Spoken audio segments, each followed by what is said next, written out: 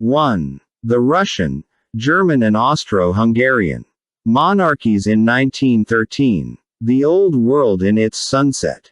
In 1815, the forces of the great powers of Europe descended on Paris as their alliance ended the career of Napoleon Bonaparte, the Corsican commoner who had made himself emperor amid the dying chaos of the French Revolution. Bonaparte was banished and Louis XVIII restored to the throne of his ancestors. In the century that followed, Europe became the uncontested master of the globe. Its empires expanded, the growth of its economies and population was unprecedented in recorded history, and its self-confidence seemed limitless as the invention of the railways, the telegraph system and rapid advancements in medicine, industry and technology revolutionized the way people lived. At the center of Europe's century were the monarchies, the greatest of which had wrought the ruin of Napoleon in 1815 and then held a victors' congress at Vienna, the chief aim of which was to solidify the political status quo. For nearly a century, the Congress's legacy remained intact. Conflicts like the Crimean War or Prussia's wars, which led to the unification of Germany as a new empire in 1871, were either confined to small or distant parts of the continent or so short in length that they fed the growing consensus that a prolonged war between the great powers was no longer possible. The duration and savagery of the American Civil War between 1861 and 1865 was often dismissed as nothing more than the growing pains of a faraway republic not yet a century old, and few Europeans took heed of the disturbing developments in military technology that had helped make America's war so bloody. By 1900, Europe's leading nations were so wealthy, so powerful and possessed of such impressive armies that a popular view emerged which held that the sheer enormity of the continent's global influence was in itself the guarantor of peace. The empires balanced each other, acting as one another's deterrents, and their increasingly complex alliances that by the first decade of the 20th century had grouped the major nations into two distinct camps were all part of the concert of Europe, the exhausting diplomatic dance which had safeguarded the long peace. Looking back on the seemingly halcyon days of the pre-war world, Winston Churchill, a monarchist to his core, said, "Nations and empires, crowned with princes and potentates, rose majestically on every side, lapped in the accumulated treasures of the long peace. All were fitted and fastened, it seemed securely, into an immense cantilever." The two mighty European systems faced each other glittering and clanking in their panoply, but with a tranquil gaze the old world, in its sunset, was fair to see. 1. Imperial Russia. In 1913, the Russian Imperial Postal Service found itself confronted by a highly unusual problem in the field of employee relations. A set of stamps showing all the rulers of Russia since the election of the first Romanov Tsar in 1613 had recently been issued to mark the 300th anniversary of the dynasty's accession. However, a backlog in mail delivery arose when numerous postal officials refused to imprint the postmark on any stamp bearing the face of one of the Romanovs. Described by foreign journalists as loyal and eminently respectable scruples, the clerks' insistence that they would do nothing to besmirch an imperial visage, even one printed on the apparently innocuous form of a postal stamp, resulted in the commemorative portraits being withdrawn. 4 years later, the monarchy was swept away by revolution, and a year after that, the last Romanov Tsar, his wife and their 5 children were murdered and buried in an unmarked grave. Explaining why the euphoria of the Tercentenary gave way so quickly to the murderous depravity of the Red Terror is no easy task. For many years it was thought, and it is a view still taught in many schools, that Tsarist Russia was a society so arcane and unjust, so innately backward and hopelessly corrupt, that its demise in 1917 was an inevitability. A question not of why but simply of how.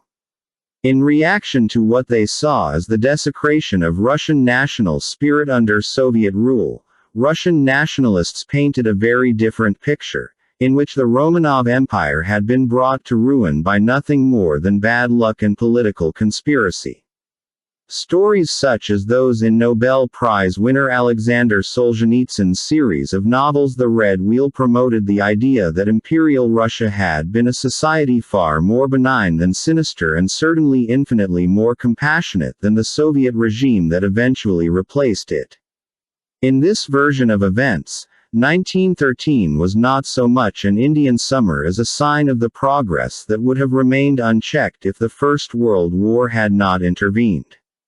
As in so many things, the truth is more complicated even than saying that it rests in the middle of the two contrasting views. Few things in history can be counted as an inevitability, and the implosion of the Russian monarchy in 1917 is certainly not one of them. Up until the very last minute, it could have been saved. It had faced a far more serious threat to its survival in 1905, when the myth of Russian military invincibility was shattered by a wholly unexpected and equally humiliating defeat in a war with Japan. Catastrophe in the Far East collided with growing working-class unrest at deplorable conditions in the factories and the after-effects of the recession of 1902, causing widespread rioting. When one large demonstration, led by a priest and fiercely protesting its monarchist zeal, marched on the Winter Palace in St. Petersburg to petition the Tsar for better living standards for the capital's poor, the guards panicked and opened fire, killing hundreds. That Nicholas II had been miles away at the time and the palace all but deserted made little difference in the ensuing outcry. The Tsar's uncle Sergei, one of the pillars of Russia's ultra-right, was assassinated by a nail bomb as his carriage drove out from the gates of the Kremlin in Moscow. His widow, hearing the blast, dashed out into the blood-soaked snow and, finding no trace of her husband, had to help recover pieces of his body while the assassin was hauled into police custody. All over Russia, servants of the imperial bureaucracy were targeted. Hundreds of assassinations and a wave of strikes brought the government to its knees. The Tsar accepted that peace would have to be bought. The autocracy of his ancestors, so cherished by his late and colossal father, would have to go. Nicholas's Danish mother, the Dowager Empress Marie, offered sage advice where so few others had or could, and asked her son to listen to the proposals being put forward by his father's Minister of Finance, Sergei Witte. She begged, she cajoled, she entreated. When she felt the situation called for it, she threw herself at her son's feet, pleading with him to see reason. She urged him to listen to Witte, who, in her own words, certainly is a man of genius, energetic and clear-sighted. For in his time as Alexander III's finance minister, Witte had already wrought miracles by securing unheard-of levels of foreign investment in Russia and rapid subsequent industrialization. For this, the godfather of Russian capitalism was hated as much by the ultra-conservatives, who saw peasant agriculture as the soul of Russian nationhood, as he was by the left, who blamed him for the ills endured by the urban proletariat. Witte had already shown himself capable of making tough short-term decisions in order to secure long-term goals. He knew that the acceleration of the Industrial Revolution in Russia would bring with it great advocated that the dynasty make equally difficult decisions. Autocracy must be replaced by some kind of constitutional monarchy. Such a concession would split opponents to the crown and thus divide the protesters among themselves. Faced with unprecedented unrest, the Tsar acquiesced and signed the October Manifesto, which granted the empire's subjects the right to freedom of conscience, assembly, speech and religion and, crucially, made provision for the creation of an elected legislature, known as the Duma. Nicholas shuddered, but he signed. From all over Russia they cried for it, he said in a letter to his mother. They begged for it, and around me many, very many, held the same views. There was no other way out but to cross oneself and give what everyone was asking for. My only consolation is that such is the will of God, and this grave decision will lead my dear Russia out of the intolerable chaos she has been in for nearly a year.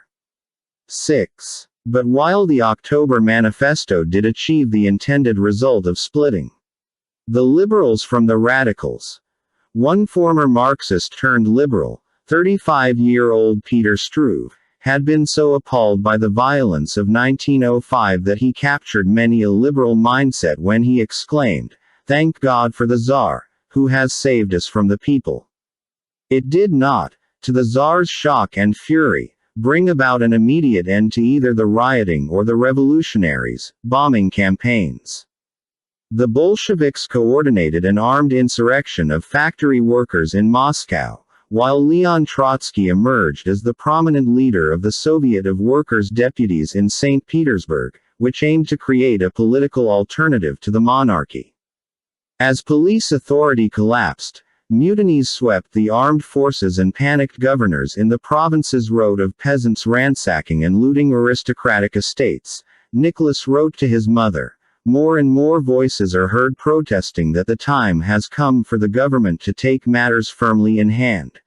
Which is a very good sign indeed. The old headless liberals, always so critical of firm measures on the part of the authorities, are now clamoring loudly for decisive action." 7. Horrified at the continuation of violence and galvanized by the fact that even liberals were now clamoring for a clampdown on the revolutionaries, the imperial government struck back at the beginning of 1906. Even as telegraph networks saw the revolutionary movement lose coordination, confidence, momentum and finally support.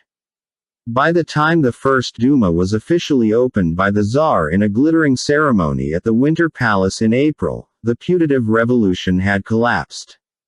Yet the birth of his brainchild did nothing to salvage Nicholas's faith in Witt as prime minister. As far as the emperor was concerned, he had been duped into signing the October Manifesto by a man who was evidently nothing more than a self-aggrandizing career politician. "I have never seen such a chameleon of a man," he wrote. That, naturally, is the reason why no one believes in him anymore. He is absolutely discredited with everybody. Durnovo, the Minister of the Interior, is doing splendid work. I am very pleased with him. 9. Nor was Nicholas's opinion of Witt an isolated one. Even many of his former supporters felt that Witt had badly underestimated the threat posed by revolutionaries in 1905. His departure and eventual replacement with Peter Stolypin, one of the few provincial governors who had kept his nerve during the violence, was not widely mourned. If Witt had been the Russian monarchy's Necker, Stolypin was its more successful Britoy. Tall, well-educated and dynamic, with a dark beard and dark eyes, Stolypin was to go down in history as the last great statesman of Imperial Russia. He was robust, in his early 40s, a member of the gentry and a brilliant public speaker. His policies for preventing a repetition of 1905 were simple: economic reform coupled with political retrenchment. If this makes his premiership sound like a glorified form of the carrot and the stick, then that is because such an assessment is not too far from the truth. Widespread land reforms were introduced to alleviate the financial strains on the peasantry. The kulaks, a wealthier class of peasant, were given government assistance to buy their own farms, rather than simply to rent them. Legislation was also enacted to provide health insurance for urban workers, and Witt's policy of attracting foreign investment to Russia was continued. The economy boomed. As for the first, and so far the last, time in her history, Russia was able to efficiently make use of her vast natural resources. Nicholas, still uneasy at the fact the Duma existed at all, seemed by and large far happier with Stolypin than he had been with Witt. For most of the period between 1907 and 1914, the Tsar moved between his natural conservatism and tentatively attempting to make the new semi-constitutional monarchy work, and in this he was suited to a premier like Peter Stolypin, who was a pragmatist but also a sincere monarchist. Nicholas supported the decision to gut the October Manifesto of most of its more radical provisions, although he agreed that it would be impossible to undo it completely. Redefinition of the electorate in 1907, ensuring that it was now weighted in favor of property owners, and he opposed any attempt to divide up aristocratic estates among the peasantry, noting in the margin of a government report on the issue, private property must remain inviolable. 10. As the economy flourished and political stability was restored, Stolypin also won much approval for his policy of treating revolutionary activists as nothing more than glorified criminals and killers. Shortly after the October Manifesto, Stolypin's home had been hit by a revolutionary bomb in an attack that destroyed the building, killed 27 people and left 2 of his children, 15-year-old Natalia and her 3-year-old brother, severely injured. In a letter to one of his colleagues, Stolypin told of how he had scrambled through the ruins of his house to search for survivors. "When I carried out my daughter from under the wreckage, her legs hung like stockings. My son has one knee broken and his head is injured. He is all crumpled up." 11 More than most, Stolypin therefore understood the revulsion many Russians felt towards the revolutionaries after 1905. Between 1906 and 1909, hundreds of revolutionaries were arrested, tried and executed. The evidence against most of them was overwhelming, but the number of executions saw to the hangman's noose being dubbed Stolypin's necktie by an unimpressed member of the Duma. Stolypin was so outraged that he challenged the gentleman to a duel. An apology was issued, the duel avoided, and the nickname flourished from the publicity. There were significant problems that Stolypin tried to resolve but which were ultimately beyond the power of any one man, chief among them being reforms in the countryside. Tensions there remained unabated and mutual distrust defined relations between most of the nobility and the peasantry. Alcoholism, to numb the pain of a truly terrible existence, and hatred of the social hierarchy were rampant in Russia's factories, but the situation for the millions who still lived in agrarian communities was more complicated than that suggested by the popular image of a starving peasantry ground under by callous aristocrats and the Cossacks, whips. At the turn of the century, the Russian peasantry as a collective generated over half the empire's income while paying about a fifth of its taxes. The diet of the average Russian peasant in the first 2 decades of Nicholas II's reign was roughly the same as that enjoyed by the population of capitalist West Germany in the middle of the 1950s, while the independent peasant farms, which became increasingly common in the Stolypin era, were producing far more food than the farms located on large aristocratic estates. Russian noblemen, seeing their chief sources of income lose out in productivity, were attempting to run their estates on Western capitalist lines, introducing sweeping reforms in how they planted and harvested, and in the process aggravating rural conservatism and contributing to a widespread view of the nobility as absentee de facto foreigners with little to no regard for the true sons of the Russian soil. Yet, jibes about neckties notwithstanding and with certain problems still left unresolved, Peter Stolypin's political career was more successful than otherwise.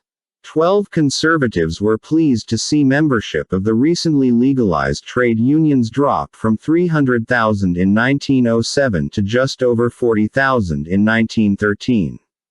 Millions of peasants became property owners, despite lingering aristocratic opposition as resentment over the violence seen in 1905 saw the aristocracy digging its heels in to become even more indifferent to the concerns of the rural peasantry.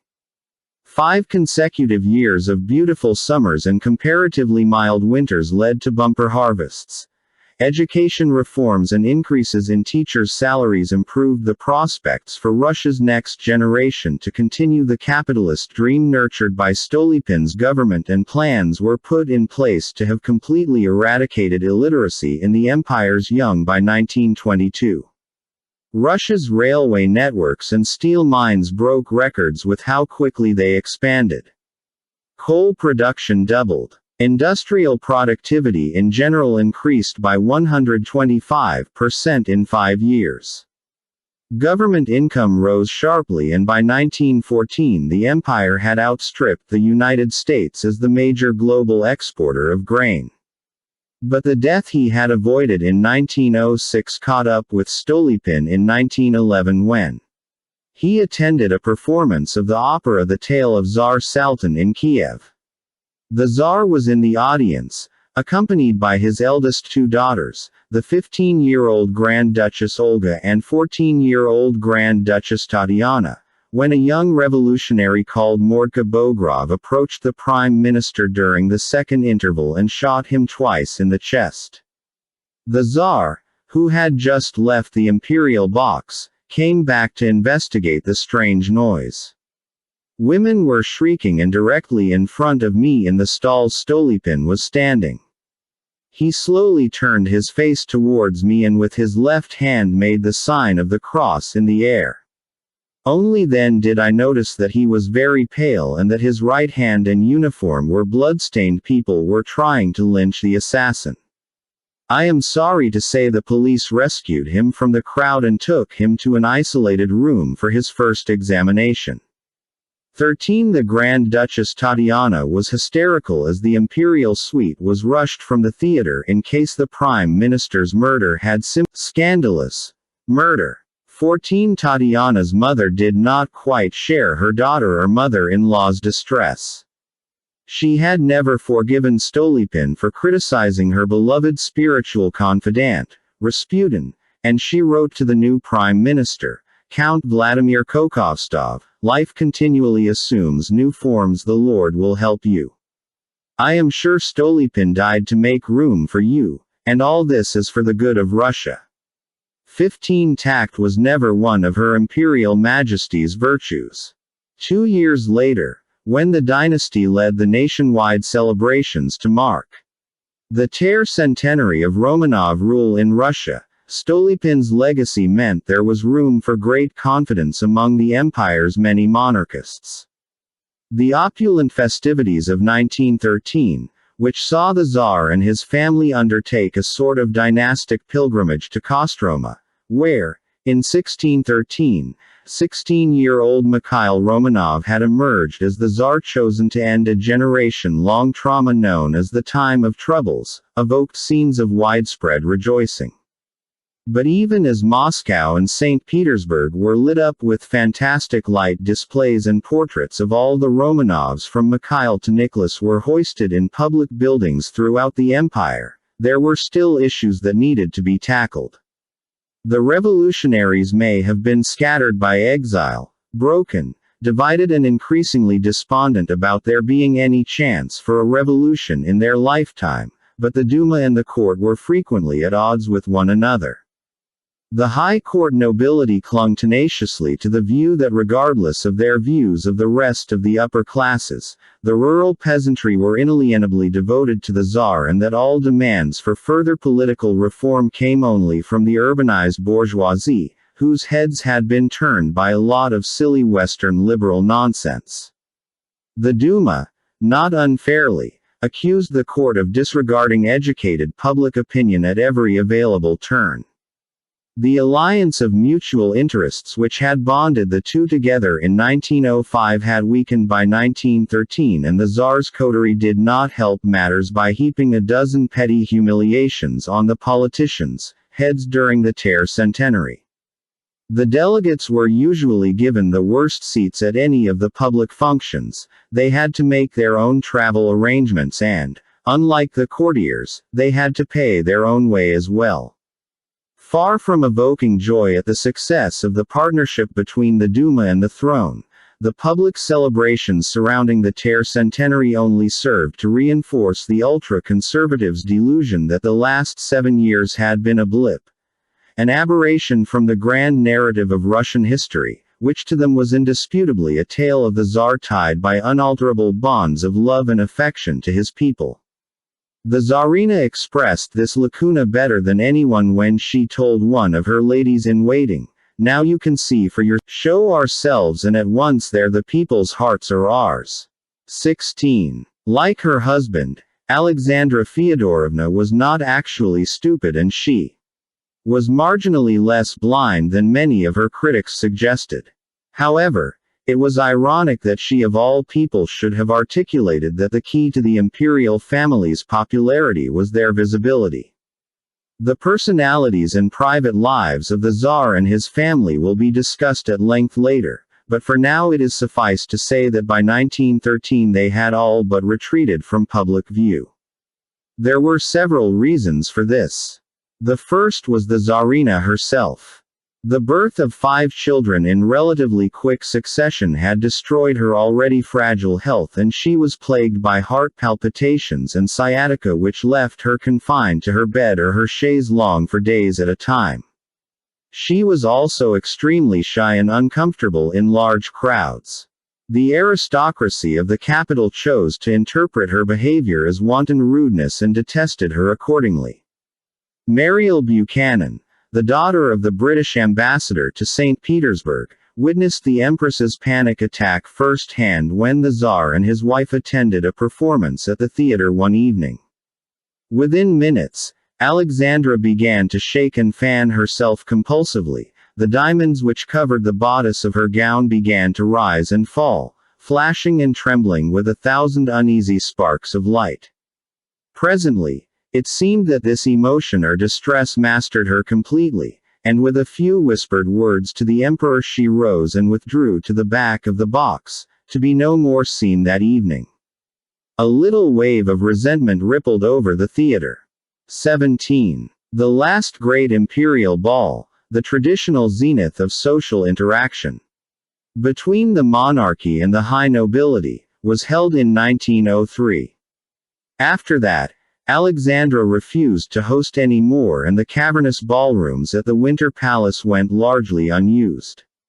At almost every available opportunity, it seemed as if she was going out of her way to antagonize the aristocracy. Most of her favorite ladies-in-waiting, women like Lily Dane and Anna Vyrobova, were members of the bourgeoisie. When her eldest daughter Olga turned 16 in 1911, Alexandra organized the traditional coming-out ball for the girl to mark her formal entry into the world of high society. But even here, there was a sting. The Grand Duchess's ball was held at Livadia, the imperial family's summer home 1,500 miles away from St. Petersburg, rather than at any of the Romanovs' numerous palaces in the capital city as was customary. By 1913, both Olga and her younger sister Tatiana should have been regular. Alexandra's failure to introduce her daughters to life among their peers.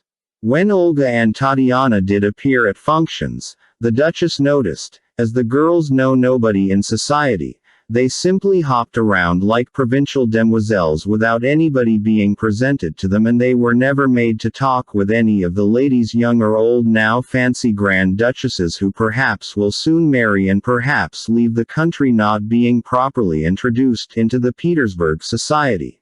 The whole of the old and good etiquette has been abandoned. 18. It was left to the Dowager Empress to arrange a debut ball for Tatiana in St. Petersburg, which she also used as an opportunity to rectify the error of hosting Olga's in the Crimea. The ball at the Anichkov Palace was given in honor of both girls. Alexandra managed to stick the party out for an hour and a half before leaving early to yet another wave of whispering and contempt. Nicholas stayed on until 4:30 in the morning, unable to tear his exuberant daughters away from the merriment. Racked by ill health, crippled by shyness, and shunned by an aristocracy whose members she regarded as frivolous, self-indulgent, immoral and gaudy wastrels, the Empress Alexandra was the chief cause for the imperial couple's estrangement from the empire's elite. The second reason for the Romanovs' isolation in the final decade of their rule was the hemophilia of Nicholas and Alexandra's only son, Alexei. Born in 1904, during Russia's disastrous fracas with Japan, Alexei was named after Nicholas's favorite ancestor, the 17th-century Tsar Alexei the Gentle. A variation of Salic law, which prohibited inheritance of the throne by a woman, had operated in Russia since 1797, and the birth of 4 daughters in 1895, 1897, 1899 and 1901 had been marked by progressively diminishing levels of enthusiasm. Alexei's birth in August 1904 had therefore been the cause of rejoicing tinged with relief, and when Pierre Gilliard, the Grand Duchess's French tutor, met the Tsarina with her young son for the first time, he described Alexandra as transfused by the delirious joy of a mother who had at last seen her dearest wish fulfilled. She was proud and happy in the beauty of her child. The Tsarevich was certainly one of the handsomest babies one could imagine, with lovely fair curls, great gray-blue eyes under the fringe of long, curling lashes, and the fresh pink color of a healthy child. When he smiled, there were 2 little dimples in his chubby cheeks. 6 weeks after the birth, the heir began to hemorrhage from the navel. Alexandra's uncle Leopold and her little brother Friedrich had both lost that it had been something unrelated to the terrible hereditary disease. Then, as their son began to crawl, she and Nicholas were forced to confront the truth. Alexei was covered in angry bruises from the slightest tumble. The baby screamed in pain as the blood beneath the bruise would not clot and instead transformed into excruciating swellings. Respecting the etiquette which stipulated that poor health in members of the imperial family should never be disclosed until they were in extremis, and consumed by guilt that she as the female carrier had given her son his life-threatening illness, Alexandra insisted on a wall of secrecy circling the imperial household, forming a barrier that increasingly did not just prevent information from getting out but also sound advice from getting in. So total was Alexandra's protection of her only son that some of Nicholas's relatives had no real idea of what was wrong with Alexei, neither did Peter Stolypin, and as a result they found Alexandra's near-hysterical dependence on the wandering holy man Rasputin even more puzzling and upsetting. As Alexandra's health collapsed further under the strain of looking after Alexei and monitoring his every move, she gave herself over even more to religion and tried her best to ignore the public's speculation. Everyone knew something was wrong with the heir. They had seen it with their own eyes when during one of the tercentenary processions he had been so ill he had to be carried by one of his sailor guardians. A year earlier, Alexei had fallen at Spala, the imperial family's hunting lodge in Poland, injuring his groin as he boarded a small rowing boat. The damage done was sufficient to warrant the last rites being administered, as a bulletin announcing the Tsarevich's death was prepared by the court's Grand Chamberlain. At the 11th hour, Alexandra telegrammed Rasputin, who assured her that the child would not die, and the next day the swelling began to decrease, although it was months before Alexei was able to recover his former fitness, hence the need to have the child carried during part of the tercentenary. The miracle at Spala convinced the Empress of Rasputin's closeness to God, and even doubters within the family's shrinking circle of intimates, like Nicholas's youngest sister, the Grand Duchess Olga Alexandrovna, were hard-pressed to explain how the boy had recovered. But few outsiders knew any of this, and as the rumors flourished, the Tsar or another member of his immediate family prompted increased protection for the Romanovs. When Nicholas and Alexandra visited their relatives in Britain for the Cowes Week regatta in 1911, the future King Edward VIII was astonished at the elaborate police guard thrown around his every movement. 21 It was only with the Tercentenary celebrations that the obsessive cloistering of the imperial family was temporarily relaxed, and it showed, as Alexandra noticed, what wonders their public presence could still achieve. Observing the outpouring of patriotic pride in 1913, the Times Russian correspondent wrote, "Nothing could exceed the affection and devotion to the person of the emperor displayed by the population wherever His Majesty appeared. There is no doubt of this strong attachment of the masses." 22. However, the Tercentenary did not play as well in other parts of an empire that by 1900 covered 1/6 of the world's land surface. The Romanovs ruled over a population with multiple ethnicities, faiths and languages, yet the last half-century or so of imperial rule saw a sustained and insensitive drive to enforce the values of Mother Russia on the entire empire. Officials and even teachers were banned from using any language other than Russian. Towns were renamed, and attempts to revive architecture from the bygone days of medieval Muscovy received government backing, causing predictable and understandable feelings of outrage among the Poles, Lets, Finns, Lithuanians and Estonians who were also subjects of the Tsar, however unwillingly, and who found the policy that was subsequently dubbed Russification to be offensive and galvanizing. Nicholas's mother attempted to counsel him against the policy, particularly in Finland, but her words went unheeded as Nicholas chose to continue the program put in place by his father, whose government had rested squarely on the tripartite mantra of orthodoxy, autocracy and nationality. Russian nationalist fervor had an even less attractive manifestation when it interacted with centuries of religious bigotry to produce some of the most terrifying outbursts of anti-Semitic violence in Europe prior to the advent of Nazism. Pogroms against the empire's sizable Jewish communities, like those during the chaos of 1905 and 1906 which had left thousands dead or wounded, were usually the result of local unrest rather than deliberate governmental planning, although the civic authorities in Kiev and Moscow treated the picture that emerges of Russia in 1913 as that of a vast empire, the second largest in human history, experiencing a sustained period of rapid economic expansion and led by a monarchy that had recently proven its ability to weather the harshest of storms.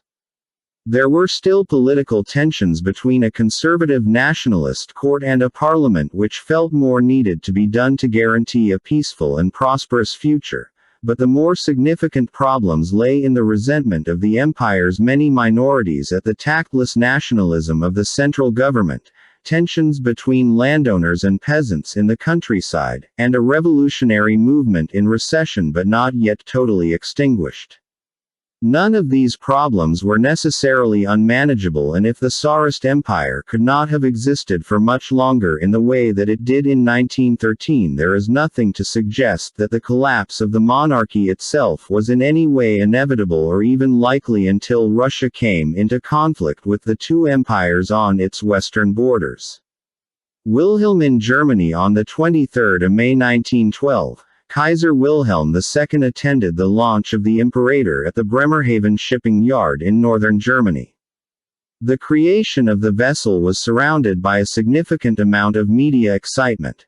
At the time of its maiden voyage a year later, the Imperator was the largest moving object in human history, a 52,000-ton luxury liner with room for 4,500 passengers in 4 different classes. That the launching ceremony took place only 5 weeks after the Titanic disaster did not seem to unduly faze any of the attendees or dampen the German press's enthusiasm for the new wonder ship. The Imperator's enormous size would snatch back the accolade of the world's largest vessel from the British liner Olympic. When news leaked that a forthcoming British ship, Cunard's Aquitania, would be longer than the Imperator, the Imperator's owners responded by sticking an enormous crowned eagle on the prow. The eagle, its claw surmounting a globe with the words "Mein Feld ist die Welt," "My field is the world," was a monstrosity and a liability. It added the requisite length to beat out the Aquitania, but it proved impossible to sustain, and eventually, after it had been battered by the Atlantic storms, it had to be removed. Nonetheless, the Eagle's proud boast captured the mindset of many Germans by 1913, particularly in the military and at the court. The creation of the Second Reich in 1871 had been achieved primarily through military success, with Prussia's victories in short wars against the German communities. The southern kingdom of Bavaria particularly resented it. Bavaria was the bastion of southern Catholicism to Prussia's proud Protestantism. It saw itself as a center of the arts and derided what was widely perceived as the boorish militarism of the Kaiser's homeland. Wilhelm II, who inherited the throne from his father in 1888, was not the most tactful of men. With his heroically absurd mustache and penchant for theatrical military uniforms, Wilhelm struck many of his contemporaries as ridiculous, when he was not malign. During one visit, the Archduke Franz Ferdinand of Austria worried that he looked foolish in one of his uniforms before telling himself that no matter how bad he looked he was bound to benefit by virtue of comparison because Wilhelm always dressed himself up in the worst possible taste. 23 Even many of his fellow royals were at best ambivalent about Cousin Willie. His first cousin, Empress Alexandra of Russia, detested him, one of the few opinions she held in common with her mother-in-law, the Dowager Empress Marie, who described the Kaiser as vulgar and detestable. 24. Even his beloved grandmother, Queen Victoria, who was nursed by Wilhelm on her deathbed, was concerned about her grandson's political instability. After Alexandra married Nicholas II in 1894, Victoria wrote frequent letters to the young Tsar, whom she liked very much, warning him against listening to any of Wilhelm's advice, particularly on the subject of Britain. Nicholas, whose imperturbable politeness was often mistaken for gullible quiescence, particularly by Wilhelm, who wrote him numerous letters holding forth on his numerous opinions on everything that was wrong with the world, thanked Victoria for her warning. In the years after Germany's defeat in the war, the criticism of Wilhelm's relatives seemed mild when compared to descriptions of him as a depraved anti-Semitic war criminal who had plunged Europe headlong into catastrophe and whose authoritarian regime and passion for colonialism had paved the way for Nazism 15 years later. 25 Yet Wilhelm, while certainly gifted with more than his fair share of faults, was not by any stretch of the imagination a war criminal. Nor did the monarchy of the Second Reich have much in common with the terrifying monstrosities of the Third. Wilhelm II's main problem was not a predisposition towards viciousness but rather his chronic and bombastic inconsistency. At times, he seemed dazzled by Britain, his mother's homeland, praising its industry, sometimes mimicking its aristocracy's tweedy sense of country fashion and raising toasts on family holidays to the memory of long-dead British sense of competition. In foreign policy, he swung on whether Germany's alliance with Austria-Hungary, signed in 1879, should be maintained or jettisoned. He repeatedly undermined his foreign ministers in making overtures to Russia by attempting to convince Nicholas II that an alliance between their monarchies was morally superior to an alliance with a republic. Nicholas, concerned that Germany might encourage Austria-Hungary to behave more aggressively towards the Slavic kingdoms in Serbia and Montenegro and forewarned about the quality of Wilhelm's advice, continued to prefer the existing alliance with France to any mooted pact with Germany.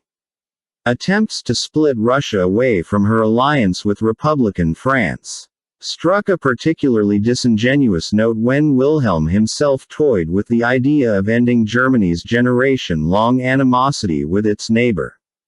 He claimed, not always convincingly, that he had no hatred towards the country that is widely known as the hereditary enemy of my empire. 26 He encouraged his widowed mother to holiday in France, hoping that her presence would ease French animosity toward the German Empire. The plan, like so many of Wilhelm's, backfired when the French press expressed outrage at the fact that the Dowager Empress was being housed near the site of some of Germany's most resounding victories against France in 1870. For all his love of imperial expansion, Wilhelm apparently at one point considered abandoning Germany's colonization of Africa if it would lead to improved relations with Britain. 27 One of his courtiers, Chlodwig, Prince zu Hohenlohe-Schillingsfürst, wryly noted, "It seems that His Majesty is recommending another new program, but I don't take it too tragically. I have seen too many new programs come and go." 28. The prince's comment is contained in a letter to Wilhelm's great favorite, Count Philipp zu Eulenburg. Between them, Eulenburg and Hohenlohe led one of the most powerful factions at the Kaiser's court. Eulenburg was a brilliant courtier, who provided the friendship and affection painfully missing from Wilhelm's life and who also knew how to rein in some of the Kaiser's more emotional impulses. His letters bounce between charm and forcefulness, balancing the enjoyable ephemera of high society gossip with the more serious issues of national and international politics. He cleverly refused to see Wilhelm too often, avoided taking an office in the palace and instead confined many of their needed to be practiced cleverly. Count zu Eulenburg's homosexuality and the closeness of his relationship to the Kaiser has caused ongoing speculation about Wilhelm's own sexuality, and the suggestion that the two men were in fact lovers rather than simply close friends has been postulated many times, beginning with Marcel Proust and continuing right the way down to the present. 29 One of Wilhelm's sons, Augustus Wilhelm, was almost certainly what we would now recognize as gay, but his father's sexuality is not so easily understood. The Kaiser's robust preference for his own gender in every other field of his life was obvious. He nearly causing a diplomatic incident when he slapped both the Tsar of Bulgaria and the Grand Duke of Mecklenburg-Strelitz on their behinds in public, and he organized several cruises on the imperial yacht Hohenzollern that were male-only, which certainly added fuel to the speculative fire, but finding proof of any same-sex liaisons that went beyond homoerotic banter and close emotional dependence is almost impossible.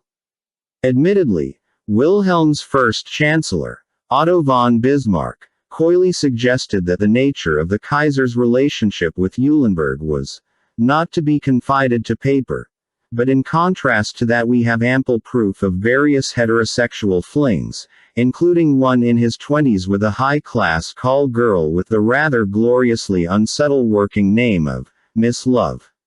On the subject of Wilhelm and Philipp zu Eulenburg, Wilhelm's most recent biographer Christopher Clark convincingly points out that although nothing is provable, there is no need to postulate such a relationship in order to explain the character of the connection or its political significance.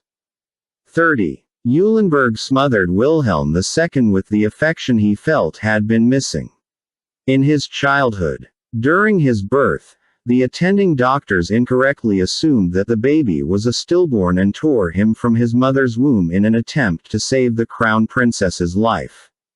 In the process, the nerves at the top of Wilhelm's left arm were permanently damaged and he may have suffered minimal perinatal brain damage, which might help explain his occasional balance problems and outbursts of slightly manic bad temper. However, a diagnosis of at birth mild brain damage is not the only possible explanation for these, because both problems could also have been caused by what happened afterwards. Agonizing medical treatments that look faintly like torture to the modern eye were used to try to correct what could not be corrected.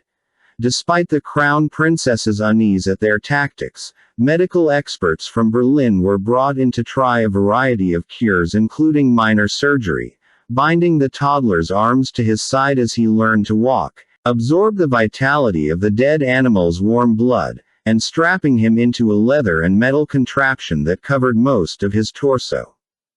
Crown Princess Victoria wrote to her mother in England that, to see one's child treated as one deformed. It is really very hard. Doctors are so odd sometimes. They don't mean to be unfeeling, I am sure, but they appear so. 31. Perhaps unsurprisingly, Wilhelm was to remain self-conscious about his injury for most of his life, and in adulthood dark humors would take over as he thrashed about in violent mood swings, as if he could find no other way to deal with emotional or political restrictions than to scream, rage and shout.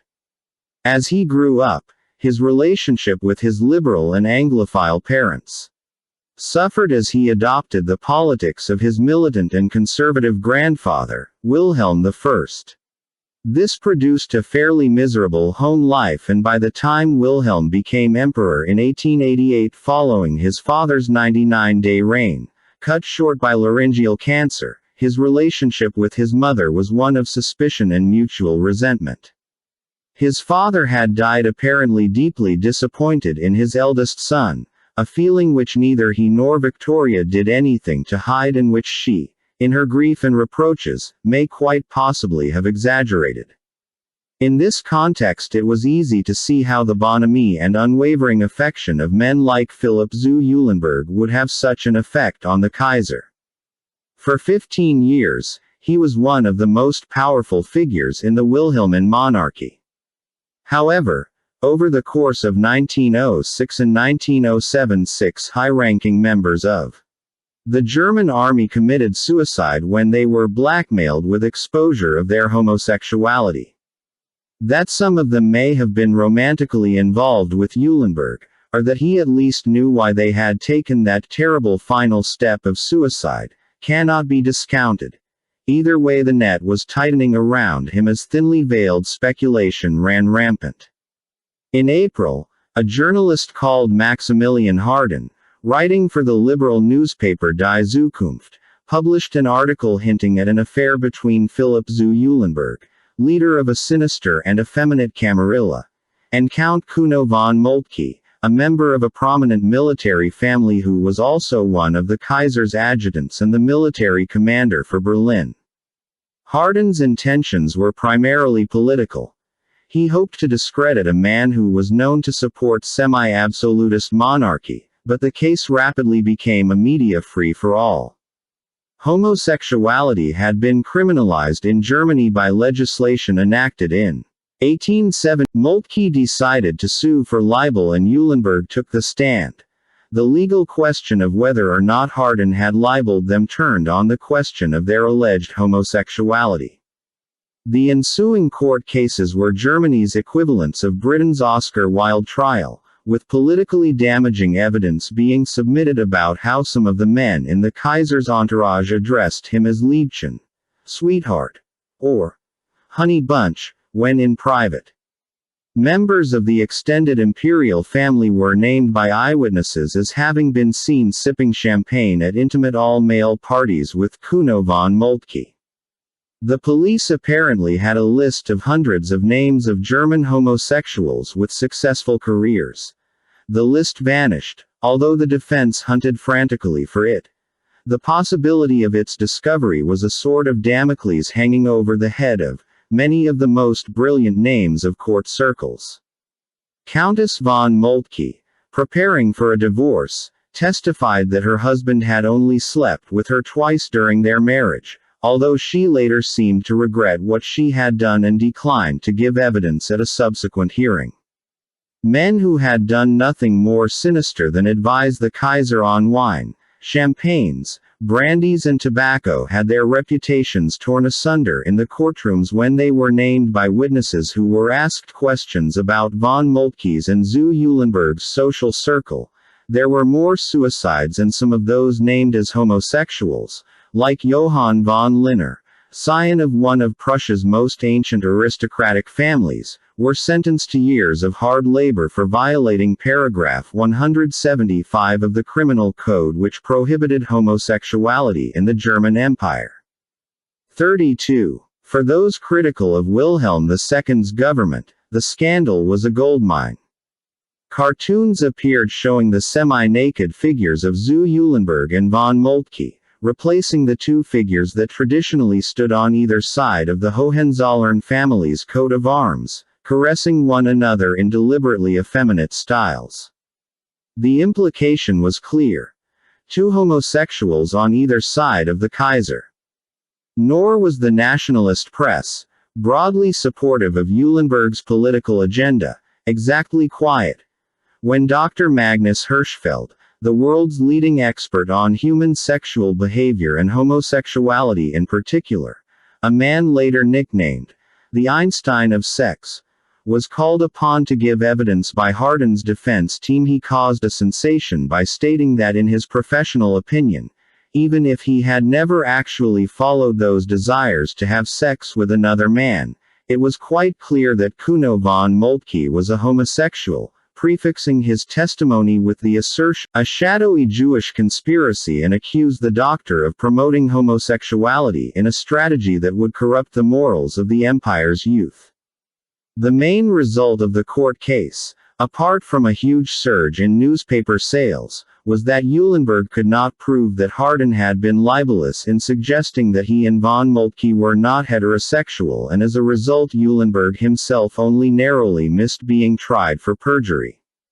His health collapsed, his influence at court evaporated, and his reputation never fully recovered. From necessity, Wilhelm had to keep him at arm's length for the rest of his life. After Eulenburg's demise, the influence of Wilhelm's wife, Augusta Victoria of Schleswig-Holstein, grew considerably. Lauded for her commitment to charity and her sincere patriotism, Augusta Victoria had added to the masculine aura the dynasty was so keen to project by giving birth to 6 sons, as well as their youngest sister, the lovely Princess Victoria Louise, the apple of her father's eye. However, Augusta Victoria's success as Mater Familias and Lady Bountiful was not matched when it came to her role as her husband's confidant. The historian John Roll thought that the Empress's letters to her husband during her marriage are one of the most depressing sources that a historian of the Hohenzollern family is obliged to read. 33 Unlike Eulenburg, who had attempted, in his own words, to battle against the Kaiser's English antipathies, Augusta Victoria was firmly sympathetic to the most jingoistic elements of the German military, and they counted on her support. 34 She was virulently hostile to Britain, and for all her sincere and laudable projects to encourage a spirit of Christian philanthropy in her husband's empire, she was also small-minded, bigoted and stubborn. When Wilhelm's younger sister Sophia converted to Orthodoxy shortly after her marriage to Crown Prince Constantine of Greece, Augusta Victoria told her bluntly that she would burn in hell for abandoning the Protestant religion. Sophia told her that it was none of her business, and the then pregnant Augusta Victoria worked herself up into such a tantrum that her son Joachim was born prematurely, a situation which she and Wilhelm blamed on Sophia. The Empress carried her religion to the point where she refused to employ any Catholics, and as the crisis of the war loomed, Augusta Victoria's closeness to the German right was to acquire a new political significance. Public respect for the Kaiser was weakened even further in the wake of the Eulenburg affair, when he gave a disastrously tactless interview to Britain's The Daily Telegraph in 1908. In which Wilhelm, that had maintained friendly relations with Britain despite most Germans' resentment of it. He also claimed that he had previously given the British Army tips on military strategy. What made him say things that were by turns incendiary and untrue is unclear, and it fueled fears within the government that the Kaiser had, at best, a tentative grasp on reality. When the interview was published, the Reichstag was incredulous, with a Social Democrat delegate speaking of the legitimate rage and deep shame among the German people at their emperor's indiscreet and embarrassing remarks. 35 The ensuing parliamentary debates became a critique of Wilhelm's leadership and the powers of the monarchy. The press was harsher still in its pronouncements, and even Wilhelm's chancellor, Prince Bernhard von Bülow, distanced himself from the emperor when he issued a statement insisting that he had not seen the text of the interview before it went to publication.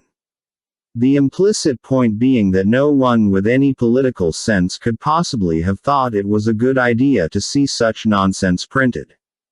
Part of the essential problem facing the German monarchy was not so much incidental, namely, the current emperor's capabilities, so much as institutional. After studying the Kaiser's life, the acerbic George Bernard Shaw thought Wilhelm had dealt well with a part which was not only extremely difficult but to a great extent imaginary and flatly impossible. 36 For most of the 19th century, Prussia had oscillated between liberalism and conservatism, and the tensions had not eased with unification. Added to that was the imperfect nature of unification itself. The Kaiser was not Emperor of Germany but German Emperor, a legal nicety designed to illustrate the fact that the King of Prussia, as Emperor, was only first among equals, with the kings, Grand Dukes and Princes of pre-unification Germany retaining their titles, wealth and, to varying degrees, their local influence. In practice, it did not always work like that, and resentment, particularly from the Bavarian court, at the House of Hohenzollern's imperial pretensions was never far beneath the surface. The constitution drafted to make the new Reich work had created a semi-constitutional monarchy with an electorate and a bicameral legislature, but the old debate over the merits of authoritarianism versus wider participatory democracy was still evident in the constitution's deliberate ambiguities over the extent of the monarchy's power in relation to the Reichstags. Under Imperial Germany's constitution, the emperor could, if he felt called to it, dissolve the Reichstag, and he alone had the right to hand-select the cabinet and the chancellor, Germany's equivalent of a prime minister. The government in Imperial Germany was their affairs, the only arena in which there were no formal checks on his power, which is perhaps why Wilhelm II, who loathed restrictions in any way, seemed to focus so much of his attention on it, as well as matters pertaining to the military, a necessary state of affairs given the High Command's condescending revulsion for elected politicians. The armed forces' influence was significant because their role had never been clearly defined, and they were the effective leaders of German nationalist sentiment, a movement which the Hohenzollern monarchy had tied itself to with great success in the previous generation. However, it was the power of ministerial appointment in particular which often showcased the widening gulf between the nationalist forces, who looked to the monarchy and the army as their political touchstones, and the country's working classes, who were growing in number thanks to the expanding German economy and who were more and more likely to vote for socialist parties, such as the Social Democrats SPD, who won 35 Reichstag seats in the first federal elections of Wilhelm's reign and 110 in 1912, the last elections before the war. Although they never won an outright majority, their rise in support, as well as the middle and upper classes' unease at what that meant, highlighted the social, economic and political tensions in Wilhelm's Germany. Wilhelm himself had come to the throne appalled at what he saw as the inhumane conditions faced by many of his working-class subjects, and he clashed with Chancellor von Bismarck over his sympathy for the miners' strike of 1889, but Wilhelm's support for social welfare was paternalist rather than socialist. The cabinet remained staffed primarily by aristocratic gentlemen who were by no means incompetent but who often shared some variation of their emperor's worldview. Cabinet, army, monarchy and parliament were thus often pursuing slightly or radically different agendas in a constitutional setup that had inadvertently made it possible for at least one to be pitted against the other. The result being that for most of Wilhelm II's time as emperor, the German political scene was one of regional rivalries, a growing disconnection between the elite, uncertainty caused by the political position of the army, which had been left deliberately vague in the constitution drawn up in 1871, and political reforms that were either blocked, never fully implemented or, at the opposite extreme, rushed through by the Reichstag without proper analysis. Wilhelm tried to remedy the latter problem by pushing through small initiatives of his own. He supported wide-reaching reforms of Prussia's secondary school system by encouraging proposals that it adopt a less rigid and anti-scientific curriculum. He also offered value imperial encouragement to Christian societies, successful attempts to advance German medical practice and open state-of-the-art public hospitals, old people's residential homes and doctoring and nursing training academies. He sponsored the creation of groups designed to promote scientific research, technological advancement and the arts, and made generous endowments to Prussia's Academy of Sciences, setting up, as philanthropists are ever wont to do, a prize and fund in his own name. He made grand speeches, sometimes echoing the desire for peace among the nations which he had expressed in his first speech to the Reichstag after his father's death, but was always careful to praise the army and his beloved navy, and to pay homage to Germany's manifest destiny as a great power. The nationalism that Wilhelm II seemed to be by turns entranced and unsettled by increasingly looked outwards. Military nationalism had birthed the Reich in 1871, it therefore followed as a matter of logic that the same force would carry Germany's greatness further into the arena of becoming a global imperial power. This interpretation of Germany's destiny, brilliantly captured by the slightly terrifying eagle placed on the prow of the Imperator in 1913, was one which increasingly put her at odds with her neighbors, especially the United Kingdom. Germany's territories in Africa were small in size and even smaller in their strategic worth. By the time Imperial Germany tried to win a global empire for herself, the other European powers had long ago beaten her to it. By the 1890s there was not much left to grab.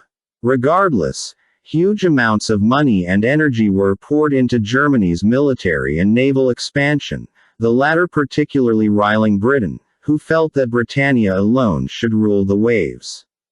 Similarly unimpressed reactions came from Paris and St. Petersburg.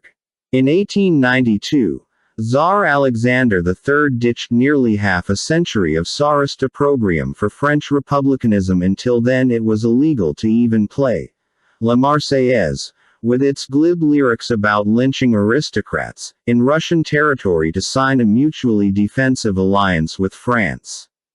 Nicholas II continued to view his father's French alliance as the cornerstone of Russian foreign policy, despite Wilhelm's best efforts to persuade him otherwise, and in 1907 Britain was added to the Entente, with all three promising to defend each other if they were attacked by an aggressive, unnamed but hardly unknown, power. Back in Germany, the palace and the army's ebullient self-confidence in the country's future appeared justified by sustained and impressive economic expansion. Turn-of-the-century Germany was one of the world's most prosperous states, with plenty of fertile production and chemical production. Her railways and her fleet of ocean liners, of which the Imperator was simply the latest and largest in a long line, were among the best in the world. Germany's public education system was superior to those in Britain, France or America, while working conditions for her urban working classes and the development of a sophisticated welfare state meant that a German factory worker's average life expectancy was about 5 years longer than that of their British equivalent and nearly 2 decades longer than that of a Russian. In 1913, when the Imperator set sail on her maiden voyage with a vast portrait of the Kaiser glaring down at first-class passengers on their grand staircase, European royalty was converging on Berlin to attend the sumptuous wedding of the Kaiser's only daughter, Princess Victoria Louise, to the Duke of Brunswick, a Romeo and Juliet-style wedding, since the two families had hitherto detested each other for years and Victoria's eldest brother threatened not to attend. There was room for confidence, as indeed there was everywhere else in monarchical Europe. It was the Kaiser's silver jubilee year and he could legitimately claim to rule over a prosperous empire that was, in many ways, one of the envies of the world. Yet the belligerency of Imperial Germany's foreign policy, the enthusiasm of her highest-ranking generals for a war, the uncertainty that the Kaiser both felt and caused, as well as concerns that Germany could force Austria-Hungary into making a hasty decision when it came to the Balkans, had all helped create an international climate that was both distrustful and perpetually vigilant of the Hohenzollerns and their empire. The dual monarchy. The great Czech historian František Palacký once said that if the Habsburg Empire had not existed, it would have been necessary to invent it. Its heartland of the Danube basin was the great intersection between East and West in Europe, and it was often in Habsburg territory that the decisive battles of European history had been fought. For centuries, it had been the leadership provided by the monarchy which prevented the region's many competing ethnic groups and cultures from turning on each other, and it was necessity's proverbial role as the mother of invention which shaped the Habsburg dynasty's extraordinary journey and their longevity.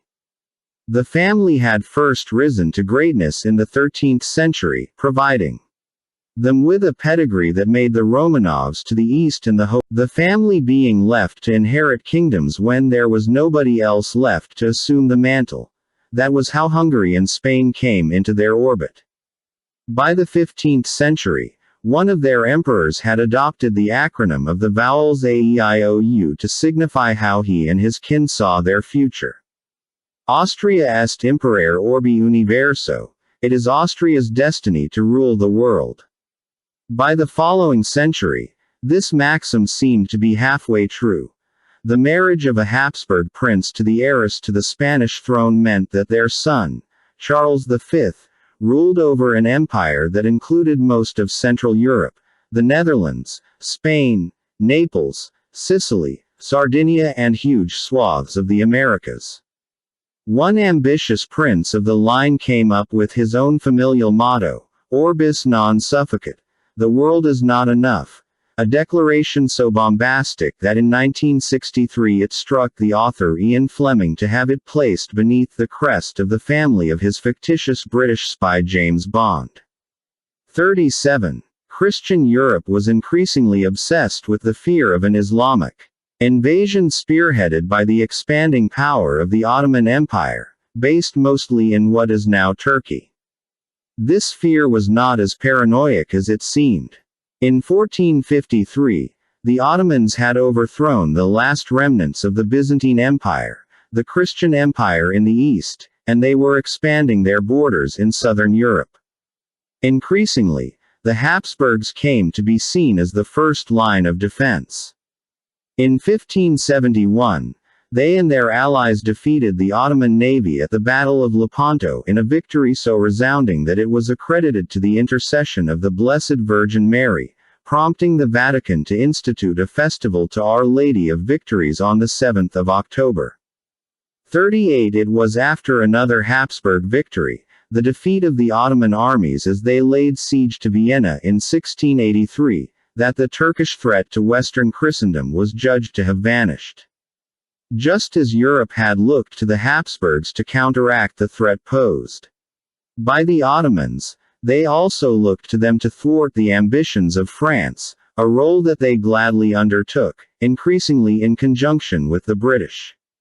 As the 18th century wore on, the rise of the Protestant Kingdom of Prussia in northern Germany and the Orthodox Empire of the Tsars resulted in many Central and Eastern European Catholics looking to the Habsburgs for protection. There were setbacks even as the enormous and beautiful Baroque palaces and cathedrals sprang up in Vienna and Salzburg as tributes to the empire's inimitable self-confidence. The Spanish branch of the Habsburg clan died out in 1700 after generations of inbreeding.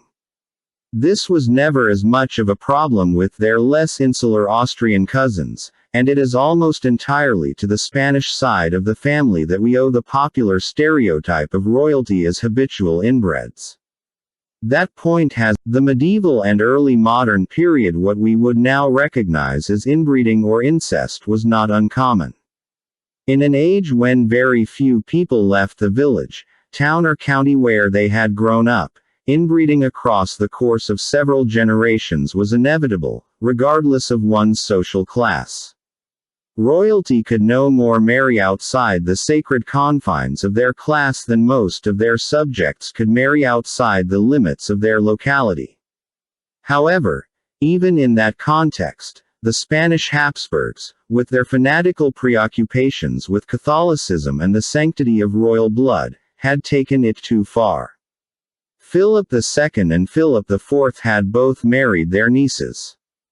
39 after Carlos II's death in 1700, the War of the Spanish Succession ended in defeat for the hardier side of the family in Austria, who had to endure the humiliation of a French prince being installed on the Spanish throne. In the 1740s, to the general astonishment of the Austrians, the upstart Protestants from Prussia used the accession of a woman to the Habsburg crown as an excuse to seize the prosperous county of Silesia, inflicting a sizable defeat on happy Austria. Then in 1793, Emperor Franz II proved unable to stop the execution of his 37-year-old aunt, Marie Antoinette, at the height of the French Revolution. The revolution that took Marie Antoinette's life spread outwards, as she had predicted in the years before her death. It nurtured a new creed of nationalism, the idea that one's country and its national identity were paramount, and in the process trounced the old notion of the divine right of kings upon which the Habsburg monarchy was based. Their belief that a monarchy was supranational, above ideas of patriotism or regional identity and thus superior to any sense of locality, was no longer in step with the modus operandi of European politics. In 1806, the armies of Napoleon toppled the Holy Roman Empire, a millennium-old political construct covering most of modern-day Germany and retrospectively referred to as its First Reich, and with its collapse, the Habsburgs' centuries-long dominance over Germany went into sharper decline. In Austria, they regrouped themselves into what was now called the Austrian Empire. In the hearts of the imperial family, it remained the Habsburg Empire. Refusing to believe that the 19th century's love affair with nationalism was any more than a passing fad, the Habsburgs set their faces to the past. Until 1846, Latin remained the official language of the empire's government and bureaucracy, rather than any of their subject peoples' mother tongues. As the court saw it, they were not tied to any one nation. They served them all by claiming to favor none. For the embarked upon a policy of political stagnation. The Metternich period also happened to be one of economic progression, and what the government lacked in enthusiasm for political change it made up for in its knack for backing the right horse economically. However, try as they might, the genie of national pride would not go back into the bottle, and the empire, along with much of the rest of Europe, was caught up in the wave of unrest produced by economic downturn in 1848. Riots swept the Austrian Empire, and particularly in areas like Budapest and Milan these riots were anti-Austrian and pro-nationalist. By that point the throne's incumbent was Emperor Ferdinand I, a politically imbecilic introvert who was nonetheless utterly adored by the vast majority of his subjects. Mothered by his loyal and long-suffering wife Maria Anna of Savoy, the plump Ferdinand was famous for once going on strike as monarch when his concerned physicians banned him from eating any more of his beloved dumplings. Cut off from his favorite delicacy, it was tools down for the emperor, as he regally proclaimed, "I am the emperor, and I want dumplings." Such behavior seemed delightful to the bon vivants Viennese. Even as the riots of 1848 worsened in the capital, few of the protesters could bring themselves to criticize Ferdinand directly. Blame for all the country's ills was heaped squarely on his pernicious aristocratic advisers, especially von Metternich. When brought news of the riots, Ferdinand allegedly asked, "But are they allowed to do that?" Single quote. Faced with the fact that the entirety of the old government had been compromised, mass resignations took place in the hope of quelling the riots, and the clean sweep started at the top, with Ferdinand abdicating in favor of his 18-year-old nephew, Franz Joseph. The abdication took place in the archiepiscopal palace in Olmütz. As the new emperor knelt before the old, Ferdinand whispered, "God bless you. Be brave. God will protect you." It was done gladly. 40 in his diary entry for that night, Ferdinand noted, "The function ended with the new emperor kneeling to his emperor and master, that is to say me, and asking for a blessing, which I gave by laying my hands upon his head and making the sign of the Holy Cross. Then I embraced him and he kissed my hand. And then my dear wife embraced and kissed our new master, and then we went away to our room." 41 The ex-emperor and his wife heard mass afterwards and then spent the evening packing their things. Life in honorable retirement was not too onerous for Ferdinand I, and he died in the Hofburg. When he came to the throne upon his uncle's abdication, however, he was an energetic and virile young man who loved to dance, hunt and ride. Otto von Bismarck, who subsequently came to detest him, met him 4 years after he became emperor and wrote that Franz Joseph had the fire of the 20s, coupled with the dignity and foresight of riper years, a fine eye, especially when animated, and a winning openness of expression, especially when he laughs. The Hungarians are enthusiastic about his national pronunciation of their language and the elegance of his writing. 42 Tsar Nicholas I was even more impressed, writing to his wife, "The more I see of him, the more I listen to him, the more I am astonished by his intellect, by the solidity and correctness of his ideas. Austria is lucky indeed to possess him." 43 It is to Franz Joseph's first prime minister, Prince Felix zu Schwarzenberg, that we owe the best assessment of the emperor's character and capability. Even at this young age, Schwarzenberg articulated the qualities that enabled Franz Joseph to shoulder the great burden of ruling for 68 years, but also the personality traits that made so many people, including some of his closest relatives, regard him as a cold and detached bureaucrat. The emperor sees the magnitude and difficulty of his task, and his will is firmly set to meet it. His intelligence is acute, his diligence in affairs astonishing, especially for one of his age. He works hard for at least 10 hours a day, and nobody knows better than I how many ministerial proposals he sends back to be revised. His bearing is full of dignity, his behavior to all exceedingly polite, though a little dry. Men of sentiment, and many people in Vienna lay claim to kindliness, say that he has not much heart. There is no trace in him of that warm, superficial good-heartedness of many archdukes, of the wish to please, to strive for effect. On the other hand, he is perfectly accessible, patient, and well disposed to be just to all. He has a rooted objection to any kind of lie and is absolutely discreet. But the quality that is most valuable to him in his present position, above all at a time like the present, is his courage. I have never seen it fail for an instant, even in the most difficult situations of whose peril he is entirely aware. Physically and morally he is fearless, and I believe the main reason why he can face the truth, however bitter, is that it does not frighten him. Time will make him more self-reliant. I do my best to assist that good work. Then the country will have in him what it needs above everything. A man. 44.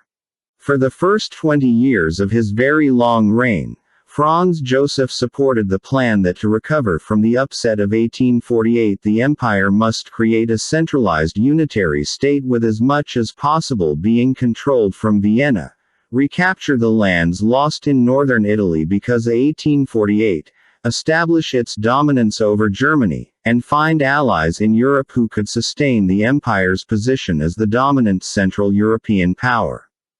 As Edward Crankshaw in his beautiful History of the Empire's Final Century noted, It was a dream of the highest vaulting kind, and, as dreams go, not absurd. 45 in every single one of these goals, however, Austria was to fail, and by the turn of the century these setbacks had led to many regarding the collapse of the empire as nothing more than a matter of time. To begin with, the Italian lands were never recovered, and attempts to get them back were as expensive as they were embarrassing. Austria then committed a catastrophic bungle when it failed to send help to Tsar Nicholas I when Russia was opposed over her actions in the Crimea. Nicholas had sent valuable military aid to the Austrians during the crises of 1848, and he greatly admired Franz Joseph. Most of Russia's foreign policy had hitherto been determined by the Tsar's determination to uphold the cause of monarchism in Europe. By alienating her one-time ally, Austria created a powerful enemy, and one that could cause great problems for Vienna if it chose to intervene with the Slavic communities currently living in the southern and eastern parts of the Austrian Empire. In 1854, Franz Joseph married one of the great beauties of the age, Princess Elizabeth of Bavaria. Tall and svelte with alabaster skin and a hauntingly lovely face, Elizabeth looked like a fairy tale princess. Franz Joseph shared his people's adoration for her, and the couple produced 4 children: Sophie, Gisela, Rudolph and Maria Valerie. Yet like many a princess before and since, Elizabeth struggled to adapt to her new homeland. She found it impossible to escape the critical attention of her mother-in-law, the Archduchess Sophie, or the Archbishop of Vienna, Cardinal Rauscher, who thought she was insufficiently pious. Most unhappily of all, try as she might, she could not reciprocate her husband's passion. Dazzling in public, Elizabeth increasingly became a nightmare in private. Her beauty regimen became an obsession. What nature had given her, Elizabeth would perfect. She would take 3 hours to dress her hair every morning. Specialists were brought in to treat it in all-day sessions involving eggs, brandy and meticulous combing. Raw meat was allegedly applied to her sleeping mask to firm up her skin. She gave up pillows because she believed they would affect her skin and posture. Fat people and her desire to maintain her own 18.5-inch waist bordered on the maniacal. Even in middle age, the Prince of Hesse called her almost inhumanly slender. 46. Keen to escape Vienna, Elizabeth initially attempted to enjoy some private time at home in Bavaria, but any attempt at anonymity was blown out of the water when she arrived at the train station in Munich to find the entire siding decorated with white lilies and her cousin, King Ludwig II, waiting to greet her formally in full Austrian military dress uniform. Despite this, she was particularly close to Ludwig. Like her, he fixated on beauty and elegance, a desire to escape from ugly reality into a world of art and sentiment. The two royals took moonlight cruises on Lake Starnberg, reciting Schiller and Shakespeare to one another as the silvery light bathed the decks of Ludwig's private yacht, Tristan, named for one of the heroes in the romance of Tristan and Isolde. Ludwig wrote of feelings of sincere love and reverence and faithful attachment to you which I have cherished in my heart since early youth. 47. Such was their closeness that the cousins were eventually accused in some unkind and gossipy circles of carrying on an adulterous liaison, but, unknown at the time, Ludwig's diary kept a meticulous record of his struggle with his homosexuality. 48. His chaste adoration for Elizabeth is set alongside his self-loathing every time he felt a romantic or sexual desire to one of his own gender. One entry from September 1877 sees him describe himself as being terribly near the brink of a complete fall, because of his infatuation for one of his courtiers, while agonized phrases like, "From henceforth nevermore," litter the pages. 49. Like her cousin, Elizabeth's struggle against her own nature caused increasingly bizarre and disconcerting behavior, be it day-long exercise, 8-hour walks, suddenly developed phobias, or sustained spells of melancholia during which she was bedridden. In the 1860s, she finally found an outlet for her talents. The Empress was intellectually gifted, with a particular aptitude for languages. In adulthood she picked up Magyar and Ancient Greek, and her sympathy for the Hungarians meant that she was especially popular in that part of the empire. As demands grew for the Hungarians to be granted parity of esteem with the Austrians, Elizabeth threw herself into supporting their cause. The Empress's support of Austria and King of Hungary, and at his and Elizabeth's subsequent coronation in Budapest, the ecstatic crowds seemed to be cheering more for Elizabeth and the new era she was partly responsible for than for her husband. As part of the coronation festivities, the Hungarian nation gifted the royal couple with the 8-winged palace of Godallo, subsequently Elizabeth's favorite residence. Not everyone in the empire was sold about the long-term prospects of the dual monarchy. It had bought peace in Hungary but kicked a hornet's nest in the rest of the empire. There was a split within the empire's elite over what the future of the empire and specifically Hungary should be. There were those even within the imperial family, like the emperor's nephew Franz Ferdinand, who sympathized with the accusation that the Ausgleich had freed the Hungarians to treat Croats and Slavs within their territory in a deeply unfair way. While Franz Joseph worked hard to undermine popular antisemitism and pan-German nationalism in Austria, there was little he could do about ethnic resentments in Hungary, which generally defended its parliament's right to introduce whatever actions it saw fit. Querying why Hungary had been given rights denied to the rest of them, other groups under Habsburg rule were now agitating to be given equal status to the Magyars, something which Budapest opposed at every turn, guarding its newly won sovereign prerogatives like a tigress. Franz Joseph, by nature an ultra-conservative more devoted to preserving stability than pursuing dreams of reform, was Budapest's best ally because had no intention of embarking upon another grand constitutional reform like the Ausgleich.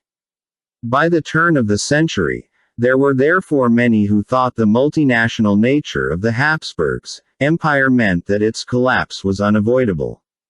In her private diary, Franz Joseph's youngest daughter expressed her lack of belief in Austria's survival, while in Russia in 1913, one of Nicholas II's courtiers wrote, "His Majesty spoke of the disintegration of the Austrian Empire as a mere matter of time. The day, he said, would come when we would see a kingdom of Hungary, a kingdom of Bohemia, and the incorporation of the German provinces of Austria into the German Empire, while the southern Slavs would be absorbed by Serbia and the Romanians of Transylvania by Romania. Austria, His Majesty held, was at present a source of weakness to Germany and a danger to the cause of peace."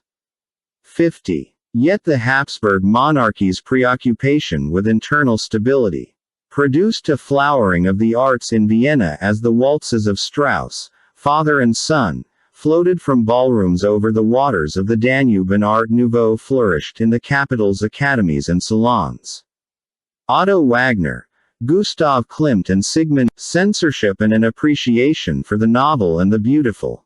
Vienna at the turn of the century was a center of the arts no less than it had been in the days of Mozart and the glory days of the Habsburg monarchy, and the atmosphere of peace and elegance which the court was keen to promote played no small part in making that possible, despite the left-leaning views of many of the empire's most celebrated artists. Nor was the empire's political system as backward or inept as usually thought. All the empire's communities were enabled to send representatives to the parliament in Vienna, and Franz Joseph had the typical conservative support for specific changes to resolve specific problems in the hope of avoiding any more significant or seismic unrest. 51. Franz Joseph took his vocation as guardian of this ticking clock very seriously. He awoke before dawn, ate sparingly and worked throughout the day, meticulously inspecting every paper put in front of him. By 1900, he was an old man who had formed an obsessive attachment to his rigid schedule. This was not just due to his religious interpretation of his duties, but also because of the tragedies that had befallen him in the years since 1867.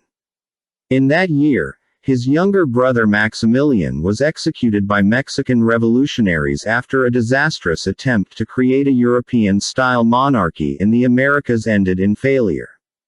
Maximilian's widow, the heroically loyal Carlota of Belgium, suffered a complete nervous breakdown and spent the rest of her life in seclusion. 5 years later, Franz Joseph's redoubtable mother passed away. In 1889, he was shattered as the monarchy was rocked by the suicide of his only son, Rudolf. The troubled and thwarted crown prince arranged a murder-suicide with his teenage mistress at the Mayerling hunting lodge, which was subsequently turned into an abbey by Rudolf's grieving parents. It survives to this day. 7 years after that, Franz Joseph's brother Karl Ludwig died of typhoid, and 2 years later Empress Elizabeth was murdered on a holiday to Geneva by a young Italian anarchist called Luigi Lucchini, who had vowed to kill the first royal he encountered. Elizabeth was stabbed as she and a lady-in-waiting prepared to board a steamboat, politely thanking in German, English and French all who were trying to help her even as she lost consciousness. Her assassin, grinning from ear to ear when photographed in custody, justified himself later with what one journalist contemptuously described as only the animal virtue of immaculately waxed, and gave the jury a polite bow before telling them later, "My doctrine is that no one who does not work should be allowed to live." He did himself even fewer favors when he told them, with chilling seriousness, "Human suffering is the motive of my act." 52. As Franz Joseph went about his mind-numbing daily routine in the aftermath of Elizabeth's assassination, and adherence to a schedule through which he believed he could impose order onto chaos, there were many who began to regard the old gentleman with a great deal of affection, but many more who thought that the Habsburg emperor was crossing the T's and dotting the I's while the problems created by the Ausgleich and conflicting 2. Sarajevo, the 28th of June 1914. Terrible shock to the dear old emperor. People never knew quite what to make of the Archduke Franz Ferdinand. Zita, his niece by marriage, described him as a very powerful and determined personality, but also a devoted family man. Most of his uncle's courtiers regarded him as a dangerous liberal, while sections of the European press presented him as a foaming-at-the-mouth reactionary. Tall and broad-chested, but pale from a bout of tuberculosis in adolescence, he had the large blue eyes of the Habsburgs and the prematurely thinning hair of his uncle the emperor, which he attempted to fight with numerous cures of dubious efficacy. Often frigid in public and given to outbursts of spiteful bad temper, he nonetheless was quick to apologize when in the wrong, and he had a real zeal for the truth, even if he did not want to hear it. Passionate about the military, one of his greatest talents in life was horticulture, and the man who almost never smiled in crowds would often wander through the crowds who had come to inspect his gardens, chatting enthusiastically with them about their shared interests. Born at the Palais Kuenberg in the southern Austrian city of Graz in 1863. He was the eldest son of Emperor Franz Joseph's younger brother. At the age of 7, he lost his lovely but fragile mother to tuberculosis. Luckily, maternal affection was soon supplied by his Portuguese stepmother, the Archduchess Maria Theresa, whom Franz Ferdinand adored. His education was heavy on religion and languages, the former leaving him with a lifelong devotion to Catholicism. At the age of 12, he inherited one of the largest art collections in Europe when he was nominated as the heir to the recently deceased Duke of Modena. At the age of 25 he came into a much more troubling inheritance when his childless cousin Rudolf committed suicide at Mayerling. The subsequent death of Franz Ferdinand's father meant that he became heir in Rudolf's place. Grief-stricken and distrustful, the emperor could never quite bring himself to give Rudolf's old title of crown prince to the newcomer. Franz Ferdinand, who revered the emperor and the monarchy, never publicly complained, but the uncle's unease with his nephew worsened as the years passed. After a few youthful dalliances, Franz Ferdinand began to consider getting married. As the future emperor, duty required a consort and a family.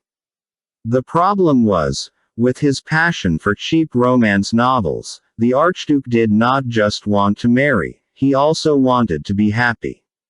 He did not want someone too young, and he certainly did not want anyone too stupid. Looks were a secondary condition, and the right type of ancestry even less so.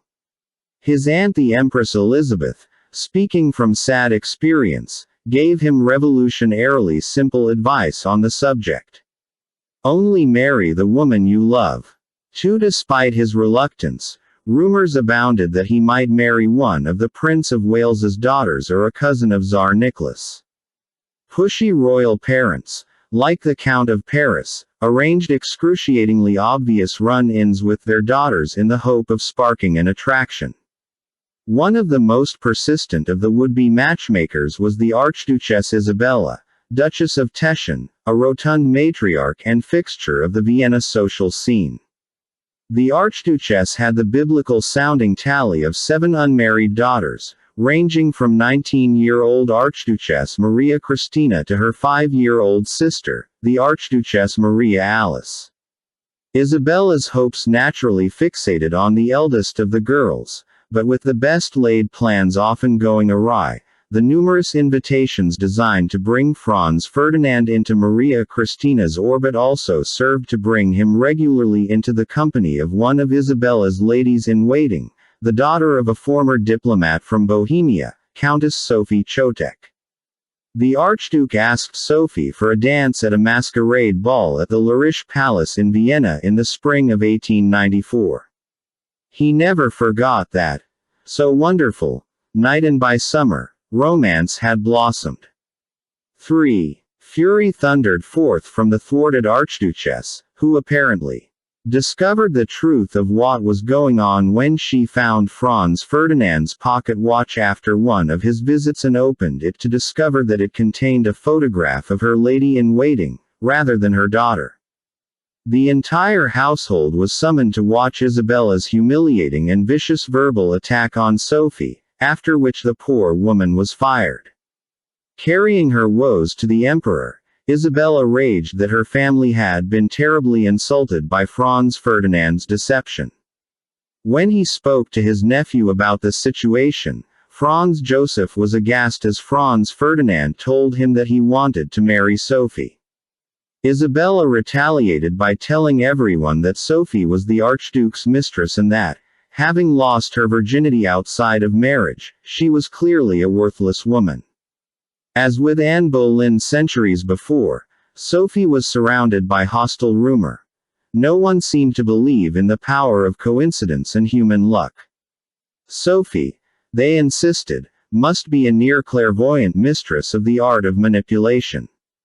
She must, so the gossips claimed in the ballrooms and dinner parties of the capital, have set out to get the heir apparent. And she had now whipped him up into such a frenzy that only she could satisfy him. Franz Ferdinand's behavior did nothing to counteract society's suspicions. When Sophie attempted to end their relationship rather than cause any more trouble, he was distraught. Her critics claimed this move must therefore have been nothing more than a feint, cleverly designed to increase his ardor.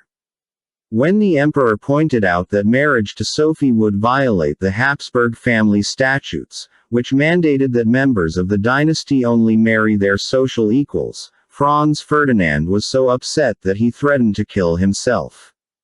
Faced with the prospect, however remote, of a second heir committing suicide, Franz Joseph gave his permission with supreme reluctance and numerous caveats, the chief of which was that the marriage would be morganatic, by which Sophie would legally be Franz Ferdinand's wife, but she would not be eligible to share his title. Neither would any future children be permitted to hold imperial titles or stand in line to inherit the throne. On the 28th of June 1900, in a ceremony at the Hofburg Palace, presided over by the Archbishop of Vienna and the Primate of Hungary, Franz Ferdinand swore on the Bible that neither our wife nor the children which with God's blessing may come from this marriage nor any of their descendants can lay claim to those rights, honors, titles, coats of arms, or privileges that would be accorded to wives of equal rank with their archducal husbands and the children of such an archducal union of equality in accord with the statutes. 4. A euphoric honeymoon followed, but in its aftermath Franz Ferdinand was appalled at the lengths his uncle's court would go to in order to punish Sophie for marrying above her station. Handsome rather than beautiful, superbly dignified, soothing, elegant and a devout Roman Catholic, Sophie Chotek was in many ways an ideal bride for royalty. She certainly proved her mettle by behaving impeccably throughout the court's decade-long vendetta. Even the emperor's speech at the time of her marriage had begrudgingly conceded that Sophie descends, it is true, from noble lineage. 5. Her family had been ennobled by the Habsburgs in the 16th century. They had a long history of exemplary service to the empire, and the Choteks were one of the elite few among the nobility who could boast 16 quarterings on their crest, advertising at least 4 unbroken generations of aristocratic descent on all sides of her great-great-grandparents' families. Still, she was an outsider who had no business marrying a Habsburg because she was and seated at the bottom of the table. She was forbidden from accompanying her husband to any state functions. She could not stand near him if the national anthem was playing. They could not even sit in the same box at the theater. At balls, she had to enter last, behind every other female member of the imperial family. Both doors at the ballroom's entrance were opened for the Archduchess's entrances. One of them was closed just before Sophie stepped in to further highlight her inferiority. On only one occasion did Sophie crack by abruptly fleeing a ball when she realized that the court's Lord High Chamberlain, Prince Alfred de Montenuovo, had purposefully failed to arrange for a man to give her his arm. Refusing to suffer the mortification of entering a packed ballroom alone, Sophie chose to go home instead. Franz Ferdinand had an encyclopedic memory for insults, and the wounds inflicted upon his wife led to him regarding many members of his uncle's government as enemies. Although the couple had full use of the magnificent Belvedere Palace in Vienna, they rarely used it, instead spending their early married life traveling with their 3 children, Sophie, Maximilian and Ernst, all born between 1901 and 1904. After an obligatory stint in Vienna for New Year's, usually the time of the purgatorial Habsburg supper humiliations for Sophie, the family took a large suite at the Alpine resort of St. Moritz, for the Archduke's skiing. Time would then be spent back at Konopist, a 12th-century castle 30 miles from Prague which the Archduke bought for the 2014 equivalent of about £40 million sterling, and where, with a resident staff of 55, he oversaw a series of renovations that turned the castle from a Gothic monument into one of the most comfortable and well-equipped homes in the empire. 6. It was there that Franz Ferdinand's passion for horticulture gave rise to the castle's famous rose garden, where 200 varieties of rose bloomed in perfectly manicured displays. The garden became famous throughout Europe, and Franz Ferdinand eventually opened it on special days to the public, during which time he would wander among the visitors. After a brief springtime cruise in the Adriatic, the family usually celebrated Easter in Trieste before spending a few weeks at Artstetten Castle in Austria, a beautiful home with spectacular views of the Danube River and where Franz Ferdinand had spent much of his own childhood. It planned to bequeath to his youngest son, Ernst. Throughout the autumn, They traveled again, living mostly in a series of hunting lodges where Franz Ferdinand, an excellent shot, could indulge his passion for his favorite sport. According to his own meticulously kept diary, over the course of his adult life the Archduke killed 247,889 animals. Surprisingly, this is not such an unusually high number in a generation that had turned mass hunting into a staple part of any aristocratic get-together. 7. The couple's family life was exceptionally happy. Despite his rather gruff reputation, the Archduke was a very affectionate and loving father, and unlike many upper-class parents in the Edwardian era, he and Sophie saw a lot of their children, taking breakfast with them, meeting throughout the day when they were not at lessons, saying their bedtime prayers with them, and taking dinner en famille, when there were no guests to entertain. In a letter to his stepmother Maria Theresa, Franz Ferdinand wrote, "You don't know how happy I am with my family and how I can't thank God enough for all my happiness." 8. A further sign of the Archduke's desire to modernize the dynasty came when he chose to send his two sons to study at a school, rather than be educated at home by tutors like most of the Habsburg children. The two boys were sent to Schottengymnasium, a boarding school in Vienna run by the Benedictine order of monks and modeled on elite private schools like Eton, Harrow and Winchester in England.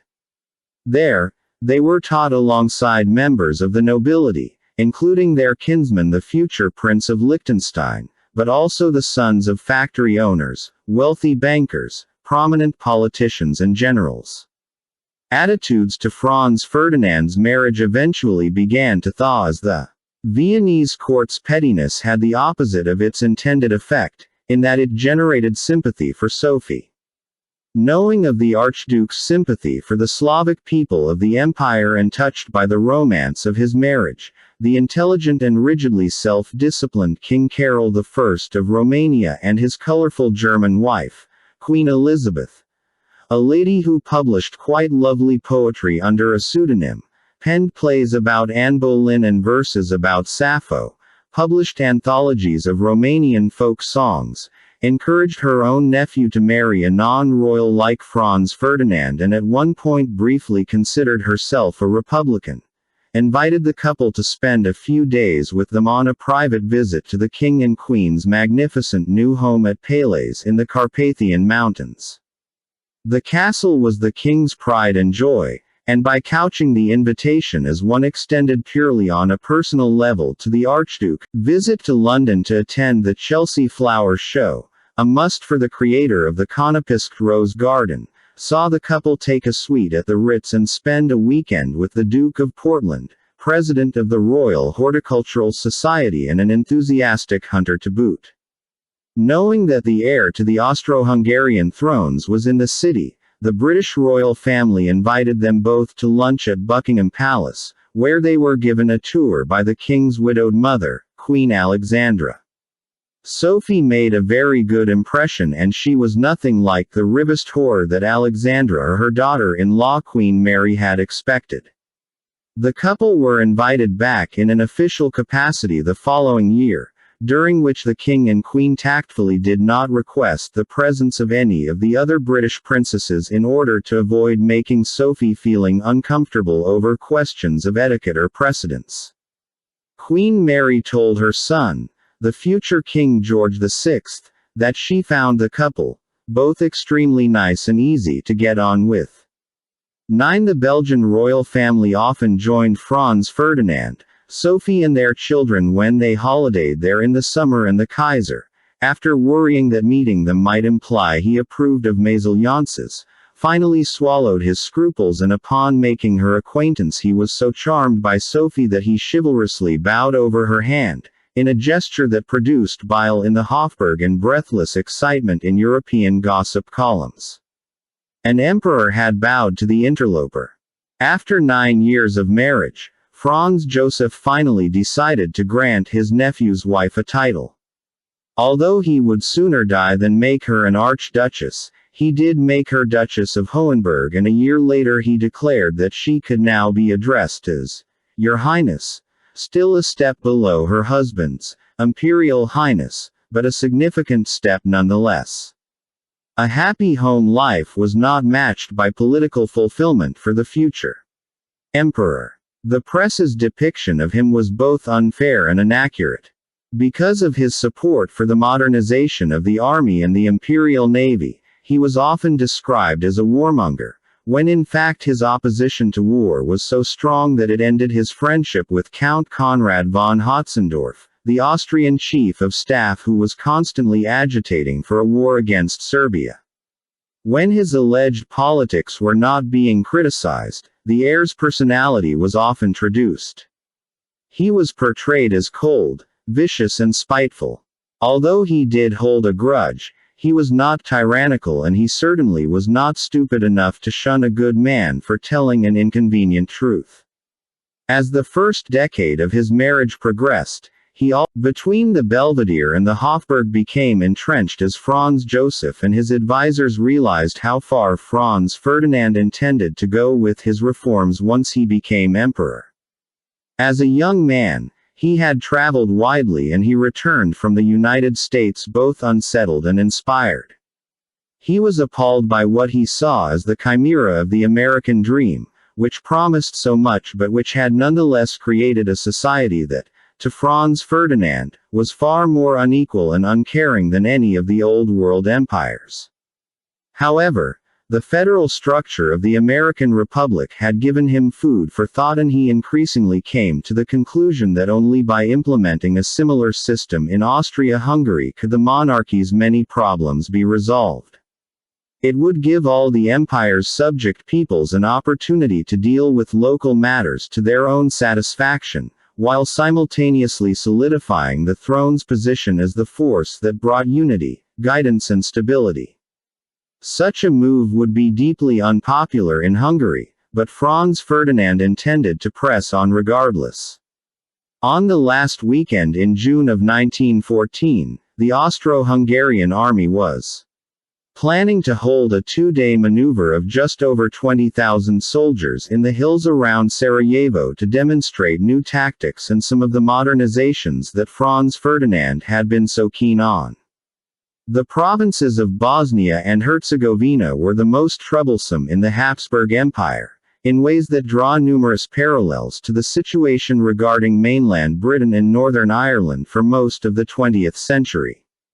Bosnia and Herzegovina were divided internally by sectarian and ethnic tensions, with the Serbian population wanting the provinces to leave the empire and unite with the independent Kingdom of Serbia to the south.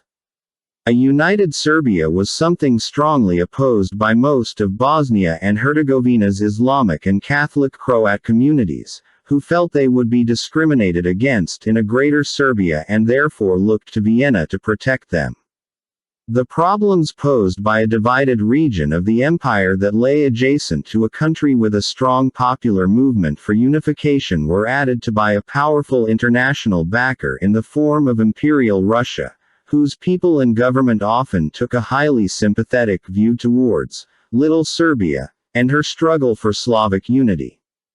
Terrorist organizations like the Black Hand, with its shadowy initiation rituals that included keeping vigil in the presence of skulls, had dedicated themselves to expelling the Austrians from Bosnia and Herzegovina. Powerful sections of the Serbian government supported them, both morally and financially.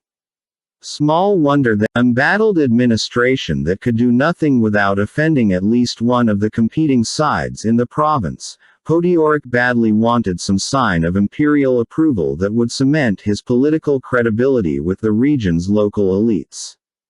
The army maneuvers constituted a perfect excuse for him to invite the heir. The emperor was sick with bronchitis, but Franz Ferdinand took a great interest in the army and he had never been to Sarajevo. The invitation was sent and the emperor agreed that it was a good idea to bolster loyalty to the throne in the region.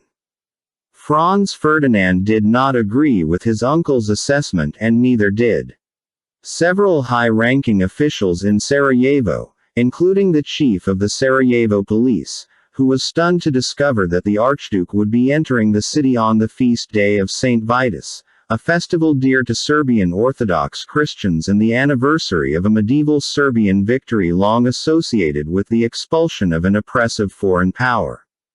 Nobody in Vienna seemed to be aware of the significance of the date, but that was because Oskar Potiorek, desperate for the visit, did not enlighten them.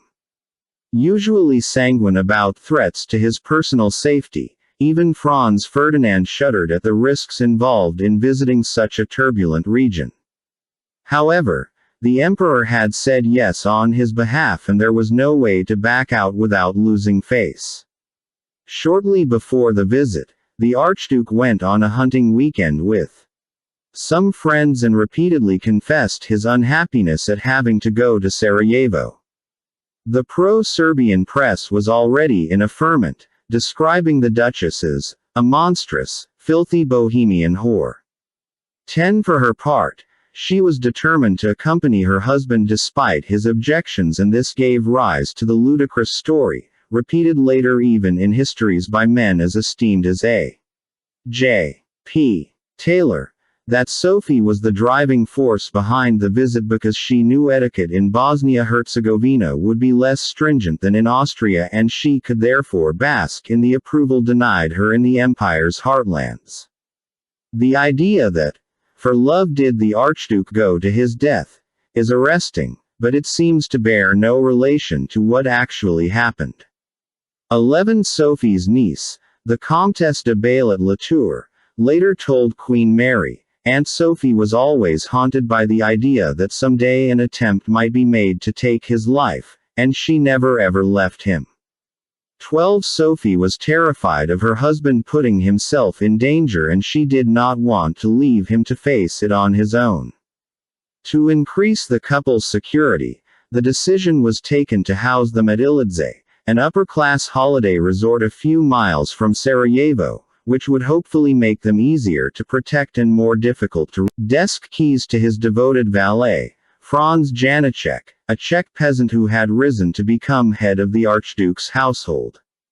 Janicek was given instructions on what to do with his employer's papers if something happened in Sarajevo. At the same time, at a cabinet meeting in Belgrade, the Serbian Prime Minister Nikola Pasic let slip to his colleagues that there were plans to assassinate the Archduke when he arrived in Sarajevo. For years, controversy raged about the extent of the Serbian government's involvement in the plot, but it now seems clear that Austria-Hungary's accusations, so crucial in starting the war, actually erred on the side of charity. The would-be assassin, a 19-year-old high school dropout called Gavrilo Princip with a depressingly predictable passion for Nietzsche and experience in one of the Black Hands training academies, was planning to murder Franz Ferdinand in a move coorganized with his former flatmates, Trifko Grabe and Nedeljko Kabrinovic. Princip's youthfulness and his undoubted love for his country have caused many writers to romanticize him as a passionate young idealist driven to commit a lone and terrible act through sheer desperation. But such an assessment does Princip a disservice. He was far more merit than Corday. His real radicalization took place not in occupied Bosnia but when he emigrated to nearby Serbia. It was in Belgrade that the slight young man gave himself over to the nationalist cause with a fervor that bordered on the ecstatic. It was the grand love of Princip's life and he was subsumed utterly by it. Not once did he express remorse for his actions, even when he saw that it had unleashed the First World War, and before embarking on his mission to Sarajevo, he stated his confidence in using terror to achieve the dream of a united Serbia. 14. Nor were his views confined to a small band of revolutionaries, rather they were shared by many of the most powerful figures in Serbia, including Colonel Dragutin Dimitrijevic, who was simultaneously both the chief of Serbian intelligence and one of the leaders of the Black Hand. It was he who gave Princip the 4 revolvers and 6 bombs needed to kill the Archduke, and vials of cyanide to kill himself once he was captured. It was he who arranged for Serbian custom officials to smuggle the 3 young men across the border, back into the Austro-Hungarian Empire. It was he who spoke with military attachés at the Russian embassy in Belgrade to see how deep Russia's commitment to Serbia would run if Serbia happened to get herself into difficulty with Austria, and it was he who tried to smooth things over with the Black Hand's Central Executive Committee when they tried belatedly to stop the attack, fearing that the Archduke's murder would bring the full wrath of Austria-Hungary down upon the tiny. Feeling that Austria was planning a war with us, I thought that the disappearance of the Austrian heir apparent would weaken the power of the military clique he headed, and thus the danger of war would be removed or postponed for a while. 15. How the head of Serbia's intelligence gathering could possibly have believed that Franz Ferdinand commanded a clique agitating for war when he had consistently lobbied for peace is difficult to fathom.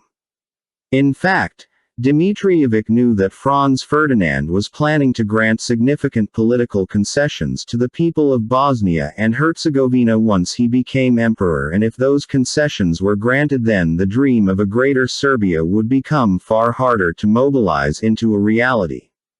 The impetus might fall away. Franz Ferdinand died not because he was a monstrous reactionary, but rather because he was an heir apparent whose plans would have pulled the rug from under some of the most dedicated nationalists in Europe. The Duchess of Hohenberg arrived at Ilidze by train on the 25th of June. One of her ladies-in-waiting, Countess von Wallenberg, kept her company while the Archduke cruised to join them on the Viribus Unitas, one of the flagships of the Austro-Hungarian Navy. A private yacht brought him ashore, where he tactfully addressed one of the welcome committees with a few sentences in Croatian. Large crowds of Muslims and Croats gathered to cheer his arrival, and he said he was deeply moved by their welcome. 16. When he arrived at Ilidze, he cabled his daughter to tell her how pretty their rooms were and how beautiful the weather was. The first few days of the trip continued in a similarly positive vein, soothing the imperial couple's fears of an attack. They went into Sarajevo to pay a visit to Elias Kabiljo, the merchant who had decorated their rooms at the hotel back in Ilidze, because they wanted to thank him personally. After that, a visit to the city's bazaar, where they were thronged by Muslim and Croat well-wishers. Shadowing them in the crowd was Gavrilo Princip, who later claimed that he did not shoot then because he never intended to kill Sophie, and at the bazaar she was standing too close to her husband. One of his fellow conspirators, Nedeljko Kabrinovic, contradicted him when he said that the conspirators had been given bombs, and if they could not get the Archduke when he was on his own, they had all agreed that we would sacrifice her and all the others. 17. At the weekend, the Archduke went off into the hills to watch the army maneuvers, which were judged a success, while Sophie went back into Sarajevo to visit churches, orphanages, schools and mosques. One of her visits brought about a reunion with a priest called Father Anton Puntigam, who had once been the Augustinian order. Sophie went to the school and met some of the students and teachers, before traveling back by train to Ilidze, where she telephoned her eldest son Max to wish him good luck in his final exam of the academic year. The night the Imperial Army's maneuvers ended, Princip left his colleagues drinking in a local tavern while he made a lonely pilgrimage to the tomb of Bogdan Zarajic, a member of the Black Hand who had shot himself 4 years earlier when his plan to murder the Austrian governor-general had failed. Princip laid a wreath on the grave. Back at Ilidze, the Archduke and the Duchess were hosting a 43-person dinner party for local dignitaries and members of their suite. Conversation initially centered on the Kaiser's recent visit to see the Rose Garden at Konopisk and the success of the visit to Sarajevo thus far. During the dinner, news arrived from Vienna that Max had passed his exams, prompting applause and a round of toasts in his honor.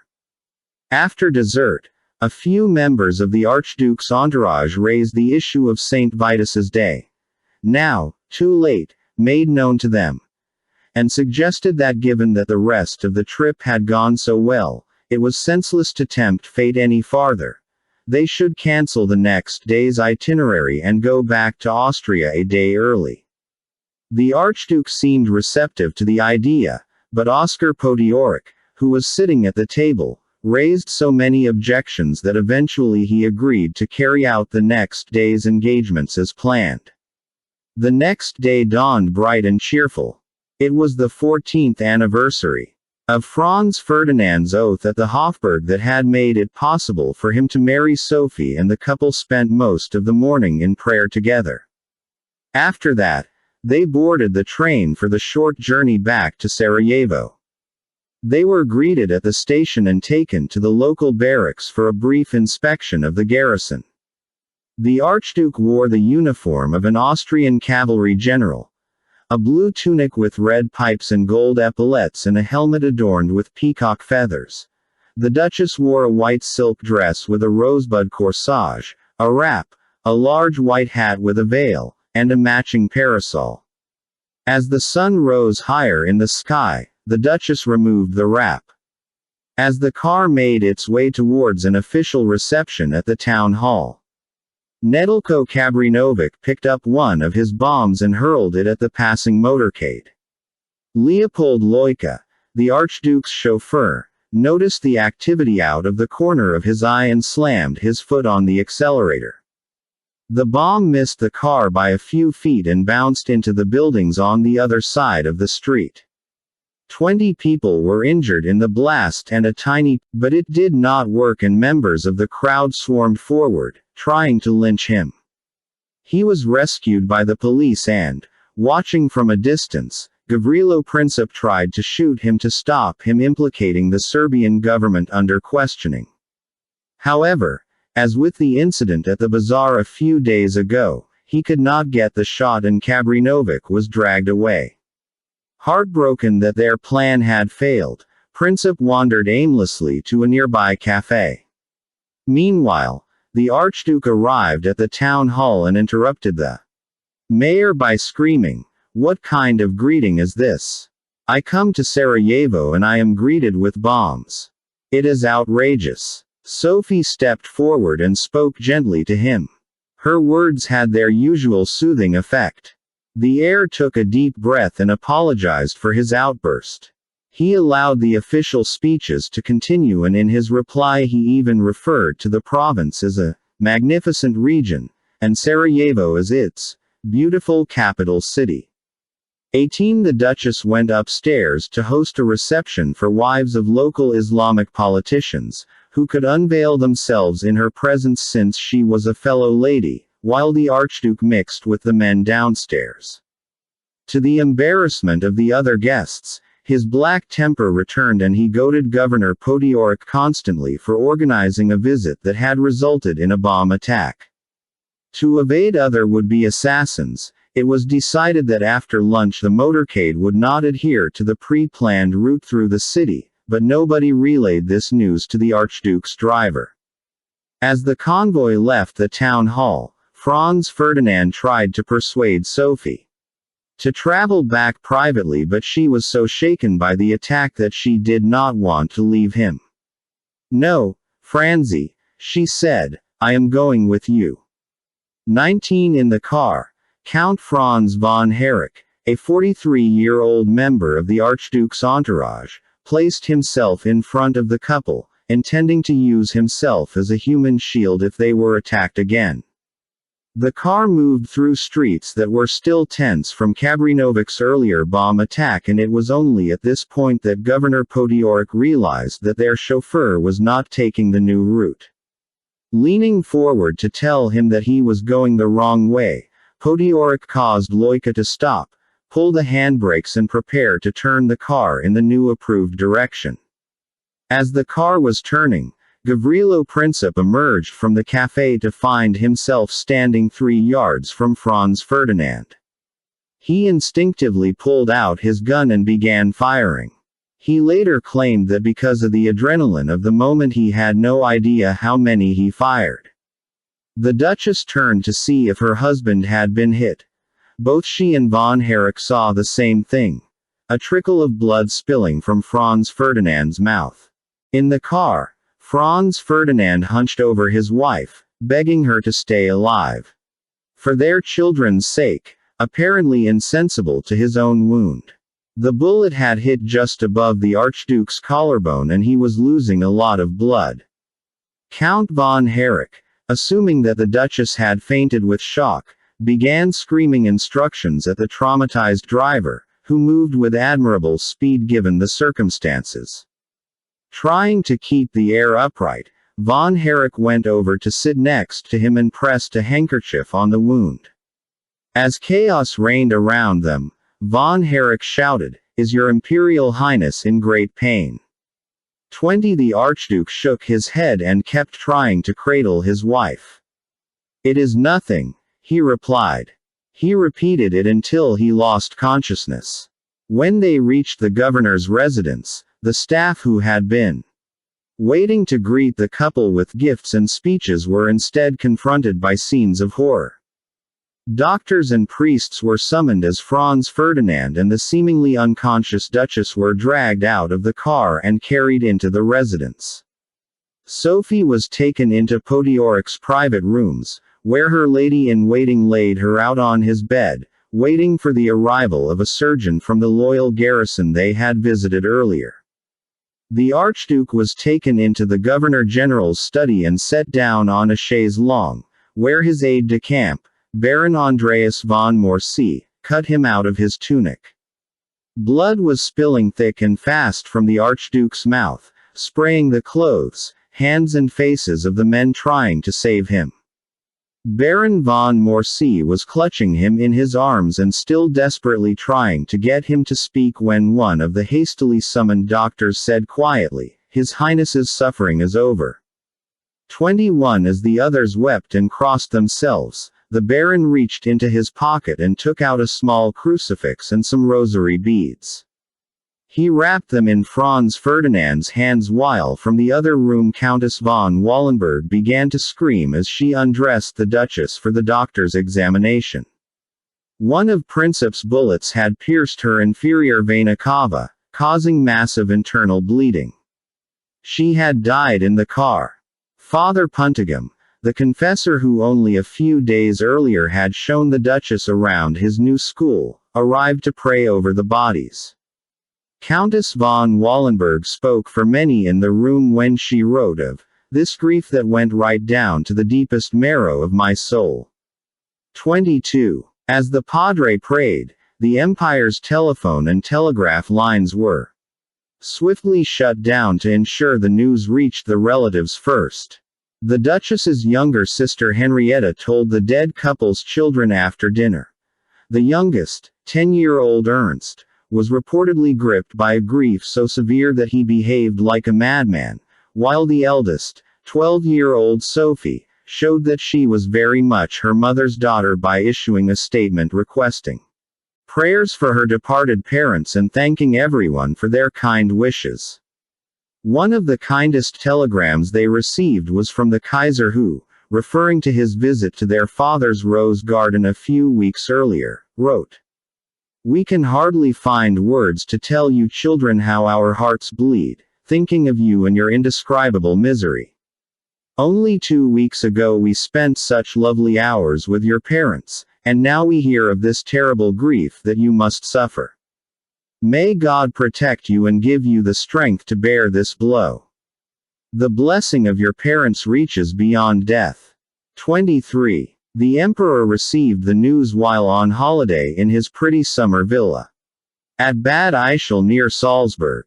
Accounts of how he took the news vary. One particularly awful version, which can be neither proved nor discounted, claimed that he suggested after a few minutes that the assassination had been part of God's plan to correct the damage Franz Ferdinand had done in marrying Sophie. 24. Perhaps the most reliable account comes from the Emperor's youngest daughter, the Archduchess Maria Valerie, who saw him shortly after he received the news. 25. She knew that relations between the men had been strained first by Franz Ferdinand's marriage and then by his politics, and she was honest enough to admit that her father was unlikely to be personally devastated by the death of a man whom he had disliked and distrusted.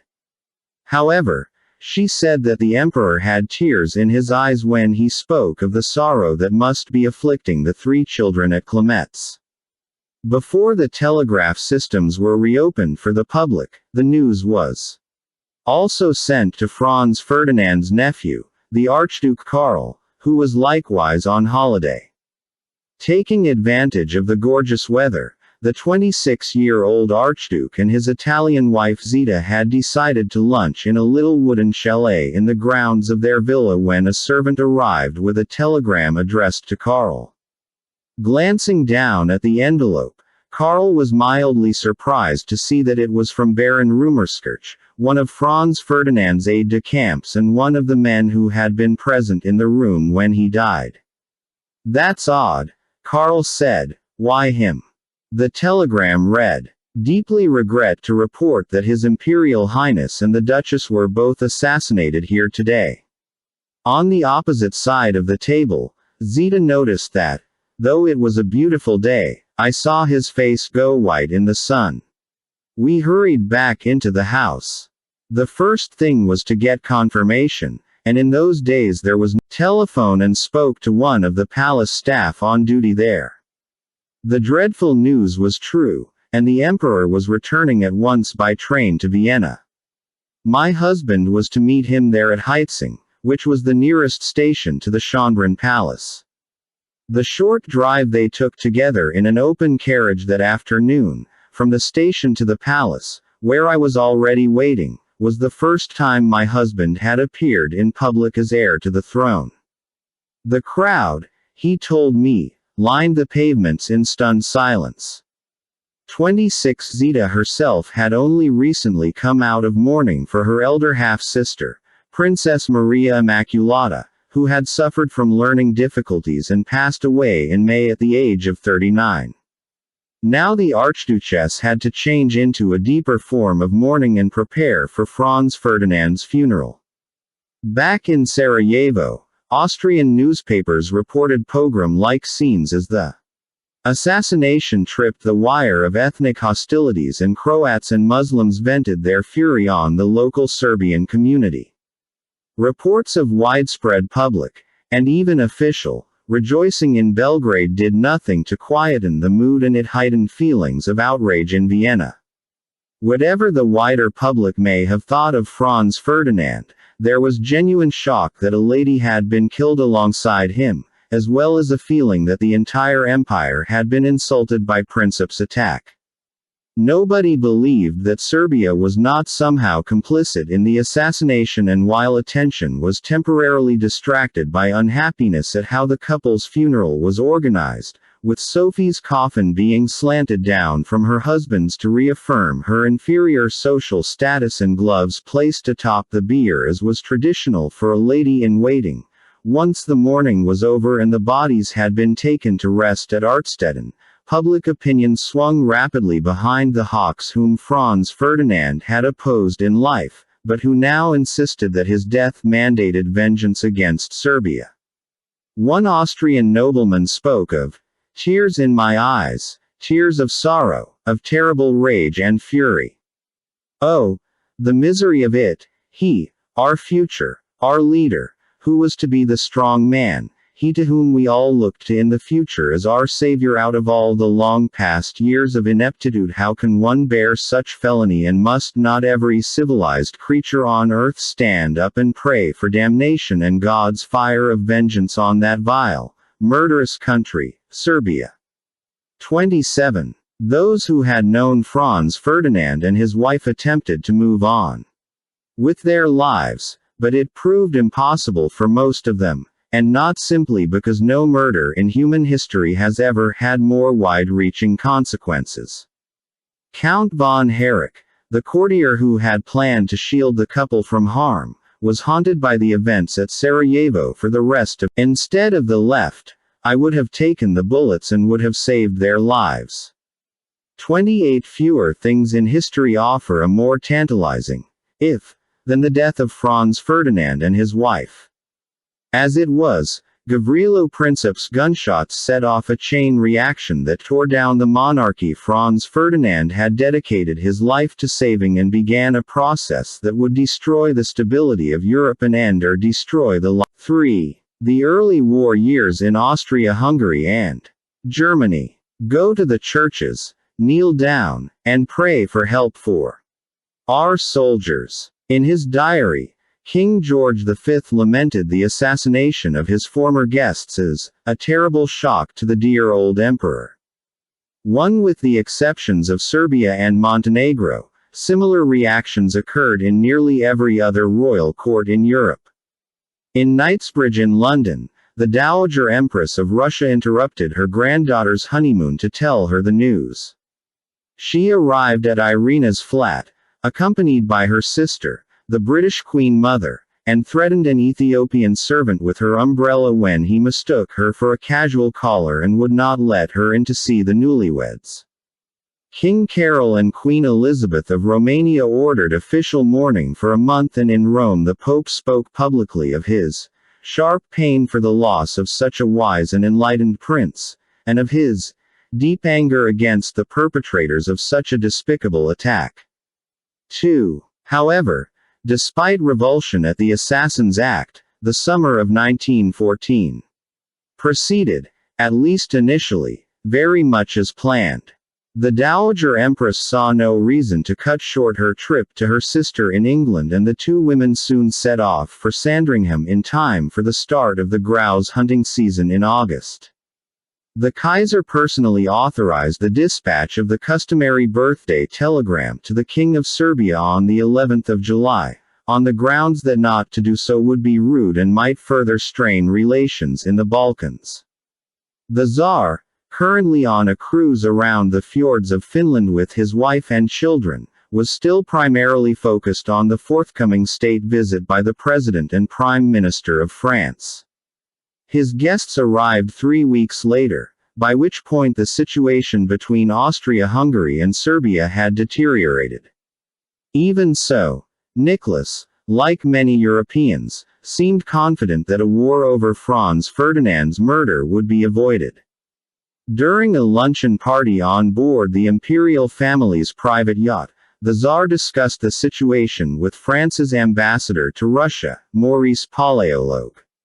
Many felt the Habsburgs would not declare war in the Balkans unless they knew they had support from Berlin.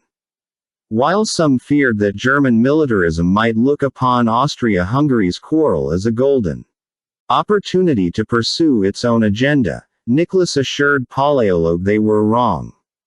Germany's bark, he insisted, was always worse than its bite.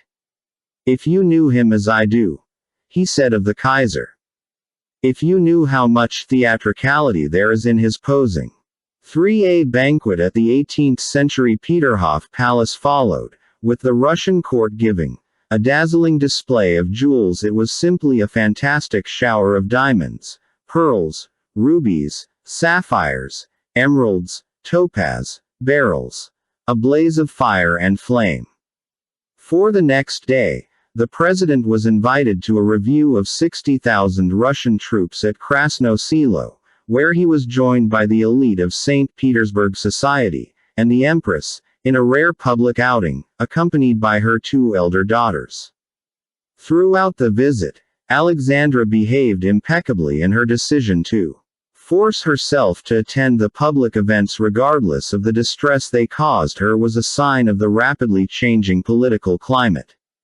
The French ambassador hit the nail on the head when he suggested that the Empress was anxious to be present to do honor to the President of the Allied Republic. 5. Whatever happened next, Russia's alliance with France was of the utmost importance, and the Tsarina wanted to do her patriotic duty by showing President Poincaré her high regard for him. At a state dinner held in his president's honor, the ambassador thought that Alexandra was a beautiful sight with her low brocade gown and a diamond tiara on her head. Her 42 years have left her face and figure still pleasant to look upon. After the first course she entered into conversation with Poincaré, who was on her right. Before long, however, Her smile became set and the veins in her cheek stood out. She bit her lips every minute. Her labored breathing made the network of diamonds sparkle on her bosom. 6. The blaze of fire and flame that Maurice Paleolog noticed in the jewelry of the Russian aristocracy at the Peterhof banquet was about to take on a far more literal meaning.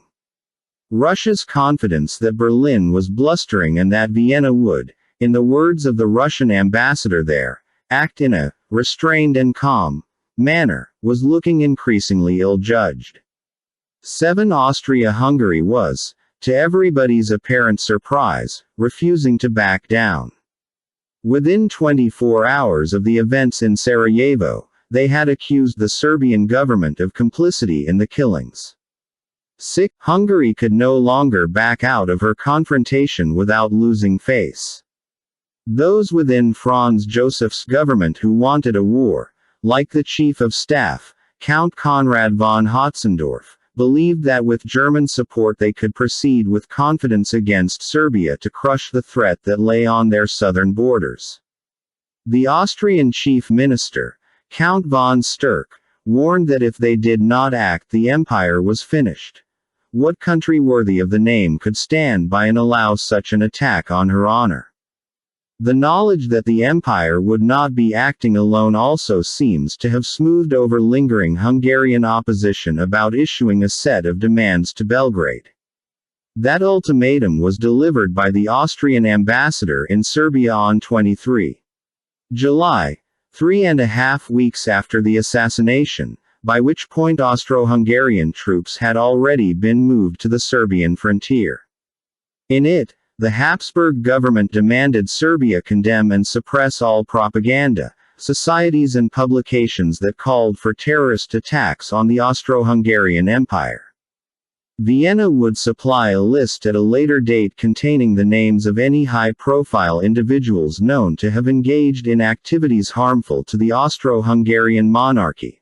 Once that list was received, the Serbian government must dismiss these people from public service. Explanations were to be provided as to why certain other officials had given interviews to the press in which they expressed clear hostility towards the Austro-Hungarians. Serbia must bring to trial all those who had been involved in plotting Franz Ferdinand's assassination, including the customs officials who let Princip and his co-conspirators cross the border. Austro-Hungarian representatives must be allowed to come into Serbia to oversee these arrests and to see if the promised suppression of the Black Hand and its sister organizations was carried out. It was that last clause that was the most controversial, because the Serbian government believed, or claimed to believe, that this was only a prelude to an Austrian invasion and the reduction of the Serbian government to nothing more than a satellite of Austria-Hungary. Within a few hours of receiving the ultimatum, Crown Prince Alexander of Serbia argued that to comply with it would rob Serbia of all vestiges of its honor. A line of reasoning that might have carried slightly more weight if his government had not just helped arrange the murder of his Austrian counterpart. However, Alexander's view was shared by many politicians across Europe, even those previously sympathetic to Austria-Hungary. Winston Churchill, then serving as First Lord of the Admiralty, thought the document was a bullying and humiliating ultimatum to Serbia, who cannot possibly comply with it. 8. Today, Ferdinand and Sophie von Hohenberg, the Austro-Hungarian ultimatum might not seem so excessive. However, it struck many at the time as an act of wanton belligerence, particularly in light of the unsavory impression created by so many of Franz Ferdinand's former opponents using his death as an excuse to pursue a policy that he had always regarded as lunatic. As the international mood darkened, talk in St. Petersburg, both in the press and high society, turned increasingly towards a mobilization of the army. Some, like the Tsar's cousin Grand Duke Nikolai, who would probably receive the position of the army's commander-in-chief in the event of a war, hoped that full or partial mobilization might persuade Germany and Austria-Hungary to reconsider. 9 others, like Nikolai's wife Anastasia, a princess of Montenegro by birth, which had been one of the few countries that had actually celebrated Franz Ferdinand's death, actively hoped for a war. At a dinner party during the French visit, the Grand Duchess and her sister, the Grand Duchess Militsa, were holding forth on their hopes for the rest of 1914. "There's going to be a war," she told the French ambassador. "There'll be nothing left of Austria. Our armies will meet in Berlin. Germany will be destroyed." Then, noticing that the Tsar had overheard her and seemed displeased, she whispered, "I must restrain myself. The Emperor has his eyes on me." 10. When a rumor circulated that Serbia had agreed to all the terms, there was surprise and disappointment in Berlin. Albert Ballin, the Jewish business genius responsible for the creation of the Imperator and her sister ships, was shocked at how some of his friends in government lamented that Serbia's acquiescence had robbed them of an excuse to go to war. At Ballin's suggestion that the Kaiser ought to be called back from his summer cruise on the North Sea, the foreign minister replied that if the Kaiser returned early to Berlin he would be in a much better position to stop the war, and nobody wanted that. When news leaked through confirming that Serbia had no intention of allowing Austrian officials to have any say in an internal investigation, the mood in Berlin lifted. On the 28th of July, Austria-Hungary declared war on Serbia. A day later, the British government communicated to Germany that although she hoped to remain neutral, she could not do so if Germany violated any previous peace treaties guaranteeing the neutrality of countries like Belgium, which Britain had vowed to protect under the Treaty of London. Given that the treaty had been signed 75 years earlier, there were those in London who were arguing that neutrality was the logical course to take. However, a series of German miscalculations, culminating in the invasion of Belgium and then of France itself, forced their hand. Britain must either fight or accept the possibility that it would never again be taken seriously as a force within European politics. The Austrian declaration of war on Serbia infuriated the Tsar.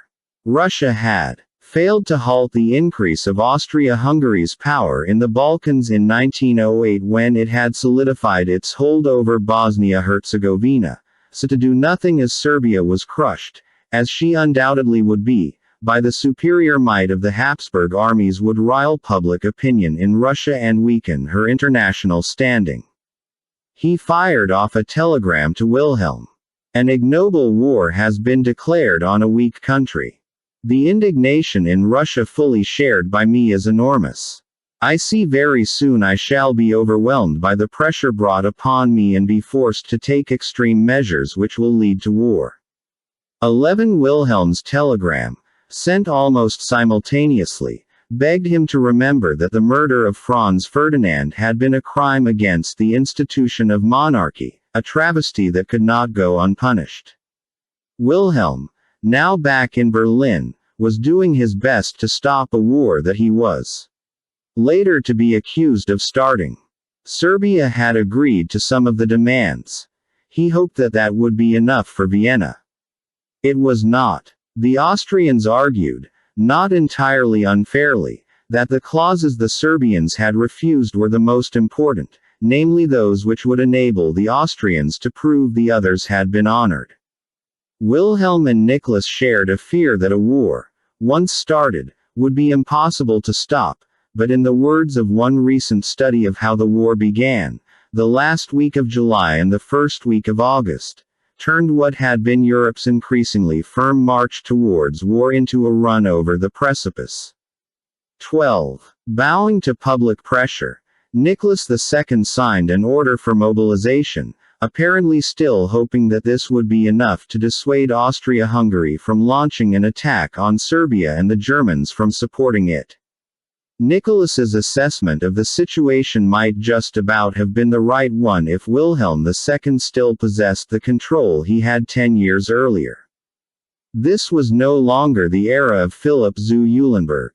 The Kaiser's political role had been limited by constitutional ambiguities, the disgrace of his favorite and his own flair for public relations disasters. His 32-year-old son and heir, a womanizing football and tennis enthusiast, Crown Prince Wilhelm, claimed later that the war had been something Germany never wanted, but in the summer of 1914 he was doing everything certain Germany could win it. Confident that Britain would fall back on her usual position of splendid isolation, the theory went that if a war was to come it had better come before Russia had a chance to complete her industrialization.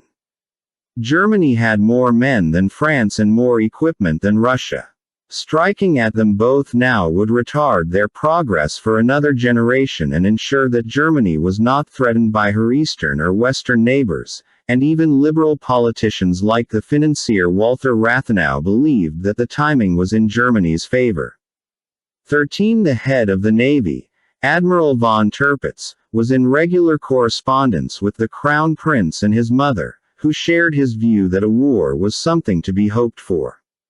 The Crown Prince's role in the events of 1914 is often ignored, but young Wilhelm's popularity with the most prominent figures in the armed forces unsettled his father. The foreign minister's off-the-cuff remark to Albert Ballin, that the Kaiser would only get in the way if he came back from his holiday, showed how many of his ministers had come to disdain Wilhelm's ability to talk war only when there was no chance of it actually happening. Wilhelm, for all his aggressive syntax, was regarded as a de facto pacifist by those who knew him. In contrast, the Crown Prince, despite being married to the half-Russian Cecilia of Mecklenburg-Schwerin, was well liked with those who controlled the country's military. Von Tirpitz believed that the Crown Prince sees things really clearly, while young Wilhelm belittled his father's advisors as weak, spineless fellows, always trying to save the emperor from unpleasantness and difficult decisions. 14. With war clouds gathering and the Kaiser's mood increasingly unstable as he tried desperately to cling on to his hope of peace among the monarchies and continued economic growth for Germany, he felt threatened by his son's closeness to some of the most powerful men in the empire. Wilhelm II, who had always venerated the Prussian military, now seemed to be losing its respect entirely through his dithering. In a cordial conversation with the outgoing Austrian ambassador, Count von Mensdorff, recalled to Vienna at the outbreak of hostilities, King George V blamed the Crown Prince and his allies far more than he did the Kaiser. I don't believe Wilhelm ever wanted war, but he was afraid of his son's popularity. His son and his party made the war. 15. The Kaiser may not have wanted the war, but he did. That France's last experiment with monarchy had ended as recently as 1870 thanks to his grandfather's invasion of France was a point that seemed to have missed Wilhelm entirely. All he saw was a troublesome and untrustworthy republic to the west. However, he was not an annexationist. He wanted no German empire in France or Belgium, and he wanted more than anything to avoid a war with Imperial Russia. In short, he was confused and, as with so much of that terrible summer, any number of outcomes were possible with Wilhelm. On the 1st of August, the Hawks got their way. Germany declared war on Russia, citing their recent mobilization as justification. A plan devised with this eventuality in mind by the recently deceased Count Alfred von Schlieffen now swung into action. Russia had larger armies and she also had an ally. Dealing with one meant crushing the other. Germany must not have the nightmare scenario of a war on two fronts. She would invade France as she had in 1870. Once again securing a lightning victory that would knock the Republic out of the war and allow Germany to turn east to deal with Russia. The plan assumed that given the vast size of the Russian Empire and her comparatively underdeveloped railway system, she would need about 6 weeks to mobilize, the same amount of time allowed for a German victory over France. To avoid entanglements with any French lines of defense, the German plan was to march through Belgium. The young king of the Belgians, Albert I, had already refused permission for one neighbor to use his country as a base to invade another, but on the 3rd of August the Germans declared war on France and Belgium was invaded. King Albert assumed personal command of his armies, and although Belgium stood no chance of victory, they managed to slow German progress. Within days of the war opening, the Schlieffen Plan that had promised such a quick victory had already failed. The British had every intention of honoring the Treaty of London, and by September the French and British armies had arrived in Belgium and the north of France, digging themselves into trenches to face their German opponents. The Western Front, the theater of war in which millions of lives were lost and grotesque advancements in military technology were pioneered, had opened. The declarations of war brought jubilant crowds onto the streets of the European capital. Photographs of that joy and confidence in a swift victory have since become iconic images of a society's blind arrogance and the pre-war world's ignorance. However, become the dominant region in global politics because their superior powers of reasoning had produced centuries of progress that enabled them to technologically and economically outpace the rest of the world, now seemed shaken by a war within the club, as it were, and one which could on multiple occasions have been prevented. The Kaiser had all of these misgivings and more. As pro-war crowds surged through Berlin's boulevards to gather outside the Stadtschloss, Wilhelm's principal residence in the capital, the Kaiser appeared on the balcony and gave a speech devoid of his usual jingoistic bravura. A momentous hour has struck for Germany. Envious rivals everywhere force us to legitimate defense. The sword has been forced into our hands. I hope that in the event that my efforts to the very last moment do not succeed in bringing our opponents to reason and in preserving peace, we may use the sword, with the help of God, so that we may sheathe it again with honor. War will demand enormous sacrifices by the German people, but we shall show the enemy what it means to attack Germany. And so I commend you to God. Go forth into the churches, kneel down before God, and implore his help for our brave army. A few days later, while giving a speech to the Reichstag, Wilhelm appealed for unity. I thank you from the bottom of my heart for the expression of your love and loyalty. In the struggle which lies before us, I recognize no more parties among my people. There are only Germans without difference of party, class or religion. Proceed with me through thick and thin, hardship and death. 16 But in private and within days of the war commencing, palace servants were worried. To them, he seemed tragic and downtrodden. 17 He swung from moments of optimism to ever-lengthening spells of sluggishness and unhappiness. Even news of victories in Belgium, like the fall of the city of Liege in the opening days of the conflict, did not seem to lift his mood. One of his modern biographers has put forward a diagnosis of manic depression, which had first manifested itself during a brief breakdown in 1908 after the humiliation of Philipp zu Eulenburg, which would certainly fit with much of his behavior after that summer.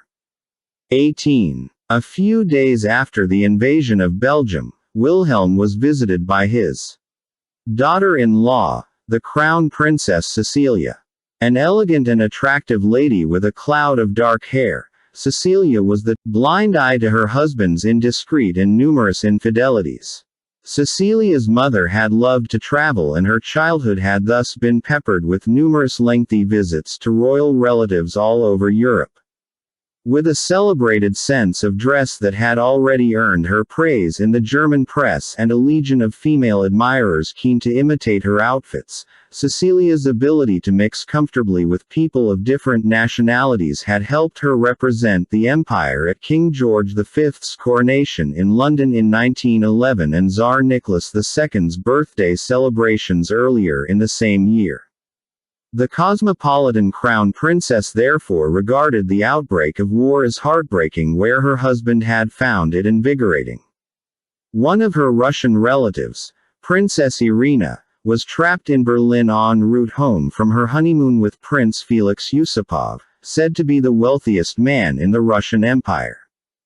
They were the couple who had been awoken in Knightsbridge by the Dowager Empress's tenacious umbrella attack on their overprotective doorman.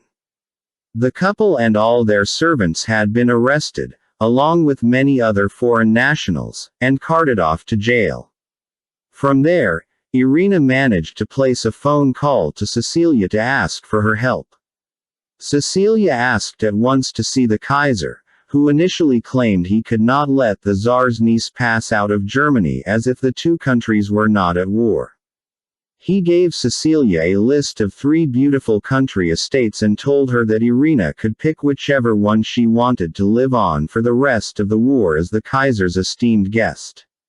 At this point, Wilhelm did not seem to realize that allowing a Russian princess to stay in Germany would be far more unpopular than allowing her to go. Cecilia did her best to change his mind, but he did not listen until the Spanish embassy, representing a neutral kingdom, also appealed on the couple's behalf.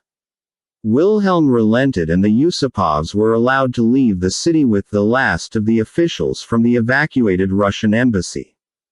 As they made their way to the Anhilder station, their vehicles were pelted with stones and rubbish by an angry crowd. Cecilia, pregnant with her 5th child, was relieved that her cousin had been allowed to go home but distressed that the situation had arisen in the first place. Other members of the German imperial family were in much better spirits. 2 of the Kaiser's sons, Adalbert and Oscar, were married in low-key ceremonies in the war's opening week. The Empress set about converting 6 seldom-used palaces into hospitals and soldiers' convalescent homes. The Crown Prince was given command of the Fifth Army, although it did nothing to ameliorate his flair for rivaling his father. Distressing the Empress, who always regarded him as her most fragile child ever since his premature birth, ironically brought about in part by his mother's fury at her sister-in-law abandoning Protestantism. Prince Adel was given command of the Prussian First Foot Guards. Prince Augustus took up residence in the Regensburg Palace north of Berlin, where he was joined by his adjutant and rumored lover, Hans-Georg von Mackensen, the son of Field Marshal von Mackensen, one of the commanding generals on the Eastern Front, to oversee the administration of the province in wartime. Augustus's younger brother, the newlywed Prince Oscar, commanded the King Wilhelm I Regiment on the Western Front and received the Iron Cross, First Class, for valor when he led his men into the charge at the Battle of Verdun and only stopped when he collapsed and had to be carried off the battlefield.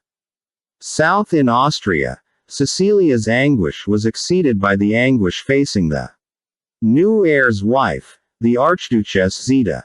Like Cecilia, Zita of Bourbon-Parma had many relatives on the other side of the trenches, some of whom had been holidaying with her when war was declared. In her case, she had to beg Franz Joseph to let her 2 brothers, Sixtus and Xavier, leave Austria to join the Belgian army. The Archduchess was understandably distraught that her husband and brothers would be fighting in opposite camps, but Karl told his brothers-in-law that, just as it was his duty now to join the army, so it was our duty to return. 19. Permission was granted in the last week and the 2 princes were brought to the border with Switzerland. At the same time, the friend who had given Zita away at the altar in 1911 was taken out of the empire under armed escort because he had fought in the Russian armies in their war against Japan in 1904.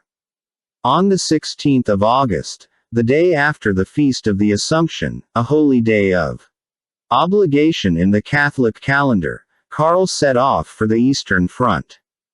In her husband's absence, Zita was invited to move with her 2 children into the Schönbrunn Palace to live with the emperor. Sometimes seen as the Habsburgs' riposte to Versailles, the Schönbrunn was a magnificent Baroque extravagance dating from the reign of the 18th-century Empress Maria Theresa and, like Versailles, it was famed for its wonderful gardens. Zita moved there with 2-year-old Otto and his baby sister Adelheid, where they were with the emperor to receive news of several promising Austrian victories in the autumn. With her husband gone, Zita spent much of her mornings visiting military hospitals. In August 1915, she was awarded the Service Medal. Wilhelm. Cracks were already beginning to appear in the alliance as the war came to be seen more as Germany's than Austria-Hungary's. After all, it was Germany who had caused Britain, France and Belgium to become involved in a conflict that was initially to have concerned nobody bar Austria-Hungary, Germany, Serbia and Russia, at the very most. Visits by Wilhelm and his entourage also accentuated the old tensions between the Austrians and the Prussians, highlighting what the former saw as the charm of the South against the aggressive bad manners of the North. Interestingly, given her future attempts to break the Austrian alliance with Germany, Zita seemed even at this early stage to bristle at the arrival of the Prussians in Vienna.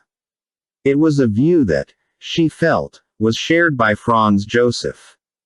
One felt there was never any real contact between them, she wrote later.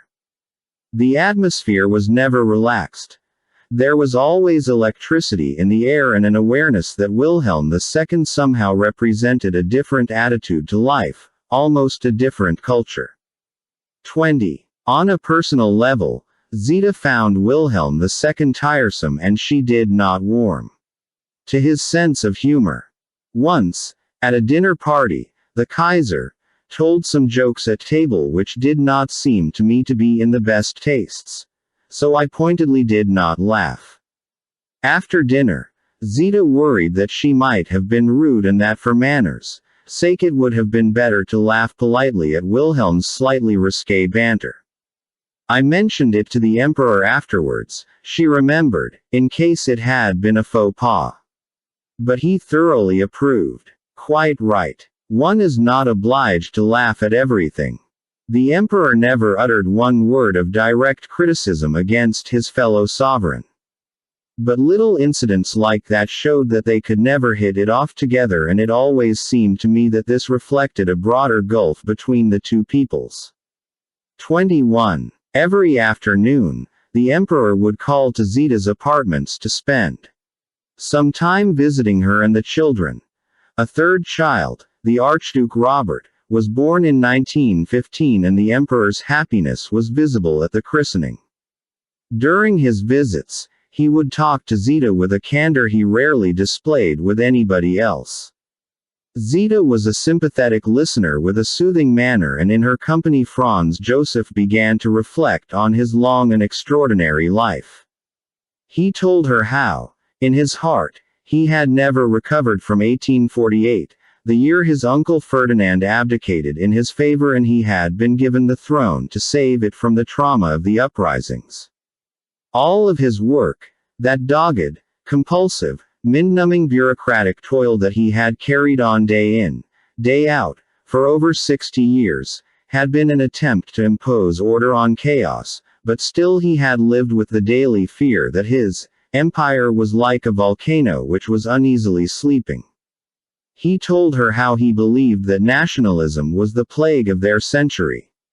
How he had done everything he could to halt its progress. His fears grew as the years passed, not only because he saw it the empire threatened by nationalist movements and the growth of parliamentary pressure, but because its future depended on alliances with all their uncertainties and weaknesses. 22. Watching him at close quarters, Zita believed he was horrified by the war that had been unleashed by Franz Ferdinand's murder, and it was only years later that she could appreciate that he had been right in believing that a war that had been intended as one of revenge for an act of terrorism had in fact rapidly become one driven by the worst excesses of his own bête noire, nationalism. Yet as a young woman in 1914, Zita, like many Austrians, continued to believe that their cause was just because their initial provocation, the murder of the heir apparent and his wife, was manifestly one in which Austria was in the right and Serbia was in the wrong. One afternoon the Archduchess was in high spirits after hearing news of a victory on the Eastern Front where her husband was stationed, but when she congratulated the Emperor he sighed.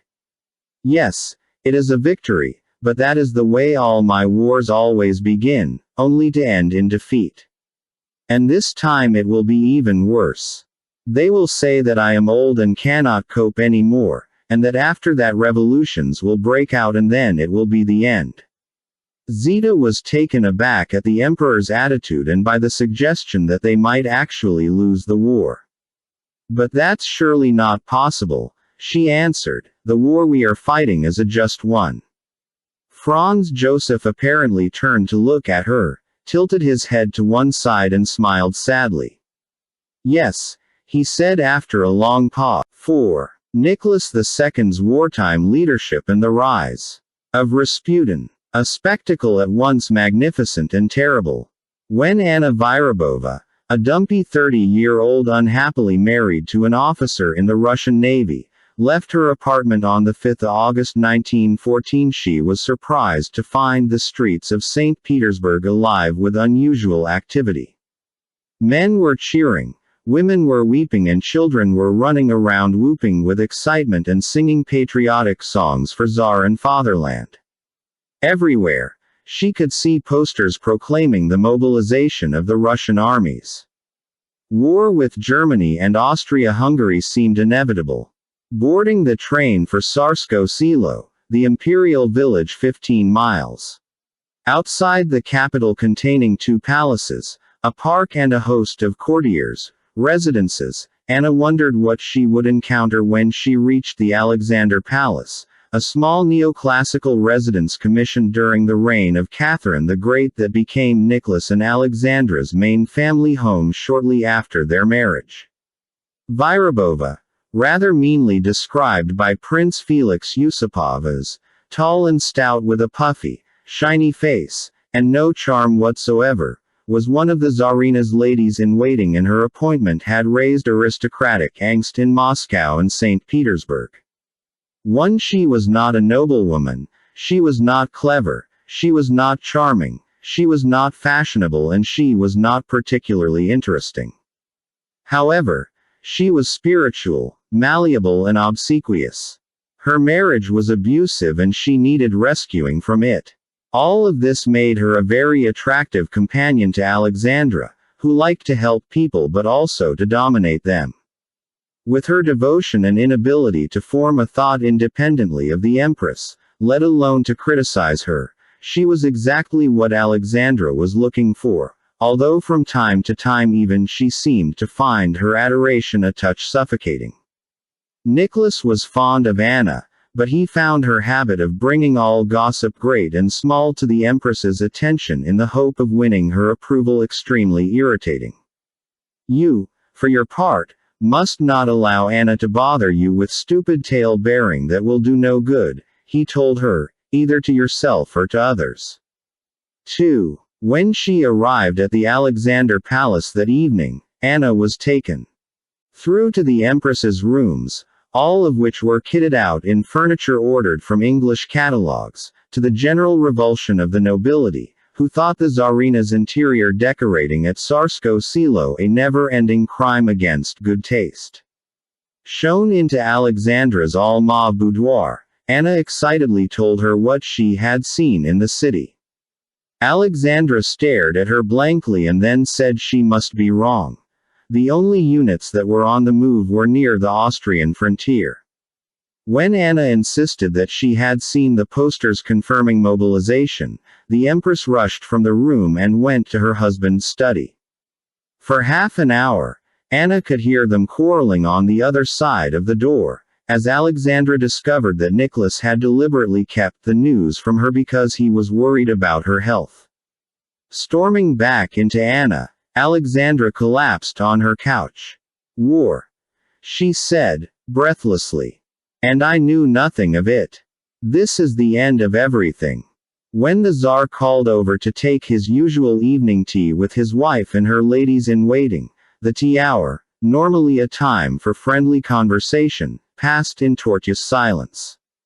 Anna wrote later that for the next few days, the depression of the Empress continued unrelieved.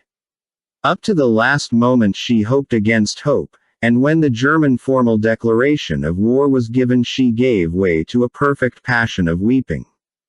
3. Alexandra's horror was shared by some of those who had once been close to her husband. Sergei Witte, the financial wizard who had been shunted off into the political wilderness for mishandling the crises of 1905, tried to use every connection left to him to stop a conflict. He thought it was fundamentally wrong to go to war on Serbia's behalf, because after what had happened to Franz Ferdinand they were only going to suffer the chastisement they deserved. When someone suggested that a victory might bring an increase in Russia's size, Witte snapped, "Good heavens! Isn't His Majesty's empire big enough already? And even if we assume a complete victory, the Hohenzollerns and Habsburgs reduced to begging for peace, it means not only the end of German domination but the proclamation of republics throughout Central Europe.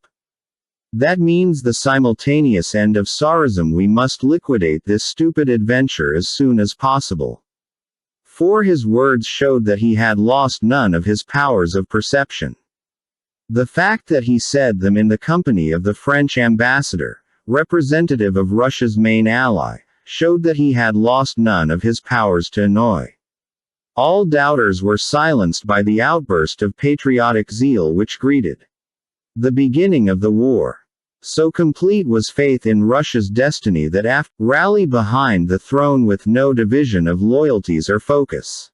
When the Tsar and Tsarina appeared on the balcony of the Winter Palace in St. Petersburg, a crowd of tens of thousands was waiting for them. It spontaneously burst into a chorus of "God Save the Tsar." As flags waved, Nicholas bowed before his people, and cheers erupted for a war in defense of Holy Mother Russia.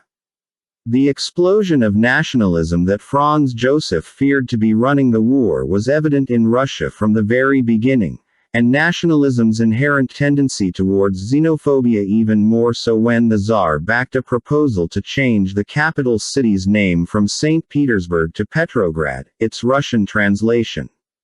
So far the same sentiments had not turned on Nicholas's German-born wife, but it was only a matter of time. Alexandra, determined to be useful, contacted the Red Cross and set about training as a student nurse, while she also financed the building of a state-of-the-art military hospital in the grounds of Tsarskoye Selo. Where many other upper-class women were patrons of charities, Alexandra wanted to actually work for one. When she passed the course, she wrote happily to her sister Victoria, living in England, "We passed our exams and received the Red Cross on our aprons and got our certificates of Sisters of the Wartime. It was an emotion, putting them on, and appearing with other sisters." 5. Her two eldest daughters, 19-year-old Olga and 17-year-old Tatiana, also enrolled. Olga was expected to make an excellent nurse. She was the most naturally intelligent of the Tsar's 5 children and the most intellectually inquisitive, as well as the most socially and politically aware. By the age of 16, she had read Les Miserables, Victor Hugo's epic tale of the exploitation and suffering of the working classes as a result of the Industrial Revolution. She was unsettled by the sight of peasants falling to their knees as the imperial family passed by, and she asked her Belfast-born nanny, Margareta Eager, to pass on a message that it was not necessary. 6. When, at the age of 18, she was allowed access to some limited funds of her own, she made inquiries about disabled children in the surrounding area and promptly began anonymously siphoning off money to pay for their medical bills. In contrast to the more thoughtful Olga, the Grand Duchess Tatiana was outgoing and regal. Olga spent hours practicing her piano. Tatiana practiced less, cared less and played better. Tall, self-possessed and very beautiful, she had dark auburn hair and arresting dark blue eyes similar to her father's. Her manners were immaculate. An officer of the Imperial Guard said that with Tatiana, you felt that she was the daughter of an emperor. 7. More confident than her other sisters and more ill temper sent Tatiana into a torment. If she, or any of the children, did anything that might have annoyed her mother or aggravated her unhappiness, Tatiana would dispatch letters via the servants asking after her mother who, more often than not before the war, had taken to her bed. Alexandra's responses were frequently terse and commanding. Try to be as good as you can and not cause me worries, then I will be content. I really can't come upstairs to the children's apartments and check how things are with lessons, how you are behaving and speaking. 8. The two sisters were very close and there was no sense of rivalry despite their differences, but surprisingly it was Tatiana who proved to be a hardier nurse than either her mother or elder sister. Alexandra's heart palpitations and sciatica obviously meant that her usefulness in the hospitals was limited. In the Empress's case, the spirit was willing but the body was weak. After a year or so of exhausting work, Nicholas had to intervene to force his wife to cut her hours. Olga found herself retching, vomiting and even fainting at the operations, and so it was Tatiana who trained to go into the theaters to assist the surgeons, while Olga worked tirelessly in the wards, talking to the soldiers and helping the other nurses wherever she could. Anna Vyrobova joined the hospital as well and all were present when a soldier died in front of them. All behaved well, Alexandra wrote, none lost their head and the girls were brave. They and Anna had never seen a death. But he died in an instant. It made us all sad as you can imagine. How near death always is. 9. One soldier in the hospital had suffered a cerebral contusion, a traumatic brain injury that brought with it intermittent bouts of lucidity. Every day when Alexandra came by his bedside, he would initially confuse her with his mother, who had recently passed away. The Empress would sit by his bed and talk to him. He stares, she told Nicholas, then recognizes me, clasps my hands to his breast, says he now feels warm and happy. 10. For all her prudery, she changed the soldiers, bandages without complaints, shaved around their wounds, helped the doctors with amputations, sterilized medical equipment and cradled the wounded when they began to scream or cry out in their sleep. One's heart bleeds for them, she wrote to her husband. I won't describe any more details as it is so sad, but being a wife and mother I feel for them quite particularly. 11. She and Olga befriended a young soldier wounded in an attack on the Austrian lines. He was in the hospital for 4 months without much sign of improvement and morning and she spent an hour or so with him in the afternoon. She and the other nurses realized that the young man was going to die, so she decided that she did not want him to die on his own, hence the length and frequency of her visits to his bedside. After a few months, she wrote to her husband, my poor wounded friend has gone. God has taken him quietly and peacefully to himself. I was as usual with him in the morning and more than an hour in the afternoon. She was not, to her distress, there when the young man passed away. Earlier in the day, he had told one of the nurses that he was a little bit uncomfortable but that it was nothing too serious. 10 minutes later, the same nurse came back and said he took a few deep breaths before gently passing away. Olga and I went to see him, Alexandra wrote that night. He lay there so peacefully covered under my flowers I daily brought him, with his lovely peaceful smile, the forehead yet quite warm.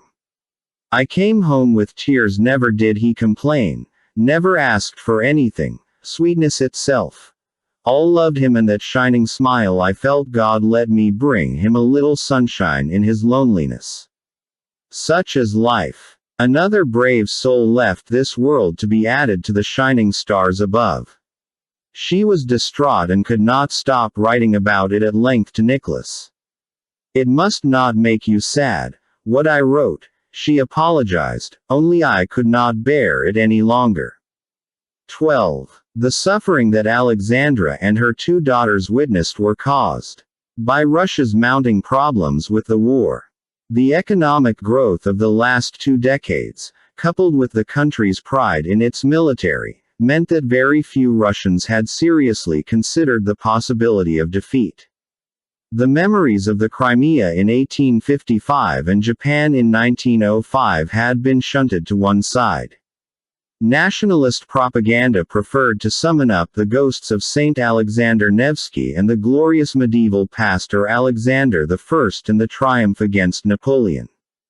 This optimism had not been completely misguided. With its enormous army, in a short war Imperial Russia could match its enemies. However, the economic growth experienced under Nicholas II and his father was too recent and thus too shallow to sustain a long-term war of attrition, a fact that was horribly exposed in the war's first year. So much has been written about Tsarist Russia's failure in the war that it is easy to imagine that there were never any successes. There were victories, particularly in the campaigns against Austria-Hungary, but defeats, when they came at a truly terrible cost. At the end of the first month of the war, the Germans lost approximately 5,000 men in their cavalry charge was shown to be no match for the modern world of machine guns and heavy artillery. In the opening few days of the siege of the Austro-Hungarian fortress at Przemyśl, 40,000 Russians were killed. News of the slaughters and the thousands of bereaved families began to rapidly erode enthusiasm for the conflict.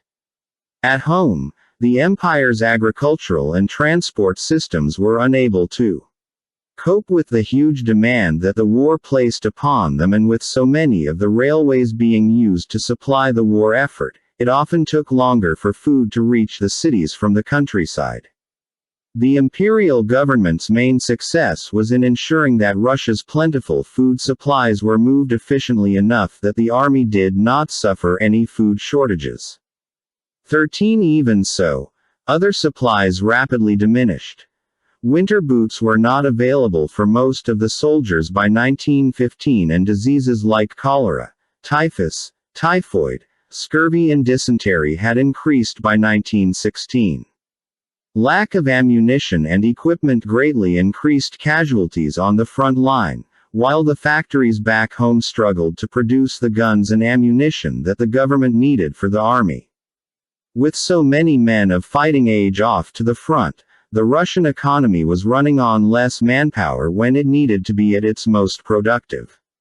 By March 1915, it was clear that a munitions crisis was facing the Russian army, and at military headquarters, known as Stavka, its highest-ranking leaders were blaming each other or the civil servants at the Ministry of War, but never themselves.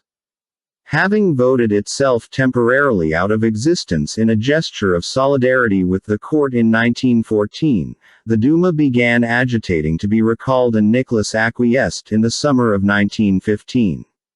A faction emerged known as the Progressive Bloc, a loose but powerful coalition consisting of about 2/3 of the members of the Duma who were committed to significant legislative changes once the war was over, but who also wanted to form a pressure group of sorts that would have a say in ensuring that competent ministers were appointed until that peace was won. Despite what the Tsarina and several of her friends believed, they were not an anti-monarchist lobby, but the fact that they existed at all was proof of a lively concern within the empire's educated elite about what would happen now that the government had finally decided to intervene in the ineptitude on display at Stavka. Grand Duke Nikolai would have to go as commander-in-chief.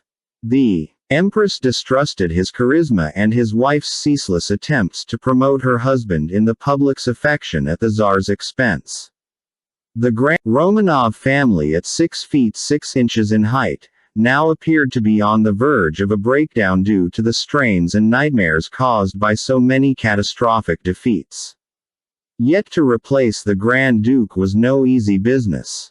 A Romanov could not be supplanted by a commoner or even a nobleman without it being interpreted as a calculated assault on his honor.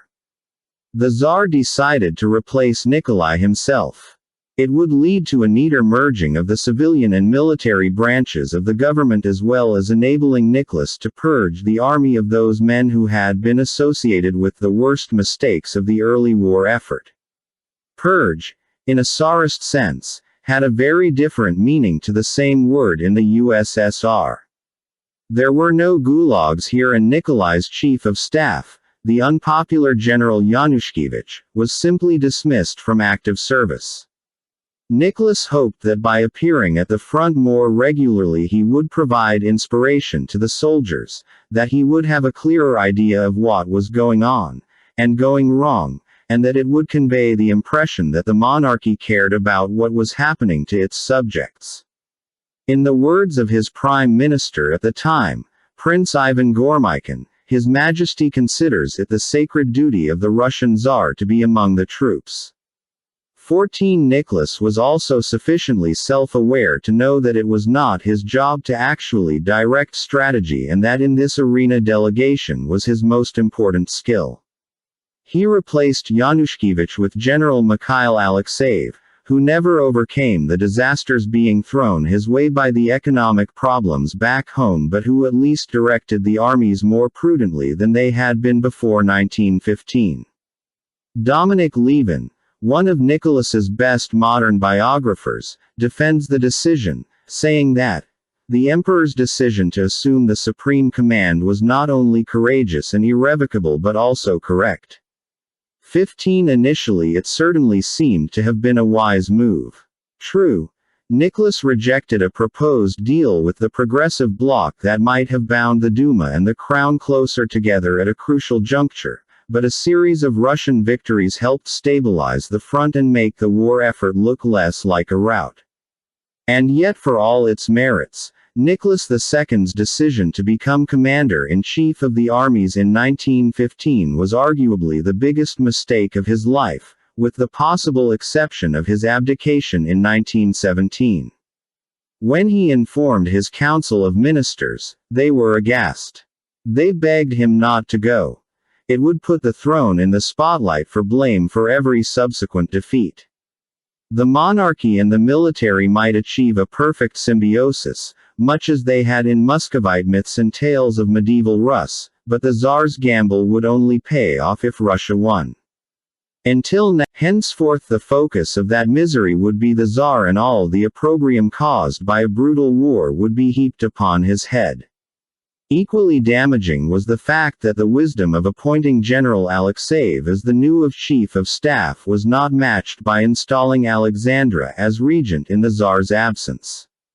The Tsarina had a terrible working relationship with most ministers. Her shyness made her uncomfortable even in the presence of men who shared her views. Her suspiciousness now bordered on paranoia because she chose to see the formation of the Progressive Bloc as a prelude to a treasonous usurpation of monarchical authority, a second coming of the tennis court oath, and she was a German. She would not have described herself as such, and indeed to all intents and purposes Nicholas II was married to an Englishwoman. The daughter of an English princess, raised in a house built on British lines with British furniture, cared for by English nannies and sent to spend most of her time under the care of her grandmother Queen Victoria after her mother died nursing her children through the diphtheria epidemic of 1878. Even after 20 years of marriage, Alexandra's ladies-in-waiting noticed that she spoke Russian with a strong English accent. 16 She also detested the Second Reich and distrusted her cousin Wilhelm. However, to the wider public all that mattered was that the Tsarina had been born in a city that was now part of Germany, and the nationality of Nemka, the German woman, became a focus for speculation as the Tsar chose to leave the day-to-day business of government in the hands of a foreigner.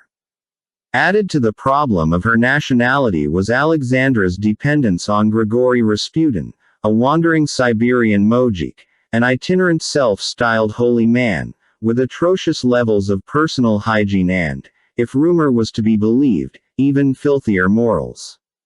They had first been introduced a decade earlier when the Grand Duchess Militsa, who changed spiritual fascinations like other people changed outfits, brought him to the Tsarina's attention.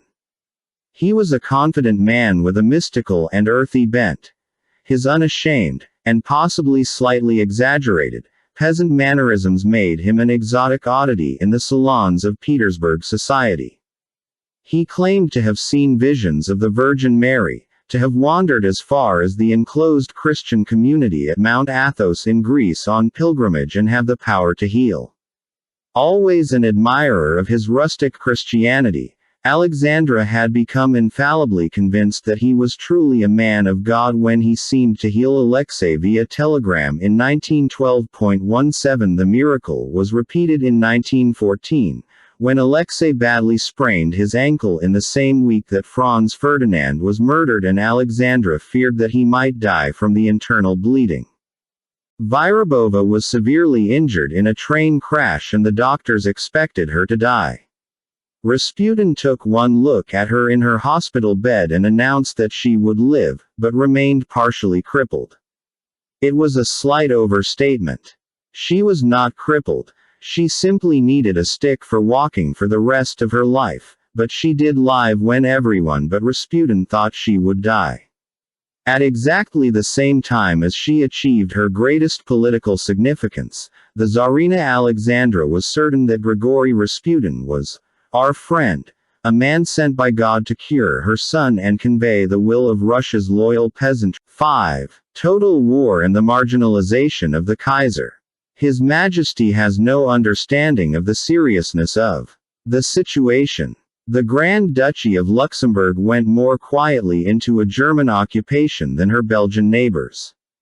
The reigning Grand Duchess, 20-year-old Marie Adelaide, protested the Second Reich's invasion of her country, but she was pragmatic enough to realize that there was very little she could do to stop it.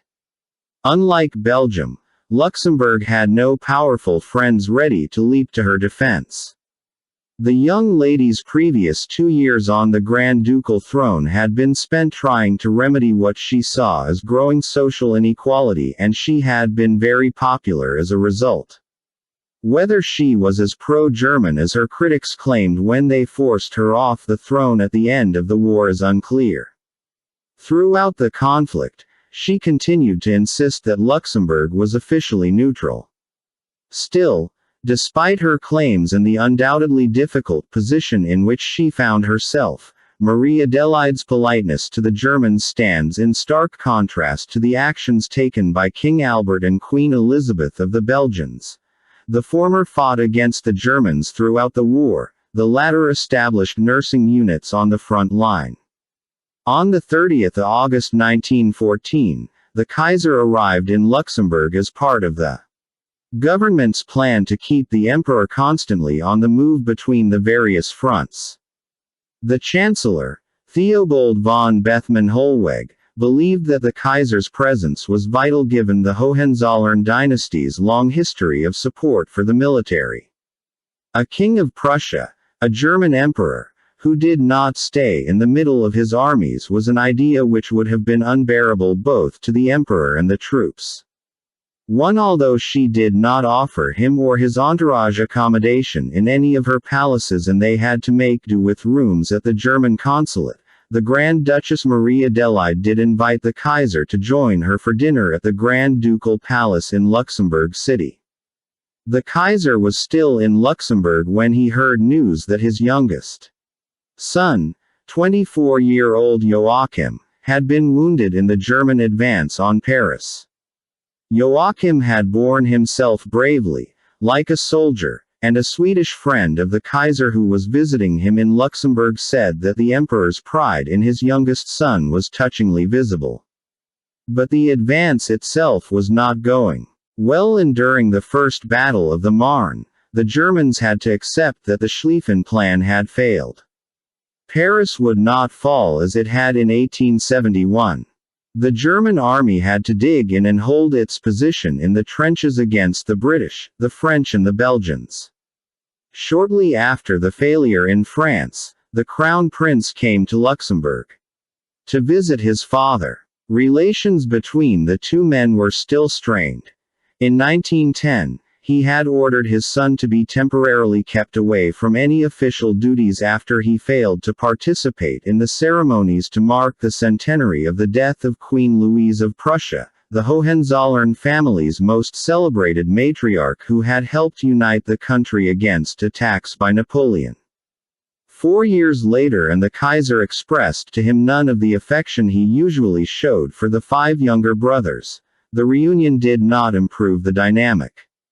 Young Wilhelm began his visit by expressing his contempt for his father's advisors and insisting that von Bethmann Hollweg should be replaced as chancellor by someone more agreeable to the military. He also wanted General Paul von Hindenburg to become chief of the general staff, in effect, the man in charge of directing the war. The failure of the Schlieffen Plan had utterly crushed the spirits of the previous incumbent, Field Marshal von Moltke, and Wilhelm was considering replacing him with Erich von Falkenhayn, a Prussian aristocrat who had previously served with the German Army Corps in China and as Prussia's Minister of War since June 1913. The Crown Prince thought von Falkenhayn was the wrong man for the job and that the esteemed von Hindenburg should get it instead. At the same time, von Bethmann Hollweg should preferably be replaced by Admiral von Tirpitz, thus creating, in effect, a military government. From Berlin, the Empress added her voice to the Crown Prince's, warmly expressing her admiration for von Hindenburg. Father and son argued and the Kaiser refused to dismiss von Bethmann Hollweg. He was also irritated by his wife and eldest son's support for von Hindenburg, a 66-year-old Grand Seigneur of the Prussian aristocracy who could count among his ancestors Martin Luther, the first great leader of the Protestant Reformation. Von Hindenburg had a distinguished military career, including service in the wars against Austria and France that had facilitated the unification of Germany. He had been present as a victorious soldier at the ceremonies that declared the birth of the Second Reich in 1871, and he was so old, so venerable, that he had already retired by the time the war began in 1914. Such was his reputation that the army had begged him to come out of retirement. People like the Empress and the Crown Prince that here was a man who could be trusted in both army and cabinet. He was given the command of the armies in the Eastern Front, which moved much more quickly than the stagnant trench-trapped forces in the West, with the result that throughout the war von Hindenburg looked like a man who was getting things done. The Crown Prince left Luxembourg without getting what he wanted and, convinced that his father was already failing in his duty as supreme warlord. This was a view widely shared by many of the younger Wilhelm's allies. Wilhelm II's continued reluctance to approve the harshest wartime measures, his visits to talk with French and British prisoners of war, his insistence on sending telegrams of condolence to relatives in Britain in the case of any bereavements, and above all his behavior, from manic energy to depressed malaise, all gave the impression to his advisers at various points of the war that His Majesty has no understanding of the seriousness of the situation facing his people. By the time the Kaiser left Luxembourg and took up temporary residence in the French town of Charleville, accompanied by his faithful dachshund Senta, his doctors had prescribed him sleeping pills.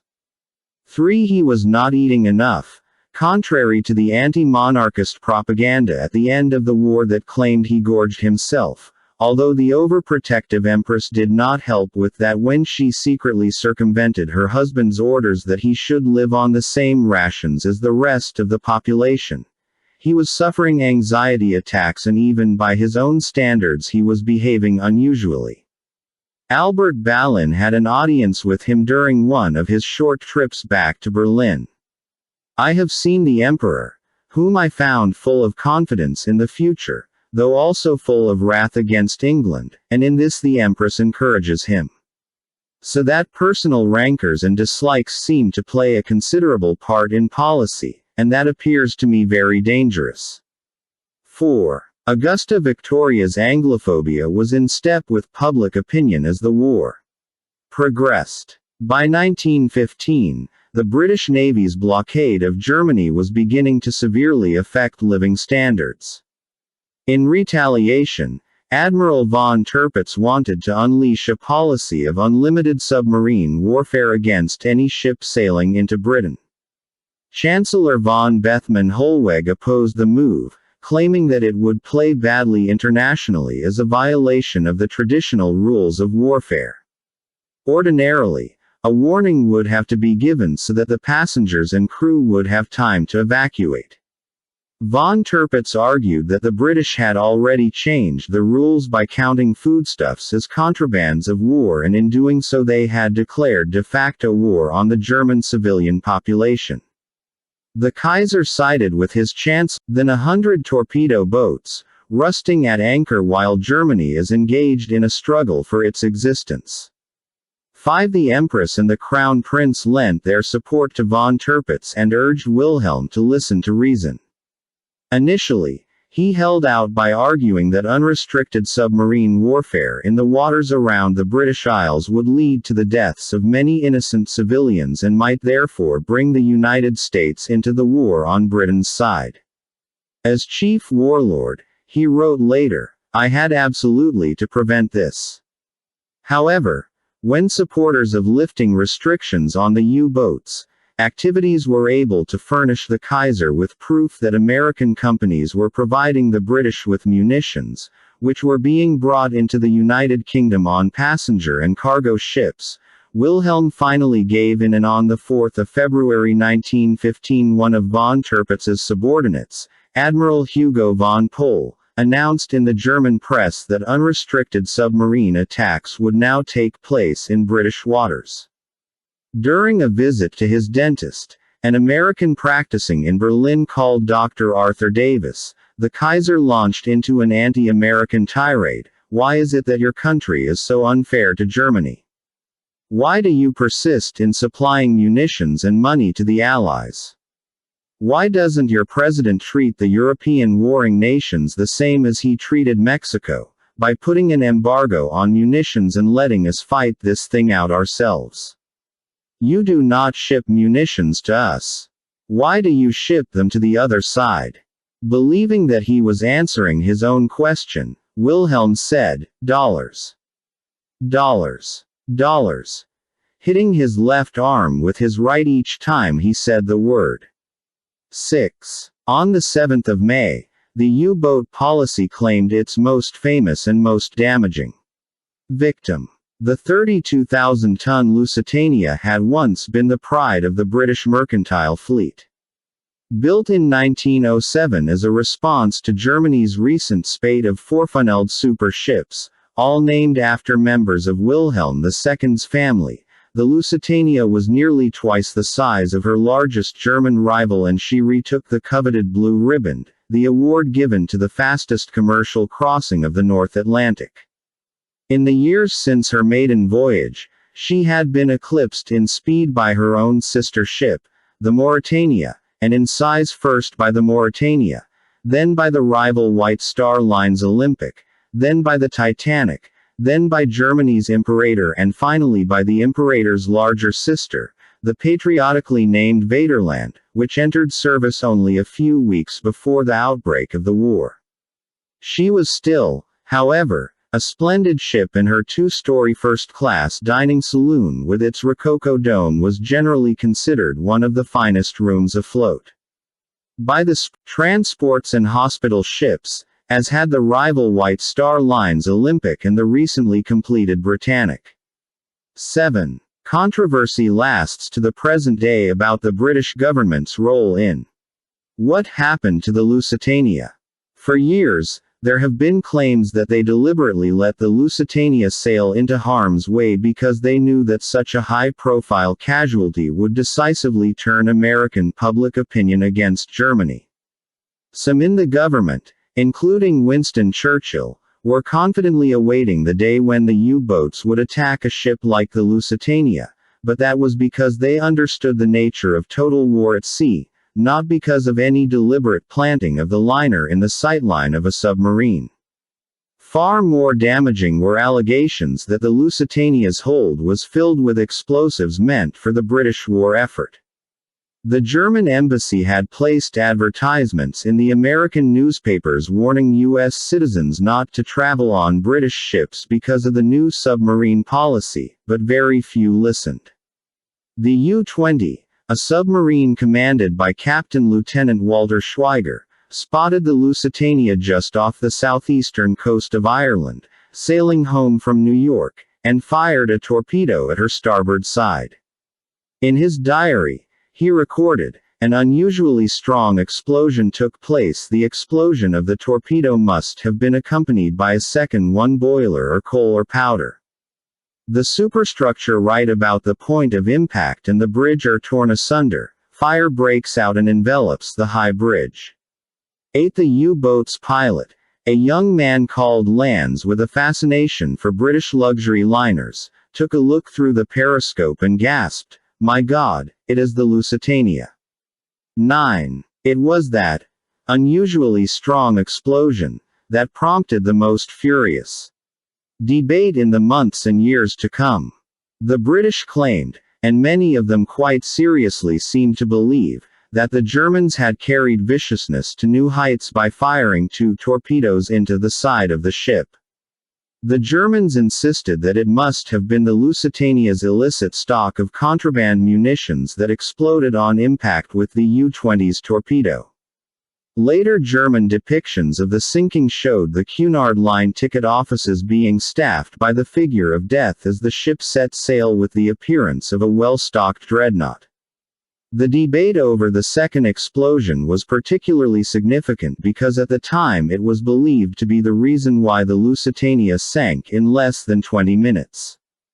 10. As she tipped over on her side to the point that Schweiger thought she was about to capsize, onboard fires made the water crashing beneath them. There were horrible scenes of first-class passengers, en route from luncheon when the torpedo struck, trapped and screaming as they drowned in the ship's gilded elevator, the bodies of children washed ashore in the villages on the nearby Irish coast. There was just under 2,000 people on board the Lusitania when she sank. About 1,200 of them lost their lives, including 128 Americans.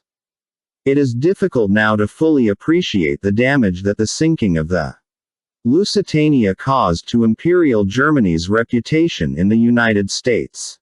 American goodwill towards Germany had already suffered when the latter's army torched the Belgian town of Louvain, dousing its 15th-century university library's 200,000 books with petrol and then setting those treasured repositories of centuries of scholarship alight. Later, they had turned their guns on Reims Cathedral in France, a medieval wonder that had once hosted the coronations of most of France's pre-revolutionary kings. One German professor later remarked, "Today we may say that the three names Louvain, Reims, Lusitania, in almost equal measure have wiped out sympathy with Germany in America."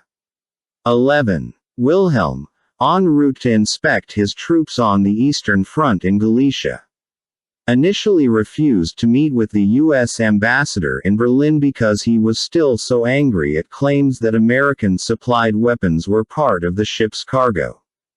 His conversations from this time reveal the depth of his anti-American sentiments, and it was October, 5 months after the sinking, before he finally granted the American ambassador an audience. The Kaiser was back in Berlin briefly to celebrate the Empress's birthday, and the ambassador, James Gerard, a New York lawyer rumored to be sympathetic to the British, was invited to join the Kaiser briefly at the New Palace, a Baroque residence near Potsdam built by Friedrich the Great to commemorate Prussia's victory in the 7 Years' War. It was one of Wilhelm's favorite homes, and the ambassador found him there, poring over his maps. Wilhelm had not completely mellowed in his antipathy towards Gerard's homeland, but when the Lusitania was finally brought up, Wilhelm appeared upset and said, "No gentleman would kill so many women and children." 12. The extent of international outrage over what happened to the Lusitania seems to have sincerely surprised the German government. President Woodrow Wilson told Berlin that if there were another incident like it, then the United States would have no choice but to declare war. A meeting of the Crown Council was held on the 31st of May, 3 weeks after the attack, at which, in light of recent events, the Chancellor argued for a suspension of unrestricted warfare by the U-boats. A day later, Wilhelm issued an order stating that if in doubt, U-boat captains should run the risk of letting enemy ships through rather than sink a vessel flying a neutral flag. Von Tirpitz was so angry at the decision that he offered his resignation. "No," Wilhelm answered. "The gentlemen have to obey and to remain." When von Bethmann-Hollweg secured further restrictions on the U-boats' activities in August, von Tirpitz again threatened to resign and Wilhelm again refused to let him. The Crown Prince blamed von Bethmann-Hollweg, a tacit reproach of his father, because the Chancellor's support of restrictions was undoubtedly in line with the Kaiser's own views. He had been bounced into making the decision to allow unrestricted warfare in the first place, and it had never been something that sat easily with his conscience. Unlike von Tirpitz or the Crown Prince, the Kaiser believed that to torpedo huge passenger ships full of women and children was a barbarous brutality without parallel, with which we will bring upon us the hatred and the poisonous rage of the entire world. 13. In the middle of 1915, Wilhelm II had briefly reasserted himself to support moderates in the cabinet and to repeal a highly damaging war policy. However, as conditions deteriorated at home, the German populace looked more and more to the army's leaders, like General von Hindenburg, as men who understood that harsh measures were required to help them. Several of Wilhelm's biographers have pointed out that his views on unrestricted submarine warfare were astute, as was his belief that everything should be done to keep America out of the war. But in 1915-16 the Kaiser looked increasingly out of touch with the public mood, and as his battle with depression, his mood swings, his unhealthy eating habits and his insomnia continued, he was not sufficiently strong, confident or stable to hold fast against the wishes of his family, his generals or public opinion. 6. The death of Franz Joseph and the accession of Karl. May God bless your Majesty. Courtiers reported that the Habsburg family's sole empress regnant, the 18th-century Empress Maria Theresa, took the business of ruling so seriously that even during her contractions she liked to keep reading government papers. It was only during the labor itself that she would set them to one side. 1. The same spirit lived in her descendant Franz Joseph.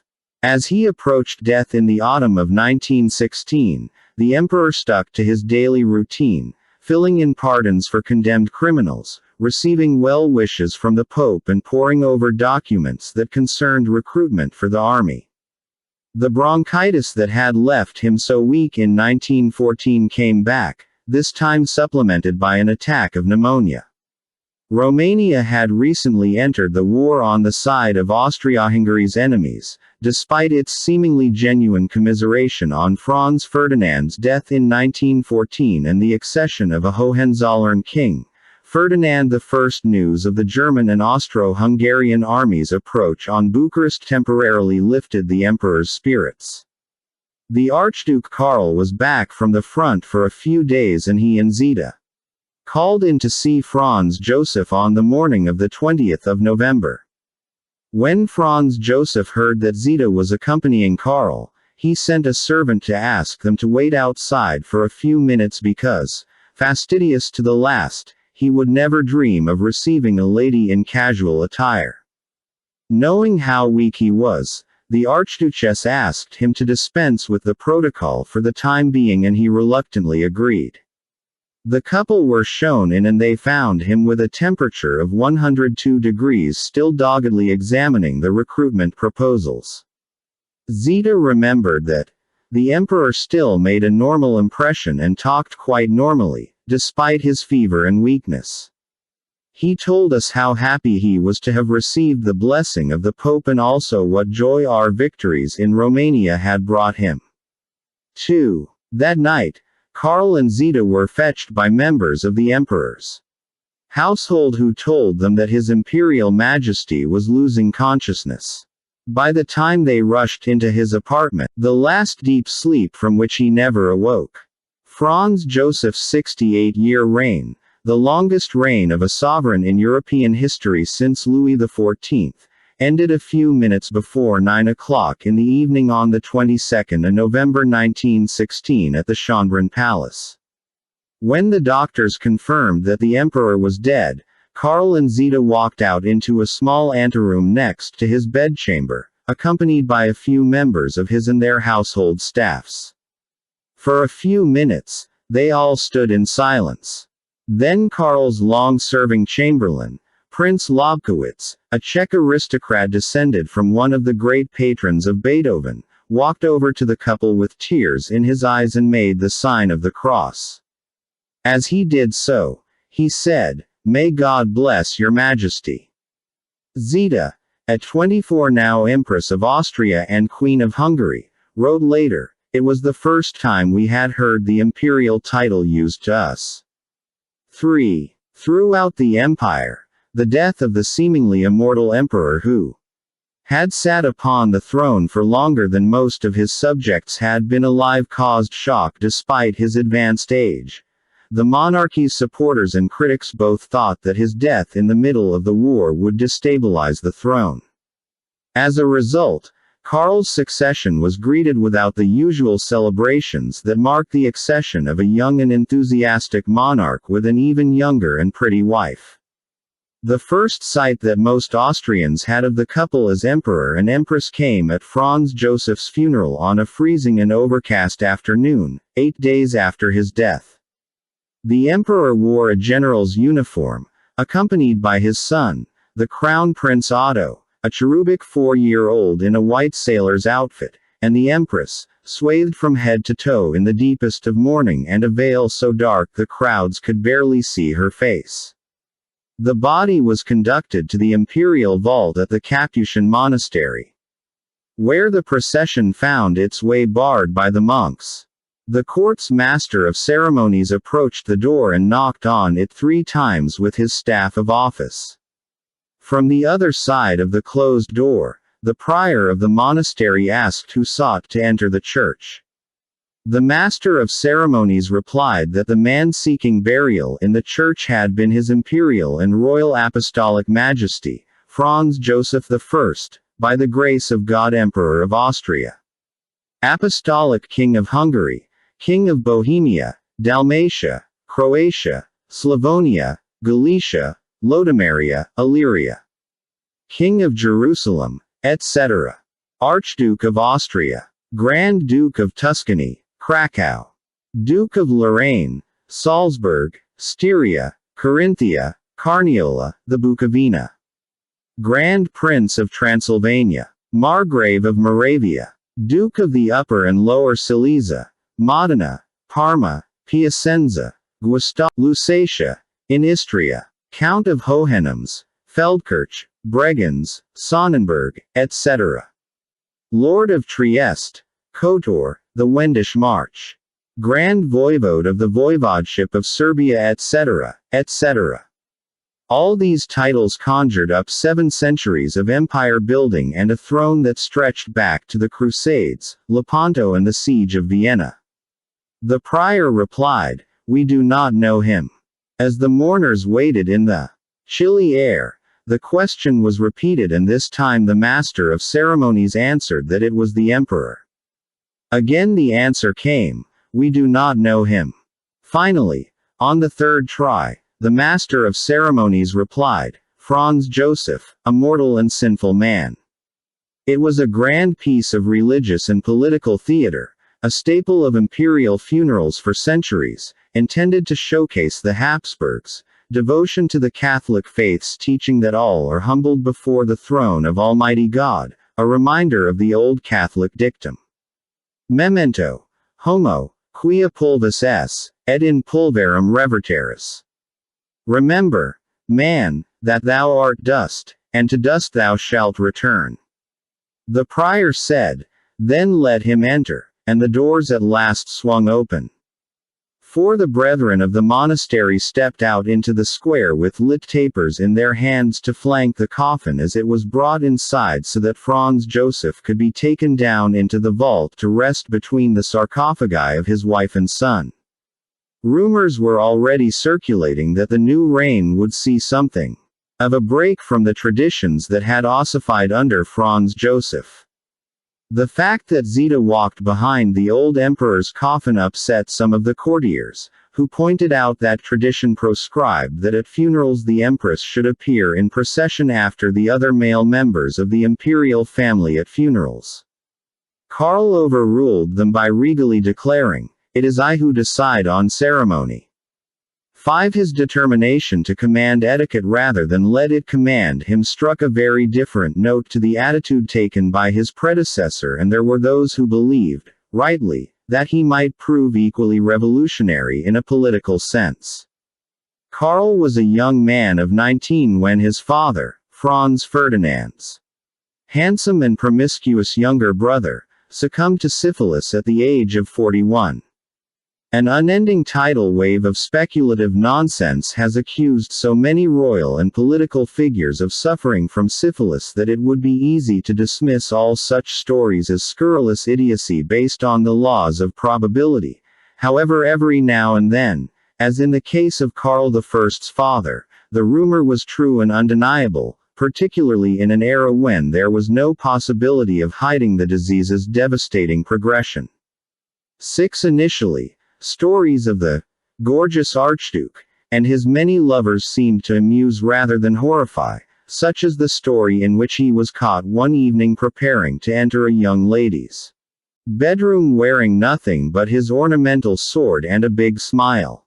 In the end, however, his bed hopping became so compulsive that even his uncle the emperor, who was very fond of him and defended handsome Otto at every turn, began to distance himself. His wife, Maria Josepha of Saxony, tried to shield their children from their father's terrible example, and she largely succeeded.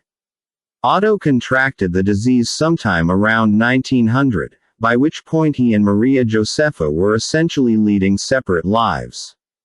He died in 1906, and the final few years of the disease had been excruciating as well as disfiguring, forcing him to retire almost completely from public life. The paternal void left by Otto's illness and then by his death was filled by Franz Ferdinand, who took a protective interest in his 2 young nephews, particularly once the conditions laid upon his own marriage to Sophie Chotek meant that Karl was now second in line to the throne. Karl's closeness to his uncle caused many in the Hungarian parliament to worry that he might share some of Franz Ferdinand's prejudices. Most worryingly, from their point of view, the plan to replace the dual monarchy with a federal system under which the Magyars would be forced to share parity of esteem not just with the Austrians, but also with the Slavs and Croats. They were right to be worried, and so were the Germans. The new emperor was largely an unknown quantity, and despite his service on the front line, there was no guarantee that he would be as committed to maintaining the war for honor's sake as his great-uncle had been. On top of that, there were his close pre-war friendships with his brothers-in-law, 2 of whom were now serving in the Allied armies. German distrust of their ally hardened with the publication of Karl's accession manifesto on the 22nd of November. It began by praising Franz Joseph's wisdom, insight and fatherly care for the peoples of the empire and promising to continue his legacy. It then moved on to cover equally conventional topics. Karl's trust in the army, his respect for the institution of monarchy, faith in Christianity, a promise to maintain law, order and the execution of justice. A far more unconventional paragraph was the one in which Karl vowed to do everything to banish, in the shortest possible time, the horrors and sacrifices of war and to win back for my peoples the sorely missed blessings of peace. 7. The wording was as important as it was deliberate. It did not mention the word victory. It did not vow to carry the war to the last extremity. Instead, the emperor promised to do everything to end the war in the shortest possible time. Within 24 hours, victory at any price. What he wanted was to win back for my peoples the sorely missed blessings of peace. In doing so, he attracted the dangerous enmity of men like Paul von Hindenburg and his right-hand man, General Erich Ludendorff, a middle-class tactical genius with an impeccable work ethic and decidedly unsavory racial views, even by the undemanding standards of an age with confidence in social Darwinism. A virulent nationalist of the kind that had featured in the late Franz Joseph's Political Nightmares, he was no respecter of the old class system if he felt it was being used to shore up wishy-washy ideas of international cooperation.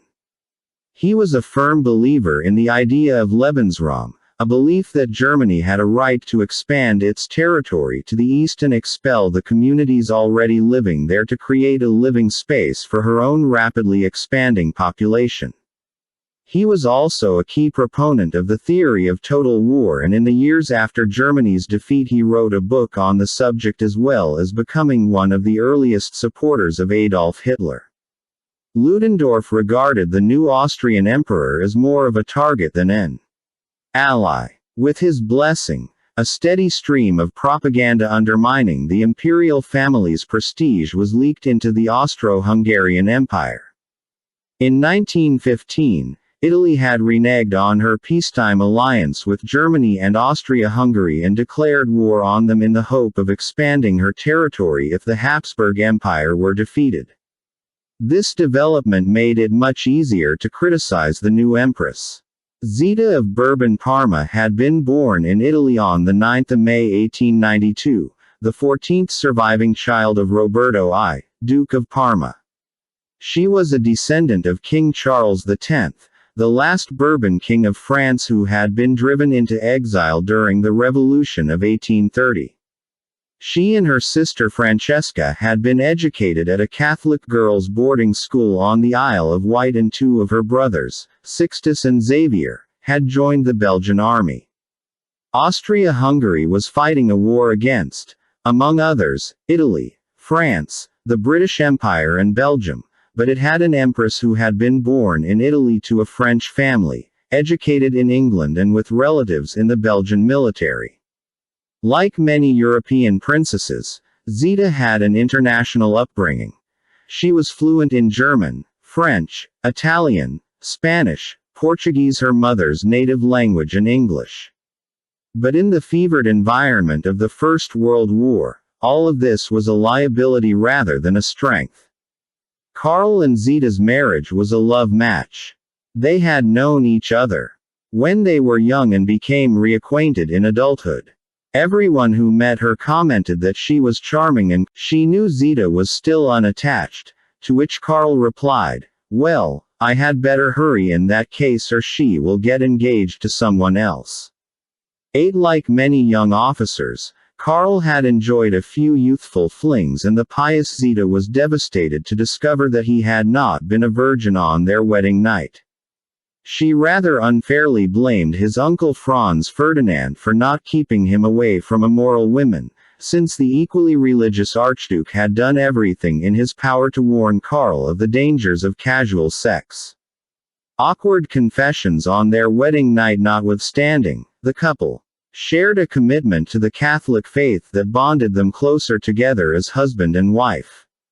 She was very clever and perhaps more cynical than her husband when it came to politics, and especially politicians, having been brought up in a family that had never quite released the ghosts of 1789 or 1830. It was this émigré legacy which sometimes caused Zita to make errors in political judgment and which explained her predilection for slightly absurd conspiracy theories. She felt such a revulsion towards the French Republic that she apparently believed its agents had somehow been involved in the murder of the Crown Prince Rudolph back in 1889, clinging to this belief despite the mountain of evidence that showed the young man had committed suicide and the lack of any real motivation for the French wanting to kill him.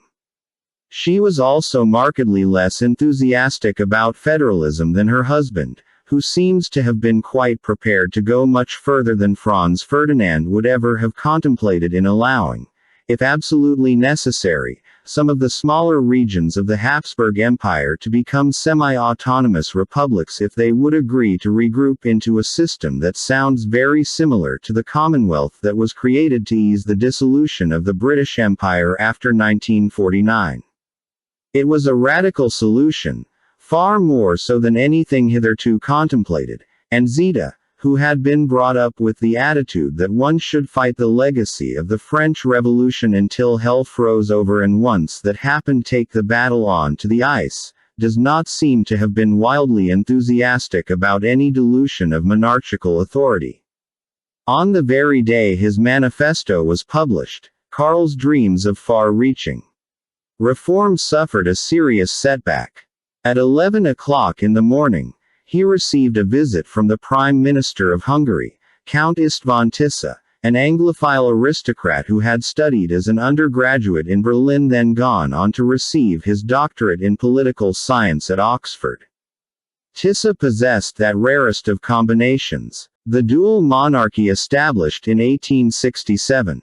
The audience was ostensibly to talk about Karl and Zita's coronation as king and queen in Hungary.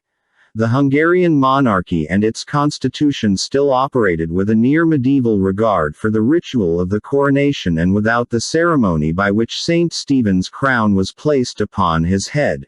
Few Hungarians would regard anyone as their lawful sovereign, even if he had inherited the title without dispute as Karl had.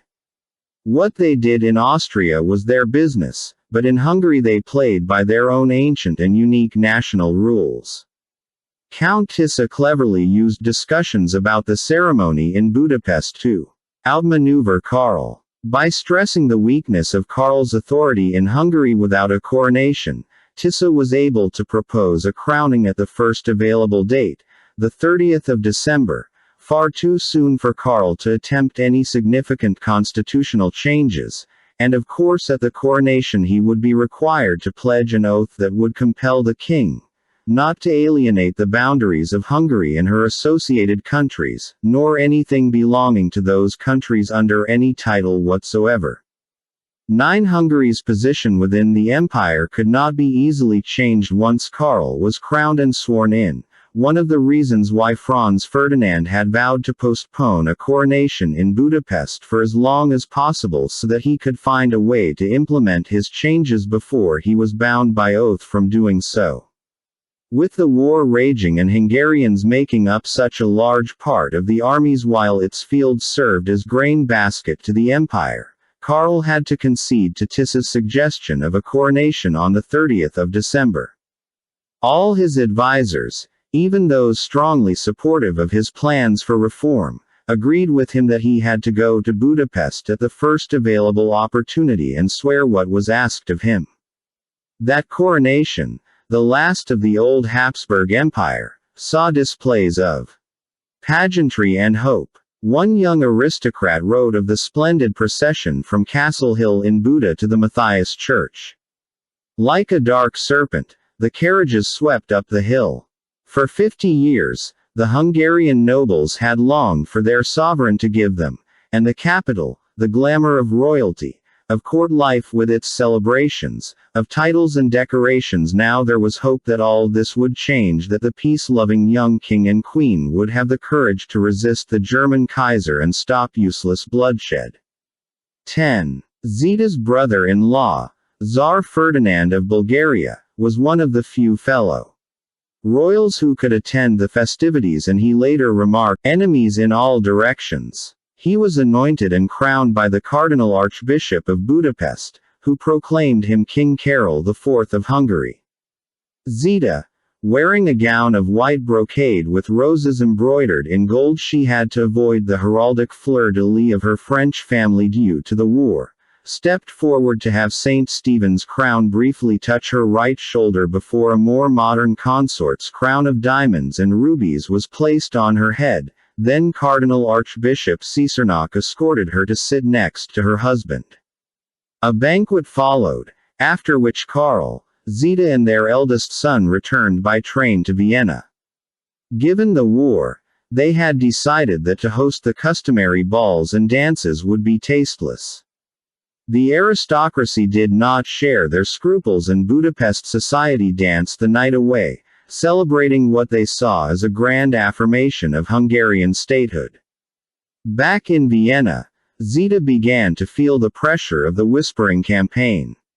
Against her, Karl's youth and lack of experience gave him the appearance of a political dilettante, while her composure and confidence seemed more like the mark of a consummate intriguer than a poised queen empress. Feelings against the Italian schemer heightened when it was reported that she would often sit in on her husband's audiences with his ministers and his military briefings. She seemed to be doing nothing more innocuous than carrying on with her sewing, but even so, political audiences were not traditionally for royal consorts. To keep her informed of the progress of the war, Karl ordered that she could receive her own daily report from military attachés about developments at the front. This in turn led to a rumor that it was Zita, not Karl, who was running the war effort. Germany's wartime ambassador in Vienna, Count Otto Wiedel, sent regular reports on the Empress's activity to Berlin, but he did not seem to have many of his compatriots' antipathy towards her. He viewed her with clinical detachment. He told Ludendorff that the German style is foreign to her and difficult to comprehend. Despite her personal charm and friendliness, the popularity of the Empress is on the wane. People do not entirely trust the Italian and her brood of relatives. 11. Zita's actual influence is difficult to gauge because she was both subtle and graceful, usually hiding her opinions more cleverly than her German or Russian counterparts, except in rare moments of high temper. Prior to the Sixtus affair, there is only one recorded incident of the Empress attempting to soon came to have an enormous role in deciding how it should end. Almost from the beginning of her husband's reign, the Empress cultivated the idea that it would be permissible to abandon Germany in order to achieve it.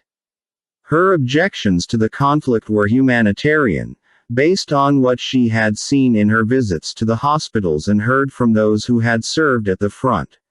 Political, because she was concerned about how the supremacy of Germany would be exercised if they won and what the fate of the monarchical system in Austria would be if they lost.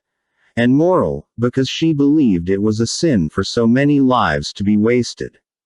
What she did in 1917 was nothing short of treason in the eyes of many of her contemporaries.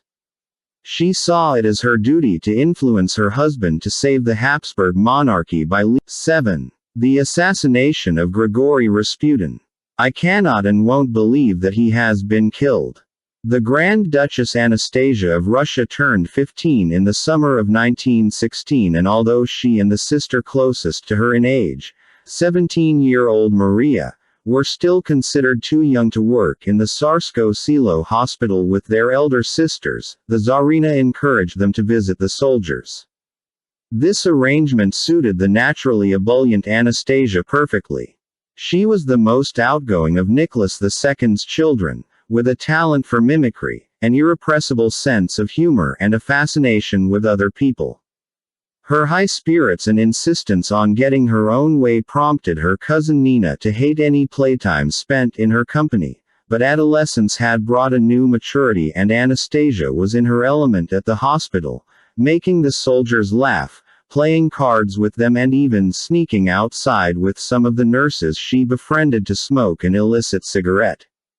The Grand Duchess's Irish nanny believed that Maria, the Tsar's third daughter, was born good, I often think, with the very smallest trace of original sin possible.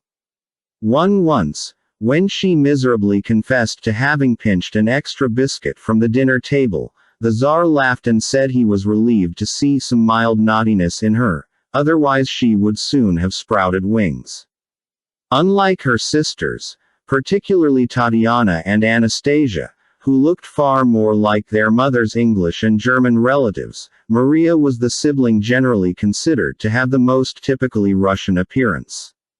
Her best features were her eyes, so big that they were often nicknamed Maria's saucers. By 1916, Maria was very conscious of her recent weight gain, which her mother noticed despairingly and her sisters gleefully, without perhaps fully realizing how much their teasing might occasionally annoy her. She also struggled with a natural sense of middle child isolation, for although their mother liked to group the girls into the big pair, Olga and Tatiana, and the little pair, Maria and Anastasia, in reality Anastasia often seemed closer to their little brother Alexei.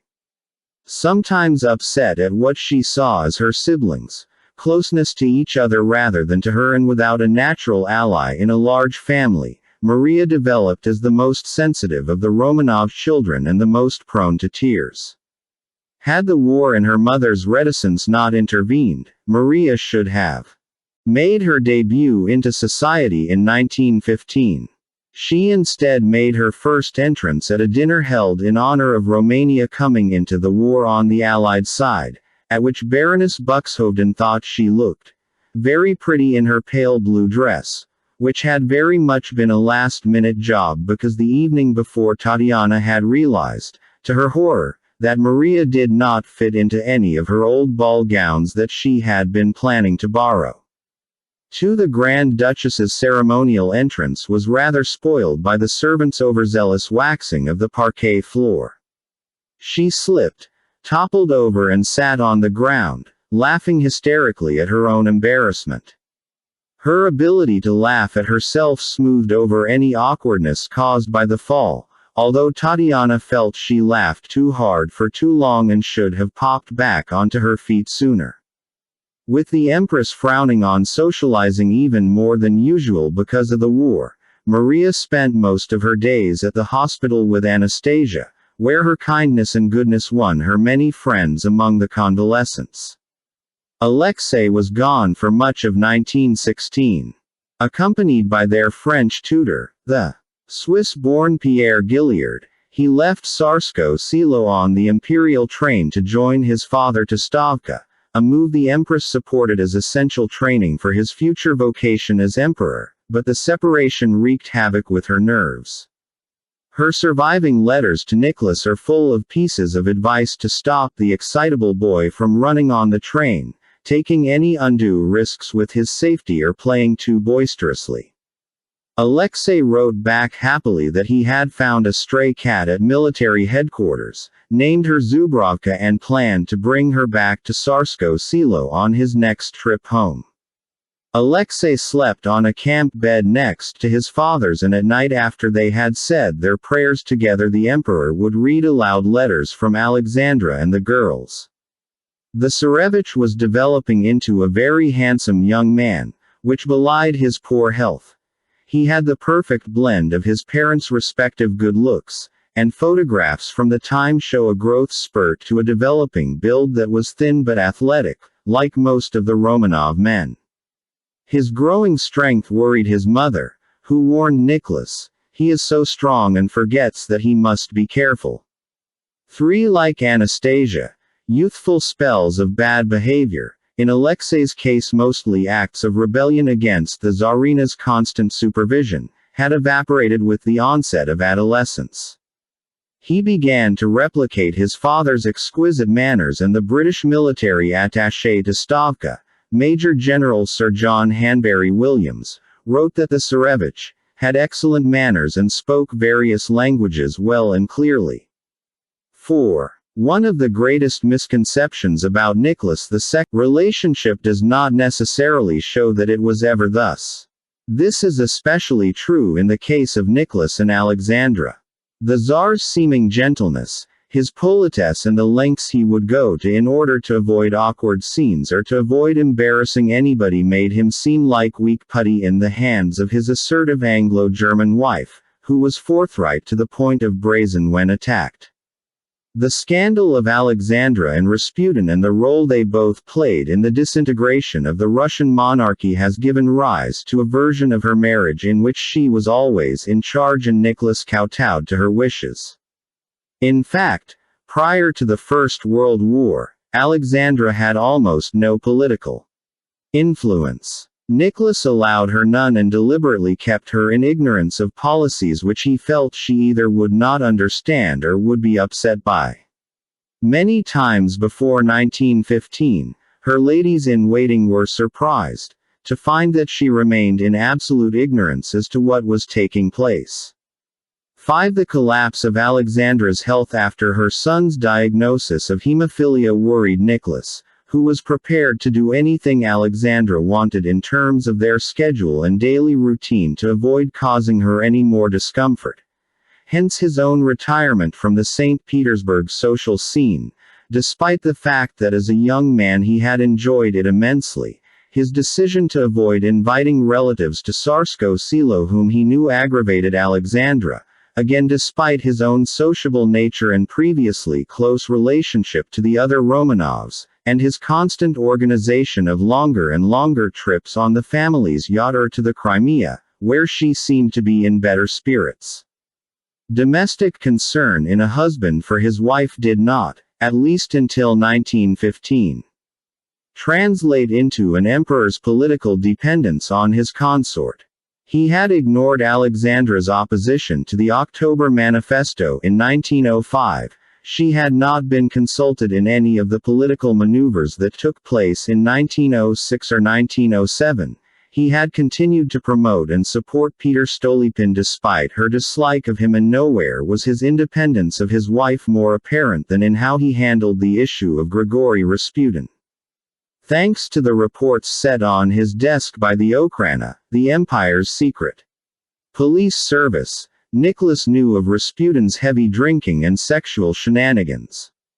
After his gruesome murder, Rasputin's libido was transformed by hearsay into one of Zeus-like proportions, but the truth was that he was essentially a simple man with a weakness for cheap Madeira wine and easy women. Because he knew how much Rasputin's apparent ability to stop their son's bleeding meant to her, and secondly because she did not believe any of it even when he did tell her. On several occasions when Rasputin's behavior had been particularly poor or his lies outrageous and uttered in public, Nicholas banished him from St. Petersburg to teach him a lesson, overriding Alexandra's pleas that everything uttered against Rasputin were smutty deceptions from people whose own minds were obviously in the gutter or who were jealous of him. One memorable incident that particularly enraged the Tsar occurred when Rasputin got spectacularly drunk at a racy Moscow nightclub, clambered onto the table, pulled down his trousers, thrust his penis in the general direction of the other patrons and informed them that he was allowed to appear like that at the palace all the time. It was Rasputin's drunken bombast that proved to be his undoing, because his reckless behavior in the city led inevitably to speculation about the nature of his relationship with the Empress, particularly in the absence of any information about Alexei's hemophilia.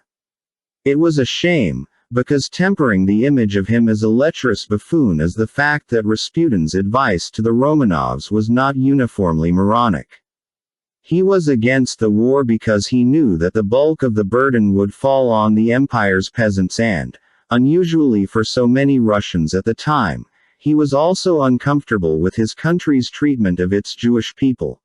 In this his views accorded with Alexandra's, who had grown up with her grandmother's favorite prime minister being a Jewish convert and many of her Uncle Edward VII's closest friends being Jewish businessmen or recently ennobled peers. However, for every one piece of good advice, there were at least 10 bad. And with Nicholas away at the front and Alexandra assuming a political role for the first time in her husband's reign, more attention turned to Rasputin, her right-hand man, at the very time when he seemed to be drinking more than ever, behaving inappropriately and struggling against the newfound hostile interest in his private life. Alexandra's letters to Nicholas on the front were published shortly after the revolution, and they confirmed every negative impression of her. She comes across as a harpy, a domineering termagant endlessly nagging her pathetic and henpecked husband. The truth was more complex. Alexandra's appearance of strength was essentially a front. It was a performance she mounted to help her husband at a time when his own behavior was beginning to worry her. Alexandra was not a well woman by 1916. No matter how invigorating she found it or how much good she was doing by being there, the hospital work was exhausting her as Nicholas feared it would. Her sciatica had returned, vengeance. Her heartbeat and her sleeping patterns were both irregular and she often felt dizzy. Rasputin's soothing words of comfort, his homespun spirituality which seemed to her to be so close to that of the apostles in the New Testament, and his assurance that God was watching over her were exactly what she wanted to hear. Rasputin was steadying her so that she could steady Nicholas, and she badly needed to do so because by 1916 her husband was showing signs of a full and imminent nervous breakdown. Initially, Nicholas's presence at Stavka and his appointment of General Alexeyev as the new chief of staff had paid dividend. The year after his arrival was the most successful of the Russian war effort. Kiev was saved from the Germans, supply lines were improved, and successful counter-attacks were launched on the German, Bulgarian and Austro-Hungarian armies. However, even at this stage Nicholas complained of chest pains in his letters home, claiming that he had first felt them when he heard the news of the defeat at Tannenberg. "I am beginning to feel my old heart. The first time it was in August of last year, after the Samsonov catastrophe," a reference to General Alexander Samsonov, the Russians' commanding general at the Battle of Tannenberg, who committed suicide after the shame and scale of the defeat. And again now. It feels so heavy in the left side when I breathe. 6. The defeats and the slaughter pained him. The fact that there was no viable way out of the war was even worse. Mikhail Rodzianko, an enormous liberal politician who served as the president of the Duma and who had thus earned the uncharitable and unimaginative nickname of Fat Rodzianko, in the Tsarina's correspondence, arrived for an audience with the Tsar at Stavka and noticed a further deterioration. In comparison with last year his tone has changed and he has become less self-confident. 7. A few months later, another of the Tsar's guests thought he had greatly aged and his cheeks were sunken. Sitting almost opposite His Majesty and not taking my eyes from him, I could not but pay attention to his terrible nervousness, which had never existed before. It was evident that the emperor's spirit was troubled and that it was difficult for him to hide his agitation successfully from his entourage. 8. His mother was shocked at how quiet he had become and how much he had aged. 9. At times, the Tsar appeared distracted during ministerial meetings, his hands nervously clutching a religious icon, and his lack of focus, noticeable in someone usually so polite, was commented upon by several ministers, including those in charge of agriculture. Emperor. 10. Eventually, Nicholas's courtiers tried to step in. Count Paul Benkendorf, the Grand Marshal of the Imperial Court, wrote a sharply worded letter to Dr. Yevgeny Botkin, the Tsar's personal physician. "He can't continue this way much longer. His Majesty is a changed man. It is very wrong of him to attempt the impossible. He is no longer seriously interested in anything. Of late, he has become quite apathetic. He goes through his daily routine like an automaton, paying more attention to the hour set for his meals or his walk in the garden, than to affairs of state.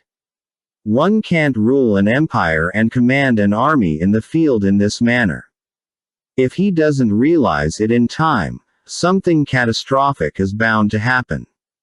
11. Almost all the observers who knew the Tsar agreed with Benkendorf's assessment that Nicholas was a changed man.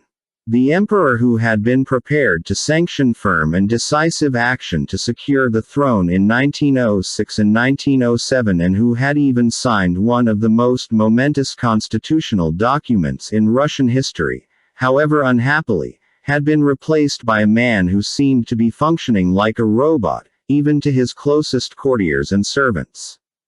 He was trying to hide his mental ill health from them, but it was impossible. In 1905, he told his mother that he was prepared to bite the bullet, to cross oneself and give what everyone was asking for. But by 1916 he could barely get through a ministerial briefing without wandering off topic. Exhausted, heartbroken at the casualty figures, sincerely surprised at the depth of his wife's unpopularity, and tormented, as he saw it, by squabbling politicians, a disloyal, querulous and unpatriotic parliament, and a home front beset by internal divisions, all of which ought to be suppressed in times of war, Nicholas II's preternatural calm and capacity for work gave way to a morose and nervous hysteria, insomnia, and a kind of pathological lethargy. To us, it bears all the hallmarks of the impenetrable haze and misery caused by depression. To his opponents, it was how he was to be remembered, with this depression becoming the alpha and omega of Nicholas II's political reputation. Leon Trotsky gleefully remarked that Nicholas II had not been mentally equipped to run a village post office, let alone an empire.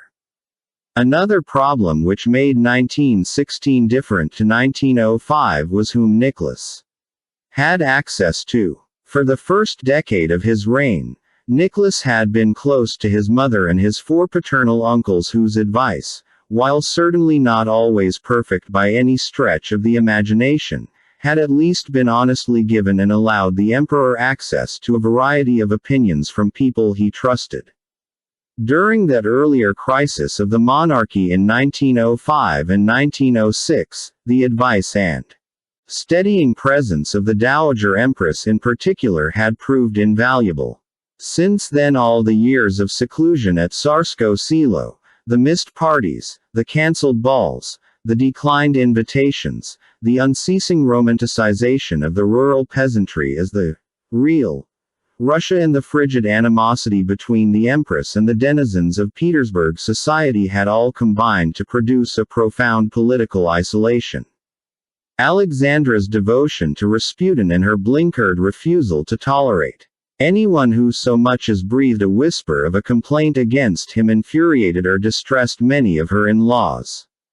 At Christmas of 1915, Alexandra did not send Christmas presents to her mother-in-law or to any of the other prominent members of the imperial family. 12. The socialite and old friend of the Romanovs, Princess Zinaida Yusupov, was banished from the Empress's presence when she attempted to bring Rasputin up in conversation. When she kept speaking, the Empress rang for a servant and said, "I hope never to see you again." 13. The princess returned home weeping to her son, "She drove me away like a dog. Poor Nicky, poor Russia." 14. By 1916, ambassadors in Petrograd heard reports that Nicholas's cousin the Grand Duke Cyril and his mother the Grand Duchess Maria Pavlovna, the grandest of the Grand Duchesses, were openly expressing their hope that Nicholas would abdicate and Alexandra could be banished to internal exile in a convent, like troublesome Tsarinas in centuries gone by. A furious row that was never healed erupted between the Empress and her sister Ella when the latter, now living as a nun since the death of her husband, broached the subject of the Mojik. When Nicholas's youngest and favorite uncle, the Grand Duke Paul, tried to lobby for better relations with the Duma and the dismissal of Rasputin, Nicholas became agitated and Alexandra flew into a rage. When she discovered that her mother-in-law, who openly detested Rasputin, was paying one of her rare visits to Stavka to actually spend some time with her son, the Tsarina fired off a letter to Nicholas. "When you see poor Mother dear, you must rather sharply tell her how pained you are, that she listens to slander and does not stop it, as it makes mischief, and others would be delighted, I am sure, 15. The two empresses had never been close. Marie wanted Nicholas to marry the Count of Paris's daughter, and she had caused a minor scandal when she tried to hold on to the imperial jewels that should have gone to Alexandra after her wedding. She was also one of the leaders of Petersburg society, and relationship had eventually given way to one of thinly veiled animosity, limiting Marie's access to her son and reducing her political influence.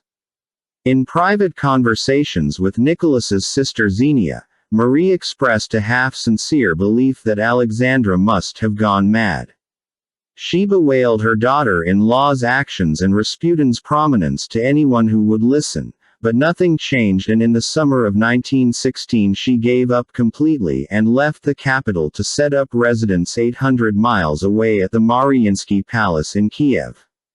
The result of this isolation from his peers meant that Nicholas's sole source of sustained advice from a person he trusted was Alexandra. Working herself up into a fever of self-righteous anger against what she chose to see as politicians, plots to weaken the monarchy, Alexandra's letters were full of woefully inept advice. Although Nicholas was firm and even irritable when she passed on "our friends" views on military matters, he was so preoccupied with what was going on at the front that he was content to listen to the Empress's assessment of developments at home. She had no political experience, and she was compulsively honest to the point of brutal rudeness, with the result that she alienated nearly everyone she came into contact with. Anyone who criticized Rasputin attracted the regent's ire. Very early on, she scored dismissals for 4 of her high-ranking opponents: a state councillor, the procurator of the Holy Synod, the ministry for the Orthodox Church, and the ministers of the Interior and Agriculture. She then secured another damaging coup when she visited Nicholas at the front and persuaded him to fire Sergei Sazonov, the foreign minister, after he suggested in cabinet that once the war was over Russia might have to consider granting independence to Poland. Interpreting this as an attempt to dismember the monarchy, Alexandra turned against him. When Nicholas wanted to relieve the prime minister, Prince Ivan Gormykin, on account of his wish to retire in his old age, Alexandra suggested Boris Sturmer, a deeply unpopular bureaucrat who had won Rasputin's friendship, which is a great thing, and who had, like her, a German-sounding surname, the significance of which Alexandra seemed blithely unaware of. 16 The French ambassador described Sturmer as a third-rate intellectual, mean spirit, low character, doubtful honesty, no expertise and no idea of state business. 17 The Tsar, 1,500 miles away, believed his wife's glowing assessment of Sturmer's character, and he became prime minister. The Duma protested vociferously at the appointment, and speeches made on the floor of its meeting place at the Tauride Palace were openly critical. Deal with them. She suggested Alexander Protopopov as the new Minister of the Interior. It was not quite as unpopular a choice as Sturmer. At 64, Protopopov was the vice president of the Duma. He was more centrist in his political views than Sturmer, and he had no clear ties to the court. He also enjoyed a sterling reputation internationally, and he was known to be strongly supportive of the Allied war effort. He had represented the Duma in visits to Russia's allies in London, Paris and Rome earlier in the year, where he was described as a good orator and conversationalist, and anything but a stupid man. The King of England expressed his joy that Russia possessed such outstanding people. 18 Alexandra first met him in the summer of that year, and she was immediately taken with him, unusually so for a man who was rumored to be a liberal and who had served in the Duma for years. She described him as a man whom I liked very much, in her letters to Nicholas, who agreed with her take on his personality but seemed reluctant to give him such a prestigious ministerial post. He is a good, honest man, he wrote, but he jumps from one idea to another and cannot make up his mind on anything. It is risky to leave the Ministry of Internal Affairs in the hands of such a man in these times. 19. Protopopov's colleagues in the cabinet agreed with the Tsar. Peter Bark, the Minister of Finance, conceded that one must do him justice as regards one talent. He was extremely eloquent and could talk without end. It was impossible to get angry with him.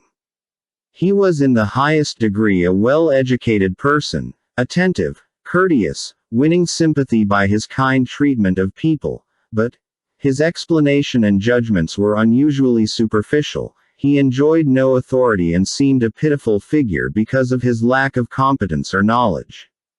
20. Worn down by Alexandra's persistence and perhaps swayed by the glowing reports of Protopopov's success with the Allies, Nicholas gave in and the Duma was in a ferment. As much as many of them liked the charming Protopopov on a personal level, he was a disastrous choice for the portfolio and they blamed the Tsarina for making it happen. In the 16 months of Alexandra's political career, Russia had 4 different prime ministers, 5 ministers of the interior, 3 ministers of war, 4 ministers for agriculture, 2 procurators of the Holy Synod and 2 foreign ministers. Nicholas had to intervene to fire men like Sturmer when he was caught trying to withdraw 5 million rubles from the treasury without offering an explanation of where it was going. Even monarchist deputies in the Duma who had previously extolled loyalty to the throne unto death felt compelled to speak out against the regency, insisting that their fealty to the emperor remained undiluted and anxious lest any of their words be interpreted as a criticism of the dynasty itself. The politicians of the right focused mainly on Rasputin, the empress's malign eminence grise, the shadowy power behind the throne who was corrupting the court from within. Rasputin was the tumor in the body politic. Remove him and the empire's health would recover. One such speech was given at the Tauride on the 20th of November 1916 by Vladimir Purishkevich, of whom the only thing further to the right was the wall behind him. Purishkevich was one of the more popular monarchist politicians in the Duma, not least because of his extrovert personality and flamboyant speeches. If they had expected the usual paeans of love and devotion to Tsar and Mother Russia, his fellow delegates must have been surprised when for 2 extraordinary hours Purishkevich launched into a tirade that excoriated the current government for debasing the sacred institution of the monarchy. It requires only the recommendation of Rasputin to raise the most abject citizen to high office, he thundered. Sitting near the French ambassador in the visitors' gallery, Prince Felix Yusupov, a slim and effeminate young man with high cheekbones and an arresting face, watched enraptured as Purishkevich's words spoke straight to his heart. He had already made up his mind to do something for his country and Purishkevich's words convinced him that his intentions were justified. To save the Russian Empire, he would have to murder Grigory Rasputin. On the surface of things, Felix Yusupov was an unlikely assassin.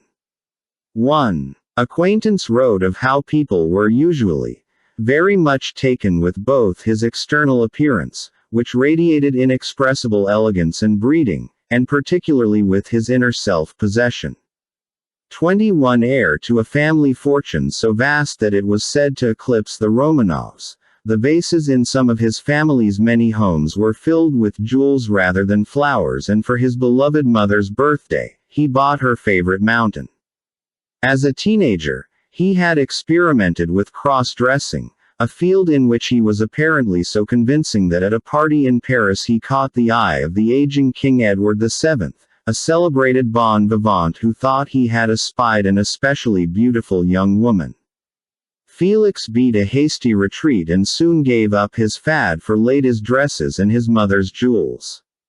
He matriculated to University College at Oxford, where he spent the years between 1909 and 1912 living the life of a student. That sound years for Felix, the happiest of my youth, in his own words, and he developed a talent for polo and cricket. 22 Like Evelyn Waugh, Felix's Oxford days were a chance for youthful exploration and he had numerous affairs with fellow students. All the evidence points to him having been a homosexual. There can be little doubt of that, and his most important love affair took place when he came back to Russia after graduation.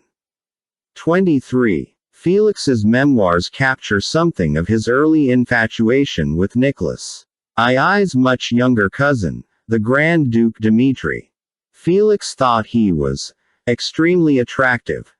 Tall, elegant, well-bred, with deep, thoughtful eyes. He recalled the portraits of his ancestors. He was all impulses and contradictions. He was both romantic and mystical, and his mind was far from shallow. At the same time, he was very gay and always ready for the wildest escapades. His charm won the hearts of all. 24 Later in life, Dmitri's sexual partners included Coco Chanel, whose early business ventures he helped to finance, but conversations from Russian émigrés who knew the pair well and comments made in Felix's own letters and memoirs confirm that members of the imperial family and Felix's circle in St. Petersburg knew that at some point in 1912 and possibly in 1913, Felix and the Grand Duke were romantically involved with one another. In letters to her husband, Alexandra, who was fond of Dmitri and felt protective over him after his mother's death in childbed in 1891, noted archly that when he was in St. Petersburg with his regiment he did not go out in the latest companies, but out of sight, he gets into other hands. 25 Rumors increasingly seem to link Dmitri to Felix, whom Alexandra already distrusted because of his reputation for extravagance in all areas of his life. The Tsar and Tsarina, who were aware of the scandalous rumors concerning my mode of living, disapproved of our friendship, Felix wrote later. They ended up forbidding the Grand Duke to see me, and I myself became the object of the most unpleasant supervision. 26 Felix's modern biographer Greg King has suggested that the affair actually continued for quite some time after that, and it may indeed only have ended at Felix's instigation, rather than Dmitri's. 27. In 1914, Felix's elder brother was killed in a duel, and the tragedy of his death made Felix the heir to one of the oldest and most prestigious names in the Russian aristocracy. Pressure mounted on him to find a wife, and Felix apparently decided to put his homosexuality behind him, ending the affair with Dmitri. He seemed to have acquired a predilection for Romanovs and transferred his affections to the Tsar's only niece, the beautiful and innocent Princess Irina. He was out riding one afternoon when he saw her sitting claimed to be smitten with his ancestry and wealth. Xenia thought he was a very attractive candidate for her daughter's hand, and Irina seemed entranced by Felix's obsessive interest in her. However, somebody, perhaps the Tsar himself, tipped off Irina's father, the Grand Duke Alexander, about Felix's love life. At the same time, Dmitri suddenly suggested that he wanted to marry Irina himself. At the time, Dmitri's interest in Irina surprised many people, but whether it was because he wanted to stop the wedding for Irina or for Felix is impossible to say. Alexander called on Felix with a few friends to discuss, man to man, the rumors about his private life. Felix was perfectly candid. He admitted that he had been a homosexual but claimed he had given it up because he wanted to marry Irina. Alexander, perhaps unsurprisingly, was not entirely convinced that this was enough of a surety for either his daughter's future happiness or Felix's. But Felix and his mother had a trump card in her friendship with the Romanov matriarch, the Dowager Empress Marie, who invited the couple to join her for lunch while she was holidaying in Copenhagen. The prospective bridegroom behaved wonderfully, and the Dowager Empress was thoroughly charmed. Although she too had heard some whispers about Felix's romantic escapades, she believed him when he said he had fallen in love with her granddaughter. After lunch, She turned her radiant smile on him and said, "I will do what I can for your happiness." 28 On the 22nd of February 1914, the couple were married at the Dowager Empress's residence in St. Petersburg. Irina wore a white satin gown with a long train and an exquisite lace veil, said to have belonged to Marie Antoinette. Then it was off on their honeymoon to meet with trouble in Berlin before they were rescued by the entreaties of the Crown Princess Cecilia and the Spanish embassy. The appearance of Marie Antoinette's veil at his wedding would have pleased Felix greatly. Today, photographs of Audrey Hepburn or Marilyn Monroe are ubiquitous in many bedrooms across Europe, Britain and America. These roles, for better or worse, as chosen icons of modern femininity were filled in the 19th and early 20th centuries by the spectral figures of Lady Jane Grey, very much as Delaroche imagined her, Mary, Queen of Scots, and Marie Antoinette. A small industry lionizing Marie Antoinette as the most sublime symbol of wronged womanhood, who had maintained her ladylike demeanor even as she was harried so cruelly to her death, touched Victorian sensibilities. A large portrait of the unhappy Queen Felix, and every day he would arrange fresh bouquets of flowers beneath their images to commemorate their martyrdom during the French Revolution. This veneration of the fallen king and queen of pre-revolutionary France hinted at another side of Felix, for he was a fascinating mixture of contradictions, more so even than most people. The acclaimed ballerina Anna Pavlova, who was a close friend, believed that Felix always had God in one eye and the devil in the other. 29 He was a sincere, even a fanatical, monarchist who believed completely in monarchy as the only civilized and unifying force of government. His political beliefs were matched by his religious fervor.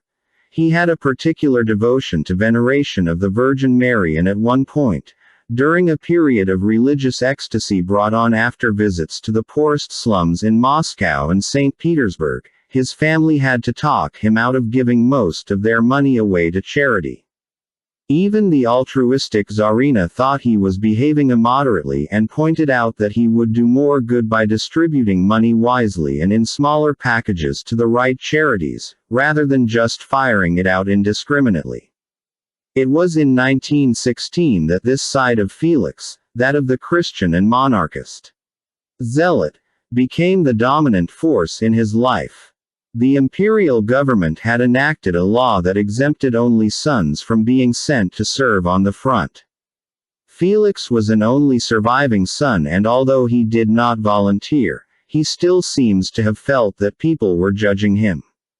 If he felt that way, he was correct. Nicholas and Alexandra's eldest daughter Olga was spending more time in St. Petersburg chairing various charitable committees, and she decided to call on her cousin Irina for tea. Felix was there, as Olga informed her father in a letter later that night. "I went to see Irina." Felix, as downright civilian, dressed all in brown, talked to and fro about the room, searching in some bookcases with magazines and virtually doing nothing. An utterly unpleasant impression he makes. A man idling in such times. 30. But Felix was not exactly idling. A slew of pornographic pamphlets depicting the Tsar as a cuckold and Rasputin in bed with the Empress were circulating in the capital and making their way to soldiers on the front. Alexandra was referred to on the streets as Nemetskaya Bliad, the German whore. He and Irina talked at length about her family's fears about Rasputin's influence and the Tsarina's refusal to listen to any of them. When Felix tried to voice similar concerns to one of the Empress's friends, she responded, "Nobody has the right to criticize the actions of the Emperor and the Empress. What they do concerns no one." The Tsar from the Tsarina and the Tsarina from herself was to murder Rasputin. "All my doubts and hesitations vanished," he claimed afterwards. "I felt a calm resolution, and gave myself over to the set purpose of destroying Rasputin." 32. As he formulated his plans, he reached out again to Dmitry. In his numerous interviews and 3 sets of subsequent memoirs written in exile, Felix was always very vague about why he felt the need to include the Grand Duke in the plot. It may have been because he missed him and wished to recapture something of their former closeness with a shared enterprise. It may have been, as cynics suggested, that he knew a Romanov could not be condemned in an ordinary law court. A member of the imperial family, and their co-conspirators, were subject to the direct judgment of the Tsar himself. Perhaps Felix was counting on that and his family's close ties to Nicholas's if the murder caused a backlash. Or it may have been because, as he acknowledged in his memoirs, Dmitri was adventurous, brave and always ready for the wildest escapades. Whatever the reason, Dmitri shared his other relatives' hatred of Rasputin. And despite his former closeness to the Empress, he agreed to help. Felix then paid a visit to Vladimir Purishkevich's apartment and asked him if he would like to turn the fiery words of his speech to the Duma on the 20th of November into reality. Purishkevich was enthusiastic, as well as captivated by Felix's glamour and steely certainty. They recruited an army sergeant, Dr. Stanislas Lazovert, who was charged with the task of poisoning the victim after they decided that would be the best way to get rid of him. Felix initially wanted to turn up and shoot him in his own apartment, but given the police protection that surrounded him at the Tsarina's insistence, that was impractical. Felix was very uncomfortable when the others argued that the only logical place to do it was at the Moika Palace, which would mean inviting a man to partake of his hospitality and then murdering him. Eventually conceding that they were right, Felix contacted Rasputin, claiming that he had a problem he needed to have cured. Rasputin's daughter Maria said later that her father told her it was because he wanted to cure his homosexuality. The suggestion, made by some historians, that Felix and Rasputin were themselves sexually involved is stretching credulity beyond breaking point. 33. Having submitted himself to several sessions with Rasputin, Felix felt he had established a friendly enough rapport to invite the Mojik to visit him at home. It is often stated that Felix dangled the possibility of Rasputin having tenacious in defending it. He did, however, promise Rasputin a supper with her and a few friends. Given the rest of the imperial family's detestation for him, it is possible that Rasputin was excited at the prospect of one of them granting him a sign of their favor. Maybe he had heard of Felix's lavish hospitality. Either way, he went to the Moika on the evening of the 16th of December, the soonest date the conspirators could pick because of Grand Duke Dmitri's busy social calendar. Invitations in the capital were often sent out weeks or months in advance. To have cancelled any engagement at the last minute might therefore have raised suspicions, and so the 16th, a day which dawned with wee pink clouds streaking the sky according to an early morning letter from the Tsarina to her husband, was Rasputin's last. 34. The exact details of how they killed him have changed many times in the telling, not least in the numerous slightly conflicting accounts left by Felix himself and the other conspirators. With the exception of the Grand Duke Dmitri, who never liked to talk about that night but who may have been the one to fire the final fatal shot, all involved left accounts of the killing. Felix, with his tendency towards the dramatic, may have exaggerated his version of events, which had Rasputin repeatedly surviving the numerous glasses of poisoned Madeira wine and cakes given to him, but equally he could have been telling the truth. When the poison did not work, Felix fired the first shot, and over the course of the evening, Rasputin was hounded through the palace like a dying animal, choked, beaten, shot, stabbed and finally chased into the snow-covered courtyard screaming that he would tell the Empress. There, possibly after a shot fired by Dmitri, he collapsed. They wrapped him in a curtain, dragged the body out on the ice of the frozen river Neva, cut a hole and shoved the body through it.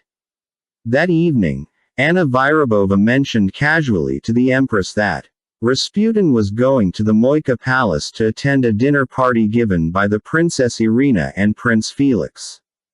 As she had at the outbreak of the war, Alexandra looked confused by what her lady-in-waiting was telling her. She must be mistaken. Grigory could not have gone to see Irina because Irina was on holiday in the Crimea with her mother. The next morning, Alexander Protopopov told her that a police report mentioned that there had been disturbances at the Moika in the small hours, and Rasputin's teenage daughter telephoned Anna to tell her that her father had gone out but not come home. For a few days, the Empress remained calm, on the surface at least. As investigations continued, God have mercy, such utter anguish, I'm calm and can't believe it.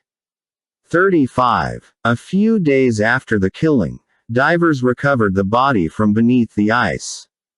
Alexandra was devastated, and as news of who had killed him leaked out, crowds surged forward in St. Petersburg's Cathedral of Our Lady of Kazan to pointedly light candles beneath icons of St. Dmitri. Nicholas was disgusted at the assassination. I am filled with shame that the hands of my kinsmen are stained with the blood of a simple peasant. A murder is always a murder. 36. Olga and Tatiana both chose to sleep in their mother's room that night as she dosed herself heavily with Veronal, a popular barbiturate used to combat insomnia. Olga wrote in her diary, "Confirmation that Father Grigory has been murdered, most probably by Dmitri, and thrown from the Krestovsky Bridge. They found him in the water. So awful and can't bear to write it." 37. But while Tatiana truly believed, as her mother did, in Rasputin's saintliness, Olga's attitude to the deceased favorite was more ambivalent. A few weeks later, when she was back working at the hospital, Olga brought the matter up with a fellow nurse called Valentina Chabotareva, with whom she and Tatiana had developed a firm friendship. In the course of their conversation, Olga remarked quietly, maybe it was necessary to kill him, but not in such a terrible way. 38. Of all the children, she had seen and understood the most of the outside world. She traveled into the capital regularly to chair charity committees aimed at combating poverty and the impact of the war. Olga may not have known that the more extreme elements of anti-monarchist propaganda were printing lewd drawings in which she and her pubescent younger sisters were handed over to Rasputin to be used as his harem with their mother's connivance, but she was astute enough to realize that whatever Rasputin's presence at her parents' side had done to their family's position, it had not been positive. General Alexander Spiridovich, a hero of the Russo-Japanese War who had also helped suppress the Bolsheviks in the 1905 revolution, now worked as commander of the Tsar's private guard, and he admired his master's eldest daughter very much. He claimed that as she grew into adulthood, Olga had instinctively sensed there was something bad in Rasputin. 39. Felix's gamble paid off. He and Dmitri were merely banished to the empire's edges, a move which saved their lives when the revolution came. Even Purishkevich and Lazovert, described as heroes in the press, were left relatively alone. In the face of public adulation, there was little that Nicholas II could do to punish a crime that appalled him. Alexandra. Despite what her many critics had hoped, she was not broken by Rasputin's death.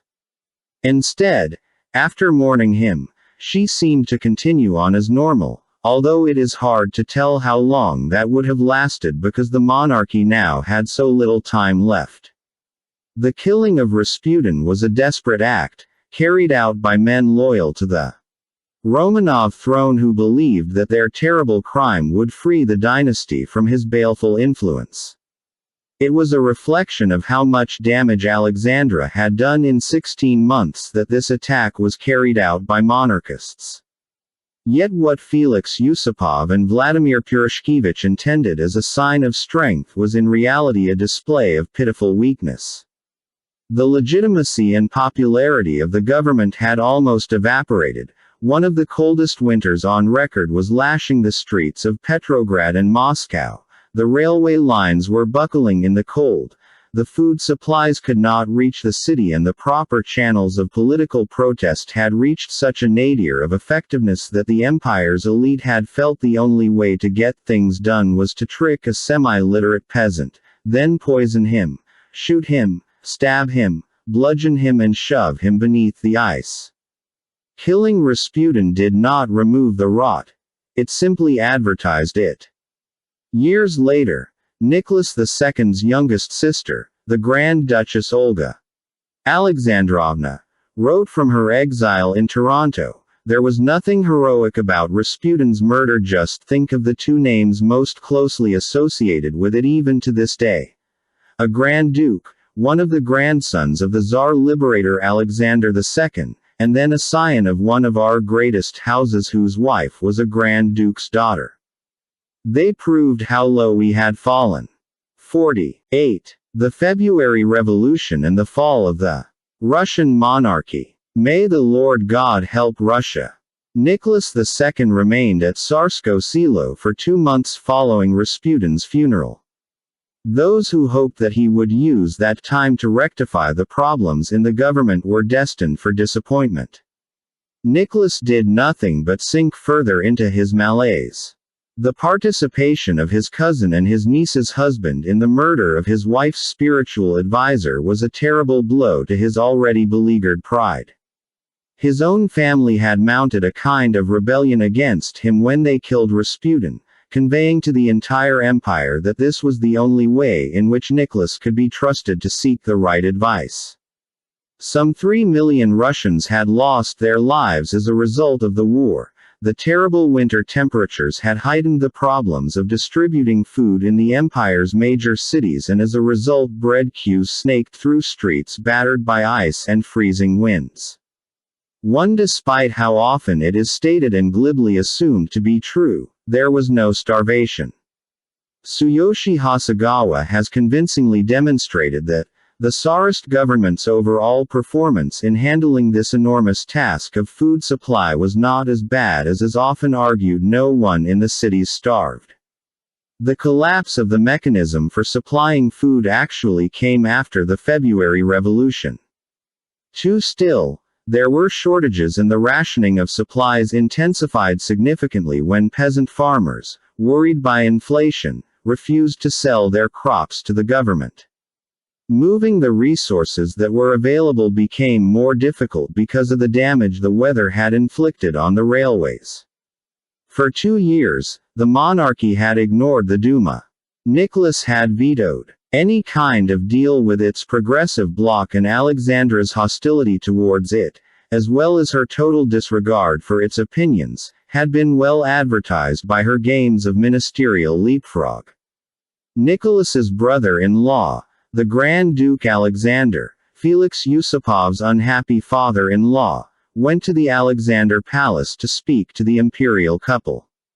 Alone of the Romanovs, he had always been friendly towards Alexandra, and he and Nicholas had been close friends since childhood.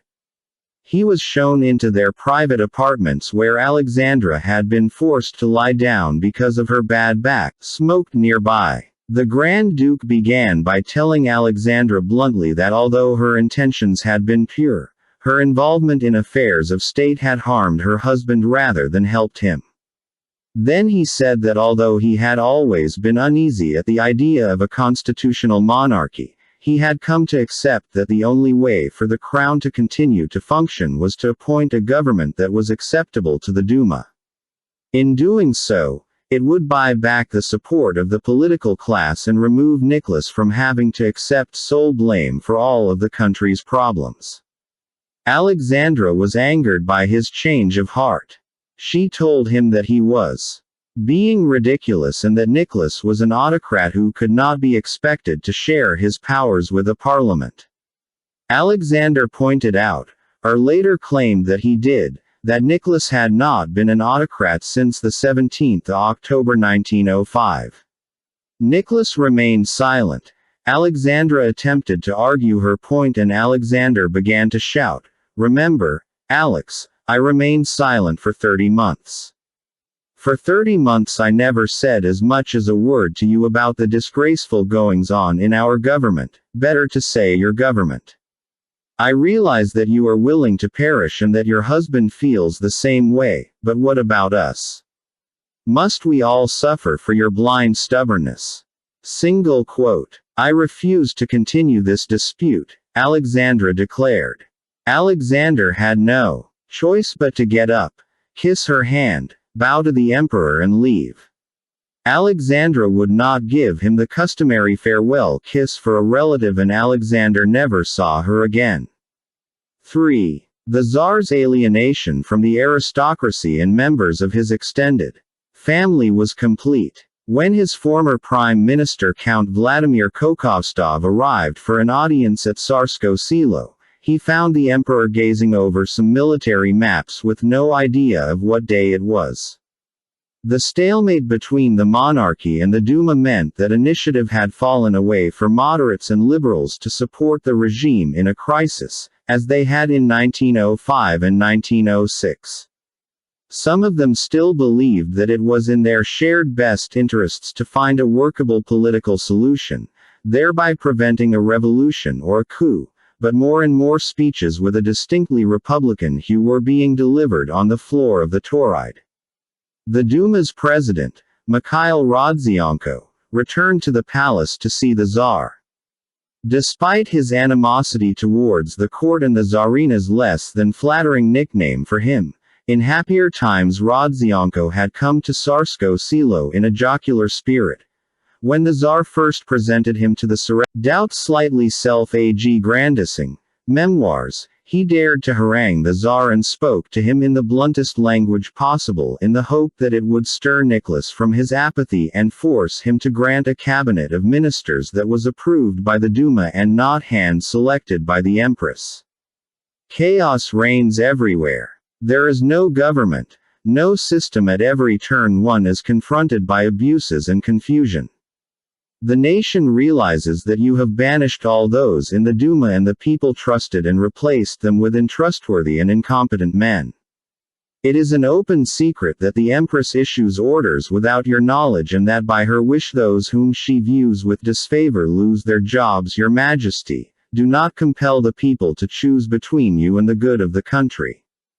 At the end of Rodzianko's speech, Nicholas allegedly sat at his desk with his head cradled in his hands. "Is it possible that for 22 years I have tried to act for the best and it has all been a mistake?" Rodzianko nodded. "Yes, Your Majesty, for 22 years you have followed a wrong course." 4. At the end of the audience, and it is the previous exchange which rings as the least probable part of Rodzianko's story, Nicholas bade Rodzianko a fond farewell and the president of the Duma was relieved and touched that there had been no sign of anger or personal animosity from the emperor. Rodzianko's dire warnings, however exaggerated they might have been, when it came to writing his memoirs, were backed up by Prince Nicholas Golitsyn, the second prime minister since Boris Sturmer. He used his friendship and long years of service to implore the emperor to listen to Rodzianko's advice and go to the Duma in person to promise a cabinet of ministers agreeable to them. The old magic of a royal appearance, the Tsar in communion with his people once again, might just work and quieten the naysayers. It would inject a fresh vigor into the politicians and more importantly than that it would provide the country with a more stable and more popular government. Nicholas agreed to his suggestion. Had he stuck by that decision, it is highly possible that the Romanov monarchy could have weathered the storms of 1917. As it was, an hour after the audience was over, Golitsyn was summoned back to the Alexander Palace. There has always been a heavy suspicion that Nicholas went to Alexandra to discuss the plans with her and she persuaded him not to act so hastily, but that is conjecture and her private letters to Nicholas seem to contradict it. 5. It is also possible that because the army's luck at the victories All we know for certain is that when Golitsyn was brought back into the Tsar's study, Nicholas told him that he was going to go back to Stavka. "How is that, Your Majesty?" the Prime Minister asked. "What about a responsible ministry? You intended to go to the Duma tomorrow." Single quote. "I have changed my mind. I am leaving for headquarters tonight." 6. As the Imperial train pulled away from the Tsarskoye Selo station, Nicholas found a letter already waiting for him in his compartment from Alexandra. "My own beloved Sonny," he wrote, "loving thanks for your precious letter. You left in my compartment. I read it greedily before going to bed. It did me good, in my solitude, after 2 months being together, if not to hear your sweet voice, at least to be comforted by those lines of tender love." 7. By the time he reached Stavka, a telegram was waiting for him, again from his wife, in which she informed him that Olga and Alexei had come down with the measles. Nicholas wrote back that the disease was sweeping to Cadet Corps at Stavka and that Alexandra should not meet too many people if she was nursing their children lest she pass the disease on. 8. Back in Petrograd, the weather had begun to turn and milder temperatures brought more people out onto the street to protest against the terrible winter they had endured, the unaccountable incompetence of the government, the damage inflicted by inflation and the seemingly unending slaughter of the war. Prime Minister Golitsyn and Alexander Protopopov braced themselves for the riots and made sensible plans to contain them, hoping that they would only have to use soldiers against the protesters as a last resort. For 4 days, they held off, but by Sunday the 11th of March, 3 days after the Tsar returned to the front, the rioting in Petrograd was no longer manageable. Alexandra wrote to her husband, "Precious, beloved treasure, 8 degrees and gently snowing. So far I sleep very well, but miss my love more than words can say. The rows in town and strikes are more than provoking. I send you calls the Empress's nickname for Alexander Protopopov letter to me. The paper is not worthwhile, and you will get a more detailed for sure father the police chief. It's a hooligan movement, young boys and girls running about and screaming that they have no bread, only to excite. And then the workmen preventing others father work. If it were very cold they'd WLD. Probably stay indoors. Pass and quieten down. If the Duma WLD. Only behave itself. One does not print the worst speeches, but I find the antidynastic ones ought to be at once very severely punished, as it is a time of war, yet more so. I had the feeling when you go, thing WLD.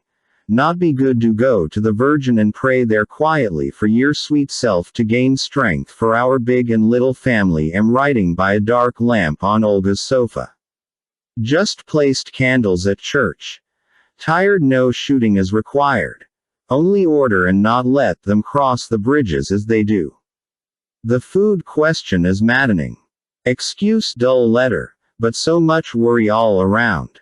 9. In the same letter, Alexandra suggested that the problem of the bread queues could be fixed if Russia adopted rationing cards, like the system operating in Britain. She also passed on the news that Tatiana had caught the measles and been sent to bed, and that she thought Anastasia might be coming down with them as well. So far only the Grand Duchess Maria remained in rude good health, much to her mother's relief, and she and Anastasia were helping her take care of the others.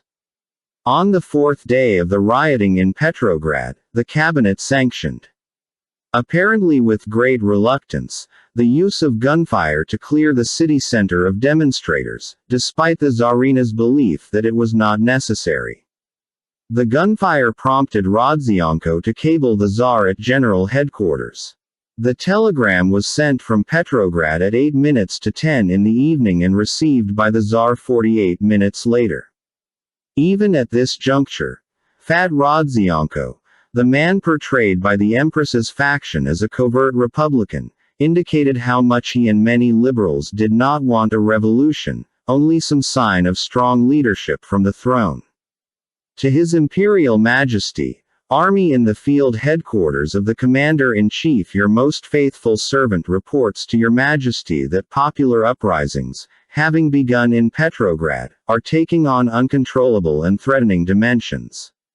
Their cause is a shortage of baked bread and poor delivery of flour, which is sowing panic, but the main reason is the absolute distrust of the authorities, who are not competent to lead the country out of its difficult situation. Because of this, events will certainly unfold that can be temporarily held at bay at the expense of innocent citizens' spilled blood, but that will be impossible to contain in the event of a repetition.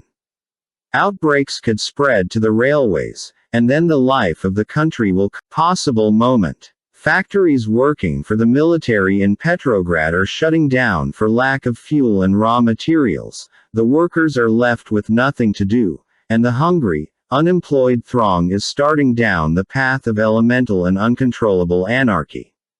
In all of Russia, railway communications are in total disorder. Out of 63 blast furnaces in the south, only 28 are working because of the lack of fuel deliveries and necessary raw materials. Out of 92 blast furnaces in the Urals, 44 are at a standstill, and the production of pig iron is shrinking from day to day, which threatens a major reduction in the production of shells.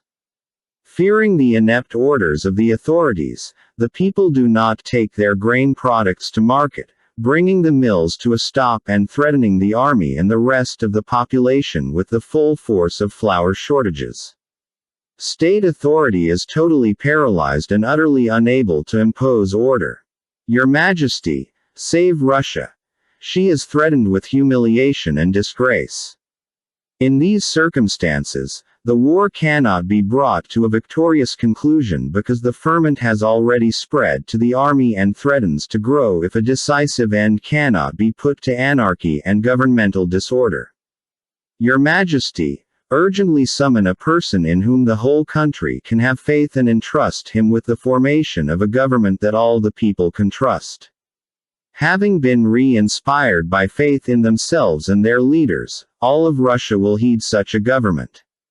In this terrible hour, unprecedented in its ghastly consequences, there is no other way out, and to delay is impossible. Chairman of the State Duma, Mikhail Rodzianko 10. The next day, the Petrograd garrison mutinied and vowed that they would never again open fire on the protesters.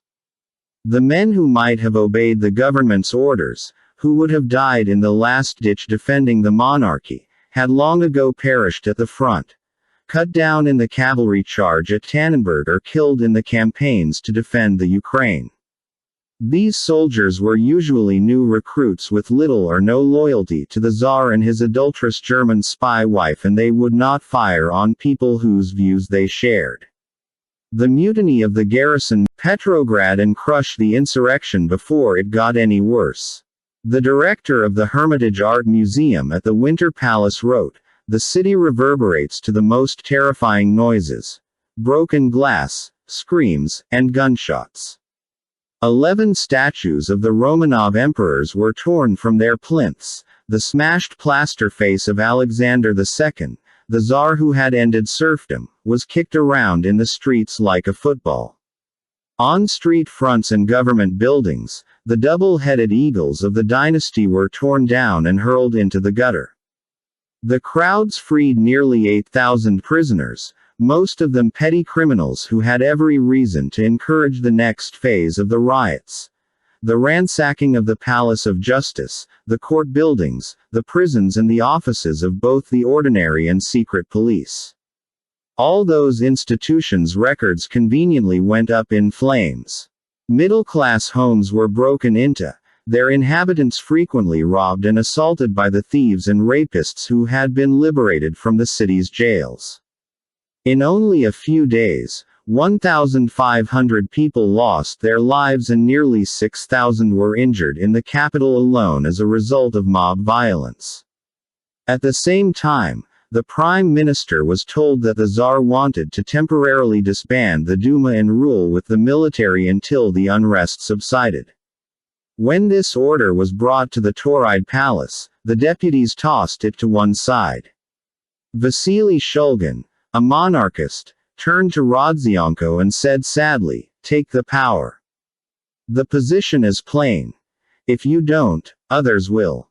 12 The empire's former ministers were all arrested, partly to save them from being lynched by the mob, but also to give the impression that the Duma was doing something to remedy the situation. In another wing of the Tauride, the socialist movement had, at long last, attempted to control the situation to their own advantage. The Petrograd Soviet of Workers and Soldiers, deputies set up residence. The two Russias seeking change, liberal and left, were separated by a corridor. Like Juan Perón 30 years later, when the left-leaning Alexander Kerensky went from the Duma to make speeches to the Soviet, he took off his coat and removed his collar to make himself look more like a member of the working classes. As the Tsar's train sped towards Tsarskoye Selo, it found its path blocked by soldiers sympathetic to the revolution.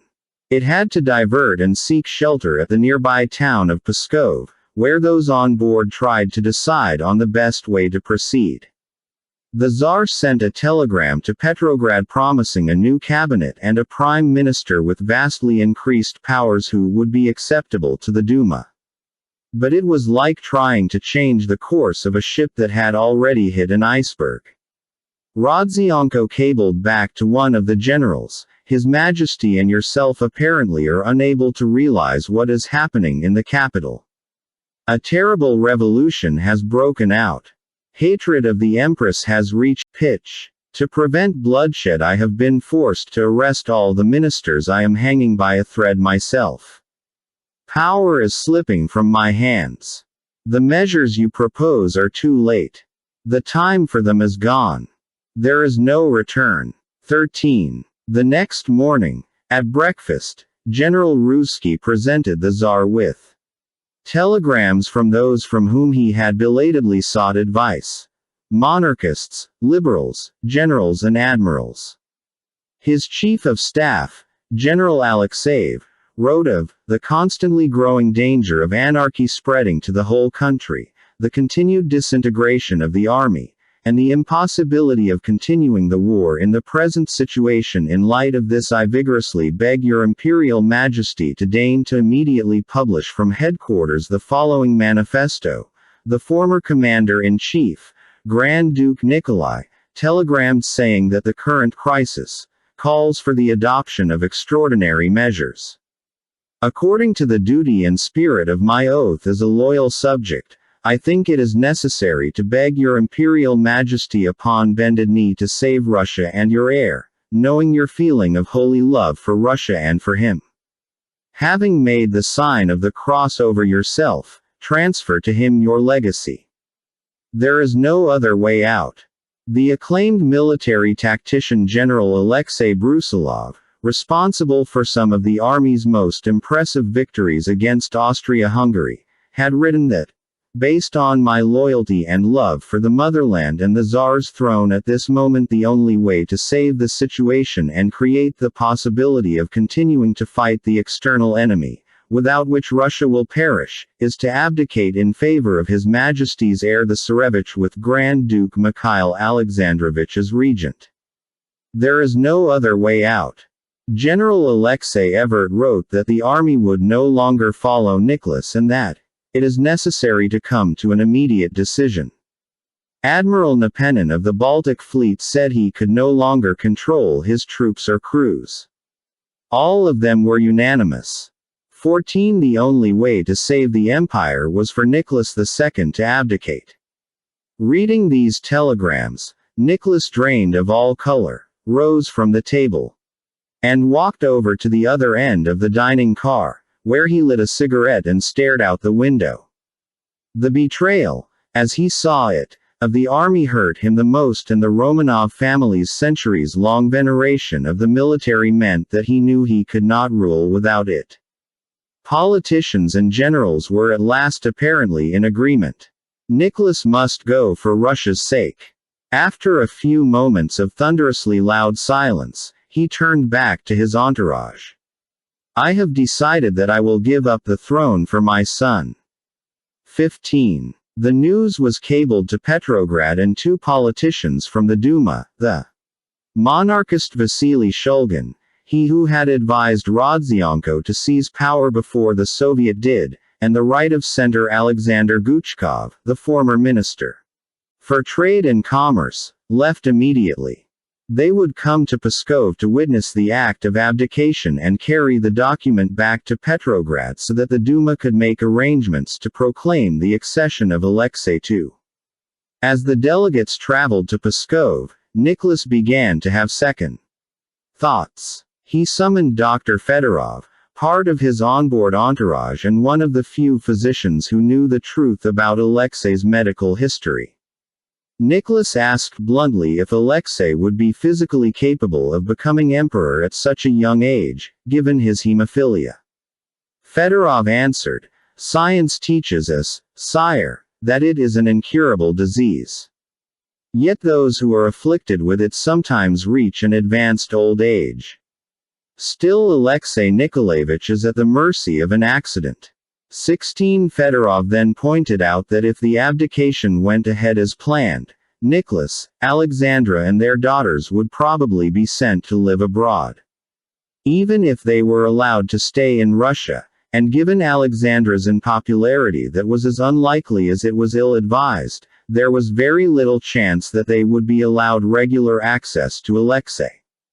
One way or the other, the child would almost certainly be removed from his mother's care. By the time Shulgin and Guchkov boarded the stationary train at 9:00 that evening and were shown into its salon car, Nicholas had changed his mind.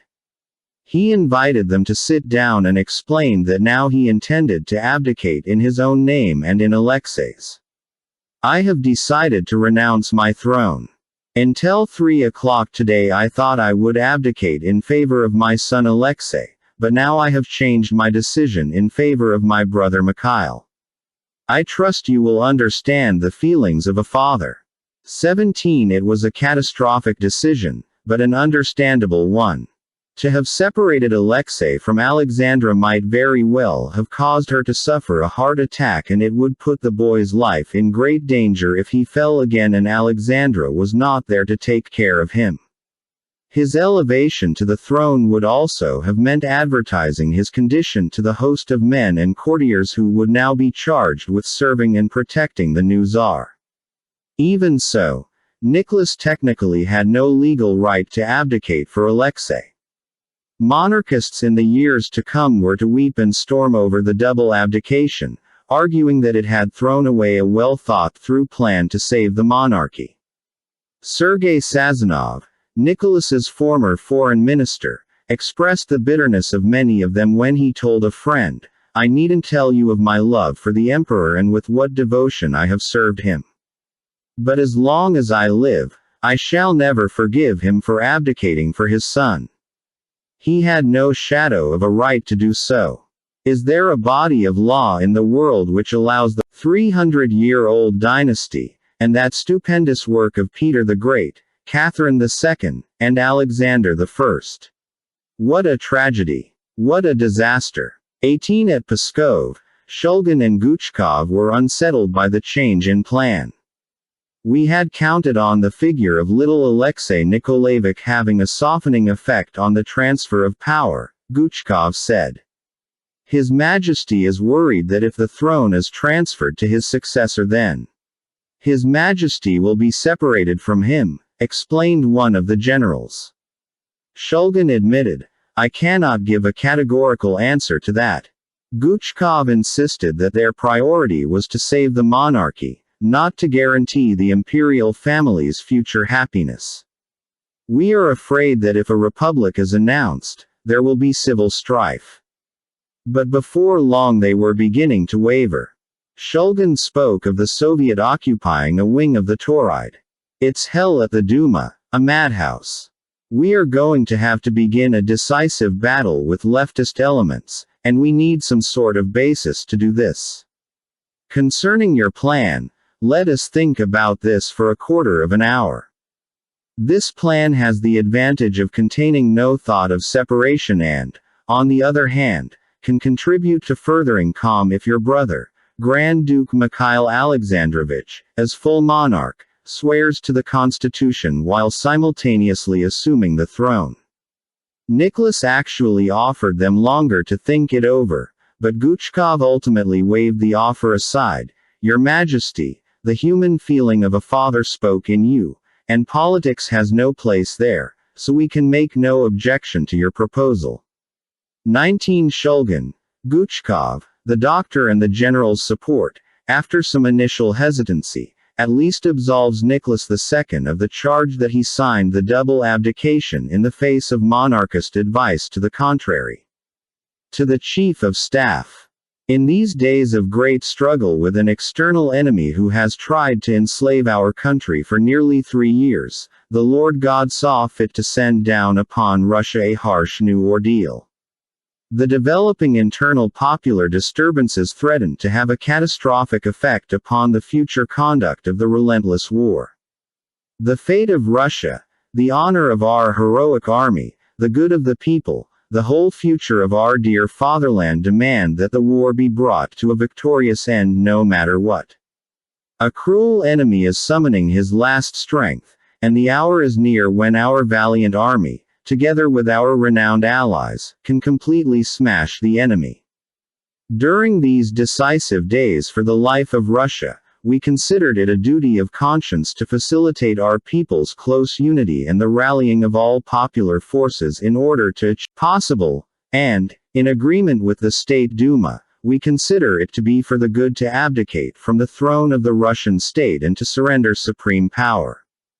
Not wishing to part from our beloved son, we name as our successor our brother Grand Duke Mikhail Alexandrovich, and bless his assumption to the throne of the Russian state. We entrust our brother to conduct state affairs in complete and unshakable unity with the representatives of the people in the legislative institutions according to principles they will determine, and on this to take an inviolable oath. In the name of our deeply beloved homeland, we call all faithful sons of the fatherland to fulfill their holy duty to this land in obedience to the Tsar in this difficult moment of national trials and to help him, together with the representatives of the people, to lead the Russian state along the path of victory, prosperity and glory. May the Lord God help Russia. Nicholas. As Nicholas signed, the usually reserved Shulgin burst into tears. Oh, Your Majesty, he wept, if you had done all this sooner, even as late as the summoning of the last Duma, perhaps all that. He broke off, unable to finish, and continued crying. Nicholas looked at him in a curiously unaffected way and asked, "Do you think it might have been avoided?" 20 There are few questions in the study of history to which the answer can be more resoundingly and more certainly, yes. It was the 2nd of March 1917 in Russia, the 15th of March, the Ides of March, in the West. In the Duma, Republican politicians like Alexander Kerensky greeted the news of the abdication with relief but argued that the Grand Duke Mikhail would have to go as well. Crowds outside the Tauride jeered Mikhail's name and cried, "Long live the Republic," while other politicians argued that the monarchy needed to be maintained because it was the sole force holding the empire together. Without its ancient laws and prerogatives, Russia would have to release countries like Finland, the Baltic states and maybe even the fertile plains of the Ukraine. No such moves could be contemplated at a time of war. Outside the Duma, others were stunned by Nicholas's decision, including many members of his extended family. His brother-in-law Alexander, who had shouted at Alexandra only a few weeks earlier, bred and partial disorders in the capital. 21 In Kiev, the Dowager Empress called it the greatest humiliation of her life. 22 She insisted on dashing north to see her son, who had been allowed to go back to Stavka briefly to collect his things, gather his servants and bid farewell to the troops. "To think that I should live to witness such horror," she lamented, and when she swept across the snow-dusted platform to board her son's train at Stavka, she nearly fainted at his feet. When a lady-in-waiting suggested a family photograph to mark their reunion, Marie could not bring herself to have him captioned as the ex-Tsar and waved the camera away. When she asked him how he could have given up the throne, Nicholas replied, "What could I do when Nikolasha, the family's nickname for the Grand Duke Nikolai, and General Alexeyev asked me to resign for the country's sake?" 23. Nicholas's remark to his mother raises one seldom discussed aspect of the abdication. The telegrams that General Ruzsky placed on the Tsar's desk at Pskov were united in agreement that only his abdication could save the empire. Those telegrams had in turn been collected and passed on to Ruzsky by General Alexeyev, the army's chief of staff, who had been in discussions for days with Rodzianko. Both men agreed that Nicholas must abdicate if the war was to be won, and Rodzianko was privately convinced that monarchism may have run its course in Russia, because it had been forever tainted by Nicholas and Alexandra's poor decisions. In order to persuade Nicholas to jump, they had carefully controlled the information he had access to. Why? If telegrams could reach the Grand Duke Nikolai, the admirals and the generals, were efforts not also made to reach other members of the imperial family? Why did nobody make any attempt to contact the Dowager Empress, Nicholas's uncle the Grand Duke Paul, who was in regular contact with the Duma about proposals to safeguard the monarchy's future, or the Grand Duke Alexander? That they could all have been reached quickly and even brought to his side was shown by the speed with which the Dowager was able to join him at Stavka within days of the abdication. Those who believed, for perfectly valid reasons, that Nicholas II needed to abdicate deliberately manipulated the flow of information in that crucial 36-hour period at Pskov, and they denied him access to the views of those who believed, with equal sincerity, that Nicholas could still salvage the situation and that any change in monarch under the present circumstances would prove fatal to the empire's survival. At Tsarskoye Selo, the empress was still fussing around the sick rooms of her children. Something was wrong with the world outside, was running around helping her mother, and her puppy fat weight was rapidly dropping off. Late one night, Alexandra, Maria and one of the Empress's ladies-in-waiting went out to speak to the guards, with a fur coat draped over Alexandra's white uniform. She thanked them for their loyalty to her family and sent tea out to them as they assumed their positions, preparing to defend the palace if it was attacked in the dead of night. The next morning 2 palace servants arrived clutching pamphlets from the capital that proclaimed the emperor's abdication.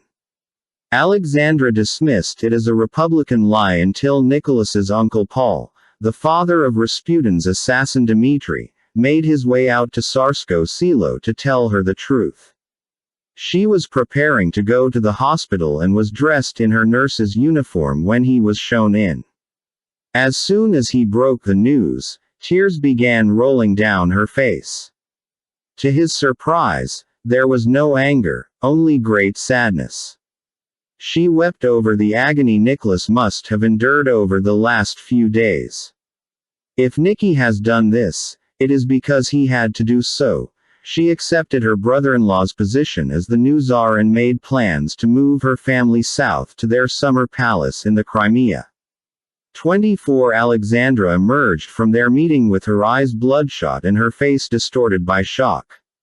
Her lady-in-waiting Lily Dane thought she was walking strangely. She rushed forward and supported her until she reached the writing table between the windows.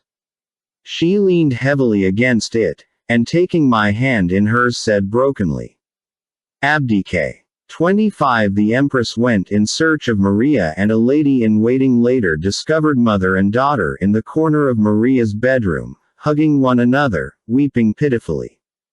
The next day, Viktor Zaborovsky, one of the palace guards who had known the Grand Duchesses for years, wrote that Maria's former naivete had vanished and in its place, a serious, sensible young woman, who was responding in a deep and thoughtful way to what was going on.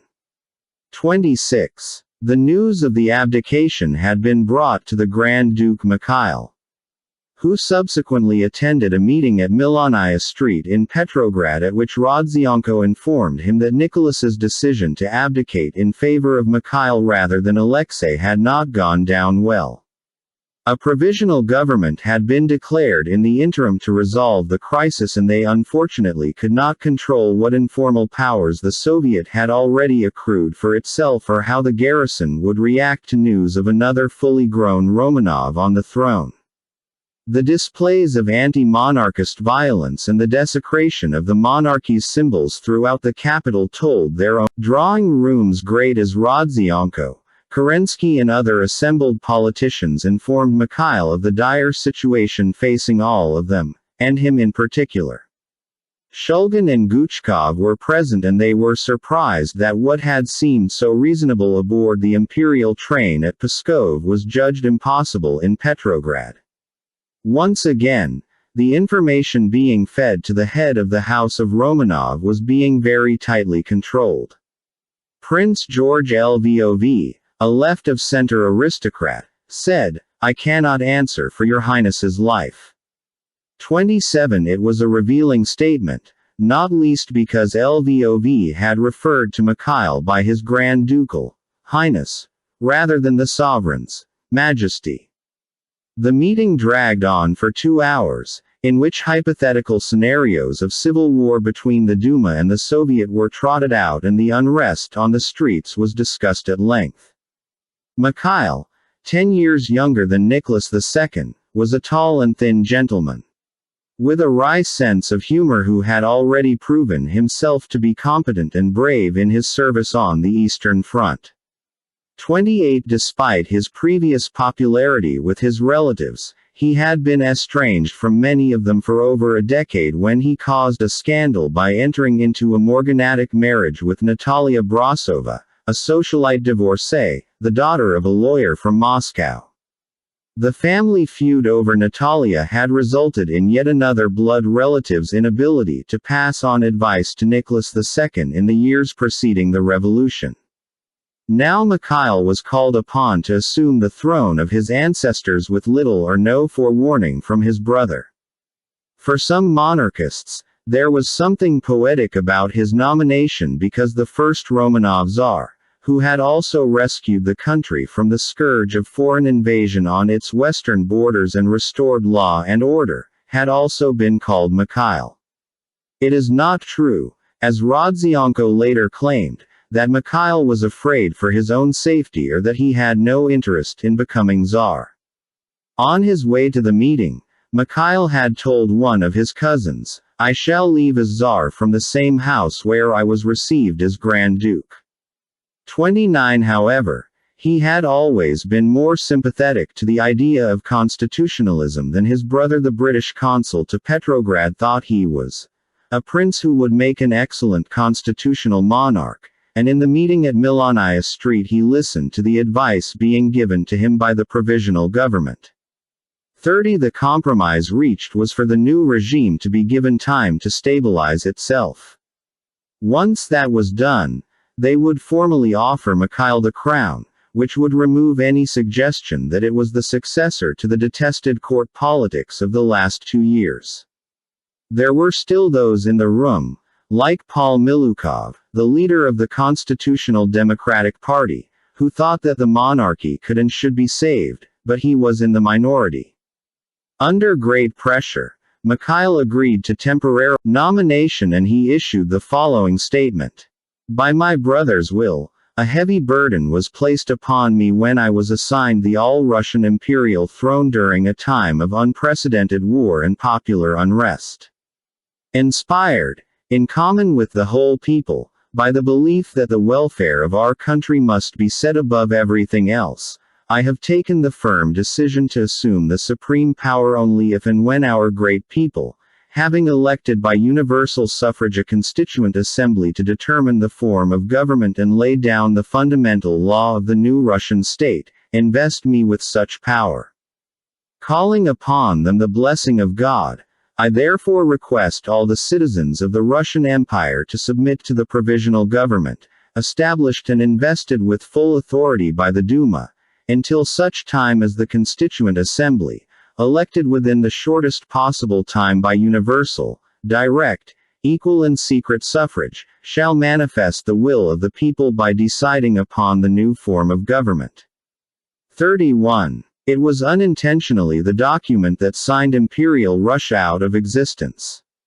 Mikhail was eventually placed under house arrest, and he was the first Romanov to die under the revolution, when he and his English secretary Nicholas Johnson were marched into the woods around Perm and shot by the Bolsheviks in June 1918. Mikhail, wounded before he was killed, crawled over to his secretary and said to the guards, "Let me say goodbye to my friend. Their bodies have never been recovered." 32. Unable to bring herself to tell Alexei of what his father had done, Alexandra asked his tutor to do it for her. Gilliard went to sit by the young man's sickbed, where he found Alexei, as his mother had said, sporting one rash, covered like a leopard, thanks to the measles. 33. He began by telling him that Nicholas was coming home and that this time there would be no return to Stavka. When he told him it was because Nicholas did not want to be Tsar anymore, Alexei looked at me in astonishment, trying to read in my face what had happened. "What? Why?" Single quote. Gilliard answered, "He is very tired and has had a lot of trouble lately." Single quote. Alexei nodded. "Oh yes. Mother told me that they had stopped his train when he wanted to come here. But won't Papa be Tsar again afterwards?" Gilliard explained "I don't know," the tutor answered. "Perhaps nobody now." 34. It took a week for Nicholas to make it back to Tsarskoe Selo after his farewell trip to Stavka. Over those few days, Alexandra finally seemed to succumb to the ill health and bad nerves that she had been struggling against for so long. Even those who knew her well were stunned by her body's reaction to the monarchy's implosion. Elizabeth Naryshkina, her mistress of the robes who had served at court since the reign of Alexander II, was frightened at the way Alexandra was speaking. Her speech was disjointed and rambling. She did not make much sense. Watching her at close quarters, the family's physician, Dr. Yevgeny Botkin, was angry that he had not noticed sooner how much damage had been done to her by stress. Elizabeth wrote, "He now feels as I do when seeing the state the Empress is in and berates himself for not have realized it sooner." 35. On the 22nd of March, Nicholas arrived home. At the train station, delegates from the provisional government formally handed him over to the new palace guard, with the information that the ex-emperor and his household were under house arrest at the Alexander Palace. He was driven under guard from the train station to his home, where Alexandra was waiting with the children, and Alexei kept nervously checking his watch to see if his father had been detained. The palace gates were padlocked when the car pulled up, and the presiding sentry pretended not to know who was inside so that he and his comrade could go through the process of introducing him as Nicholas Romanov. Some of the remaining courtiers saw the whole thing from the palace windows. In his memoirs, the outraged Grand Marshal described the incident as an offensive comedy. 36. The Grand Marshal descended quickly to greet Nicholas and made a point of bowing in front of the guards. Nicholas politely shook his hand and gave no sign of intimidation as he and one of his more loyal aides, Prince Vasily Dolgoruki, made their way through the entrance hall and antechambers that were now full of hostile soldiers sympathetic to republicanism. As he reached the entrance to the imperial family's private apartments, a servant chose to ignore the threat of retaliation and swung open the doors with the booming announcement of His Majesty the Emperor. Alexandra lurched to her feet and ran over to her husband. She threw herself into his arms, and Nicholas, at last, broke down weeping. 9. The triumph of military government in Imperial Germany. The military dictatorship hardly veiled any more. Crown Princess Cecilia gave birth to her fifth child and first daughter in the spring of 1915 at the Marble Palace in Potsdam, an elegant structure built during the reign of King Friedrich Wilhelm II, a monarch with deep and wide-ranging cultural interests, who ruled Prussia between 1786 and 1797. The child was christened Alexandrine in honor of Cecilia's elder sister, the then Queen Consort of Denmark. The new princess had Down's syndrome, and as a result she was seldom seen in public. However, it is not true that she was hidden away completely. She was occasionally shown on commemorative postcards like all the Kaiser's other grandchildren, and private family photographs show Alexandrine, in defiance of the era's usual standards that often extolled institutionalization, happily posing on her parents' estate arm in arm with her brothers Wilhelm, Louis Ferdinand, Hubertus and Friedrich, and her younger sister Cecilia, who was born 2 years later. 3. Between the two princesses' births, the political situation in their grandfather's empire changed significantly. In June 1916, the British and German navies finally came to blows at the Battle of Jutland in the North Sea. Although the British actually lost more gross tonnage, there was no question that it constituted an unambiguous defeat for the Second Reich. On the basis of that technicality, Wilhelm initially claimed it had been a victory for Germany, and in a speech delivered at the port of Wilhelmshaven 4 days after conclusion he claimed it eclipsed the British victory at Trafalgar in 1805. He admitted that it had been a defeat years later. The year 1916 also saw greater setbacks on the Western Front. The battles of Verdun and the Somme achieved almost nothing. As a result of the latter, the Allies acquired 6 miles of territory in a battle that cost a combined total of just over 1 million lives. Both sides threw nearly everything they had into these battles in an attempt to break the stalemate. Tanks, aeroplanes and poisoned gas made their presence significantly felt for the first time. Yet still nothing seemed to have changed in the bloody fields of Flanders, where only the poppies now grew and the air was thick with smoke and the smell of blood. On May Day 1916, Karl Liebknecht, the leader of far-left Spartacus League, was arrested at an anti-war demonstration in Berlin. Dissent was also coming from the right, with Bavarian royalists urging their court to lead Bavaria's secession from the Reich and re-establish its pre-1871 independence. Given all this and their own frequent liaising with rebels in enemy nations, the German government may have counted themselves fortunate that armed insurrection did not break out as it did in the United Kingdom, when the Irish Republican Brotherhood attempted to start a nationalist revolution on the streets of Dublin. The so-called Easter Rising was defeated with more force than many in Ireland, even its critics, felt was necessary, but the capture of a German trawler in Tralee Bay with 20,000 rifles intended for the rebels allowed the government and their unionist supporters to paint the uprising as one that had the backing of a hostile foreign power. 6. There were even rumors that some of the Irish nationalists wanted to offer an independent Irish throne to Prince Joachim, Wilhelm's youngest son.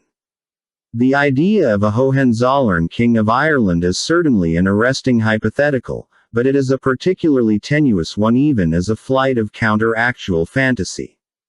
It was only in 1917, the year after the uprising, that Irish separatists definitively rejected any of their movement's previous interest in monarchism, but even before that most of its leaders were Republicans in their hearts, and it is difficult to imagine how a Protestant prince like Joachim could possibly have been accepted as king in a predominantly Catholic country like Ireland, particularly since many nationalists were already planning to grant special status to Catholicism after independence. 7. Nor would Joachim's parents ever have countenanced a religious change even for the sake of a crown. if their reaction to his aunt's conversion to Greek Orthodoxy were anything to go by. A far more serious proposal of a Hohenzollern throne abroad came from Finland at the end of 1917, when the country declared independence after the Russian Revolution. At the same time, feelers were being put out from a newly independent Georgia, again about the possibility of offering a crown to Joachim, while the Finnish parliament elected to offer their crown to Wilhelm's brother-in-law, Prince Friedrich Karl of Hesse, who was married to Wilhelm's younger sister Margaret. A design for the new Finnish crown was even drawn up, but events soon overtook the plans for new monarchies of the countries liberated from the Russia or Britain proliferated, with even the Habsburgs promoting the not totally unfeasible idea of giving the crown of an independent Ukraine to Karl's distant and fantastically charismatic cousin the Archduke Wilhelm, but the reality for existing crowns was far from promising. In the spring of 1916, Chancellor von Bethmann Hollweg tried to appease his liberal base and the vocal elements of socialism by promising significant reforms to the electoral system after the war, in a move that was bitterly denounced by the Crown Prince. At the same time, the popularity of von Hindenburg and General Ludendorff on the right seemed unstoppable. Despite von Hindenburg's public deference towards the Kaiser, he was still more than prepared to undermine him when he felt it was necessary. As their power and prestige grew, Wilhelm's diminished. A significant quarrel between them arose over the future of Erich von Falkenhayn as chief of staff. Von Hindenburg's clique wanted him to go, the Kaiser wanted him to stay. Von Hindenburg obviously thought the war effort's priority should lie in breaking the Eastern Front, while von Falkenhayn thought it was more important to break through the British and French trenches in Flanders. The fact that the two were often seen as oppositional agendas shows the divisive effect of von Hindenburg and Ludendorff's egos. As usual, the Empress and the Crown Prince lobbied for von Hindenburg, and Wilhelm, who had resisted them in 1914, caved in 1916. He wept as von Falkenhayn left military headquarters and squirmed when von Hindenburg replaced him as chief of staff, accompanied, as ever, by Ludendorff. Rather than confine himself solely to military matters, von Hindenburg used his newfound position to pursue a political agenda as well. He and Ludendorff picked a fight with the Chancellor, whom they and most of von Hindenburg's fellow Junkers had distrusted for a very long time. In March 1917, the two generals secured the re-implementation of unrestricted submarine warfare in the North Sea and the Atlantic waters around the British Isles. This was something directly contrary to the Kaiser's wishes. In the spring of the previous year, he had increased restrictions on when the U-boats could attack to the point that their activity was effectively cancelled for a time in the Atlantic and the English Channel. In doing so, the Kaiser showed that he had a keen eye on the international arena and above all on keeping America out of the war, where memories of the Lusitania were still fresh, but he was flying more than ever in the face of a German populace who were suffering greatly because of the British blockade. At the same time, a Reichstag revolt led by the Social Democrats supported him. Only the Emperor could save him, and it was a testament to Wilhelm's diminished political importance that he did not. The final quarrel took place over von Bethmann Hollweg's plans for electoral reform, when both Ludendorff and von Hindenburg threatened to resign if the Kaiser continued to support his chancellor.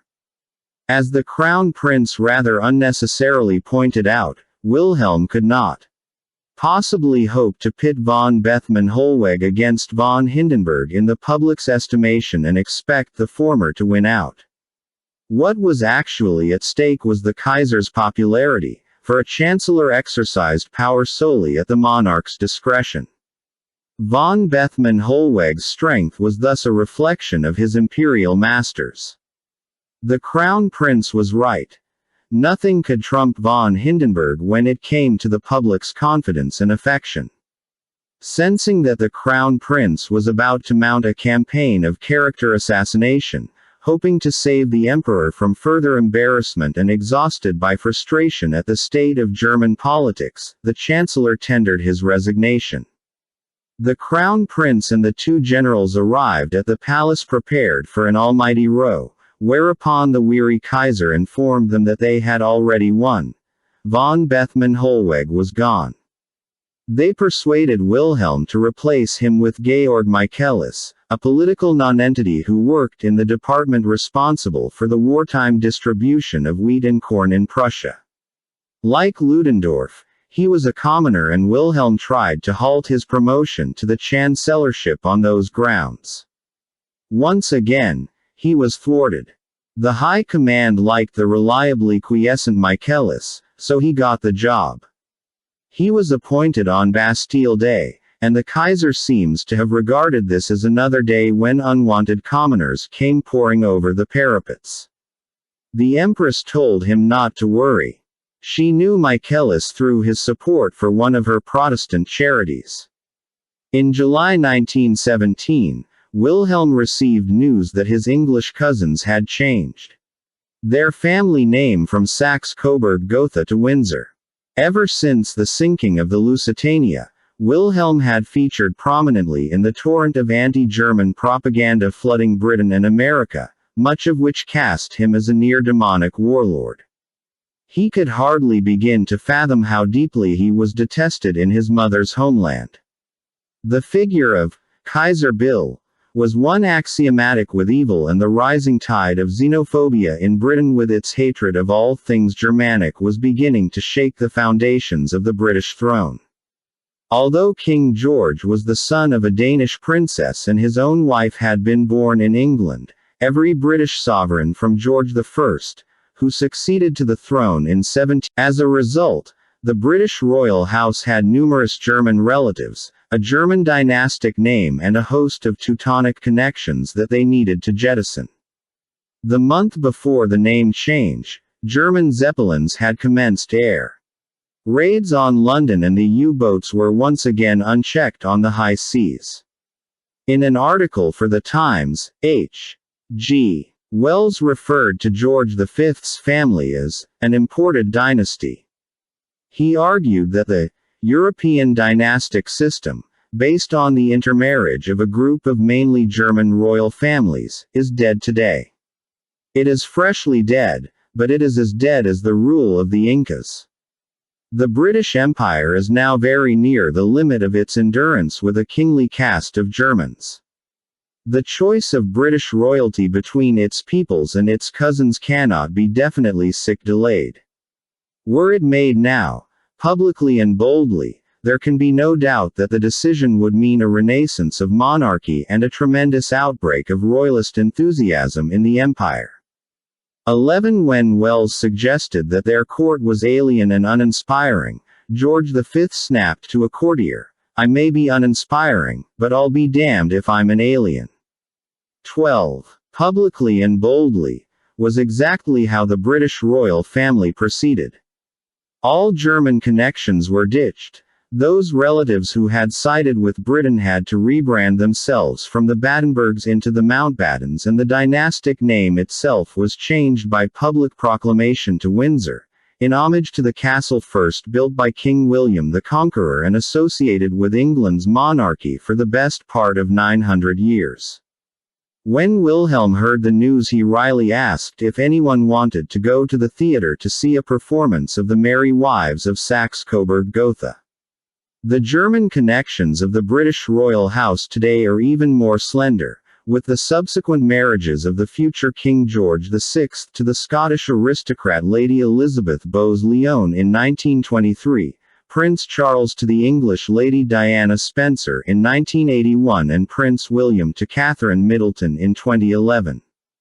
Despite the curious persistence of the xenophobic quip that the House of Windsor are essentially German, the last time a member of the immediate royal family married a German counterpart was when Princess Beatrice married Prince Henry of Battenberg in 1885. George V had taken a step that Wilhelm II seemed incapable of. He was doing everything in his power to keep the British monarchy in step with its empire's volatile mood, and if that meant making difficult or even occasionally embarrassing decisions, then so be it. In contrast to George V, Wilhelm's leadership was seen by many people to be completely out of sync with the army, navy and Reichstag, a difficult task given that those three were also often at odds with one another, unpopular among the upper classes, conservative and liberal. 13 As with Nicholas II, Wilhelm's constant visits to the front and absence from Berlin removed him from public visibility, and since everybody knew that it was Ludendorff and von Hindenburg who were in charge of the actual operations, Wilhelm appeared like a spoiled and slightly ridiculous dilettante who was contributing nothing to the army but the expense of his entourage. Von Bethmann Hollweg's earlier belief that keeping the Hohenzollern king away from his soldiers would dent his popularity no longer carried weight as the war dragged on and opinions about it within Germany became further divided.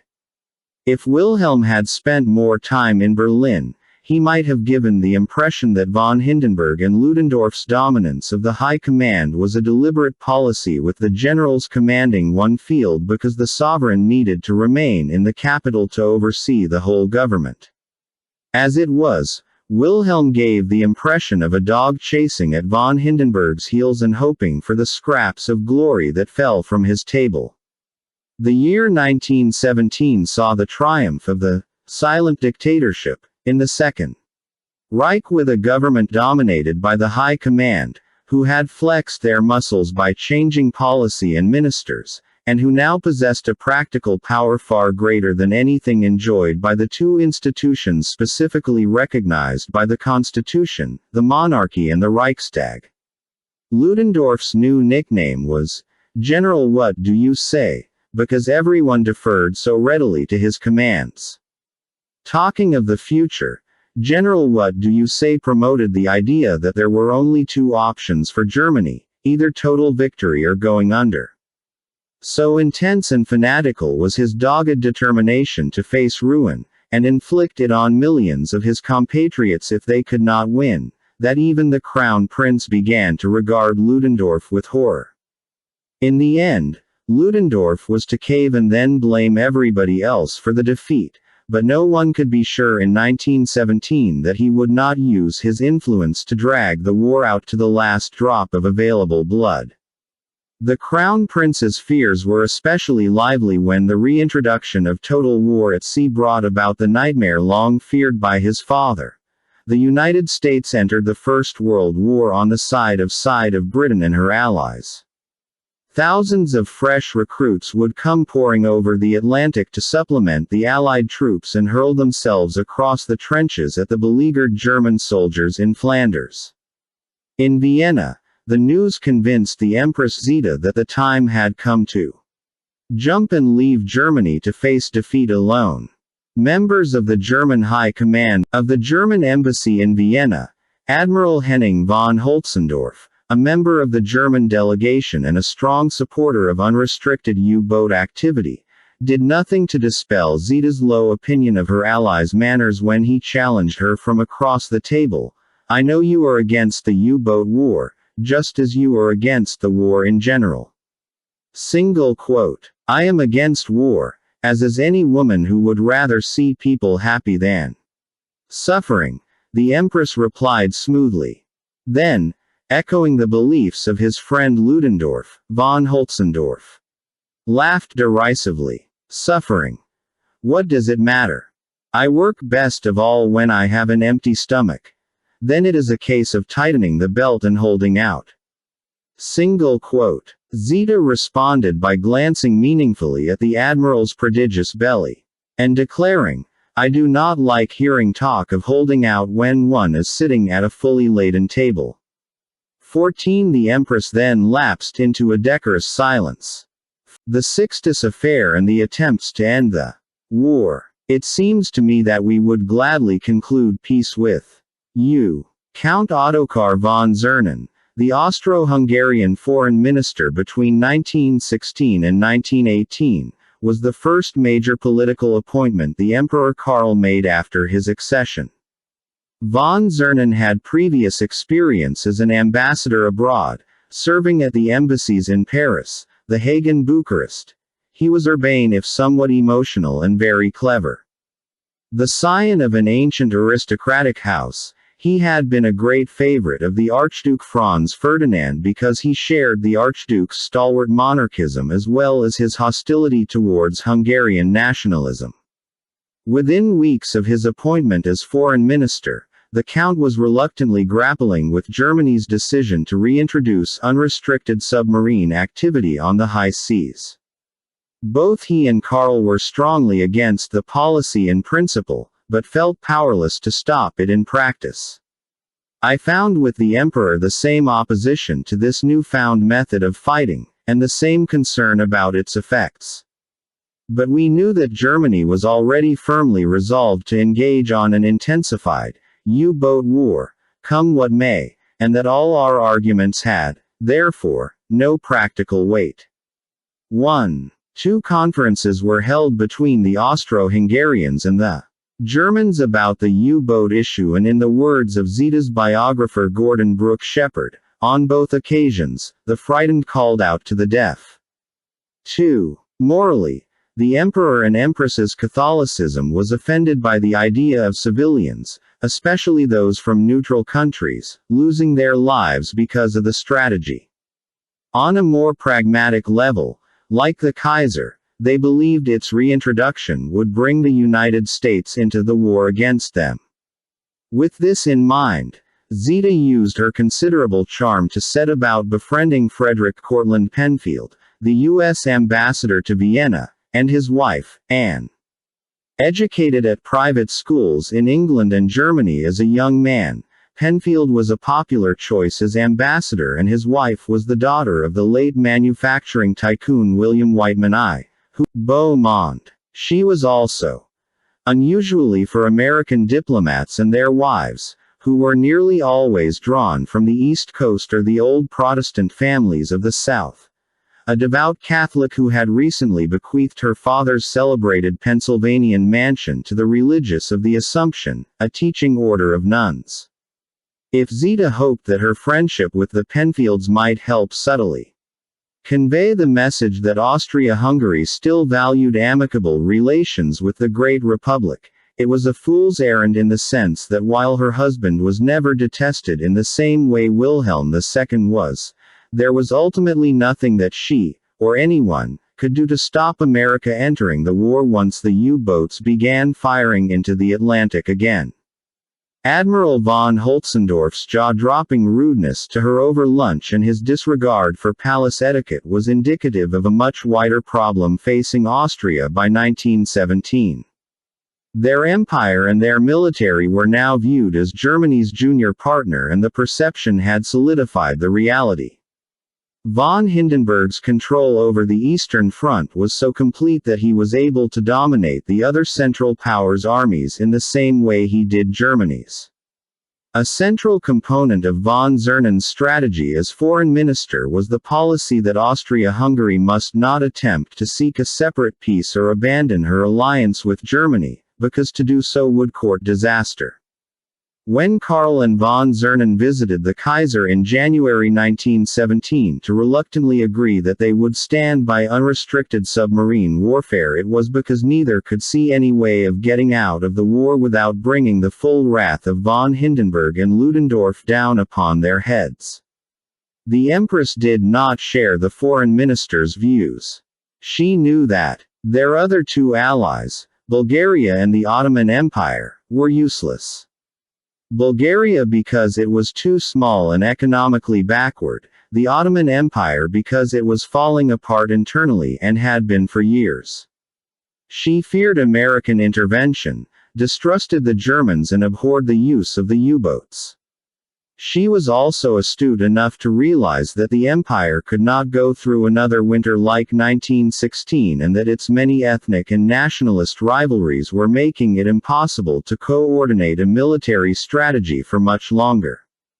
Her brother Sixtus, now serving in the Belgian army, shared her views, and in 1915 he had even spoken to Pope Benedict XV about his belief that peace could be achieved if Austria-Hungary could only be freed from Germany's orbit.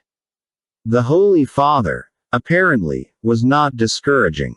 The next step was to approach one of the Entente powers who might be receptive to a Habsburg peace offer. The cachet of Sixtus's Bourbon ancestry still carried a great weight in a country like France, where many people remained strongly sympathetic to royalism for most of the late 19th and early 20th centuries. His sister's position as the wife of the future emperor also made him worthy of interest to several French politicians who were intrigued by rumors that Austria-Hungary might bow out of the war early, helpfully leaving Germany to make the final stand on her own.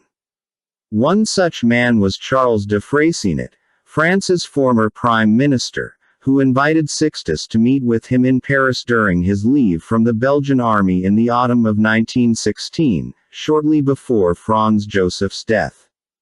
A subsequent interview with the current prime minister, Aristide Briand, gave Sixtus the hope that some kind of negotiation between Paris and Vienna was possible now that Karl had inherited the throne. On the 21st of January 1917, 5 days before the mortifying lunch at which the Empress was insulted by Admiral von Holtzendorf, Karl contacted his military attaché in Switzerland and asked him, in greatest secrecy, to make contact with Sixtus. 8 days later, Zita's mother, Maria Antonia of Portugal, Dowager Duchess of Parma, boarded a train for Neuchâtel in Switzerland, carrying a private letter from Zita formally inviting Sixtus and their younger brother Xavier to come to Vienna incognito and in contravention of the conditions on which Franz Joseph had allowed them to leave the empire when the war began. There were many reasons why the siblings were prepared to take such grave risks to be reunited. The first and most important reason was that they both genuinely wanted the war to end. What Zita had said to von Holtzendorf was true. She opposed anything that brought suffering to so many people. The second was their closeness to Karl.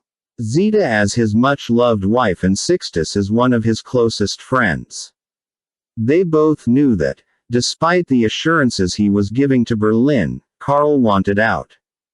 Thirdly, there was the future of the Habsburg monarchy to consider, which Zita rightly believed grew less certain with each new slaughter on the battlefield. Furthermore, it was not just the Austrian monarchy which prompted the siblings to embark upon their putative peace mission. They were also considering the future of their natal house, the Bourbons. It has already been mentioned that Sixtus, Zita and Xavier were members of a very large family. Their father, Duke Roberto I, married twice.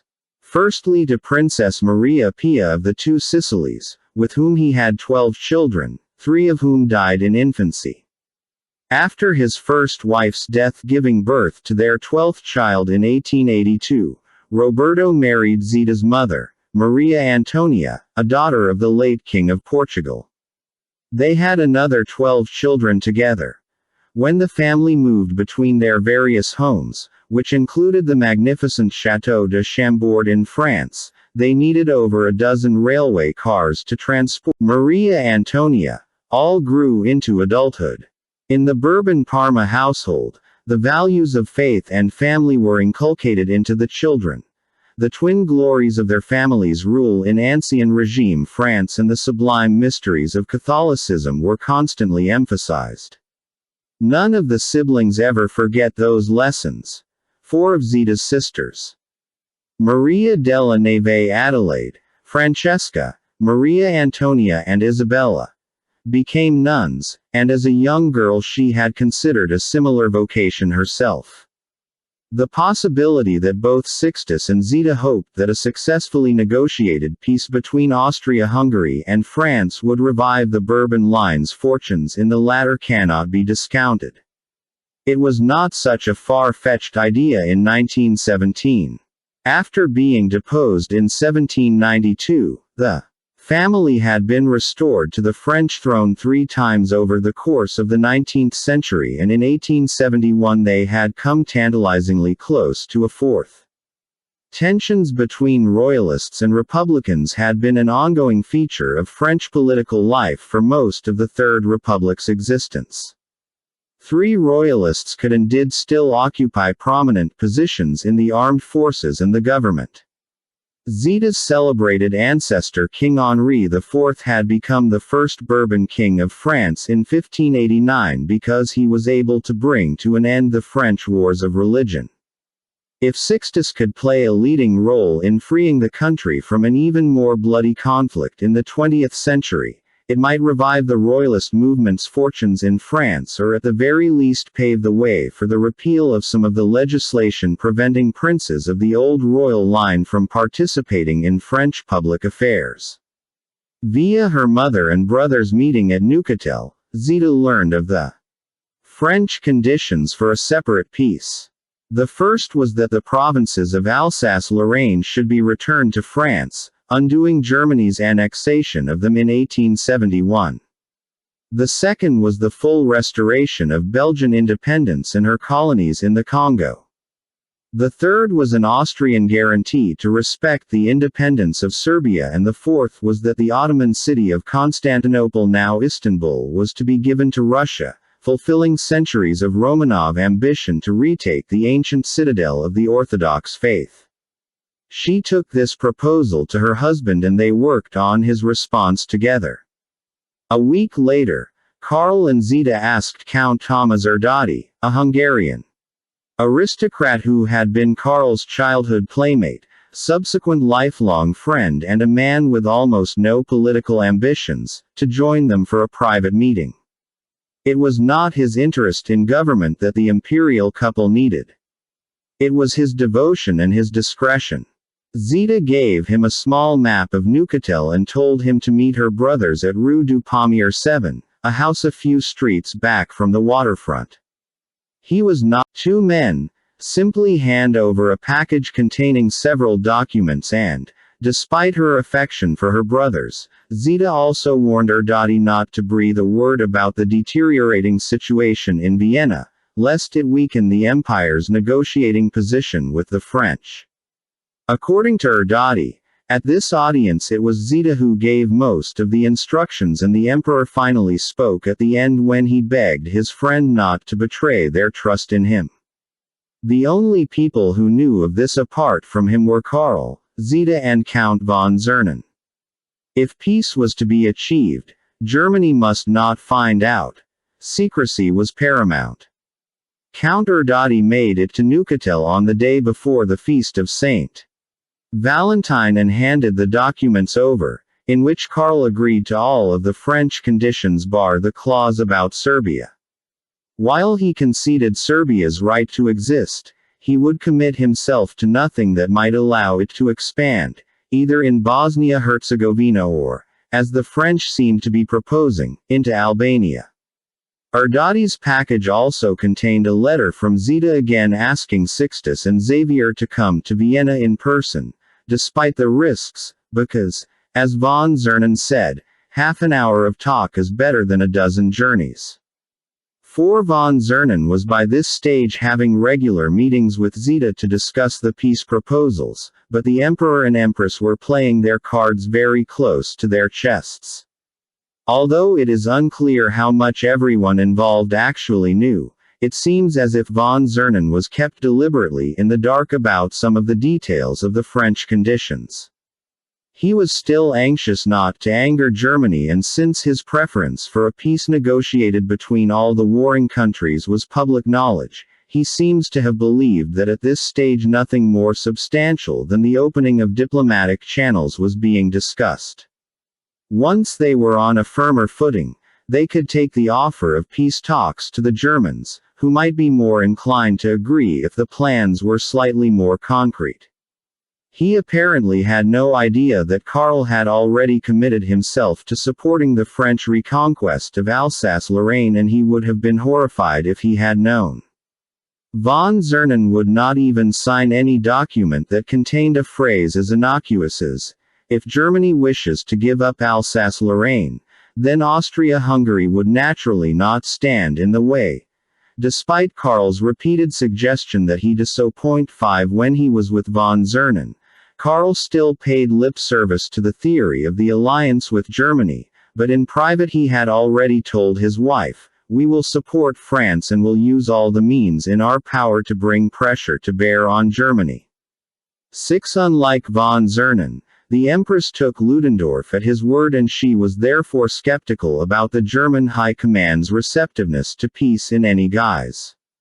More information was smuggled back to Neuchâtel with Count Erdödy on the 21st of February, with some of von Zernen's thoughts on the matter and memoranda personally annotated by the Emperor.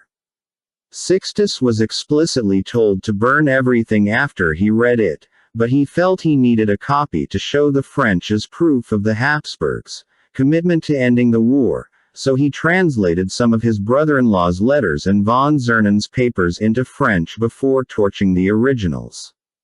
The translations were handed over to President Poincaré at the Élysée Palace on the 5th of March. Seeing that Karl himself had left personal comments on the proposals, Poincaré was convinced that this was something significant. He advised Sixtus and Xavier to accept their sister's invitation to Vienna and to keep the government informed of their discussions. The brothers were disguised and taken through Austria dressed as civilians, to stay at Count Erdödy's town house in Vienna. It was unseasonably cold, and despite it being the last week of March, snow was falling when they were driven over to Laxenburg Castle, one of the imperial family's homes on the outskirts of the city. It was 8 o'clock in the evening by the time they arrived, and the light was already failing as they were let in through a small side door that led to Zita's apartments. The Empress was overjoyed to see them after 2 years apart, and for the next 90 minutes she and her husband caught up on family news. At 9:30, Count von Zernen arrived and Zita decorously withdrew. Even she could not stay at a political conference between the representatives of a foreign power, her emperor and his country's foreign minister. Karl, von Zernen and Sixtus never wrote down what happened that night at the Laxenburg, but Xavier, 29 at the time of the mission, did. In light of the Tsar's abdication 8 days earlier, the proposal that Constantinople be given to the Russians was dropped. The retaking of the Byzantine heartlands and the reconsecration of Hagia Sophia had always been a Romanov obsession.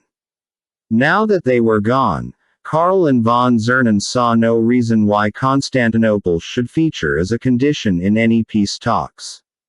The points about Belgium and Serbia, with Karl's aforementioned caveats, were accepted, but when the French demands for Alsace-Lorraine were brought up, von Zernen balked.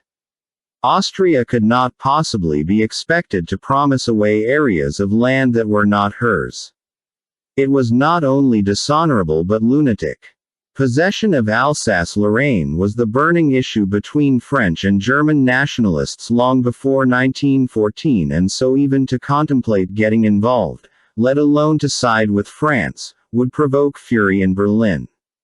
The talks thus ended inconclusively, sinking on the issue of evening, the 24th of March, at which he promised to obey his sovereign's commands, whatever they might be, but kept talking about the might of Germany, and the harm it could inflict on Austria-Hungary if these negotiations went wrong.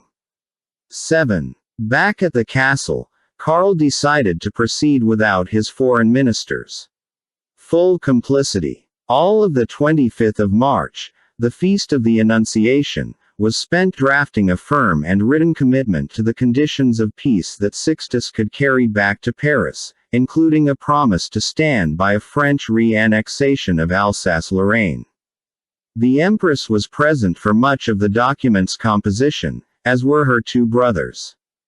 The fact that Zita, Sixtus and Xavier's first language was French made the task of writing the document a lot easier, and Sixtus left with it, catching the evening train back to Switzerland and making his way back to Paris from there. As the letter was being written, Telephone calls were occasionally placed to von Zernan at the Empress's suggestion, ostensibly to go over some of the finer points of diplomatic language. Those telephone calls prove that von Zernan knew a document was being drawn up at the Laxenburg Castle on the 25th of March 1917 and that it contained at least some of the points that had been discussed there 2 nights earlier. He may even have known, or suspected, that Austria-Hungary's commitment to resolving the issue of Alsace-Lorraine was being included despite his concerns. His conversation with the 2 brothers at Count Erdödy's house the night before, in which he promised to follow Karl's lead on the issue, all but confirms that he knew Alsace-Lorraine would have to be mentioned in any correspondence with France, who placed the reclaiming of the lost provinces high on their list of war aims. What Count von Zernan did not know, however, was that a central part of France's conditions was that there would be no negotiation that included a possible peace for Germany. The deal being offered was only for Austria-Hungary.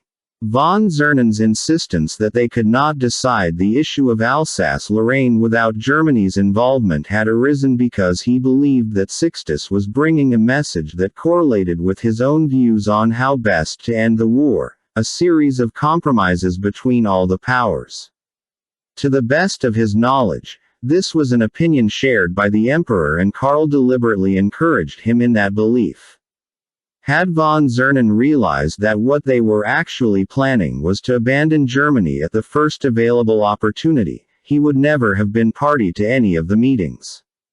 As a semi-constitutional monarch, Karl needed to act with the approval of at least some of his cabinet ministers.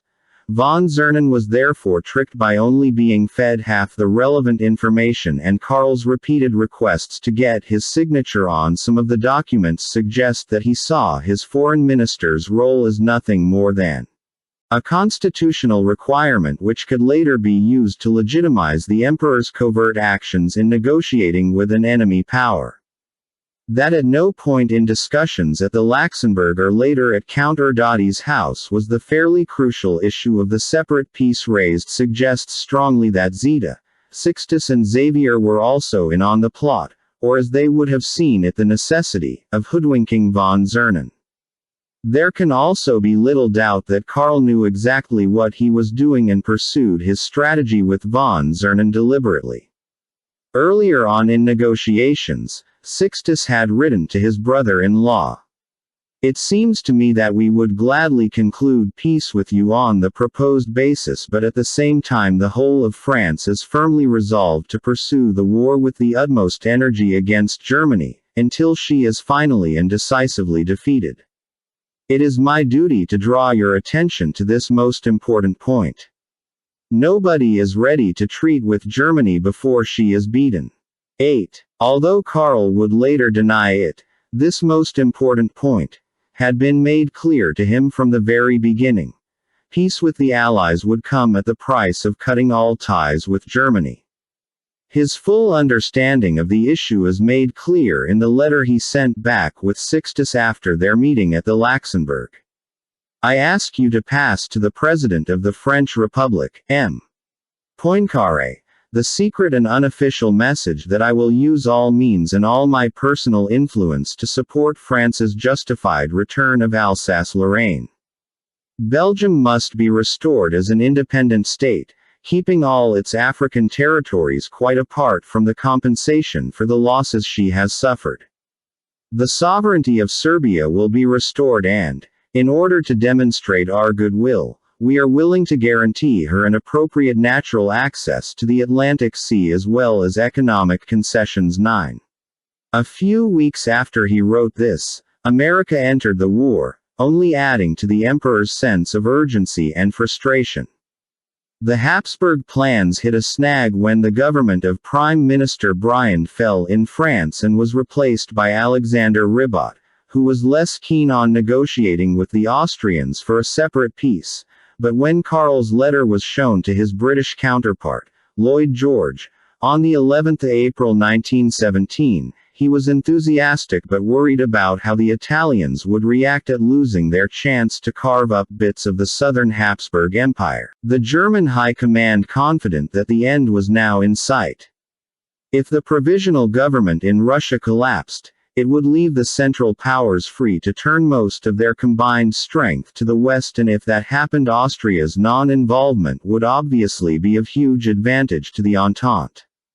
Lloyd George was interested in the Emperor's offer. Sixtus was brought over to meet with him at 10 Downing Street and then granted an audience at Buckingham Palace. Karl kept trying and praying for peace, but for months nothing happened as the Allies debated among themselves whether this was an offer worth considering.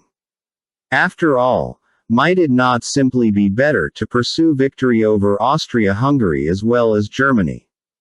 That autumn, Georges Clemenceau became the new French Prime Minister. He was a fire-breathing nationalist, nicknamed Le Tigre, for his animosity towards his country's enemies, and he wanted total victory no less than Ludendorff did in Germany. In the spring of 1918, von Zernen made the mistake of publicly criticizing Clemenceau when he labeled his policies as the major obstacle to the quest for peace in recent months. Clemenceau responded to the insult by vindictively handing over all of Karl's letters to the press, who published them in the journalistic coup of the decade. The reaction in Germany can only be described as hysterical. Karl and the Italian schemer were denounced left, right and center. In political terms, quite literally.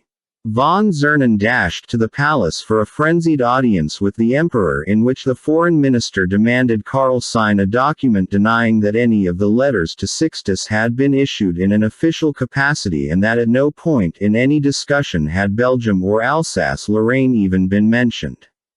Why Karl signed this patently false denial is still astonishing.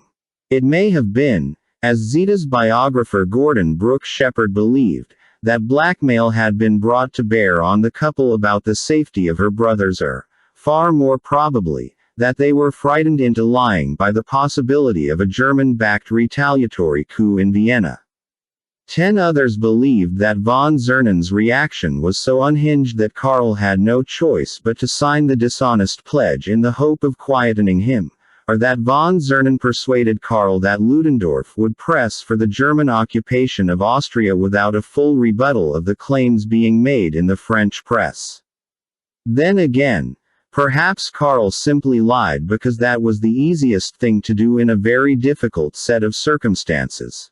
The whole negotiation on the premise of a separate peace, and frightened by the situation they now all found themselves in because of it, Count von Zernen asked to resign and Karl accepted. But before handing his own resignation in, von Zernen broke every precept of aristocratic etiquette when he tried to persuade Karl to do the same. The Empress wrote in her diary of a dreadful scene with Zernen. He again tries to persuade the Emperor to back down, and when that doesn't succeed, he has a nervous breakdown, weeps, and suddenly offers his resignation, which His Majesty accepts. 11 Karl and Zita's Lord High Chamberlain, the wonderfully charming Count Leopold von Berchtold, noted wryly that in times gone by aristocrats were raised to sacrifice themselves to protect the stability of the monarch's reign, but alas, with von Zernen, such greatness of ancient times lay far beyond him. 12. The main result of the Sixtus affair was a further weakening in Austria's position in the war. To prevent any retaliation from their allies north of the border, Austria-Hungary had to tie herself even more closely to Germany. The great gamble of the Sixtus affair had failed, and now all that was left for the Habsburgs to do, the murder of the Romanovs. Our souls are at peace. Most of Russia's leaders in 1917 were haunted by the fear that their revolution would follow the pattern set by the French in 1789, and Alexander Kerensky, the brilliant orator who became the provisional government's prime minister a few months after the February Revolution, was no exception. Kerensky was a Republican, but he did not want any violence to befall the deposed imperial family.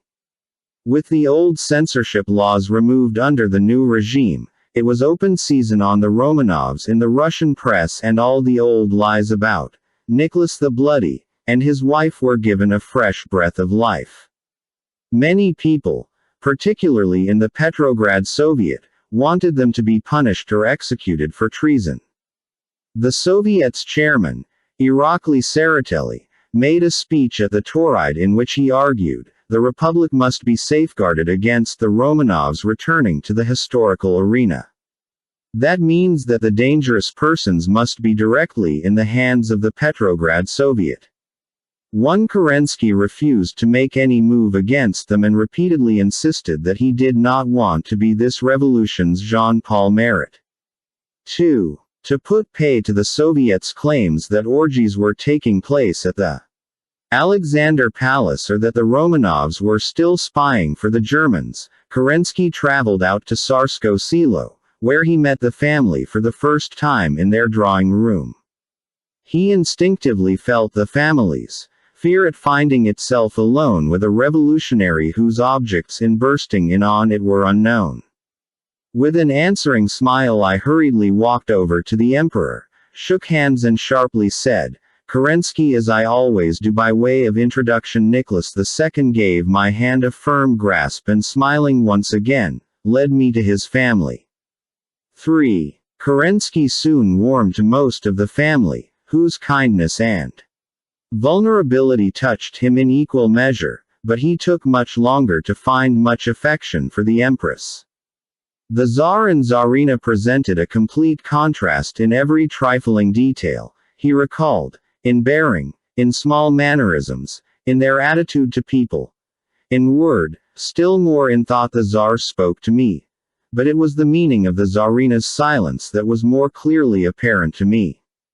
By the side of a pleasant, somewhat awkward colonel of the guards, very ordinary except for a pair of wonderful blue eyes, stood a born and questioned them to ascertain if there was any truth in the accusations of treason or espionage that he grew to admire Alexandra for the clarity, the energy and the frankness of her words. 5. Count Benkendorf, who sat in on Alexandra's interrogation, recalled later that when pressed by Kerensky about her unpopular involvement in government, Her Majesty answered that the Emperor and herself were the most united of couples, whose whole joy and pleasure was in their family life, and that they had no secrets from each other, that they discussed everything, and that it was not astonishing that in the last years which had been so troubled, that they had often discussed politics. 6. Alexandra, for her part, remarked afterwards to Benkendorf that she had been pleasantly surprised by Kerensky's good manners and tactfulness. As he left the palace, Kerensky took the time to tell Nicholas how impressed he was with the Tsarina. Your wife does not lie. 7. Nicholas touched him too due to his natural, quite artless simplicity that gave the emperor that peculiar fascination, that charm which was further increased by his wonderful eyes. Deep and sorrowful, the former emperor never once lost his equilibrium, never failed to act as a courteous man of the world. 8. On his return to Petrograd, he informed his government colleagues that the newspapers and Soviets' campaign against the Romanovs was a tissue of lies. Even Kerensky's newfound sympathy for the imperial family could not save them from the difficult situation they found themselves in. 15-year-old Anastasia was much more reticent about what she put in her letters, even to close friends, because she believed that their mail was being opened. 9. The children had recovered from the measles, but the girls had all had their heads shaved so that their hair would grow back in a uniform way, and they were still very weak. Maria too had since come down with the disease, and she was the last to recover. Olga developed post-measles rheumatic fever, Anastasia had pleurisy that aggravated her ears, and Maria caught pneumonia, leaving her so weak that for a few days Alexandra thought she was going to die. The Empress herself now had to spend much of her time in a wheelchair as her health collapsed completely, and by spring only Tatiana and Anastasia were strong enough for regular walks in the grounds or to attend the Easter Communion services. When the family were allowed out in the palace gardens for some fresh air, a crowd gathered at the railings to hoot and jeer at them, most having bribed the guards for the privilege of getting so close to the imperial family. Monarchist escape plot. It turned out that the Grand Duchess Anastasia had been sewing while her father read aloud to them when she bent over to pick up fabric her body had covered and then uncovered a table lamp, which the guards mistook for a code to imagined monarchists hiding in the estate. 10 When the Empress or any of her daughters appeared at the palace windows, some of the sentries below would turn to make obscene sexual gestures at them. Alexei's pet goat was murdered and so were the swans on the palace's artificial lake. Some of the soldiers defecated in the children's rowing boat and carved pornographic sketches onto it. 11. To add to the family's distress, the provisional government felt that there were still too many courtiers in residence at Tsarskoye Selo, some of whom had been named in the press as being part of the Tsarina's fictitious German spy ring. 2 of Alexandra's favorite ladies-in-waiting, Lily Dane and Anna Vyrobova, were among those who were arrested and taken from Tsarskoye Selo to imprisonment in Petrograd. Vyrobova, still weak from the train crash that had nearly killed her in 1915 and also recovering from the same sickness as the Grand Duchesses, had to be removed from her sickbed to hobble out to the waiting car on crutches. Tatiana was particularly upset at the separation and she gave the 2 women a family photograph album as a parting gift. Dane, who was used to the Grand Duchess's unflappable composure, was surprised and touched by the weeping that Tatiana gave way to as they were taken from the palace. Kerensky tried to remedy the situation by appointing a new captain of the guard in the form of Colonel Yevgeny Kobylintsy, a 39-year-old veteran and a monarchist. Captivity improved for the prisoners and Nicholas later referred to Kobylintsy as "my last friend." 12 Some of the crueler tactics that had been tried on the Romanovs in the weeks immediately after the abdication, like segregating them from each other between meal times and limiting their opportunities to talk to one another, were dropped. A plan to separate the Tsarina from her children was shelved when her mistress of the robes pointed out that a separation might kill Alexandra. It would mean death to her, her children or her life. 13. Kerensky wanted the family out of Russia as soon as possible. It would guarantee their safety at the same time as war, and failing that he would at least manage to disrupt the political situation enough to weaken Russia's still failing performance on the Eastern Front. Despite the role the war had played in destroying the monarchy, the Republic incredibly chose to continue fighting it in the hope of holding on to Anglo-French goodwill and investments, and because they could not see any way out of the war which would not leave Germany free to impose a punitive peace settlement on them. Bolshevik pressure was mounting with the death tolls at the front, and Kerensky was under no illusions about what would happen to Nicholas's family if the far left became more powerful. Plans were made to send them abroad, something which Alexandra was initially uncomfortable with because she did not want to flutter around the continent from one fashionable location to another being photographed for the World Society pages like so many deposed royals had been happy to do in the past and would do in the future. Such an existence would be anathema to her. However, concerns for her children won her over, and she apparently raised the possibility of them moving to Norway, which was a beautiful country, neutral in the war and had a climate which she felt would be beneficial for Alexei. France, Spain, Italy and Switzerland were all briefly mentioned as possible places of sanctuary for the Romanovs, but increasingly the obvious choice seemed to be Britain. At Tsarskoye Selo, Nicholas brought the subject up several times with his children's English tutor Sidney Gibbs, the son of a bank manager from Rotherham who had been hired years earlier when Alexandra's uncle Edward VII told her that her children were picking up unattractive regional twangs from their then teacher, a Mr. Epps. 14 The Kaiser, anxious to help, irked his generals when he promised that any train or ship carrying the Romanovs abroad would be guaranteed safe passage by Germany. The family began to pack in preparation for the move, and then quite unexpectedly a mortified Sir George Buchanan, the British ambassador in Petrograd, told Kerensky, apparently with tears in his eyes, that his country was no longer willing to take in the deposed Tsar and his family. They would have to go somewhere else.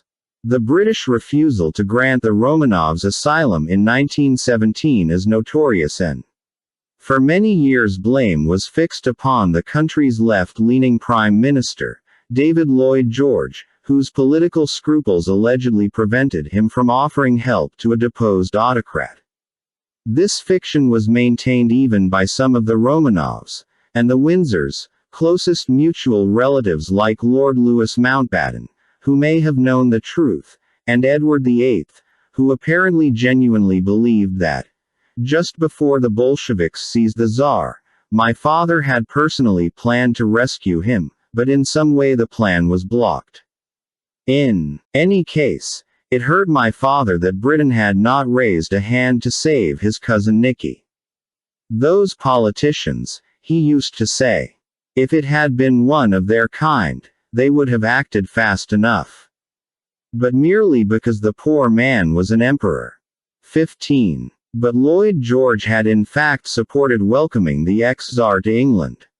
In order to help the provisional government, and because he could not conceive of any way in which he could refuse Nicholas, who was George's first cousin on his mother's side, and Alexandra, a granddaughter of the revered Queen Victoria.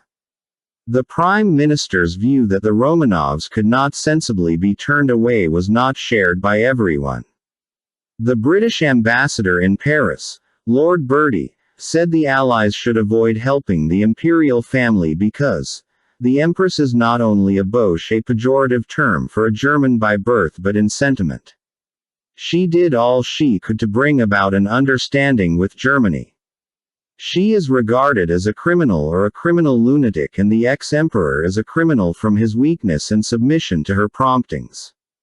16 Left-wing demonstrations at the Albert Hall in London. The entry of the United States into a war that was now presented as one of democracy against the last vestiges of absolutism, and the British Crown's recent spate of public relations difficulties thanks to its numerous foreign relatives made the king worry about the political implications of asylum, and he sought the advice of his private secretary, Lord Stamfordham.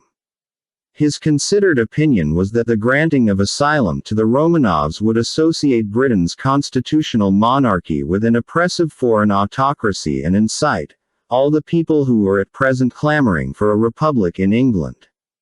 17 In the second week of April, His Majesty's Foreign Office in London curtly informed the provisional government in Petrograd that His Majesty's government does not insist on its former offer of hospitality to the imperial family. 18. The British withdrawal of help meant that Kerensky had to find a way to move the Romanovs somewhere else beyond the reach of the Petrograd Soviet. They would have been safe in Sweden or Norway, as the Empress had hoped, but getting them over those borders required putting them on a train that would run through or near Petrograd. What if somebody informed the Soviet that the Romanovs were being moved and the Petrograd garrison helped them intercept the train? The integrity of the family's guards could not be relied upon. The possibility that they would all be lynched could not be ruled out. It was in these circumstances that Alexander Kerensky considered moving the family to a place of temporary internal exile, far away from the capital.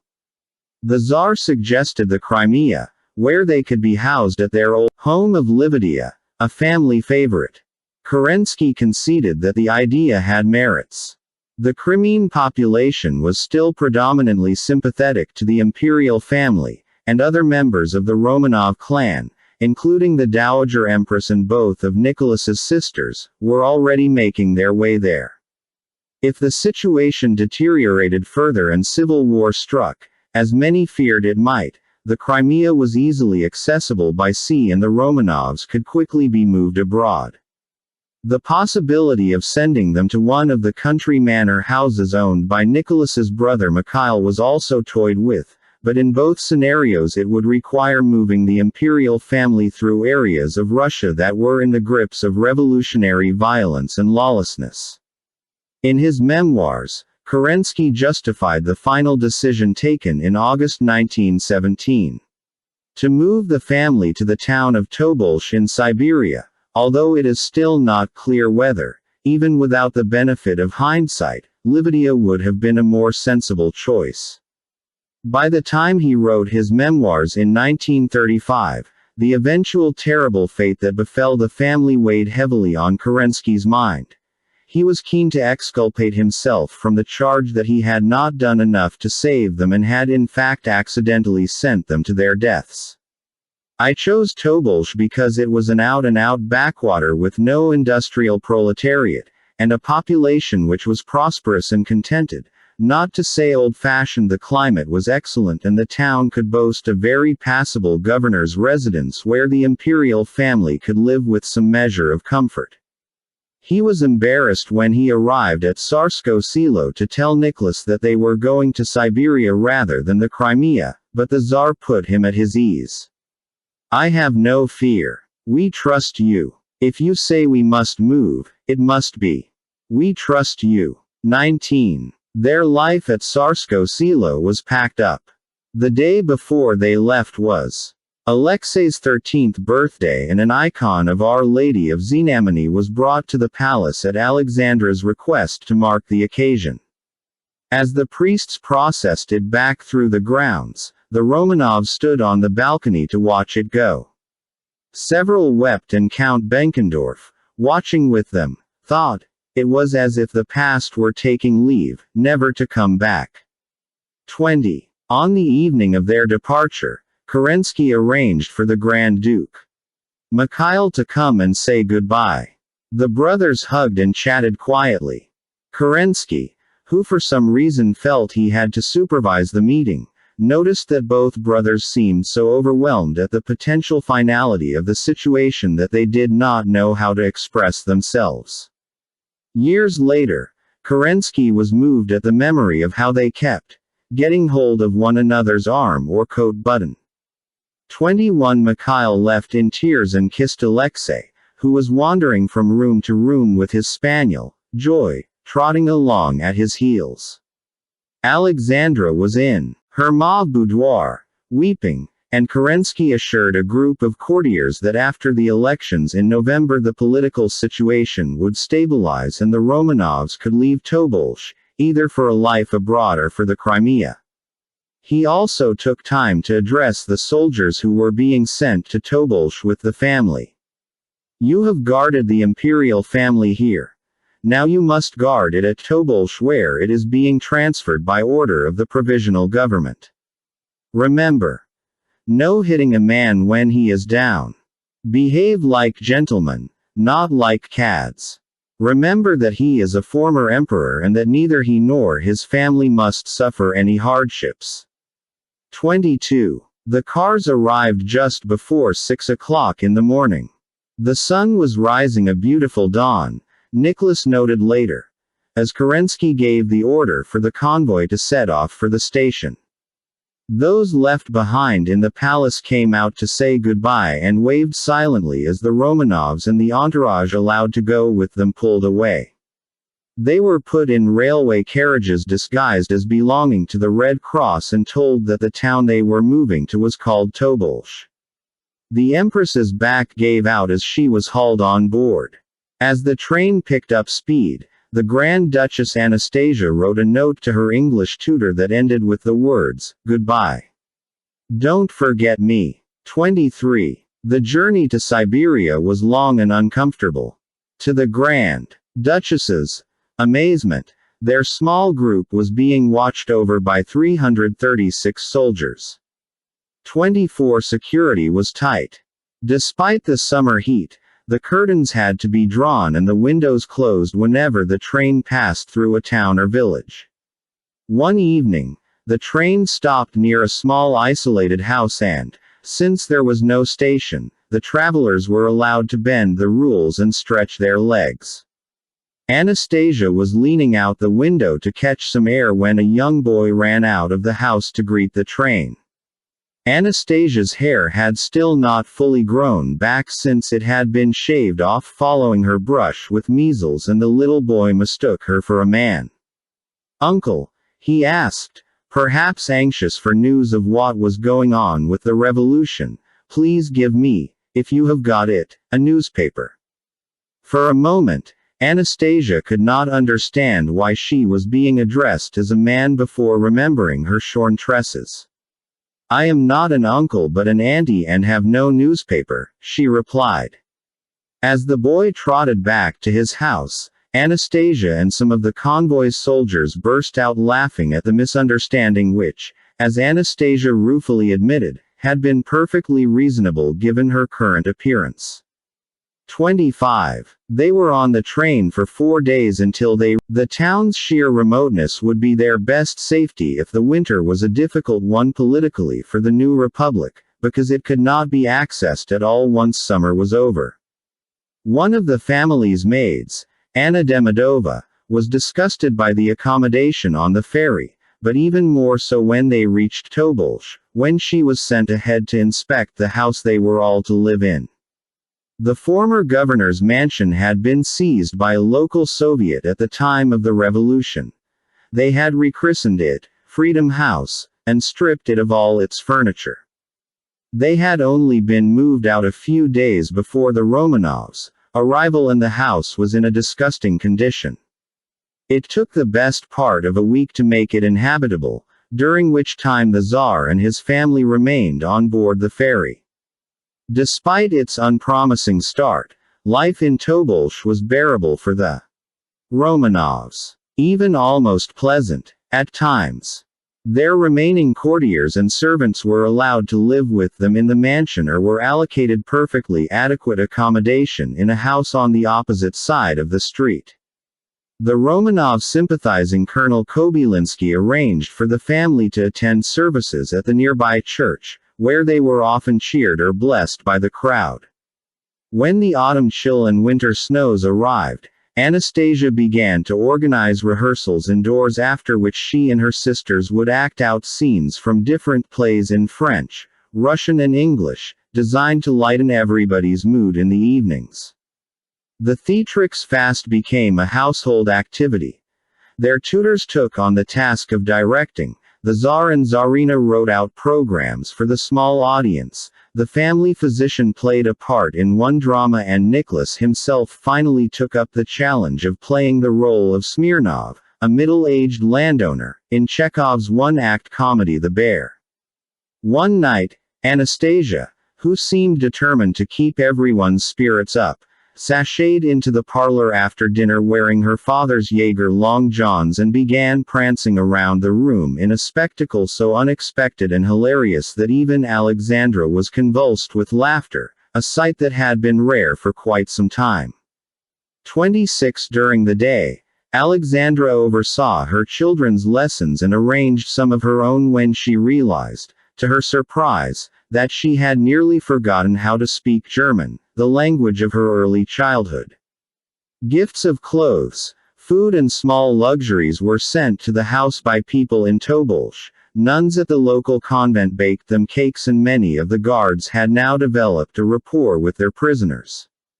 They even began allowing them access to letters from their up at noon for religious lessons with Tatiana, Maria, Anastasia, and Alexei. I have a German lesson 3 times a week with Tatiana and once with Maria. Also I sew, embroider and paint, with spectacles on because my eyes have become too weak to do without them. I read good books a great deal, love the Bible, and from time to time read novels. He the Tsar is simply marvelous. The others are all good and brave and uncomplaining, and Alexei is an angel. One by one all earthly things slip away. Houses and possessions ruined, Friends vanished. I feel old. Oh, so old. But I am still the mother of this country, and I suffer its pains as my own child's pains, and I love it in spite of all its sins and horrors. No one can tear a child from its mother's heart, and neither can you tear away one's country, although Russia's black ingratitude to the emperor breaks my heart. Not that it is the whole country though. God have mercy and save Russia. A few days later, she wrote again with more news on the family. I have grown quite gray. Anastasia, to her despair, is now very fat, as Maria was, round and fat to the waist, with short legs. I do hope she will grow. Olga and Tatiana are both thin. 27. Even as Alexandra was writing of Russia's sins and horrors, the worst was yet to come when the provisional government was overthrown in a second revolution that brought Lenin and the Bolsheviks to power. Civil war was now inevitable as monarchists, nationalists, liberals, and even many left-wing groups banded together under the logic of my enemy's enemy is my friend. Communism was, by its very nature, a system that required a dictatorship, and the sheer brutality of the regime, even in its earliest months, made it many enemies. It was not long before the triumph of the Soviet in Petrograd made its influence felt in Tobolsk. Some of the guards formed their own Soviet and voted that all officers should now be banned from wearing epaulets in order to promote a spirit of egalitarianism. Nicholas was jolted out of his usual quiescence by this and point-blank refused to remove the epaulets he had received from his late father, Alexander III. It took the pleas of Alexandra and a distraught Colonel Kobylinski for him to back down, and even then he continued to wear the epaulets in private and simply threw a coat over his shoulders when he went outside. The news of the Bolshevik seizure of power made Nicholas angry and despondent. Government. Pierre Gilliard noted in his diary at this time, "Their Majesties still cherish the hope that among their loyal friends some may be found to attempt their release. Never was the situation more favorable for escape, for there is as yet no representative of the Bolshevik government at Tobolsk. With the complicity of Colonel Kobylinski, already on our side, it would be easy to trick the insolent but careless vigilance of the guards." 28. Bolshevik presence in Tobolsk was soon stepped up, with the result that security was tightened around the family. Soldiers touted on colleagues who were said to be sympathetic to their former rulers. Those named were dismissed, and those who risked going to Nicholas to take their leave of him after their dismissal usually faced arrest and imprisonment for counter-revolutionary activity. The remaining guards went back to the old game of taunting the imperial family, particularly the 4 Grand Duchesses. One day, Alexei ran in to tell his father that some dirty words had been carved into the swings in the garden. In a rage, Nicholas stormed out, tore the seats off the swing rope and tossed them away before his daughters could see them. In Moscow, now declared capital in Petrograd's place, Leon Trotsky dreamed of a grand public show trial of the ex-Tsar, that would unfold a picture of the entire reign. Proceedings would be broadcast to the nation by radio. 29. It would be a wonderful opportunity for Trotsky to show off his undoubted skills as a speaker, as well as hearkening back to the trials of Charles I and Louis XVI. But not everyone saw the wisdom in Trotsky's plan. The trial could give Nicholas a public platform to exonerate himself or generate sympathy for the old regime. There was a precedent for that, too. Charles I's dignity at his trial in 1649 had turned even some of the most ardent parliamentarians in his favor, while Robespierre had smashed plates in fury at how badly the trial of Marie Antoinette had been handled in 1793, because he felt it had given her the triumph of exciting the sympathy of the public in her last moments. 30. There was also the problem that a trial, even a show trial with the verdict decided in advance, at least suggested the possibility of innocence. Nicholas had been Tsar. Therefore there was no question of his guilt. On the 27th of April 1918, 8 months after their arrival, Commissar Vasily Yakovlev, a 32-year-old member of the Petrograd Soviet who had spent years in exile in Canada after being hunted by the Tsarist secret police, came to Tobolsk to tell Nicholas that he was being moved at 4 o'clock that morning. When Yakovlev would not tell him where he was being taken, Nicholas refused to comply. Alexandra interrupted their conversation, aghast at what she heard. Alexei had recently fallen and been taken to bed. She shouted. You want to tear him away from his family. How can you? He has an ill son. No, he can't go, he must stay with us. Yakovlev told her that he would be leaving at 4 o'clock in the morning and that Nicholas had no choice in the matter. As he left the room, Alexandra called after him, "This is too cruel. I don't believe that you'll do this." 31 Colonel Kobylinsky knew better, and he told the couple that Yakovlev would move the ex-Tsar with or without his cooperation. For hours the Romanovs debated their few options. While it was impossible to move Alexei given his recent injury, Alexandra had never quite forgiven herself for abandoning Nicholas when he was faced with the abdication, and she refused to leave him now that there was a possibility of an even greater denouement. It was a testament to how much she loved her husband and her determination to stay with him to the end that she decided to leave Alexei in Tobolsk in the care of his sisters and go with Nicholas, wherever they were taking him. Yakovlev and Kobylinsky both thought she was leaving because she was afraid that, left alone, he may do something stupid, an oblique reference to what had happened with the abdication.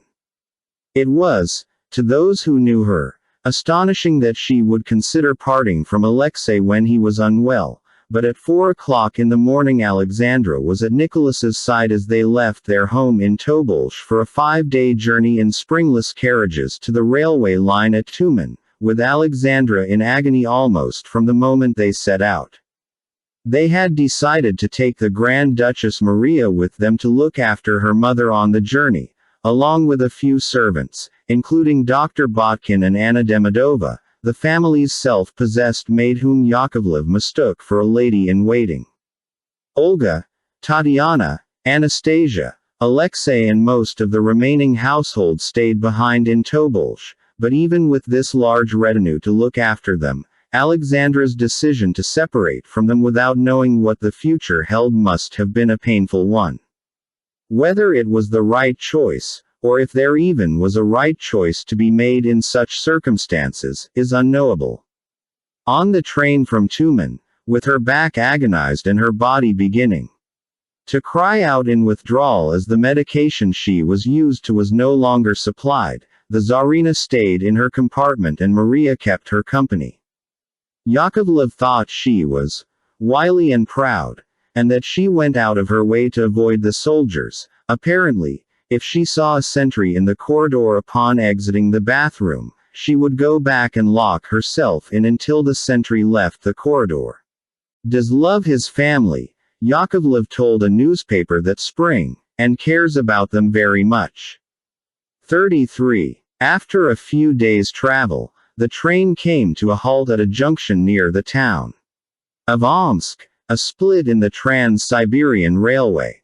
There, it waited for hours while Yakovlev was involved in a telegram exchange with Moscow. The idea of a state trial had lost its appeal and the nearby Ural Soviet wanted to take possession of the family.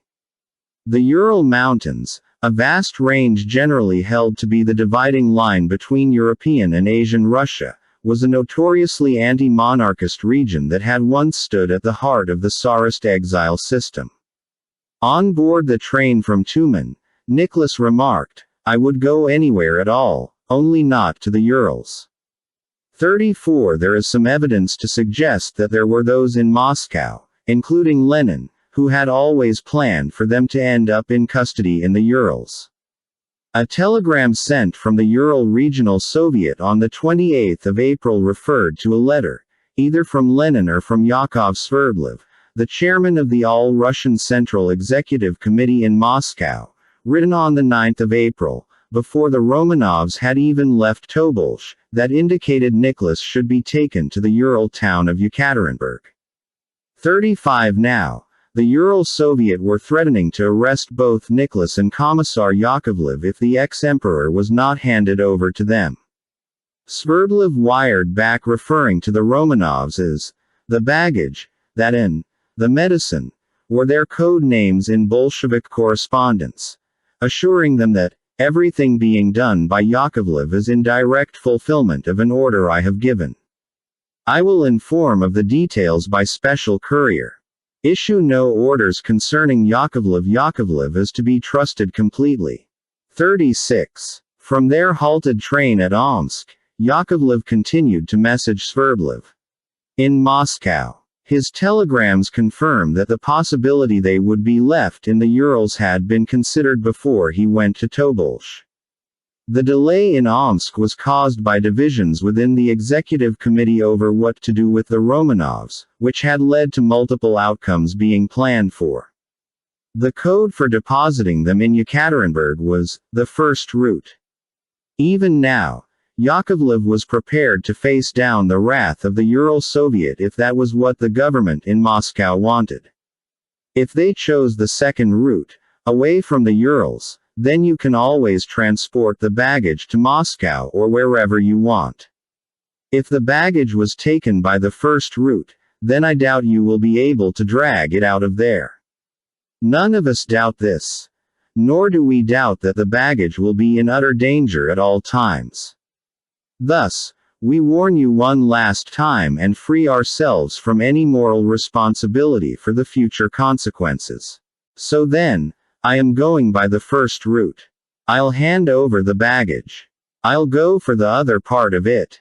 38. The train was diverted to Yekaterinburg and the three Romanovs were disembarked into an empty goods siding in the early afternoon.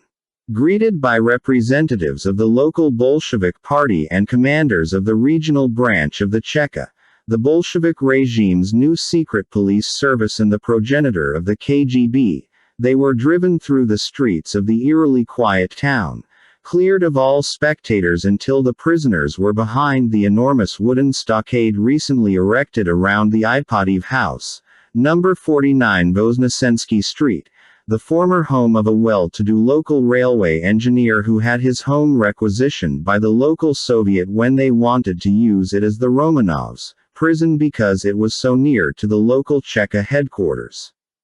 It was a big house, but most of the accommodation was given over to those who would be guarding them. Dr. Yevgeny Botkin, Anna Demidova, a young kitchen boy called Leonid Sednev, the emperor's Latvian manservant Eloise Trupp, a cook called Ivan Haratonov and two gentlemen servants went into the house with Nicholas, Alexandra and Maria. The other members of their retinue were taken straight from the train to the town jail. For 3 weeks, the family were kept in a single bedroom, while Alexandra, worried about her other children in Tobolsk, and Nicholas passed the days by reading aloud from the Bible. Yakovlev's promise that he would go for the other part of it came true at the end of May when the rest of what was left of the imperial household was brought to Yekaterinburg to share the emperor and empress's fate. As they left Tobolsk, one of Alexandra's ladies-in-waiting, Baroness Sophie Buxhoven, was unnerved by how boisterous the soldiers were and how heavily they were drinking as the ferry set out for Tumen. As the journey progressed, all the men still left in the imperial household were moved around so much that they did not realize until it was too late that they had been locked in their cabins. Meanwhile, the Bolshevik guards told the women to leave their doors open. Hearing this, the terrified Baroness and all the other women decided to leave their clothes on and sit up the whole night rather than risk going to bed. Trapped in his cabin, one of the Romanovs' tutors heard screams echoing through the ship later that night. Years later, he told his son, "It was dreadful, what they did." 39 The possibility, almost too horrible to contemplate, that one or more of the Tsar's daughters was sexually assaulted on the journey from Tobolsk to Yekaterinburg cannot be ruled out. Baroness Buxhoven's story of how they had all tried to keep their clothes on that night and the deliberate detaining of the male members of the Romanov entourage suggest that an attack on the ladies was planned, while Sidney Gibbs' recollections to his son years later seems to confirm that something truly terrible did happen on the voyage. In 1989, Gibbs' son George told the historian Greg King that what happened on the ferry to Tumen had been his father's worst memory of the Russian Revolution, more so than learning that the family had been martyred. 40 When Olga reached Yekaterinburg, those close to her were quick to notice that she had changed the lovely, bright girl of 22 into a faded and sad middle-aged woman. 41. Against this heartbreaking version of events is the fact that several of those on board made no subsequent mention of any attack actually taking place, neither the Baroness herself, who mentioned the circumstances leading up to it, nor Pierre Gilliard, who was locked in his room. In their study of the Romanovs' final year, Greg King and Penny Wilson have suggested that the near veil of silence surrounding the events of that night is not difficult to understand, given the exalted position of the Grand Duchesses, the horrific murders at Yekaterinburg, the determination by those intimately connected with the Romanovs to present them as paragons of all moral virtue, and the tenor of the times. 42 In a society with limited understanding of sexual crimes, even a rape could not be reported for the shame it might bring upon the Grand Duchesses. Yet there is also the fact that there was no noticeable change after the voyage in Tatiana or Anastasia, and the observations about Olga's physical and emotional decline had actually started before she got on the ferry, when she was left alone to look after a rapidly sickening Alexei, who had lost so much weight thanks to the new restrictions in Tobolsk that he looked emaciated and his knee had seized up, temporarily preventing him from walking. That they were harassed but not assaulted seems to be the assessment taken by the Grand Duchess's most recent biographer, Helen Rappaport, who wrote in her 2014 biography of them that the journey from Tobolsk saw Alexei locked in his cabin and denied access to the bathroom and the women forced to endure the noise of the rowdy guards drinking and making obscene comments outside their open doors. 43 The mystery of what happened on the voyage from Tobolsk in 1918 is never likely to be solved, but the circumstances the unprotected Grand Duchesses found themselves in showed how fragile the imperial family's security had become.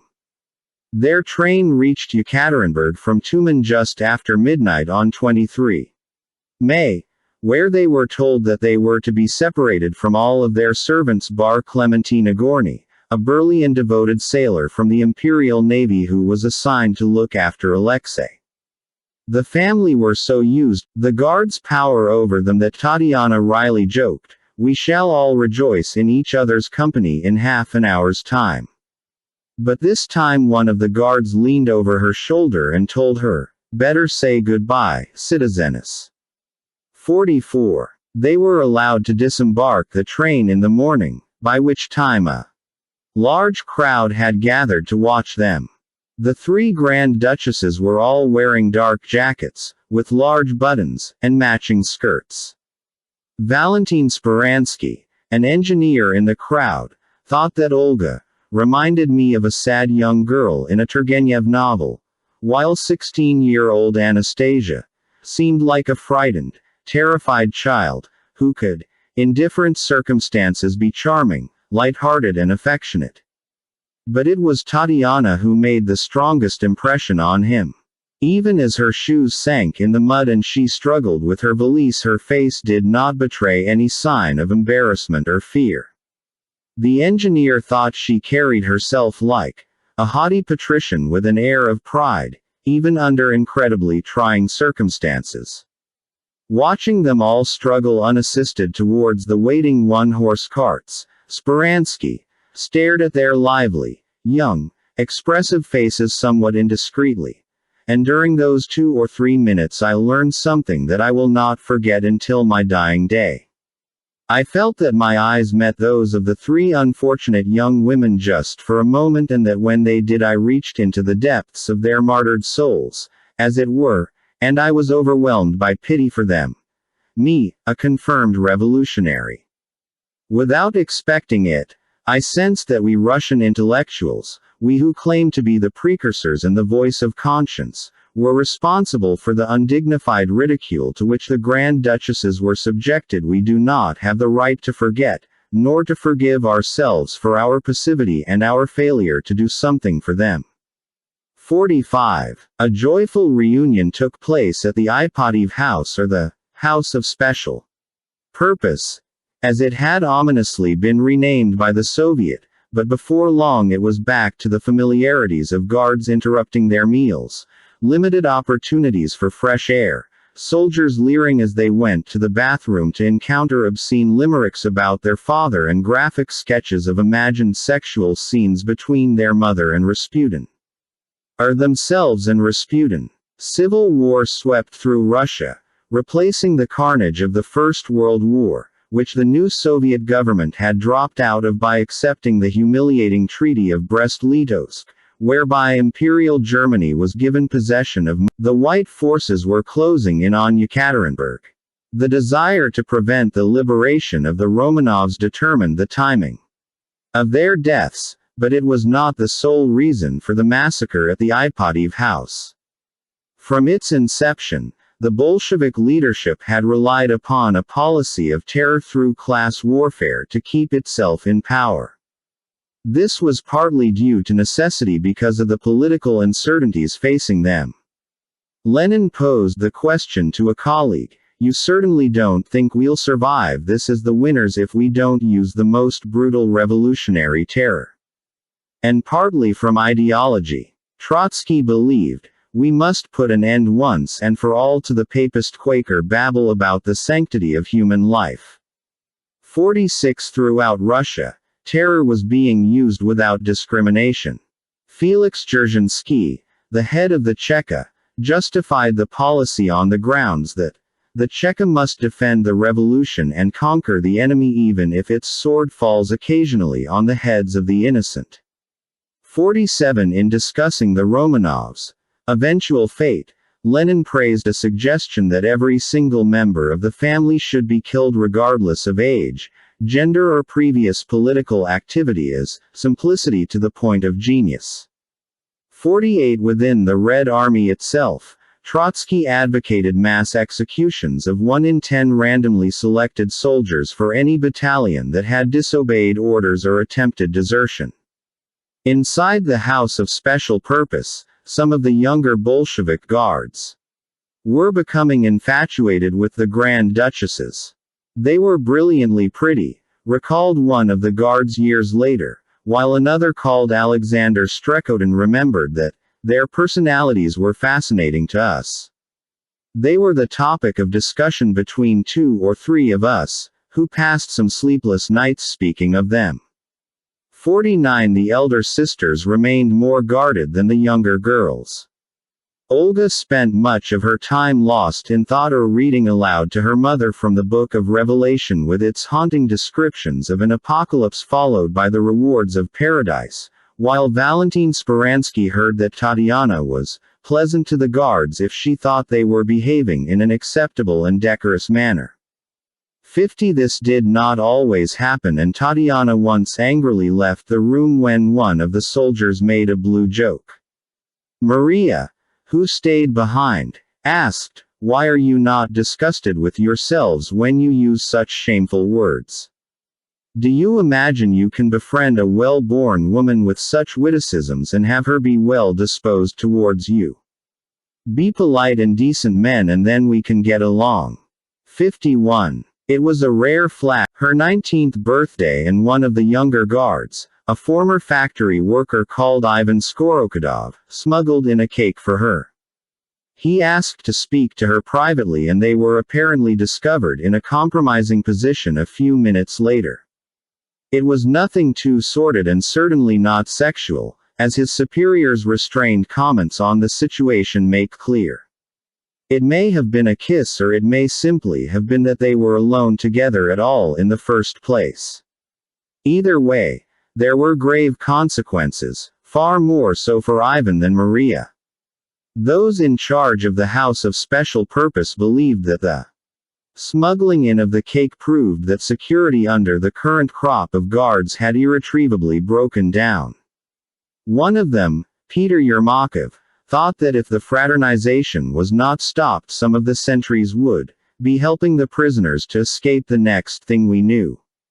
52 We do not know if the Tsar ever found out about Maria's friendship with Skorokodov, but her sisters certainly did, and Olga in particular was displeased. At his superior's command, Ivan Skorokodov was removed from duty and carted off to prison, where he subsequently vanished from the records for bringing a small birthday cake to a Romanov. Similar fates had already befallen many of the family's servants, including the sailor Nagorny, who was taken away and shot when he tried to stop one of the Bolsheviks stealing Alexei's collection of religious images, and the Empress's former lady-in-waiting, Countess Anastasia Hendrikova, who was executed that autumn alongside one of the Grand Duchess's former tutors, Mademoiselle Schneider. 53. As the weather outside turned to baking heat, the atmosphere inside the house became unbearable. Alexandra was upset when one of the soldiers was very rude to Ivan Haratonov, one of their 5 surviving retainers. 54. A thunderstorm raged on the night of the 7th of July, but the family's windows had long since been whitewashed, preventing them from having any view of the outside. All they could do was listen to the storm swirling around them. Rumors of the progress of the White Army were whispered alongside complaints at the severity of the house rules under the new commandant, Yakov Yurovsky, who was already attending regular meetings at a local hotel to coordinate the family's murder. The Romanovs themselves had not yet given up hope that they might soon be freed by their supporters, but equally an oppressive sense of dread had settled on the family, as they hoped for the best but feared the worst. Everyone knew that their lives in Yekaterinburg were drawing to an end one way or the other. They would be rescued, they would be moved. The officiating priest, Father Starozhev, was surprised when the entire family fell to their knees during the prayers for the dead. I knew from the way they conducted themselves, he said later, that something fearful and menacing was almost upon the imperial family. 55 Alexandra and her children prayed together often. The atmosphere around us is electric, she wrote in one of her final letters to Anna Vyrabova. We fear that a storm is approaching, but we know that God is merciful, our souls are at peace. 56. On the 15th of July 1918, Lenin went for a short break to his small summer house near Kuntsevo, a telling indicator that by the time he left the question of the Romanovs had already been settled. 57. 2 days earlier, Moscow had confirmed to Yekaterinburg that it had no objection to the murder of the Tsar. A meeting was subsequently held at a Yekaterinburg hotel at which it was decided the deed should be carried out no later than the 18th of July and that their plan was to liquidate the former Tsar Nicholas Romanov and his family and the servants living with them. 58. Philip Goloshekin, the central executive's man in Yekaterinburg, knew about the decision, and although the telegram has never been found, it is nearly inconceivable to believe that at some point over the next 3 days Goloshekin did not seek Lenin's permission for the plan to kill them all to go ahead, assuming that this order had not already been given. Given that Moscow had asked to be kept informed, the news of the hotel meeting on the 14th was presumably sent to the capital in time for Lenin to approve the decision and leave for Kuntsevo the next day. At 2 o'clock in the afternoon of the 17th, Lenin's personal secretary Nikolai Gorbanov received a short telegram from a member of the Yekaterinburg Soviet. Informed Sverdlov that the entire family suffered the same fate as its head. 59. They had been woken out of bed in the small hours of the morning and told that because of the proximity of the White armies, artillery fire was being exchanged and there was a chance some of it could hit the town. They were asked to get dressed and then taken downstairs just after 2:15 a.m. The Romanovs and their 4 remaining servants, Dr. Yevgeny Botkin, Anna Demidova, Eloise Trupp and Ivan Haratonov, walked out into the courtyard and then through a second door and down a 23-step flight of stairs into the cellar with Nicholas carrying Alexei, who was still too weak from his fall in Tobolsk.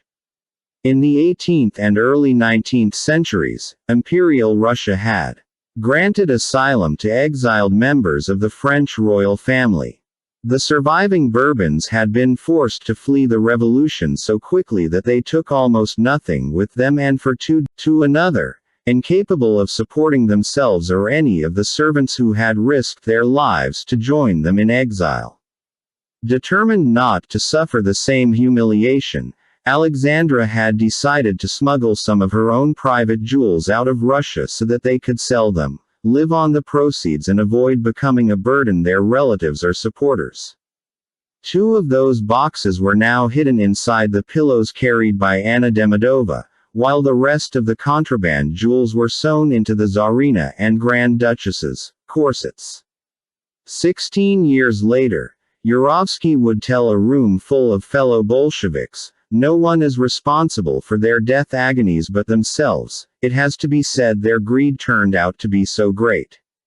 60. When they were all gathered and Alexandra demanded a chair because of her bad back, Yurovsky stepped forward and told the 11 people in the cellar that they were all going to die because of their relatives' assault on Soviet Russia, a reference to the British Empire's support for the White armies.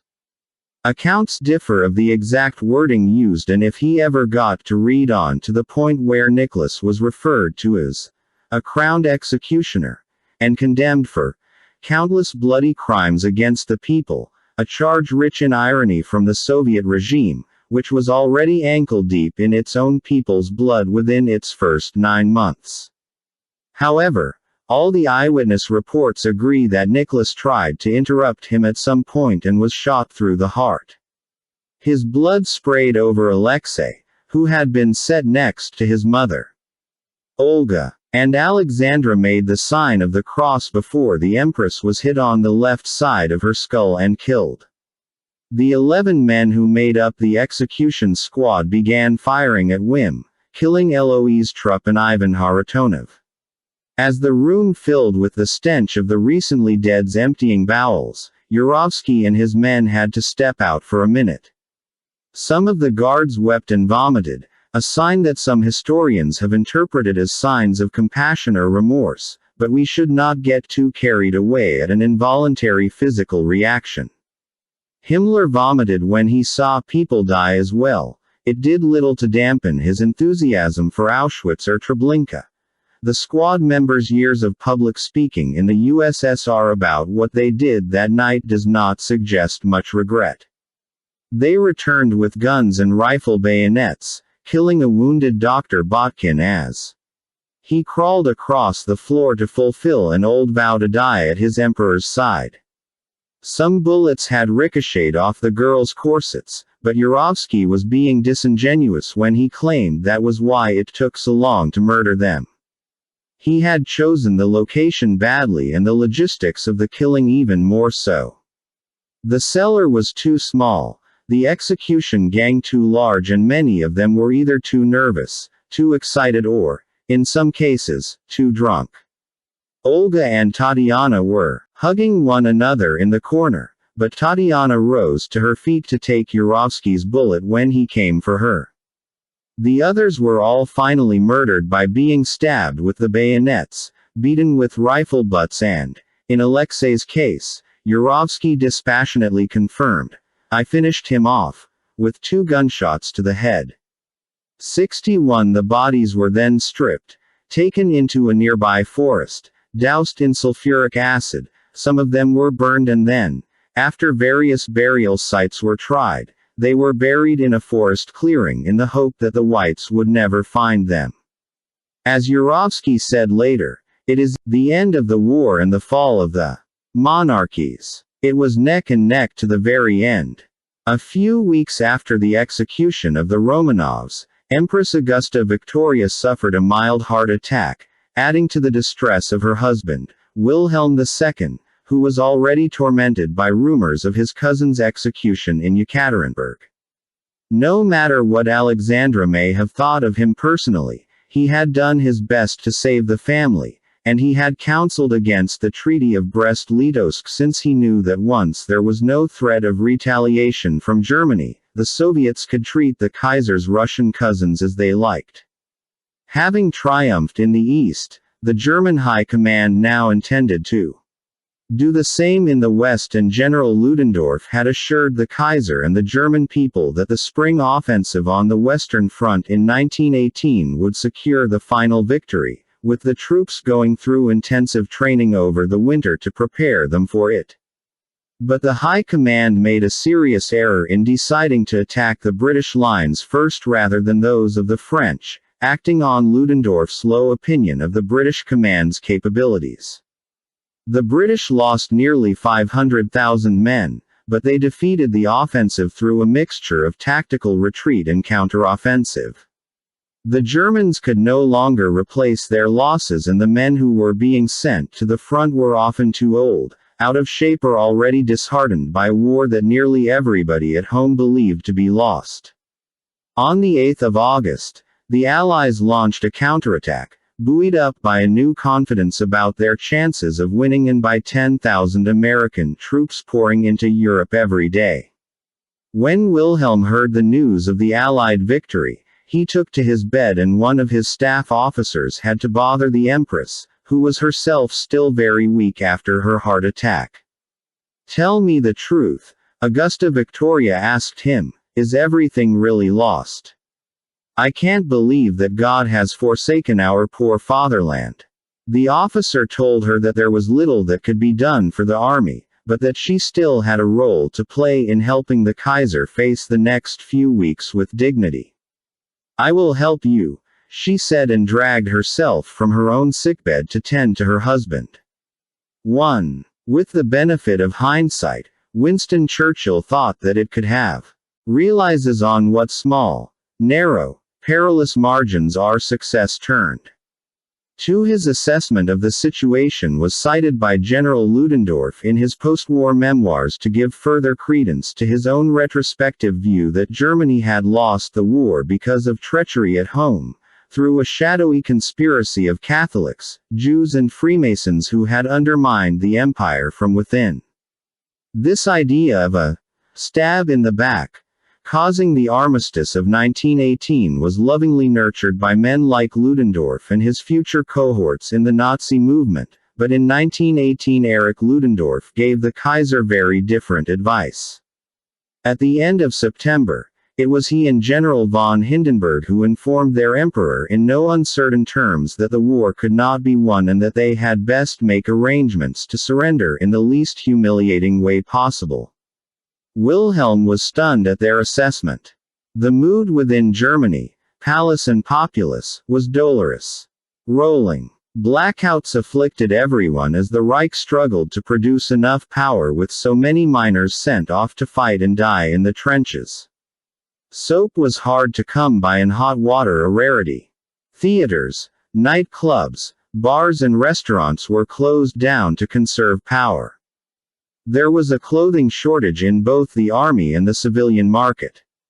By the end of 1918, Germans were eating on average between 12 and 20% of the meat, butter, cheese, eggs and rice that they had in 1913.3. The winter of 1916 and 1917 had been dubbed the turnip winter, because they were the only kind of food in plentiful supply, and by 1918 fish had vanished almost completely from German tables thanks to the British blockade. These privations spoke of a nation that could not even sustain herself, let alone subdue others, and adding to this sense of despondency was the sight of thousands of soldiers arriving home crippled, maimed, disfigured, blinded or badly wounded, while news of the Sixtus affair confirmed that Germany's own allies had no faith in a final victory. October 1918 saw a frantic scramble to transform the government in preparation for peace talks. The American president, Woodrow Wilson, made it clear in the middle of the month that the United States would not negotiate with the power which has hitherto controlled the German nation. Whether he meant the army or the monarchy was unclear. Initially, many people assumed the former, perhaps because they could not quite believe that a foreign head of state would dare mandate the complete realignment of another country's political system in line with his own. Prince Maximilian von Baden, a distant cousin of the Kaiser known for his liberal politics, was appointed chancellor, and immediately set about trying to reform the German allies by limiting the High Command's influence at home. Despite von Baden's appointment, there were some in Germany who believed that President Wilson would not accept peace terms if the Hohenzollern monarchy itself was left intact. Supremely confident in his own abilities, President Wilson looked at the carnage of the continent and assumed that the whole old European system had been rotten to its core. If it was all swept away, the future would be bright. Progress, to President Wilson's mind, was an inevitability. Few political demands in history can have had such devastating long-term results. The Empress was livid and railed against the audacity of the parvenu across the sea who thus dares to humiliate a princely house which can look back on centuries of service to people and country. 4. When General von Hindenburg bristled at President Wilson's demands for change, von Baden went to the Kaiser and demanded that he put an end to the military's interference in government. Goaded into action by his cousin and finally aware of the full extent of the trouble facing the crown, Wilhelm II quarreled with Ludendorff and made it clear that his resignation, if tendered, would be welcomed. On the 26th of October, far too late, General Ludendorff lost power. "I have separated the Siamese twins," remarked the Kaiser. 5. It is often assumed that he was talking about the army and the government, but it is equally possible that he was making a joke about the inseparable Ludendorff and von Hindenburg. In this atmosphere of unrest, anger on the streets reached a fever pitch as riots and disturbances swept Germany and the naval personnel stationed at Kiel mutinied. The Spartacists too were on the street, hoping to bring about a revolution similar to Russia's. That was to be expected, but it was desertion by his beloved navy, his pride and joy, that really broke Wilhelm II's spirits. He left Berlin to spend some time at army headquarters at Spa. As with Nicholas II, it was a poor decision that removed him from the capital at a vital moment. He was too far away to be involved in any of the decisions being made as the First World War unraveled and the monarchy with it. The mood within the imperial entourage as it made its way to Spa was surreal, its connection to reality tenuous at best. Wilhelm's friend Albert Ballin thought that abdication was the only way forward. "I don't think the emperor would be very sad when he could now make a noble gesture and withdraw into private life. But he thought that many of those close to Wilhelm would prevent him from doing so. With certainty the suspect is the navies and that the overall consensus was that Wilhelm must abdicate." The chairman of the left-wing Social Democrats, Friedrich Ebert, told the chancellor, "The mood of the people pushes the responsibility onto the emperor. It doesn't matter whether they are right or wrong. The important matter for the people is that they can see the supposed guilty parties removed from their positions. For this reason the emperor's abdication is necessary if the masses are to be hindered from going over to a revolutionary position." 7. Any suggestion that he abdicate in favor of the crown prince was rejected on the grounds that the son was now even more unpopular than his father. Some, like Albert Ballin and Chancellor von Baden, thought that if they acted quickly the crown prince's eldest son, 12-year-old Wilhelm, could be proclaimed Wilhelm III with a regency approved by the Reichstag, but as communications broke down between Spa and Berlin, the chance to save the monarchy was lost. In the Reichstag, the Chancellor's attempts to paint a picture of a future which contained the monarchy were met with derisive cries of, "Too late! Too late!" 8 In Berlin, crowds burst into the royal palaces and ransacked the imperial family's rooms, further aggravating the Empress's heart problem. Squirming against fate and wasting precious time, Wilhelm offered to stand down as German Emperor but not as King of Prussia. Some of his courtiers thought that this might just about be possible, but it was a fantasy from which they were all rudely jolted on the 9th of November when the Chancellor announced Wilhelm's removal from power in a speech given to the Reichstag. In a cabinet meeting on the previous day, one of the Chancellor's allies, Philipp Scheidemann, told his colleagues, "The abdication is no longer the subject of the discussion. The revolution has broken out. Sailors from Kiel have grabbed power in Hamburg and Hanover as well. Gentlemen, it is no longer the moment for discussion, we must act. We do not know whether we shall be sitting in these chairs tomorrow." 9 As in Russia, power had not so much been seized as picked up off the floor. The news was brought to Wilhelm at 2:30 in the afternoon while he was relaxing in a garden at a house near the army headquarters in Spa. The general who told him was shaking with shock to the point that his teeth were chattering. Hearing that he had been deposed, Wilhelm screamed, "Treachery! Treachery! Shameless, outrageous treachery!" 10 The Crown cigarette, which turned into nervous chain smoking as those around him struggled to comprehend the speed with which the Hohenzollern monarchy had been destroyed. Von Hindenburg told him that he needed to flee. "I could not take responsibility for your Majesty to be dragged back to Berlin by mutinous troops to be delivered as a prisoner to the revolutionary government." 11 The general's chilling words made it clear to Wilhelm that any return to the heartlands of his former empire was impossible. He became hysterical, at one point claiming that he wanted to shoot himself. When some of his entourage suggested that there would still be some loyal troops who would be willing to fight at Wilhelm's side, he refused to consider it. The die-hard courtiers argued that even if such a gesture failed, it would be more honorable than simply accepting revolution so meekly. "A king has no right to send his men to death to assuage his personal vanity," Wilhelm said later. "It would have meant the sacrifice of valuable lives, merely to provide me with a spectacular exit." 12. Bowing to von Hindenburg's advice for the last time, Wilhelm boarded the imperial train which made for the border with neutral Holland.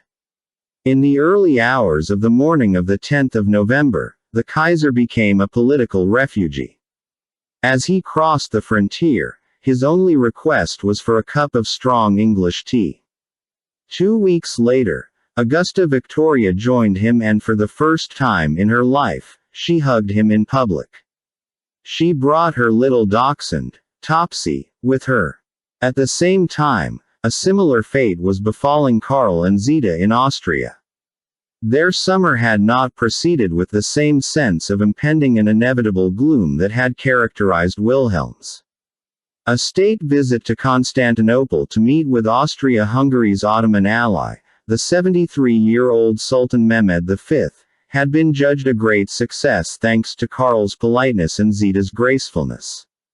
The Ottoman court had been particularly impressed with the Empress's magnificent diadem, and when the young couple returned to Vienna their train was covered in flowers from Turkish well-wishers. A visit to Pressburg now Bratislava on the same day that the Romanovs were to be murdered in Yekaterinburg saw large crowds surging forward to cheer the Emperor, the Empress and their 2 eldest children. Zita was revitalized by their adoration, but her husband remained subdued. On their journey back to Vienna, he warned Zita against forming any illusions. He knew that, however much the ordinary people waved and cheered, the empire could not go on much longer without peace abroad and reform at home. 13. In the last week of September, the news that Bulgaria was surrendering to the Allies confirmed that the war's end. Of his ministers told Karl what he already knew about the Bulgarian news: "This has knocked the bottom out of the barrel." Zita, who was with her husband when he heard the news from Bulgaria, told her biographer years later, "The emperor was not really surprised. We knew that Ferdinand the Tsar of Bulgaria had been fishing in all waters for months past, especially towards the Americans. For him, Karl, the collapse of Bulgaria only made it even more urgent to start peace talks up with the Western powers while there was still something to talk about." 14. On the 4th of October, Austria-Hungary dispatched a telegram to President Wilson restating the empire's interest in peace talks and reminding him of its previous attempts to do so.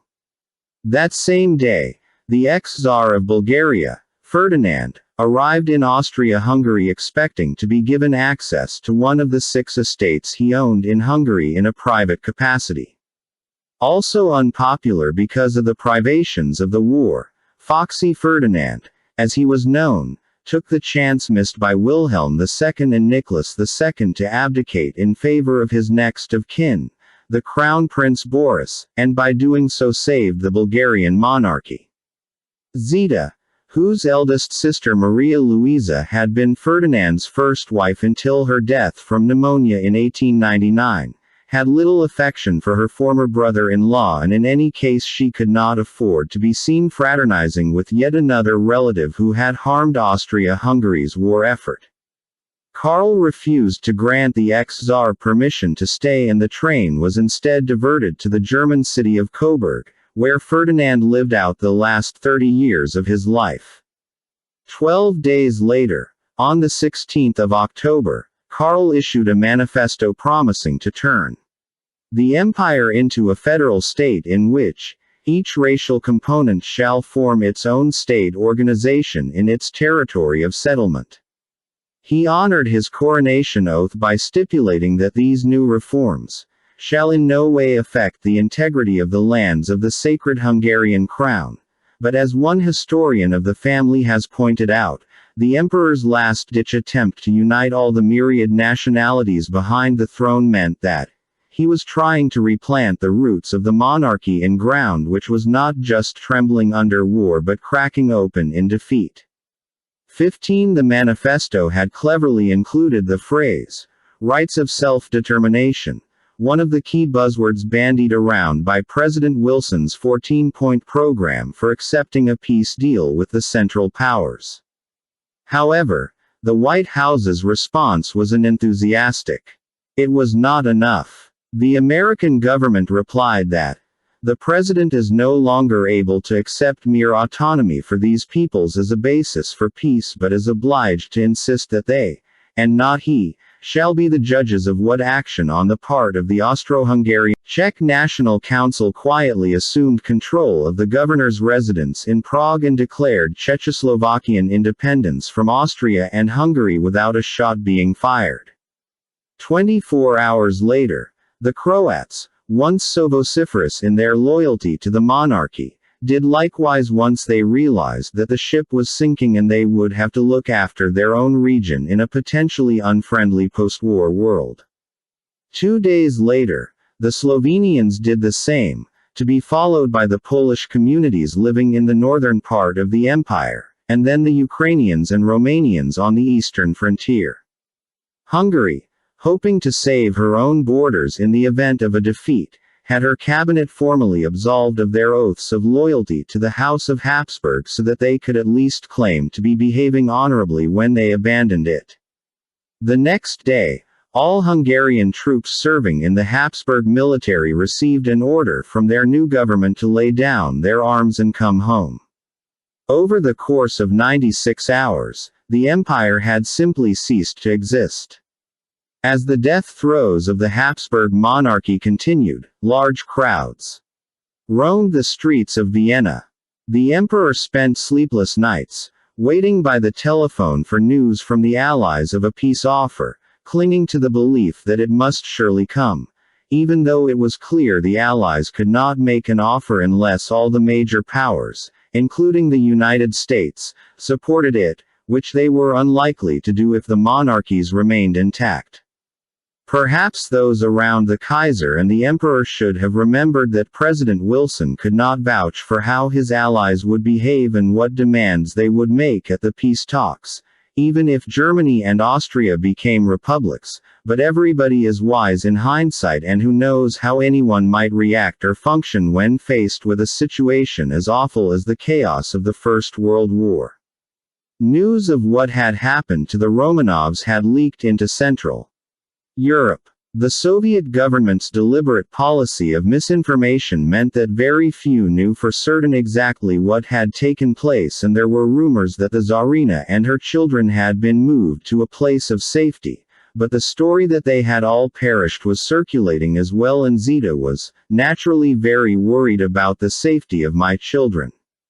17 The red flag of socialism could be seen in demonstrations visible from the palace windows, and cries of "Long live the Republic" grew louder once Wilhelm II's deposition became public knowledge. Zita, second Yekaterinburg, she was watching those around her closely, and she, alone of all the royals at the time, seems to have grasped the possibility that they were being fed misinformation. One division of troops loyal to the crown would have been enough to restore order on the streets of Vienna, where the protesters were loud but neither particularly numerous nor well organized. Karl was visibly moved when 20 young cadets from the military academy arrived at the palace and asked permission to lay down their lives for the preservation of the monarchy. Zita discovered later that the commander of the Salzburg garrison had wanted to join the cadets and offered to march on Vienna to support the emperor, but the municipal authorities in the capital had refused.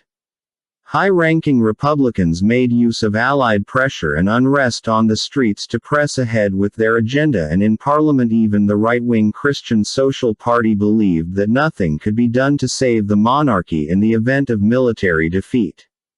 The empire it had created had vanished. What use could there be for the Habsburgs now?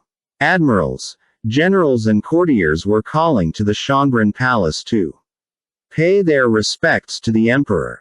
Etiquette remained inviolable to the last.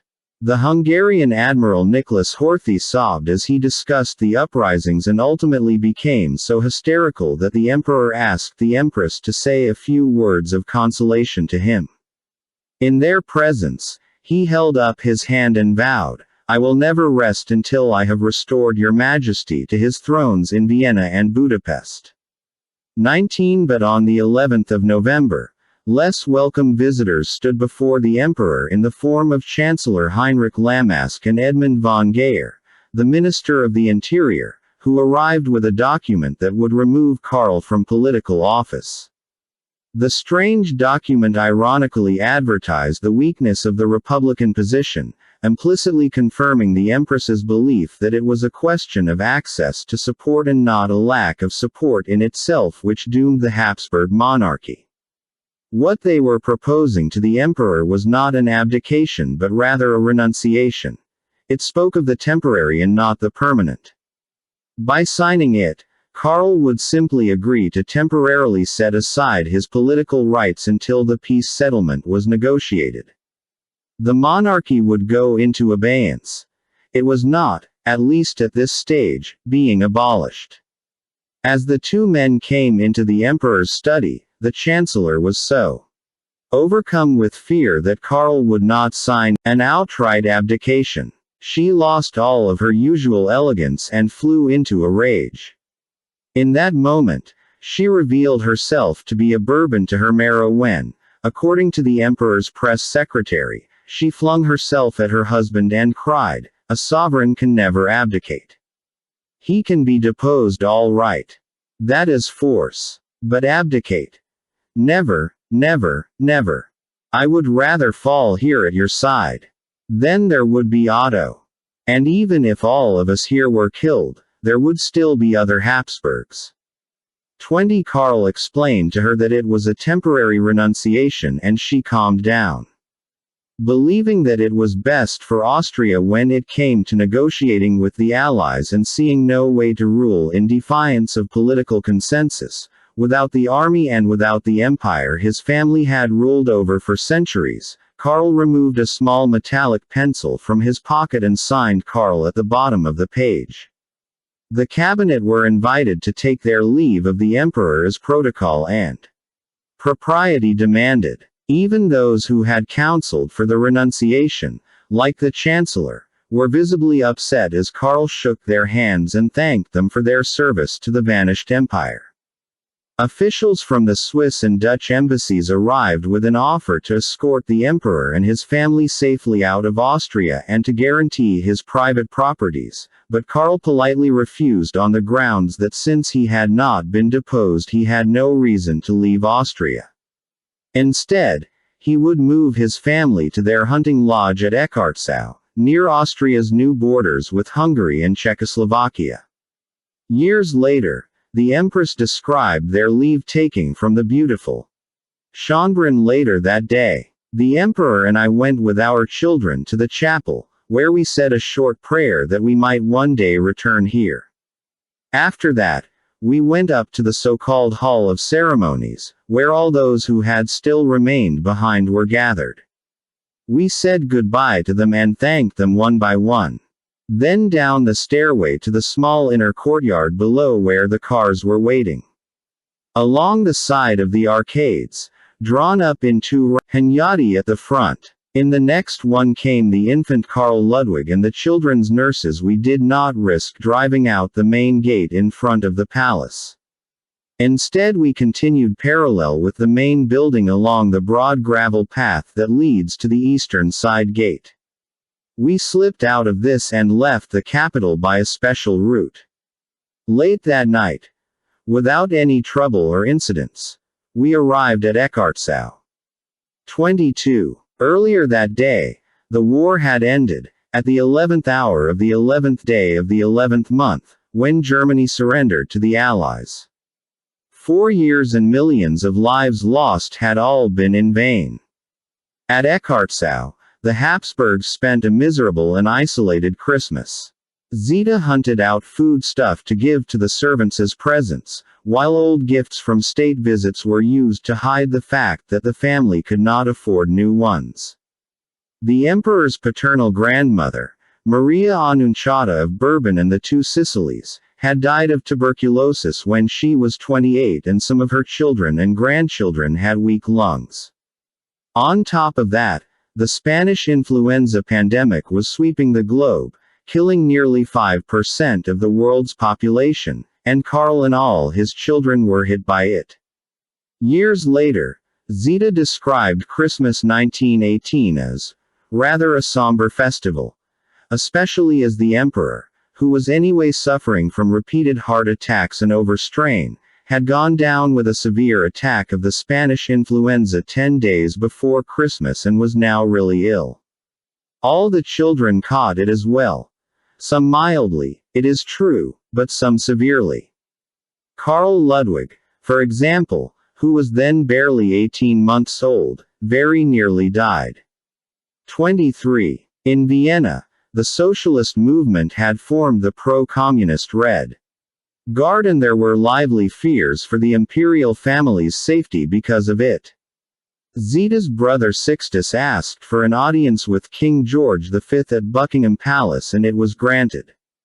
In the presence of both King George and Queen Mary, Sixtus pointed out that after what had happened to the Romanovs, nobody could be sure of what might befall the Habsburgs.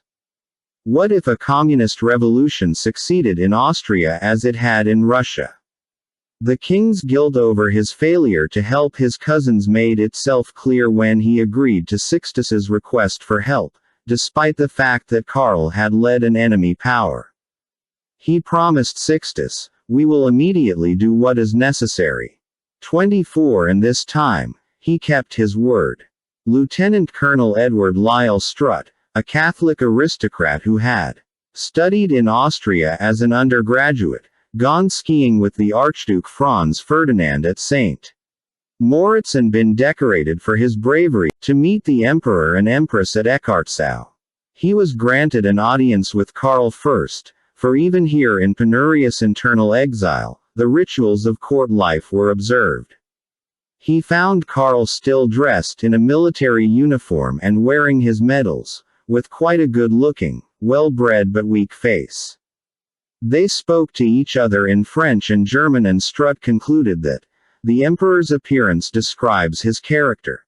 An eminently lovable, if weak, man, by no means a fool, and ready to face his end as bravely as his ancestress, Marie Antoinette. 25 They discussed the possibility of the emperor being evacuated to Switzerland, but Karl was reluctant, and he quite rightly pointed out that, legally, the new republic now being proclaimed in Vienna had no right to exist, as it violated the terms by which he had signed his act of renunciation.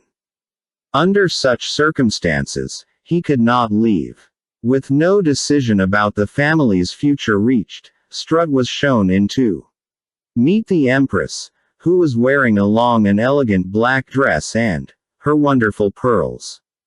Strutt thought she looked pale and ill. About medium height and with a slim figure, she looked younger than her age, 26. The first impression I had was of extraordinary strength of character, softened by her own remarkable charm.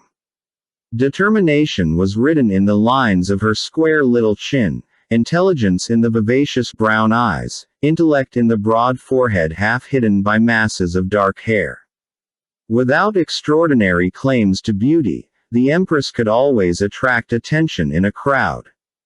As I entered the room, I realized that she must share with the queens of the Belgians and Romania the honor of being one of the 3 great royal women of the war. His infatuation with the Empress did not preclude him from noticing that she felt the humiliation of their demotion more deeply than her husband, but that no more an affectionate and devoted couple that these two could possibly be found. 26 The two struck up an immediate rapport, and Zita showed herself willing to listen to his advice. The new Republican government told the British that the Emperor could only stay in Austria if he abdicated fully, in which case he could remain as a private citizen. If he chose not to abdicate, he must go abroad. If he chose to stay without abdicating, they would arrest him. Strutt discussed the situation at length with Zita, and he advised her that her husband should leave without abdicating, then return later once everything had calmed down. The long-term future of republicanism in Austria did not look good. Many prominence given to the radical left in the new regime, and the joke that the revolution had somehow created a republic without republicans captured something of the government's fragility. Zita initially recoiled at the idea of fleeing, but when Strutt told her, "A dead Habsburg is no good to anyone, whereas a live one, with a family, may yet be," she gave in. Karl, brought around by his wife's entreaties and pacified by the knowledge that he would not have to abdicate, made but one condition to Strutt. "Only promise me that I shall leave as emperor and not as a thief in the night." Single quote. On the 25th of March 1919, the imperial family attended Mass for the feast of the Annunciation and then boarded the imperial train, reassembled for one final journey. As the Habsburgs left the local church, a crowd burst into the imperial national anthem. Veterans gathered to escort Karl to the train, and as it pulled off from the platform, Strutt heard a low groan rise from the spectators. The train rattled across the length of Austria. On board was Zita's mother, Maria Antonia, whom Strutt thought looked like an over-decorated Christmas tree, having fled wearing most of her jewels, with her 2 pet dogs, from whom she refused to be separated. During the journey, Karl turned to Strutt and said quietly, "After 700 years, the sentence hung in the air, its unspoken conclusion louder in its silence." At 3:45 p.m. on the following afternoon, the train crossed into Switzerland. Later, as they settled into life in exile, Karl wrote a letter to King George thanking him for all his help in getting his family out of Austria safely, but he concluded it with the forlorn wish, "Dieu voile vous épargner de voir Jages dans l'avenir." Epilogue. She's too short to be Tatiana. The world that was birthed in the final years of the First World War was very different to what had come before. The peace treaties signed at Versailles, Saint-Germain-en-Laye, Neuilly-sur-Seine, Sèvres and Trianon stripped the former Central Powers of many of their most coveted possessions and inflicted upon them a peace perceived as so humiliating that it left a bitterness that grew stronger with each passing year. The sheer viciousness of the treaties made Woodrow Wilson's criminal idiocy in demanding the abolition of the Central European monarchies as a condition for peace seem even more malignant in the eyes of the vanquished. The Kaiser and the Emperor had gone into exile on the assumption that it was the only way to save their countries from a punitive post-war settlement exactly like the one offered in 1919. Looked at in this light, it is just about possible to make the case that two of the most powerful governments in history came to a premature conclusion on the word of a lie or, if inclined to charity, a promise that could not be guaranteed by the man making it. That the Central European monarchies came to an end far too soon is difficult to dispute when one looks at what followed. The removal of centuries of stability coupled with the desensitizing experiences of the war-enabled horrific violence on the streets of Berlin, Munich, Budapest and Vienna. The rise of Nazism in the former Second Reich and then into the Habsburg heartland of Austria through the Anschluss of 1938 created one of the most appalling regimes in human history. In the former Russian Empire, a holocaust of violence had already taken place during Lenin's consolidation of power, in which millions were murdered and many more fled abroad to wander Europe and the wider world as émigrés. The argument that the gulags and purges of Stalinism were somehow an aberration from the pure communism of Lenin and Trotsky is a popular one, but it is entirely incorrect. The wanton cruelty, the amoral viciousness and the depraved, random disregard for, as Trotsky put it, the papist Quaker babble about the sanctity of human life, had all existed and flourished from the moment the Bolsheviks came to power in 1917. Stalin may have carried it to new heights, but the precedent had already been established.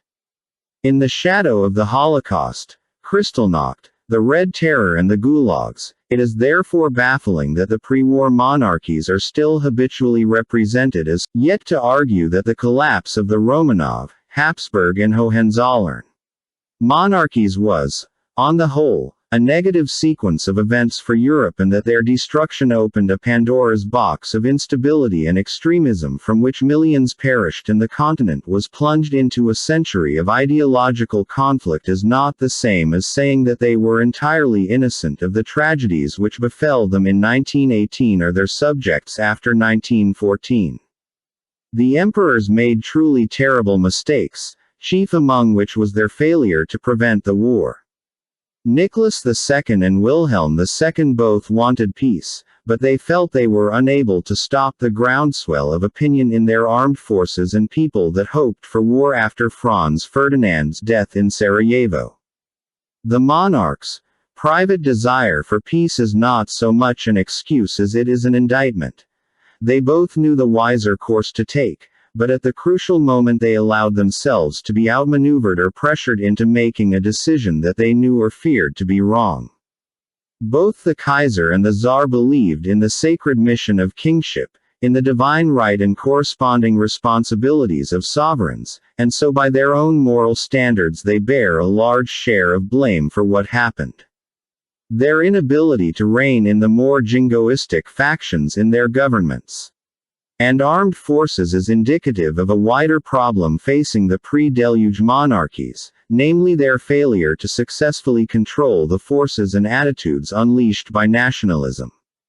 In the Austrian case, that failure was born from a principled rejection of nationalism's key tenets, and it is because of this that the empire of Franz Joseph was one of the very few continental states which refused to enact anti-Semitic legislation or to allow anti-Semitic initiatives to be put in place in its armed forces. That there was a popular culture of anti-Semitism in Austria at the time is indisputable, but equally the throne's opposition to it, as to all forms of overly aggressive patriotism, was often clearly expressed, in direct contrast to how the courts in Germany and Russia behaved. Where the Habsburgs struggled, like Canute, to turn back the tide of nationalism, the Romanovs and the Hohenzollerns identified themselves with it in the strongest possible terms. Over the course of the 20th century, the symbiosis between monarchy and nation has been perfected by the British Crown, but it proved more troublesome for their Prussian and Russian cousins. Nationalism was the dragon that the monarchies tried and failed to tame. The elevation of the nation was problematic in an era which increasingly held that a community could be validated primarily by its that crossed multiple borders. Wilhelm II was half English, the Tsarina Alexandra was half German, and the Empress Zita was in the unenviable position of being a French-descended, Italian-born and British-educated woman at a time when her adopted homeland was at war with all three. The Crown Princess Cecilia's intercession with the Kaiser to allow her Russian cousin Irina to go home safely from her honeymoon was the first of numerous incidents during the First World War in which royals were accused of putting their foreign connections, now transformed from useful into suspicious by the outbreak of hostilities, above national interests. Xenophobia struck at the royal houses of Europe throughout the First World War, pitting patriotism against the throne with devastating consequences. A closer analysis of the imperial regimes might also shake the belief that their downfall was part of the natural progression of history, in which the war acted as a catalyst for a political inevitability. These assessments are particularly prevalent in the historiography of Imperial Russia and Austria-Hungary, but the problems facing the supposedly backward Russia in terms of how its people's living standards were negatively affected by the war were not so different to the tribulations that occurred in the industrialized and prosperous German Reich. The war was simply too large in scope and too awful in its impact for any nation to endure it without great suffering.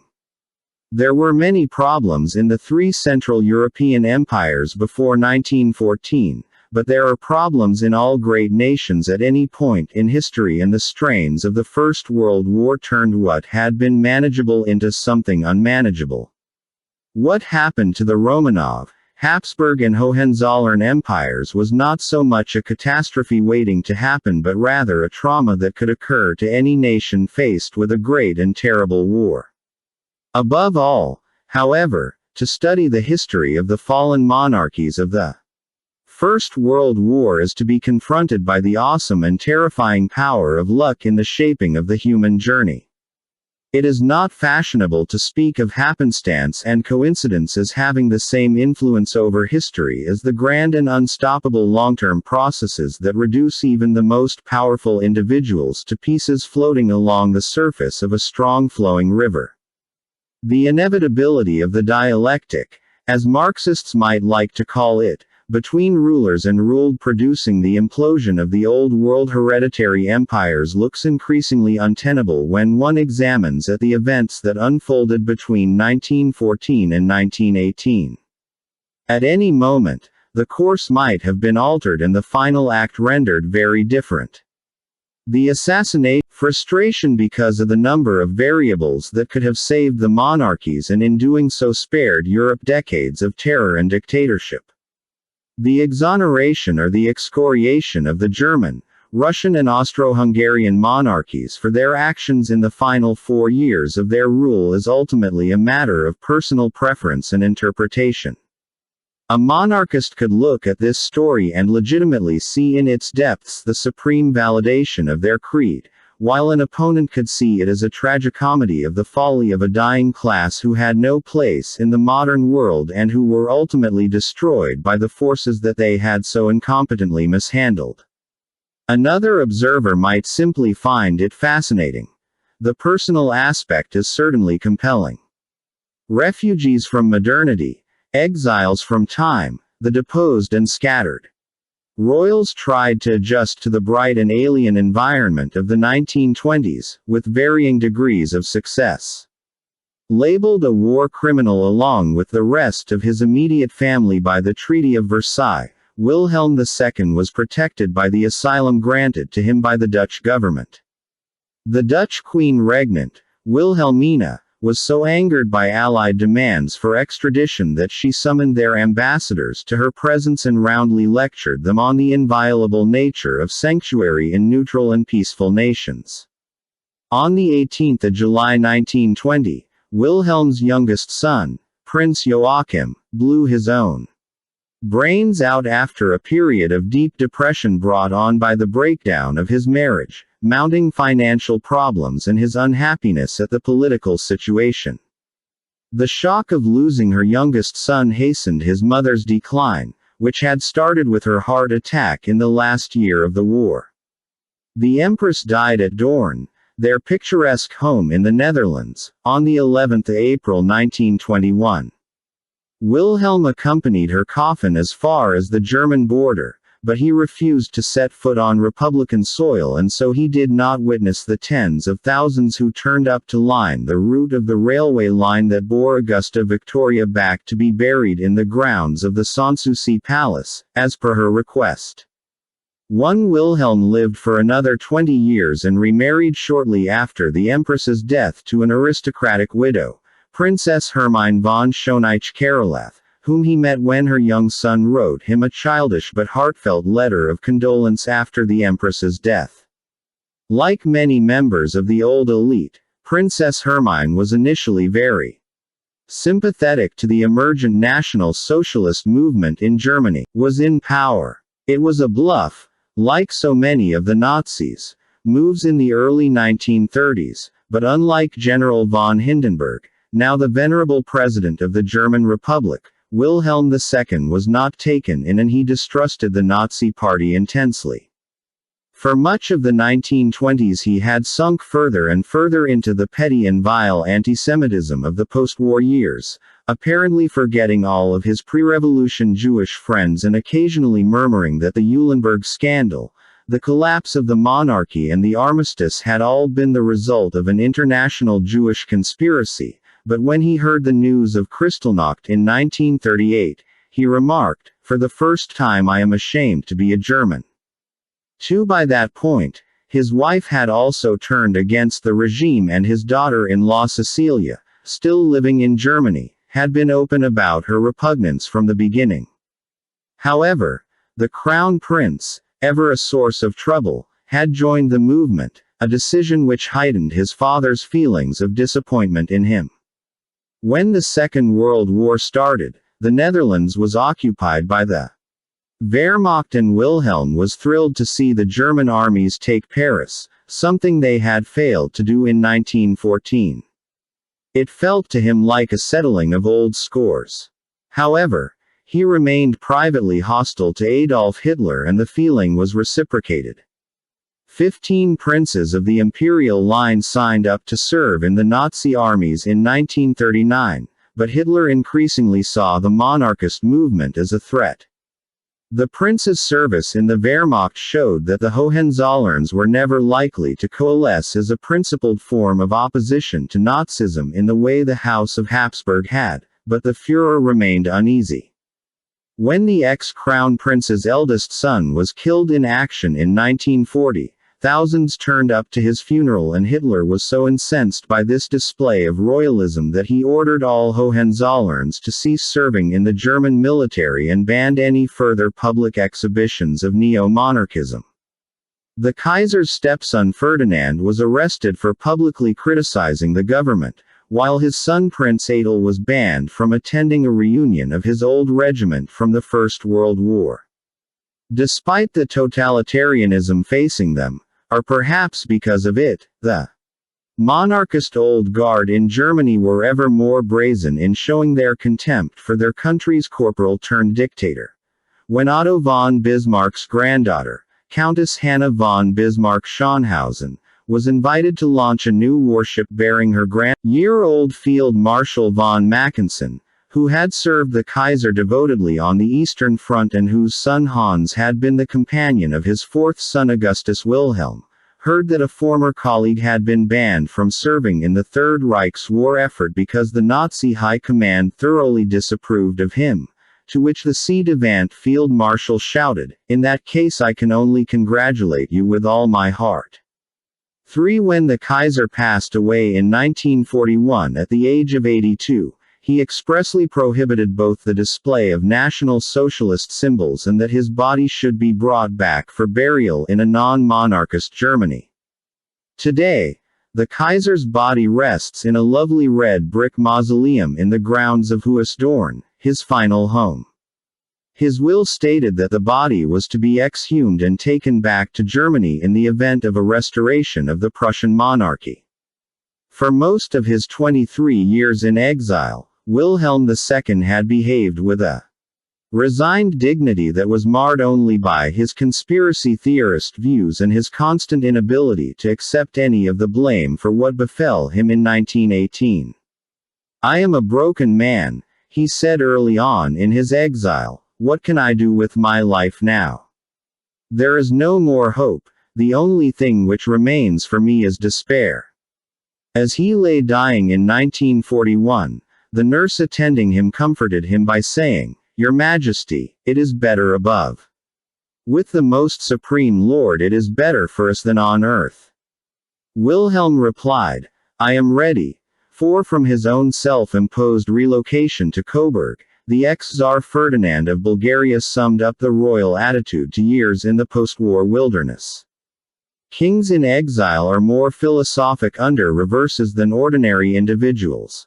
But our philosophy is primarily the result of tradition and breeding, and do not forget that pride is an important item in the making of a monarch. We are disciplined from the day of our birth and taught the avoidance of all outward signs of emotion. The skeleton sits forever with us at the feast. It may mean murder, it may mean abdication, but it serves always to remind us of the unexpected. Therefore we are prepared and nothing comes in the nature of a catastrophe. The main thing in life is to support any condition of bodily or spiritual exile with dignity. If one sups with sorrow, one need not invite the world to see you eat. 5. Similar sentiments were echoed by Ferdinand's estranged brother-in-law, Karl, who died at the age of 34 on the island of Madeira after a cold turned into bronchitis and then severe pneumonia, the same progression of illness that had killed the much older Franz Joseph in 1916. Karl died as Mass was being celebrated in the next room, with a crucifix pressed against his lips, while a pregnant Zita held his hand and prayed. On their wedding day, the devout Karl had told Zita, "Now we must help each other get to heaven." 6. That shared sense of Christianity had sustained them through the heartbreak and strain of the war and their exile afterwards. Yet Christian resignation did not mean surrender, at least as far as the Habsburgs were concerned. Karl had never accepted the legality of his deposition, and in 1921 he had even smuggled himself back into Hungary in an attempt to reclaim the crown of St. Stephen, a venture which failed when Admiral Horthy reneged on his tear-stained oath of 1918 to restore the monarchy, because in the interim he had acquired so much power for himself. Karl's death meant the Habsburg claim passed to his eldest son Otto, who did not pursue the vacant throne with quite the same vigor as his father. He retained his pre-war title of Crown Prince rather than elevating himself to de jure emperor. He did become head of the House of Habsburg, a position he held until renouncing it in old age in favor of his son Karl in 2007. A vocal opponent of Nazism, Otto became heavily involved in Austrian expatriate and Allied movements designed to highlight the outrages perpetrated by the Third Reich even before the Second World War.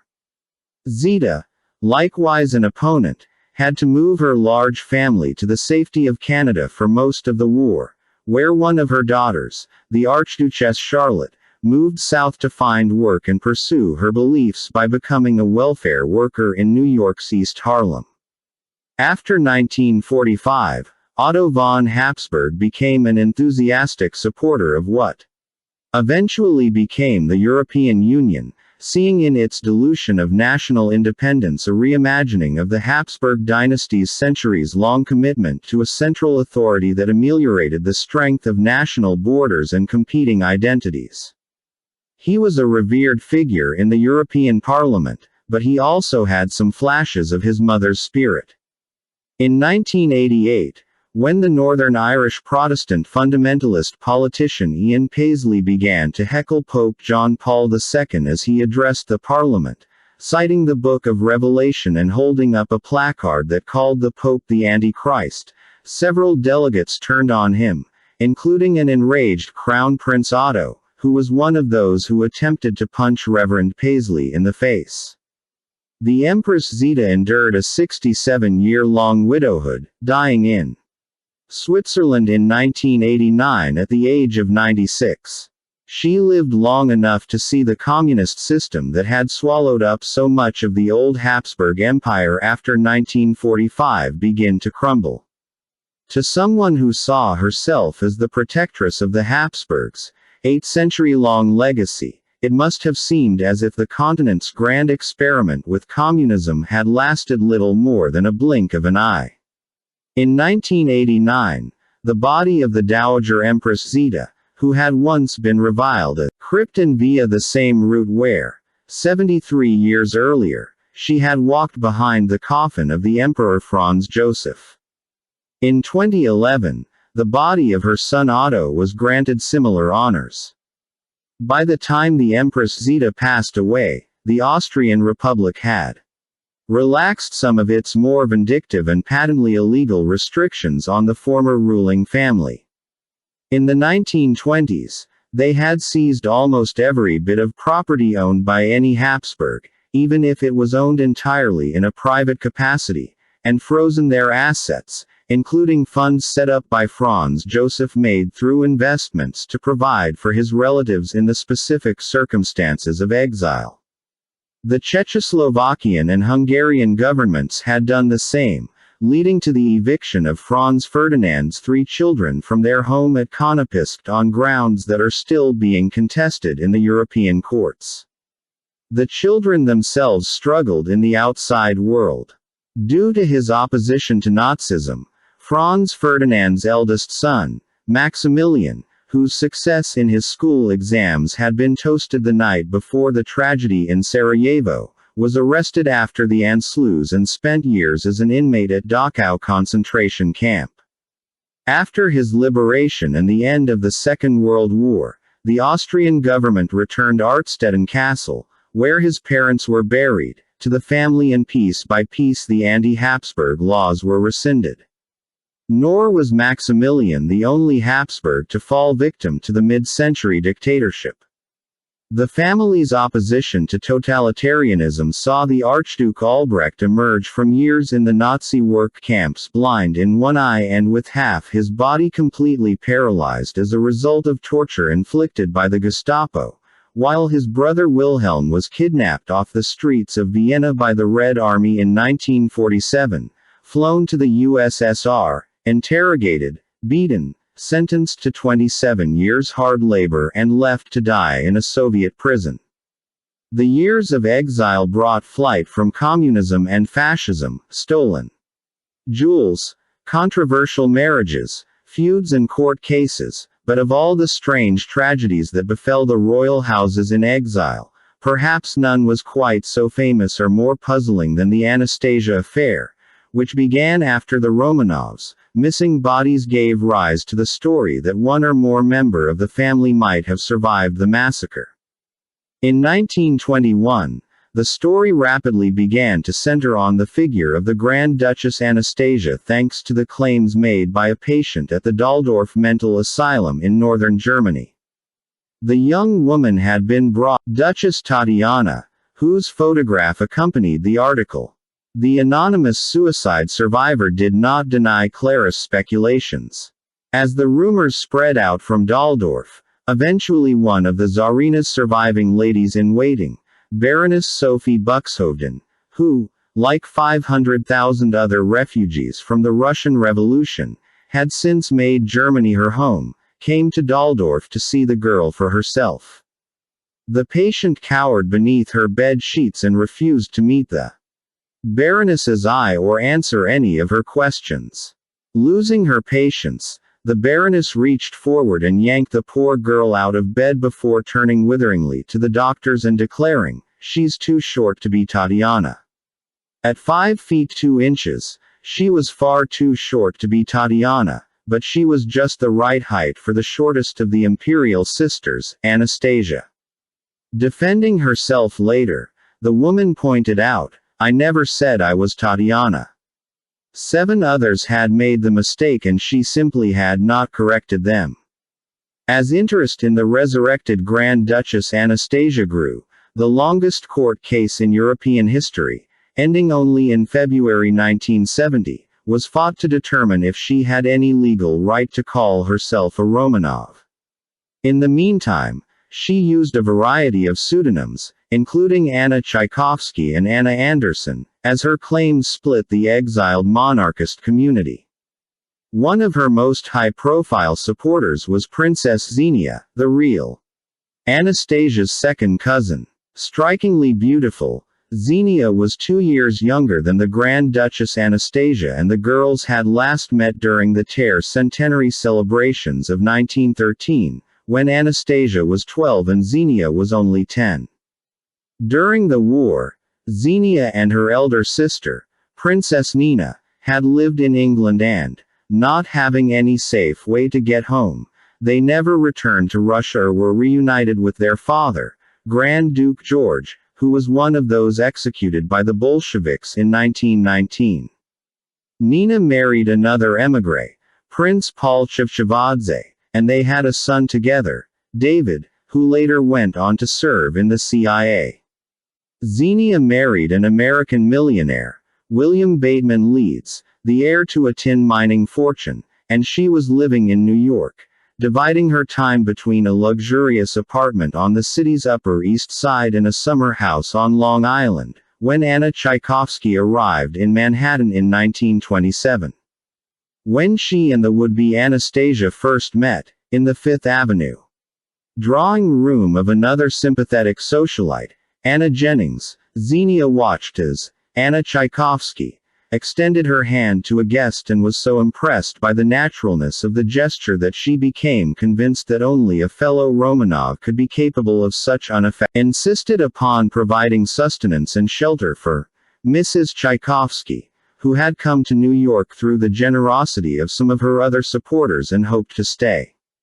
Later, the two women drifted apart because Xenia's husband found Anna's instability and demanding nature too difficult to bear, but Mrs. Leeds' support for her claim never wavered and she testified in her favor during subsequent court cases. But Xenia Leeds's belief in Anna Tchaikovsky, or Anna Anderson, highlighted one of the running themes in those who endorsed her. On the surface, the roll call looked very impressive. Cousins, fellow Romanovs, childhood playmates and celebrated émigrés like the composer Sergei Rachmaninoff. But when examined more closely, their credibility as witnesses was nearly always problematic. Xenia Leeds and her sister, Nina Chevchavadze, had not been regular playmates with the imperial children. As members of the same extended family, they met socially at various stages in their childhood, but it was hardly a close relationship. Added to that, Nina and Xenia's residence in England during the First World War meant that they had last seen Anastasia when she, and they, were very young. Xenia herself conceded that she would be hard-pressed to correctly identify her second cousin 12 years after they had last met as children. Rather, she insisted that her identification rested on knowing a fellow royal when she met one. The lifelong support of Gleb Botkin, son of the doctor who had perished at the Romanovs' side in Yekaterinburg, was certainly a boon, but Gleb's claims to have been best friends with the Romanov siblings during their shared childhood at Tsarskoe Selo is not borne out by what we know of their schedule. They played together very infrequently, and the memories undoubtedly featured more in Gleb Botkin's head than they would have in the Romanovs. In contrast, those who did not believe that she was Anastasia were often fewer in number but far more credible, including the real Anastasia's godmother, the Grand Duchess Olga Alexandrovna, Prince Felix Yusupov, now living in peripatetic exile with Paris as his base, Anastasia's French tutor Pierre Gilliard, and one of her nannies, Alexandra Tegleva. DNA tests carried out after the pretender's death in 1984 ascertained that she was not a Romanov and had far more probably been Franziska Shanskowska, a Polish factory worker who disappeared in 1920.8 for decades in Yekaterinburg. Visiting Communist Party youth delegates were still being taken down into the cellar where the family in 1918.9 then came a public unveiling of the remains of 5 of the 7 Romanovs murdered at Yekaterinburg after the fall of the Soviet Union, their ceremonial reburial in the family's necropolis in St. Petersburg in 1998, and then the discovery in 2008 of the missing 2 bodies in a nearby secondary burial site, where the Bolsheviks had attempted to incinerate them. All the bodies were rigorously tested by DNA samples provided by some of the Romanovs' surviving relatives, including Prince Philip, Duke of Edinburgh, the husband of Queen Elizabeth II. However, the mystery had by then been enshrined in plays, novels, an Oscar-winning movie starring Ingrid Bergman and Yul Brynner, television shows, dolls, memorial websites and musicals in both stage and animation, with the Grand Duchess's name transliterated into its Americanized pronunciation of Anastasia rather than the English Anastasia that she and her mother would have used. The details of Anna Anderson's decades-long insistence that she was the last surviving member of Nicholas II's immediate family are still debated, with most of the remaining questions now focusing on trying to ascertain whether or not, with her history of mental illness, she actually believed her own delusions. Whether, as John Clear and Helen Mingay suggested in their wonderful study of the mystery, the second undoubtedly believed she was the first. And, truly, she kept alive the memory of that other Anastasia. Without her there would be no films, no books, no romantic legend. The 2 Anastasias represent the 2 faces of the 20th century. One century that really existed, full of war and the slaughter of the innocents. The second is the century we long to have, of peace and family pleasures, and the dreams of any little girl who could close her eyes and become a princess. Tenor, as Felix Yusupov insisted, Anna Anderson was nothing more than a nervous, hysterical, vulgar and common adventuress, a sick hysteric and a frightful play actress. One would recoil in horror at the thought that this frightful creature could be the daughter of our Tsar. 11. Either way, the posthumous fame of Anastasia Romanov helped preserve her family in a modern legend where she and her 3 sisters became the most celebrated victims of Russian communism's political violence. It could be argued that they were only 4 among millions of similar victims, but the young women's prominence as members of the imperial family meant that we know so much more about the intimate details of their lives than we do about most of those who lost their lives in the chaos unleashed by the First World War. We know what books they liked to read, their favorite bath scents, their pet life. They have become symbols with which millions may identify and empathize, and through which wider points may be illuminated.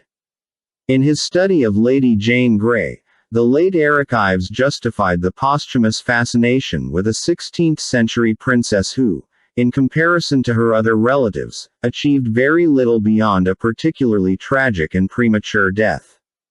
The pages of history are asterisked with names which defy the erosion of time. Jane Grey is one such, but strangely so.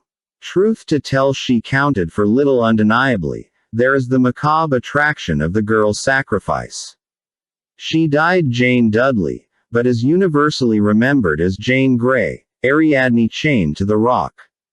All this and more. But the fundamental justification for remembering Jane is the justification for remembering Anne Frank centuries later. They speak for the multitude of brutality's victims who have no voice. 12. The same might very well be said for the Romanov sisters. The ruling houses of the Edwardian period hover in our cultural imagination as a glittering prologue to the coming carnage of the First World War. They are girls in white linen dresses, men in immaculate military uniforms, in an era without weekends that birthed the Fabergé eggs, private yachts the size of small ocean liners, the first moving pictures of royalties, private lives, beautiful jewels, winning smiles, grand opera houses and waltzes that all speak of a society of haunting loveliness and facile grace. From sepia-toned photographs they stare at us from the other side of the impenetrable gulf created by what happened after 1914. The waltzes drown out the other sounds of that epoch. The misery of the factories, the rapid production of ever more deadly military hardware and the cheers of crowds hungry for war. The story of the emperors of the First World War is a grand political narrative, as well as an arresting sequence of personal dramas. It is by turns touching and frustrating, uplifting and appalling, an inspiration and a warning. The courage and dignity with which many of them met their ultimate fates is still a source of wonder and inspiration for their modern-day admirers, of which there are many.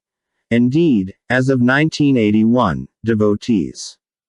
Nicholas II, his wife and their children were all canonized by the branches of the Russian Orthodox Church at various stages after 1981 as Passion Bearers, a category of saint which specifically recognizes that the person died in a Christ-like manner with their faith sustaining them on the path to death, but which differs from a martyr, who was explicitly killed for their faith. Also canonized was Alexandra's estranged sister, the Grand Duchess Elizabeth known as Ella in the family, who was murdered by the Cheka later on the same day as her younger sister. Ella, who had founded and joined a convent in her widowhood, had been under house arrest in the nearby town of Alipaysk, and she was taken out to an abandoned iron mine where she was beaten and then thrown in. With her was Sister Barbara Yakovleva, a nun from her convent, and several other Romanovs who had been caught and transported to the region. The poet and the Tsar's cousin, 21-year-old Prince Vladimir Paley, the Grand Duke Sergei Mikhailovich, his secretary Fyodor Kemaz, and 3 Romanov brothers, Prince Ivan, Prince Konstantin and Prince Igor, who ranged in age from 32 to 24. They were all badly beaten and then thrown down the mine, with 2 hand grenades tossed in after them. The guards could hear the Grand Duchess and the others singing hymns, even after the second grenade, so they stuffed the entrance with wood and set it on fire. The White Armies took the town and recovered the bodies a few days later, something which they did not manage to do in the more efficient killing fields at Yekaterinburg. The body of the Grand Duchess Elizabeth was transported for burial to the Russian Orthodox Church of Mary Magdalene in Jerusalem. In 2004, Pope John Paul II beatified Emperor Karl not just for the piety with which he greeted death in Madeira but also for his attempts to end the war, because, in the pontiff's words, the decisive task of Christians consists in seeking, recognizing and following God's will in all things. The Christian statesman, Karl of Austria, confronted this challenge every day from the beginning. The Emperor Karl conceived of his office as a holy service to his people. His chief concern was to follow the Christian vocation to holiness also in his political actions. For this reason, his thoughts turned to social assistance. May he be an example for all of us, especially for those who have political responsibilities in Europe today. 13. Beatification, which entitles Karl to the prefix of blessed, is often a prelude to full canonization, and a committed lobby of Catholics, Austrian conservatives and royalists are working towards making Karl a member of the Catholic Confraternity of Saints. In the Ural Mountains, the places where the Romanovs' bodies were hidden in July 1918 have been marked by fields of lilies, and there are churches dedicated to each of the 7 members of the imperial family. The house where they were slaughtered, torn down by Boris Yeltsin acting on the orders of the Soviet government in 1977 when it began to become a focal point of surreptitious pilgrimage, has been replaced by a sumptuous commemorative cathedral. Study of the Second Reich emerges from the shadow of the more popular and more terrifying history of the Third. Looking back on the years leading up to the revolutions, Felix Yusupov was moved to write a universal truth: our memories are sometimes full of light and sometimes dark with shadow. In an eventful life, some are sad and some are gay, some are pleasant, while others are so tragic that one's sole desire is never to recall them. 14 Yet to forget or dismiss the story of the Central European monarchies of 1914 is ill-advised. For better or for worse, whether it is to caution or to vindicate, to study as a historical epic or a biographical tragedy, the fall of the imperial families after 1914 is a tale worthy of interest and remembrance, not just because it matters in the way that all history matters, but because it moves us with its extraordinary tragedy. And so perhaps the most appropriate final word in this study of their story are the words of the 16-year-old Grand Duchess Anastasia, penned to a family servant as an armored train bore her away